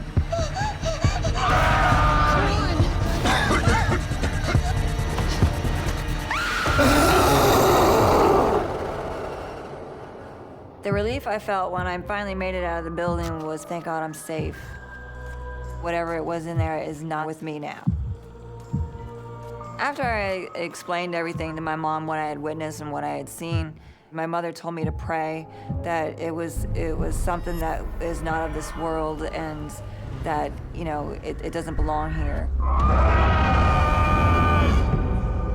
So I did my own research and I started going through old newspapers and I found out that there was a fire back in the 1950s that killed 5 people.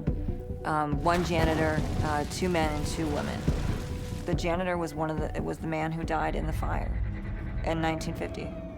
A lot of energy was expended during a very tragic event, and Riley comes in and picks up these energies. These spirits need Riley to acknowledge the trauma they suffered before death from some accident that could have been prevented. They might also be trying to warn her, you know, in case she's in danger herself. I do feel for these people. I really do. It broke my heart to see and to know that these people were still stuck in this building. This building is still for sale to this day.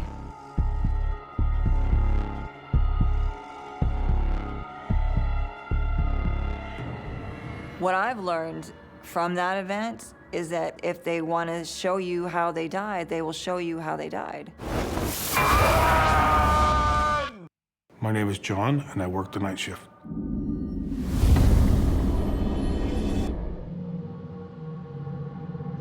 After graduation, I had went back to my hometown to stay with my mother. I really didn't want to be a burden on her. I needed a job. A friend of mine, he says, you're in luck. He says that we had a guy just quit a few days ago. It's an unusual job, but John needs the money to pay off loans and to help out at home. Let's go, John. We got a call. Yeah. John and his partner are called to the site of a tragic drowning. I took a job for recovery and transport of deceased individuals. This was my 4th night on the job. We had a call to go out to a drowning. We would pick up the body and transfer it to the coroner's facility. He had his accident at the river. He was intoxicated at the time that this happened. The guy originally weighed 180 pounds. When he was retrieved, his body weight had almost tripled. The water had soaked into him, and his body was bloated with liquids. So he was pretty heavy. There was this smell. Oh, God, that's disgusting. What a nightmare. Oh, my God, even it's getting through the mask. Yeah. I mean, like, the godliest, deathliest smell that I've never smelled anything like that in my life. That isn't the only thing they have to worry about. That doesn't look good. Looks like the bridge is out. Now what? So what do we do? We don't have much of a choice. We gotta go back to the office. Weather forces them to break protocol and bring the corpse to their office rather than to the coroner. As they unload the vehicle, they get a nasty surprise. All this liquid starts coming out of the van. And he says, oh man, I can't believe this just happened. His abdomen exploded. It's where all that's coming from, his stomach area. Got it. What are we gonna do, leave him in the van? And he says, no, we have to take him into the office. Regulations state, as long as we have custody of him, we cannot be no more than 50 feet from him. I was thinking, like, where are we gonna put this guy? You know, because he's leaking these fluids still. Where are we going? Down to the end there. That room's got a drain in it. My partner says, well, he says, there's only one place that we're gonna be able to put him, and there is a janitor's utility closet. Great, there's a drain over there. This'll work, all right? It's gonna have to set him up and let him drain, because we can't put him anywhere else. 1, 2, 3. Jump! Turn. Took us a minute, but we got him off the gurney. We set him up, made sure he was secure, that he wasn't gonna fall.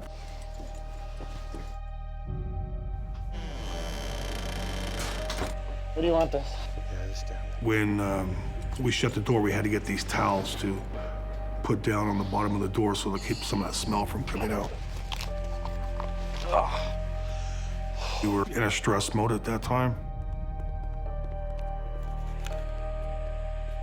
They call their supervisor to find out what to do next. Can we go? Nope, we're gonna be stuck here for a while. Rules and regs. With no idea when the bridge might reopen, John and his partner have no choice but to stay put. The way that it was going outside, we had a feeling that was gonna happen.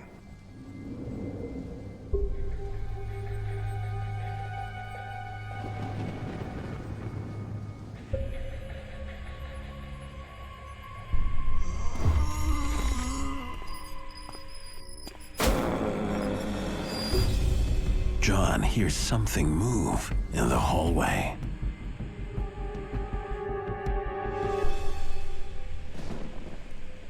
He notices the gurney isn't where they left it. This was kind of strange to me.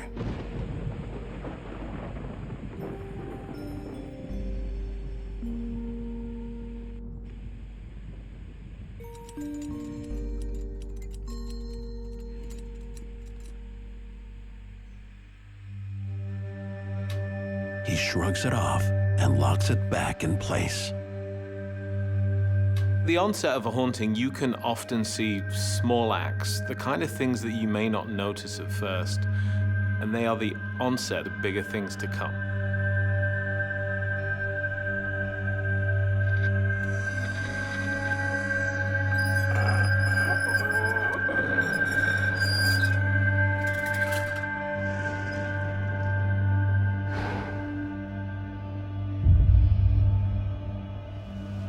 Minutes later, as John heads back to the break room, he's rattled. No way, no way, no way. The gurney from the other side of that room hallway is now in the reception area. That was the freakiest thing. Those wheels were locked on that gurney. Hey, Tim! Tim! Both those wheels had to come unlocked. How did that do that? How does that happen? Tim! I was definitely feeling that anxiety at that time. I was getting anxiety. This is where it started to get strange. That smell hit me again. Whoa. The smell from the body? Yeah, from the just hit me all at once.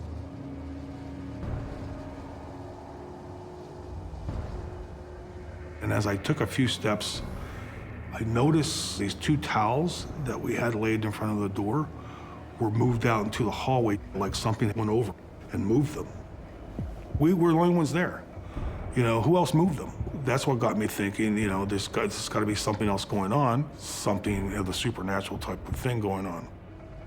It gets stranger still. I notice the door is cracked open about 6 inches. Now I know this door was locked, and so I kind of like walked up to it, trying to see what was going on. John makes a terrifying discovery.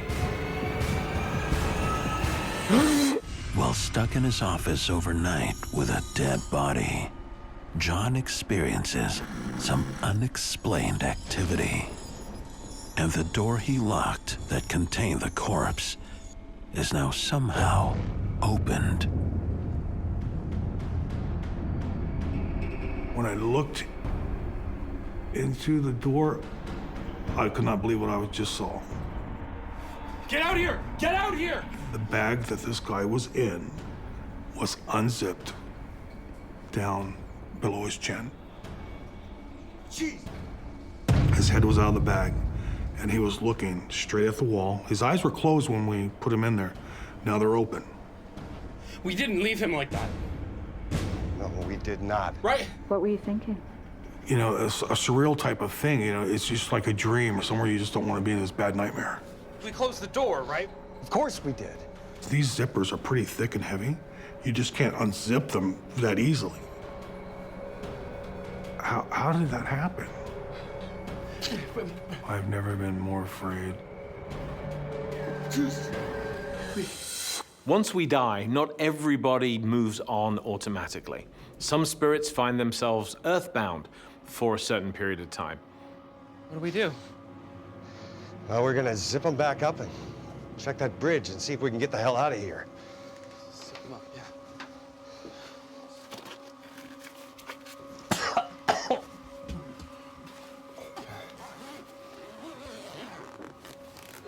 We re-zipped the bag back up, and we shut the door.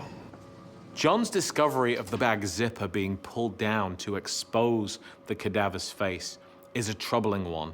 What John's dealing with is an intelligent haunting. It's interactive, and not in a very nice way. John wants to leave, but knows if he does, he'll lose his job and more.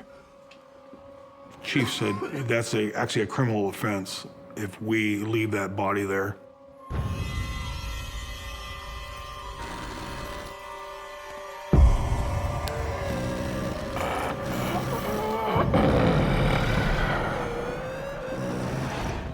Before they have a chance to regroup,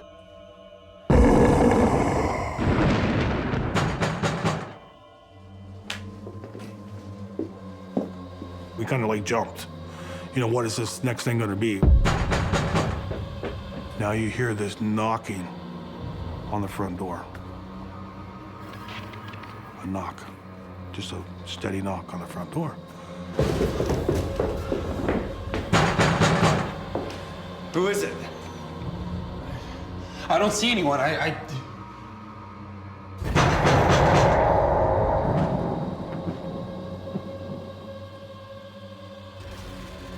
don't see anyone. All right, I gotta go around and take a look. My partner said, I'm gonna go out around front and see who it is. And you just wait right here, I'm right back.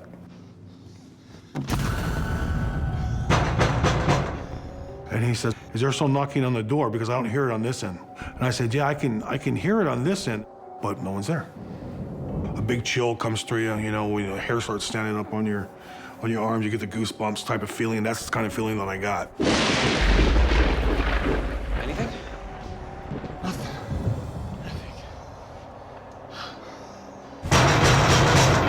This doesn't feel right, man. Let's get out of here.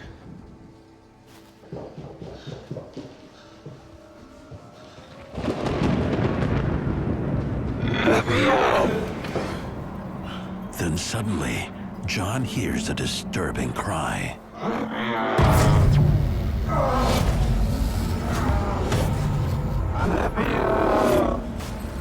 It was a scream, but it was a low scream, but I can plainly hear it saying, let me out. And I turned my head like that. Nothing there, but I know I just heard that. John is being haunted by the spirit of the dead man who appears to be undead. That guy, when that door was open earlier, I think he came out. He's trying to get our attention. I wanted to be out of that building. I wanted to be back home, but you can't leave that body there. That's a felony.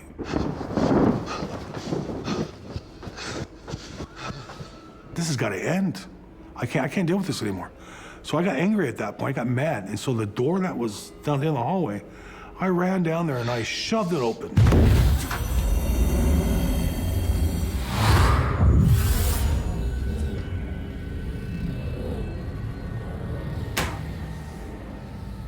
The corpse is showing his face again. But something has changed. When I looked at his face, his eyes are open. You can see like tears coming down his face. And that was very, very strange. This guy was somehow still attached to his body. I was very upset about it. I can help the living, but I don't know how to help the dead. Leave me alone! John? What do you need from me? John! Leave me alone! John! Leave me alone! John! No, buddy. Calm down. Come on. You leave me alone! I told this guy, or whatever was in here, I said, you want to leave? Now leave. You don't belong here anyway. John's plea is answered when help finally arrives. The medical examiner's office was able to come across the bridge. They came out to retrieve the deceased person that was in the room there. It was a big relief when he was out of the building. I mean, I felt this, oh man, like you can breathe again type of thing. We're just happy that this is all now over, and it's time to go home. As John heads home, he tries to shake off the night, but he can't.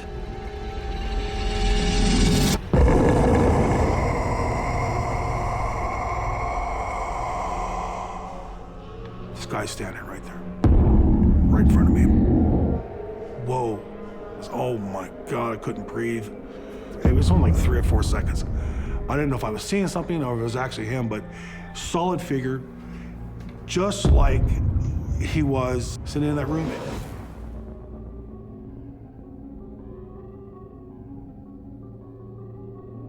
Do you believe this was paranormal?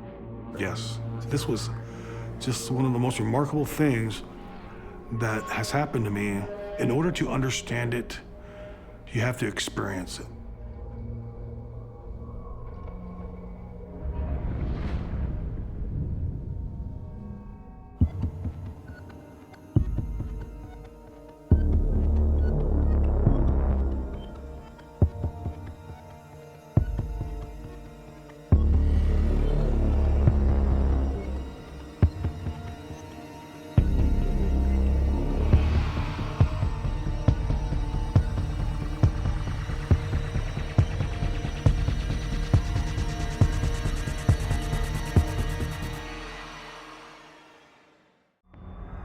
don't see it, I don't believe it.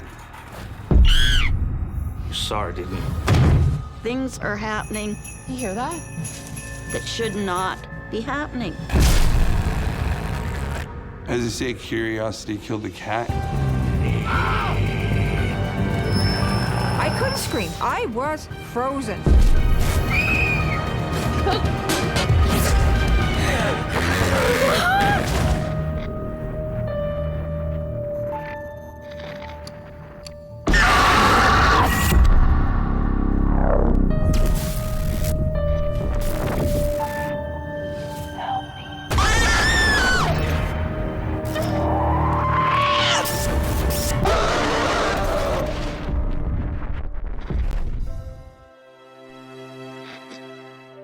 What you're about to watch is based on true events.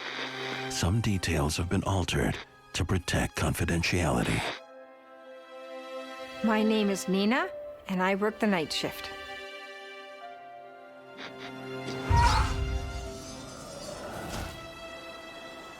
After a career in law enforcement, Nina returns to her hometown to fulfill a lifelong dream. I'm the owner, manager of a historic inn located in a little mining town. It was a vacant building. It used to be a mine office for one of the local mines that closed. But it was originally an inn. I renovated it. I took it back to the early 1900 period, and I financed it with my own personal savings. This is a big gamble. The once thriving mining town of Nina's youth isn't what it used to be. It became a ghost town. All the businesses went out, and it's just your old-timers still living there. The property Nina owns has a history. There were so many ghost stories always being told. Many, many accidents in the mines, many deaths of people. I was well aware of it. It was a risk, but I believe in the town.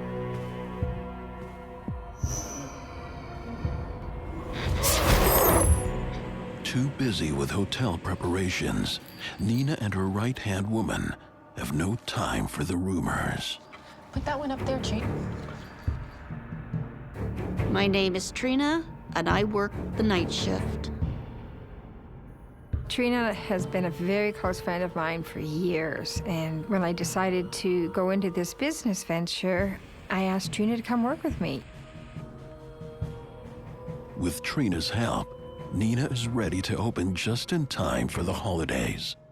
The first thing I experienced at the inn was around Christmas time when we were decorating.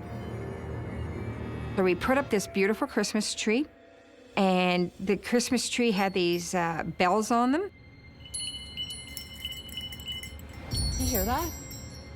Yeah. And out of nowhere, oh my gosh, the bells started ringing. I looked at Nina, and Nina looked at me, and I thought, this shouldn't be happening. I looked around. There was no source of air conditioning, no source of heat coming up. Nobody came in the front door, but the bells would just ring. And I found it really strange, perplexing.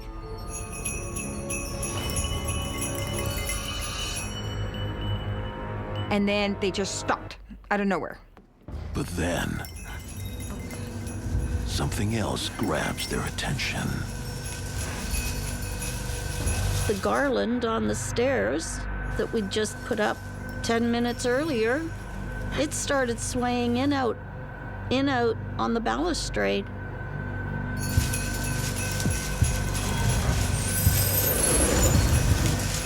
It scared me because it's like, okay, what's going on here? But I have no clue because there was no justification.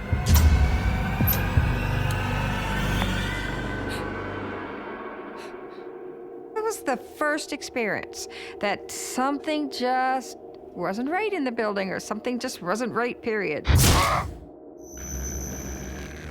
With every passing night, nowhere in the hotel is safe from the strange behaviors.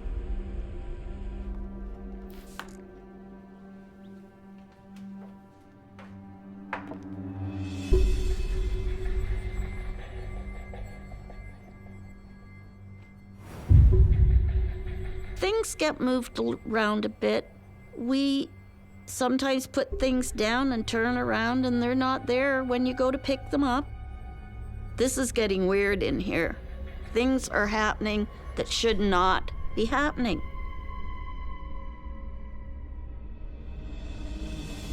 When you work a night shift, you are much more likely to experience a haunting because it's late and you're tired and you are revisiting the same location every night. Nina can't shake the feeling that something is tracking her every move. You always felt like you're being watched, as if there's a presence there, but you can't see anything. But you are being watched all the time in that building, and it would almost raise the hairs up on your back. And you don't know what's there, you don't know what's around, but there's definitely something. Later that night, now alone, it gets more bizarre.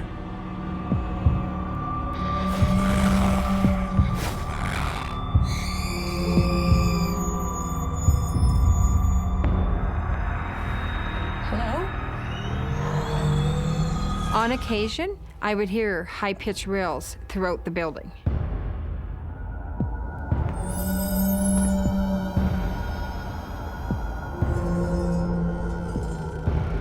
Hello?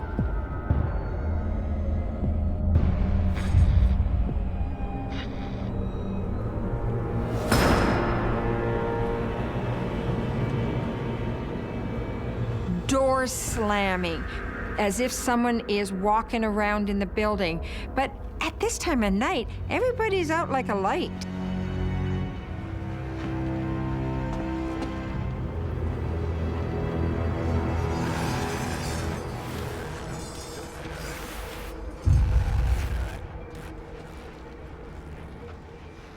There's no excuse, no logical explanation for doors slamming, sounds like walking, screaming.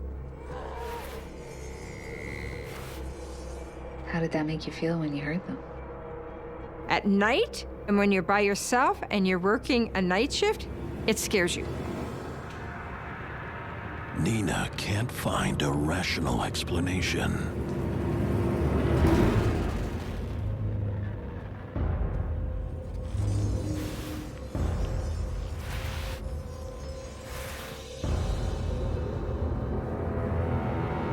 All the activity that's happening definitely signifies that this is a haunted location. The next night brings a snowstorm and more. It was a cold winter night, and the snow was coming in hard. The roads are closed, forcing Nina and Trina to stay the night. Weren't you scared? We were uneasy. It's something I can handle, because nothing was harmful. Scary, but nothing has ever been harmful. Hi, Nina.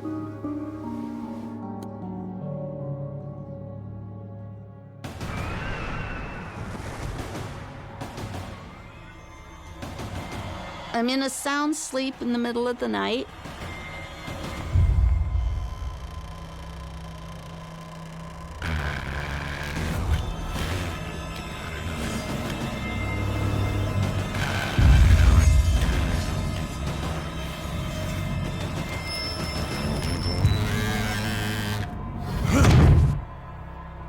All of a sudden, I'm wakened by a sharp jolt. It wasn't just a tap, it was a jolt. Nina, wake up. Wake up. Nina, wake up! A string of frightening episodes puts hotel manager Nina and her assistant Trina on edge. And now, an entity only Trina sees visits them at night. Nina, wake up! I was sound asleep. Nina, wake up! Wake up! Nina awakes, but the presence is gone. There was something, it banged the bed. There was someone in here. I didn't see it, I didn't hear it. And I said, it just banged the bottom of the bed and scared the living life out of me. Something's in the room. but nothing's in your room. So how do you explain that? Trine, did you leave the door open? Of course I didn't. The more you think about it, the more anxious you get. And the more you have to calm yourself down about it. It frightened me. Let's get out of here, come on.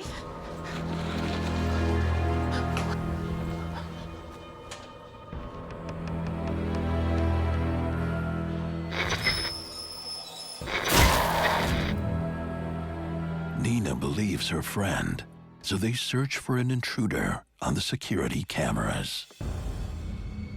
I told myself that there was logical explanation. But after reviewing the security footage, Nina doesn't know how to explain it. When I watched those videos, nothing. Nobody entering, absolutely no movement of anybody coming in or out. I don't see anything. I can't justify what was going on.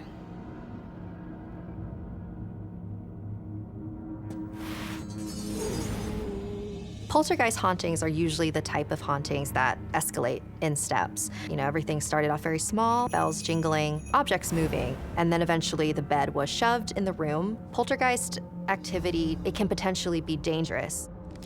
I did not think anything would escalate. I just thought they were just subtle little things that I can blow off.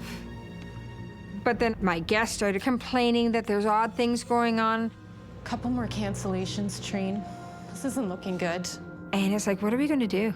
I just don't know what to do. Before anything can be done, it gets stranger. I was going to take a snooze in the manager's room. But then out of the corner of my eye, something moved, and immediately you turn.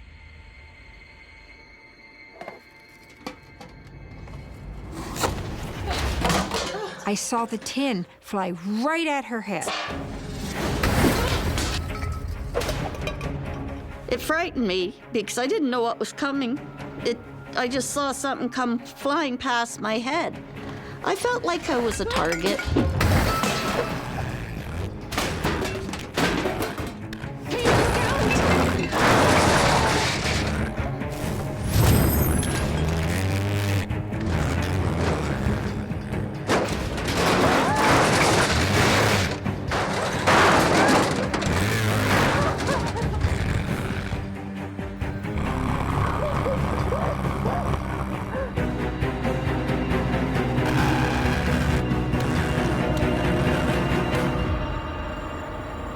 Something did this to her and directed it right at her head.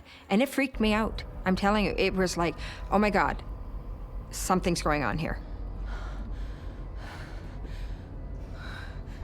What do you do about it? Nothing. There's nothing I can do about it.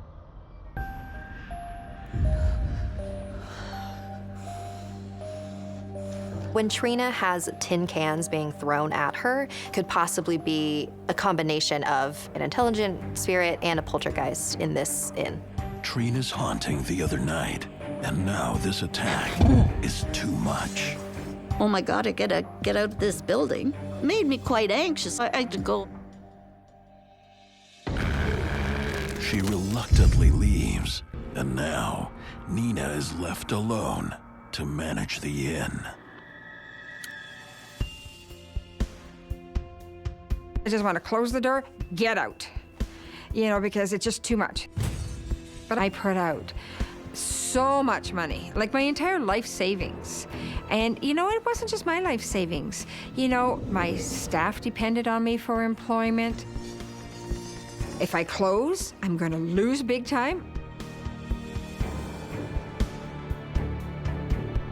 Nina has no choice but to retire for the night. I had just finished closing up the inn for the night, and I was tired.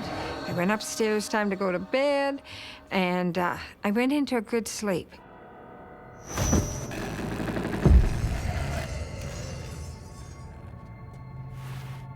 You're sound asleep, and yet you could almost know, as if you're awake, that something is there. Something is watching, something is there. I don't know.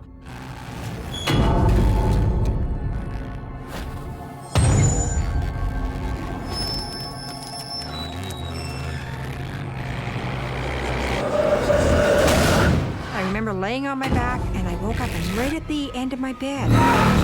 Something is standing there.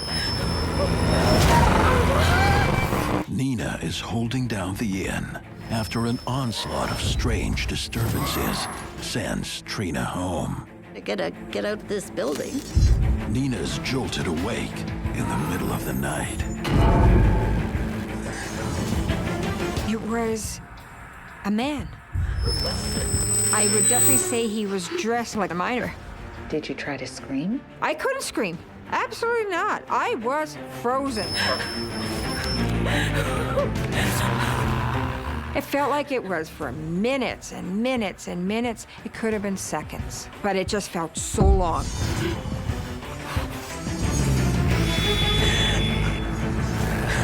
It really scared the hell out of me. I now know something is in my building.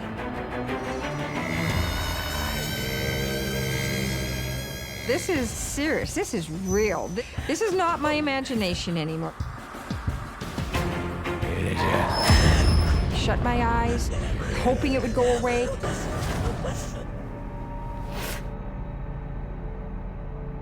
And when I opened it, it was gone.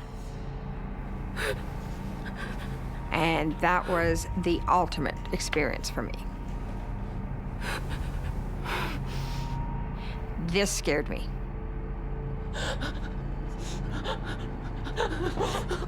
Nina has now experienced the same entity as Trina, face to face.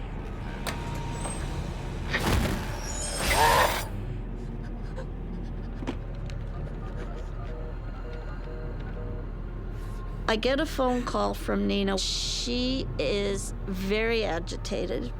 She has just had an apparition at the end of her bed. I was so scared. It was a man in miner's clothes, and it was very shocking for her. This was the first time Nina was targeted by the apparition. I need you here, Jean. You gotta come. Oh, you were beside yourself, yeah? It was something you weren't expecting. All of the activity that happened in this inn seems to have sort of reached a climax when Nina physically saw a man in the room. The spirit of a miner is there in the inn with them. When you're experiencing a haunting and you are terrified, it only amplifies everything. It appears that one miner who lost his life on the job is fixated on Nina's inn. A residual haunting is usually when a spirit is sort of just replaying itself on a loop because it's imprinted its memory into the location. After the big experience with that apparition at the end of my bed, I really didn't know what to do. I was lost. I was scared. It's like, oh my God. Now it's reality. It's true. I can't slough it off. I can't make excuses, justify anything that was going on. And it's like, oh my God, what am I going to do? The worst thing I want out there is guests thinking that not only do we have potentially a spirit or ghost in the building, stay away. That's the worst negative I want. I want people to come to our place. I don't want them scared off. If you thought your inn was haunted, why not just quit? I don't want to go bankrupt. I don't want to lose everything I built. I love this business. I love this. I've got to figure this out. Well, I was very concerned for her. I put everything into this place. I can't lose my business. There was a lot of money here on the edge, and she could not afford for this to go under. These things I can't change. I can't fix. Have to figure out how to run the business with the spirit. I just turned the negative into a positive, and that was to start advertising as a ghostly inn. It's a mining town. It's like a Swiss cheese, basically, underground. All the tunnels were connected. We used to always tell each other stories that this ghost or that ghost or this robber or whatever used to, float through the tunnels. Probably goes through all those mine tunnels underneath, but he really centered on my building. They won't give in to their fear anymore. Being close friends and confidants, she always gave me the encouragement that I needed. Hi, Hermie. Hermie is what we started calling the ghost. It just flew out one day. One of the times something happened, I says, "Oh, Hermie, just behave yourself. Just behave." Okay, Hermie, cut it out. Once we had him named, things really started to mellow out. Nina and Trina decide to deal with their fear by giving the spirit a nickname. And this is a really good strategy. Was the spirit less menacing? It was better. All of a sudden, we had other guests that were coming in because they wanted their own experience with Hermie because they heard about him. So it became a very good marketing tool for us. Full up again, Trine.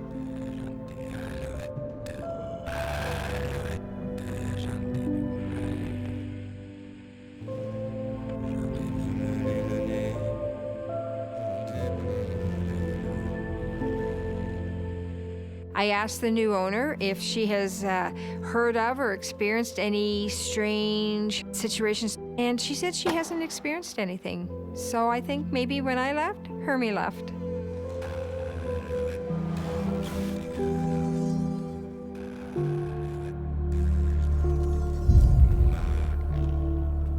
My belief in the paranormal, with everything that I saw, I am a true believer, and I really believe in Hermie.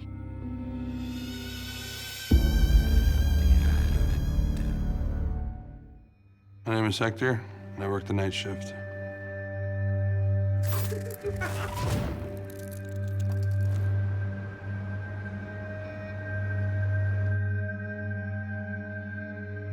It was my senior year in high school. I had actually caught up with all my credits, so I was able to get a job. I found out about a program at a hotel for overnight room service, and I figured, hey, why not? This is my first time working night shift. Hector already knows a little bit about the hotel. This hotel I went to work at had a history. I would hear stories about it being haunted. It's very famous. But that doesn't faze him. You could say I'm an unbeliever. I don't see it, I don't believe it. That's about to change for the 18-year-old. In the beginning of my shift, I was doing room service. My rounds to go pick up the trays.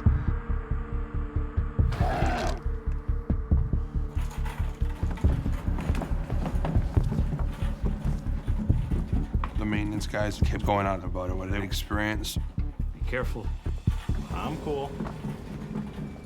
And I kind of, shrugged it off, just kept walking.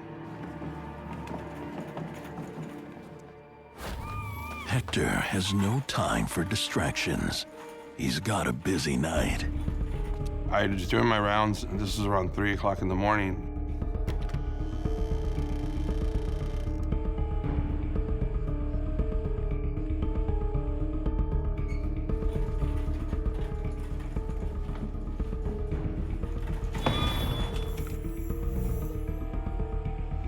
I get a little eerie sense. A sense like somebody was behind me. Didn't see nothing. But then, Hector sees something or someone. There shouldn't be a little girl out in 3 o'clock in the morning. So as I ended up running down the hallway, and I looked down the hallways, didn't see her. Security, do you see a little girl walking around on the second floor? They're like, no, we just see you. How do you explain this happened? I was freaked out.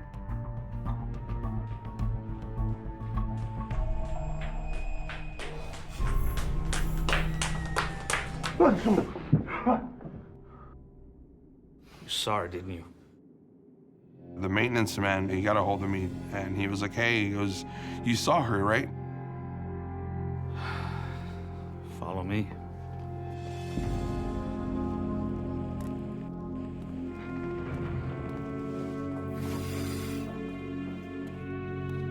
The maintenance man leads Hector to a room that's hidden from the other hotel guests. You gotta see this.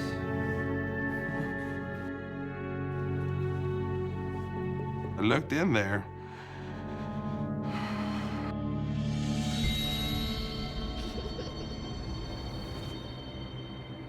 It was a little girl's room.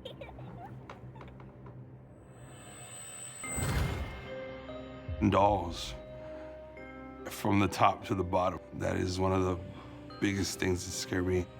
Like having all those eyes just staring at you.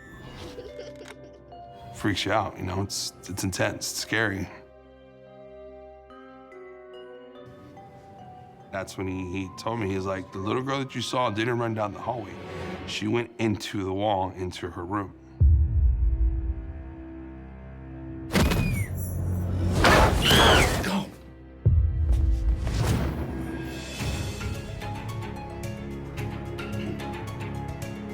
She's the daughter of the former owner. She died in the 1920s. Only his little girl's room with the dolls is still originally intact because that's where she passed away in. She died because she was sick. That's where she was comfortable. That room, that hallway, that was her place. I believe the little girl is attached to the room. Although there's a sense of creepiness with the dolls in the boarded up room, there's not a feeling of danger or malevolence with that. I don't think physically she could harm it. For one reason or another, spirits do stay around, and I think she chose to stay in a place where she was happiest. The hotel is haunted. Although the maintenance man believes in the paranormal, Hector has mixed feelings. I knew what I saw was real, but the spirit stuff, is it true? Is it not true? At that moment, I figured, you know, hey, I gotta do my work. So I went back down to that second floor. I'd heard giggles. Again, I figured, hey, you know, again, being young, foolish, I didn't want to walk away.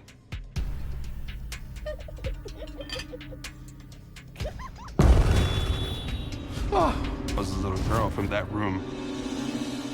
I froze. I just experienced a little girl, you know, finding out about her death. I didn't know what to do.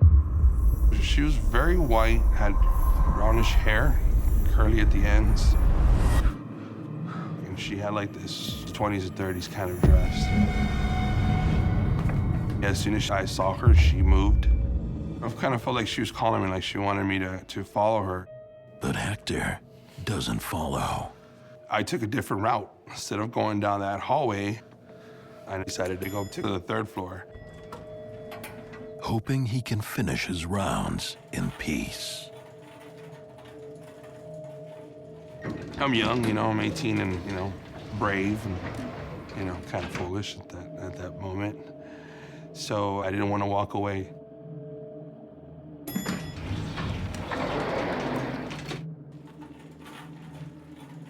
The third floor, it was quiet. Although he tries to put on a brave face, Hector's on edge. You get that creepy sense of feeling where you got the chills. At that moment, I hear a ding.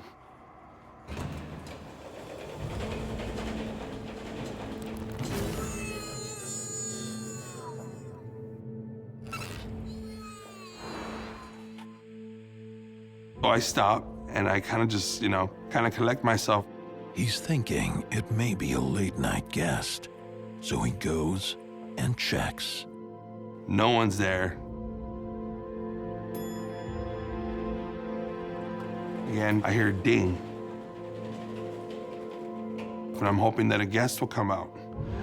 No guest comes out. I knew I was alone.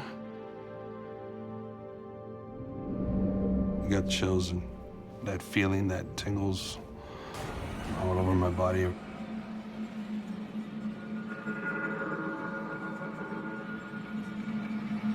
I remember just standing in front of that mirror and just seeing this woman behind me. Well, this is terrifying. Teenage Hector is a skeptic when he starts his shift, until he sees the spirit of a dead girl. But it gets worse. A different entity manifests. God, I'm just sorry. I got chills. And this spirit is much angrier.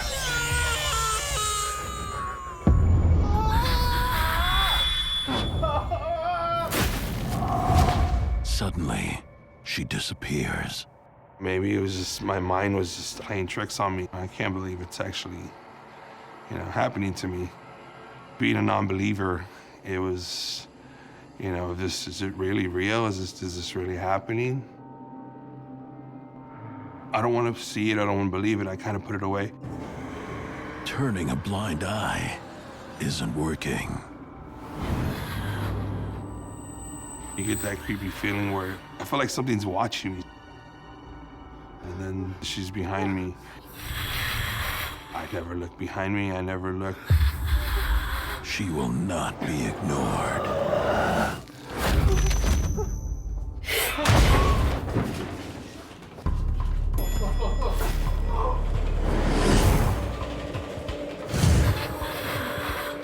She was just piercing into my soul.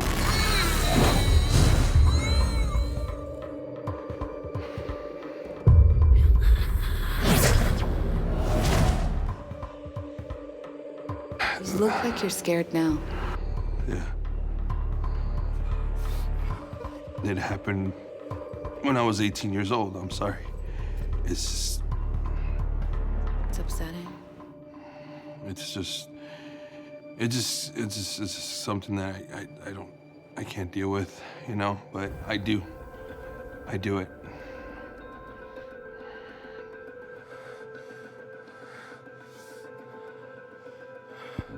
Still to this day, when I speak about it, it still scares me because I can still remember her look.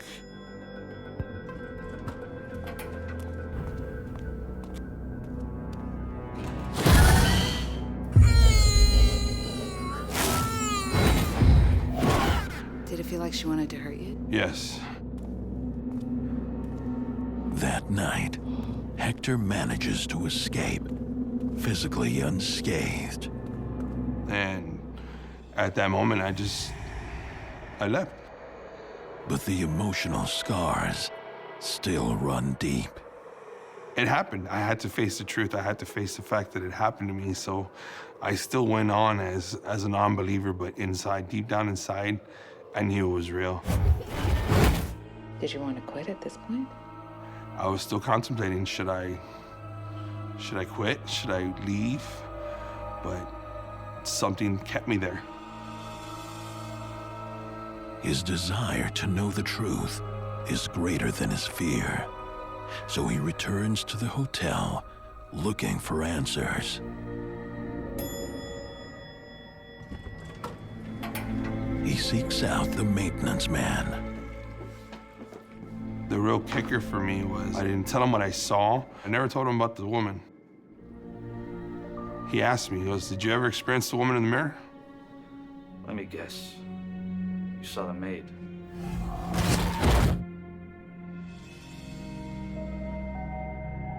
I'm sorry. He told me that she was a maid at the hotel. She'd already been having problems with her fiance. And one day, during the day, she was working, and he had gone in there and just stabbed her, murdered her, and left her there to die. A lot of times when you have an earthbound spirit, they hold on to that emotion that they died with. In this case with the maid, she died with a lot of anger after being murdered by her boyfriend. I think she's become attached to the building itself. It's just like the little girl. This hotel's haunted. She's not the only one of them. It's very common for malevolent spirits to be attached either to the earth itself or to a building. Hector isn't interested in any more otherworldly encounters. It took me a while to finally say, you know what, I don't want to see it. As I say, curiosity killed the cat. He's not risking his life tonight. He goes to get his things to leave.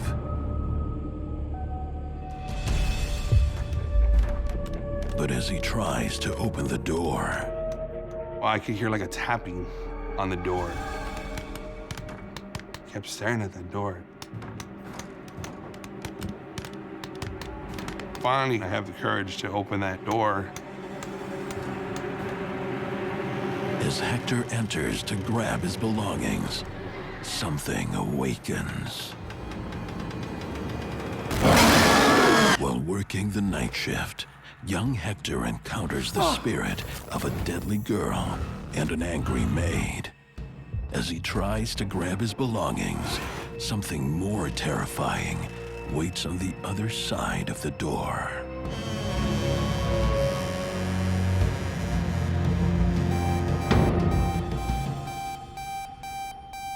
I kept hearing like a loud, kind of like a beep noise. I couldn't really tell you what it was. And then another strange sound follows.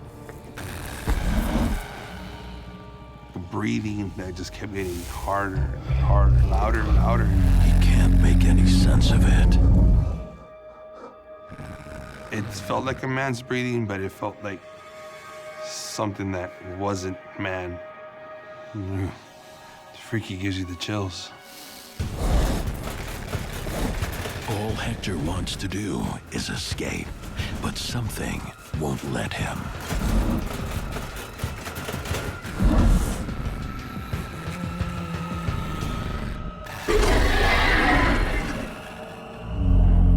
As I turn around, that's when I encounter I call him the Shadow Man.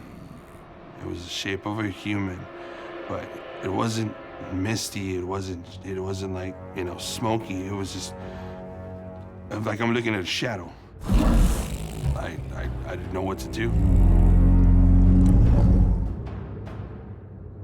At that moment, it's just like everything started recurring in my head again. A little girl, finding out about her death, feeling that terror with that woman, and now experiencing this. It's like, this is it. It felt like an ending to me. What was it? I don't know. Something that I knew that was standing right in front of me and wanted to cause harm. Next thing I know, I just remember when you're asleep and you feel like you're falling and you jolt and then you wake up. That's the feeling that I felt as I'm looking at the Shadow Man.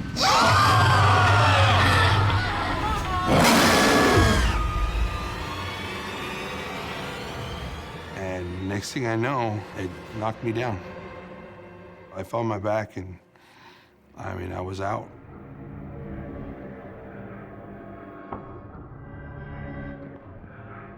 I would say at that point where Hector is being thrown down, that's a fairly large malevolent being. Hector was attacked, he blacked out, and actually had a physical experience. You could call it an extreme haunting. Hey, you all right? What brought me back was the maintenance man. You okay, pal? I got knocked out and I was out for about 2-3 hours. What happened, I have no idea. To me, it felt like I just fell down about a minute. What did you see? Was the Shadow Man still there? I don't know where it went, if it went behind me, where it was at.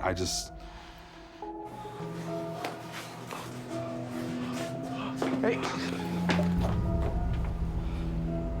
Hector ends his hotel stay. I didn't talk to nobody, I just left. I never looked back. And till this day, I still have never gone back.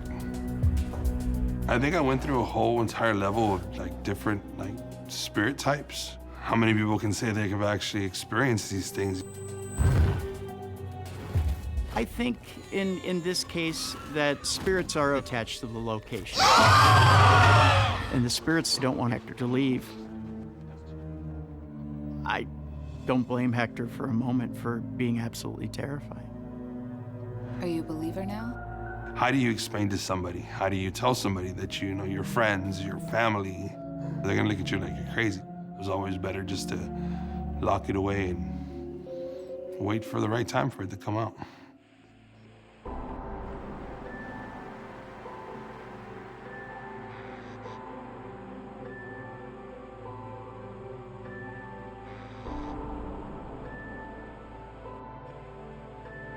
What are you hoping will happen by telling your story now?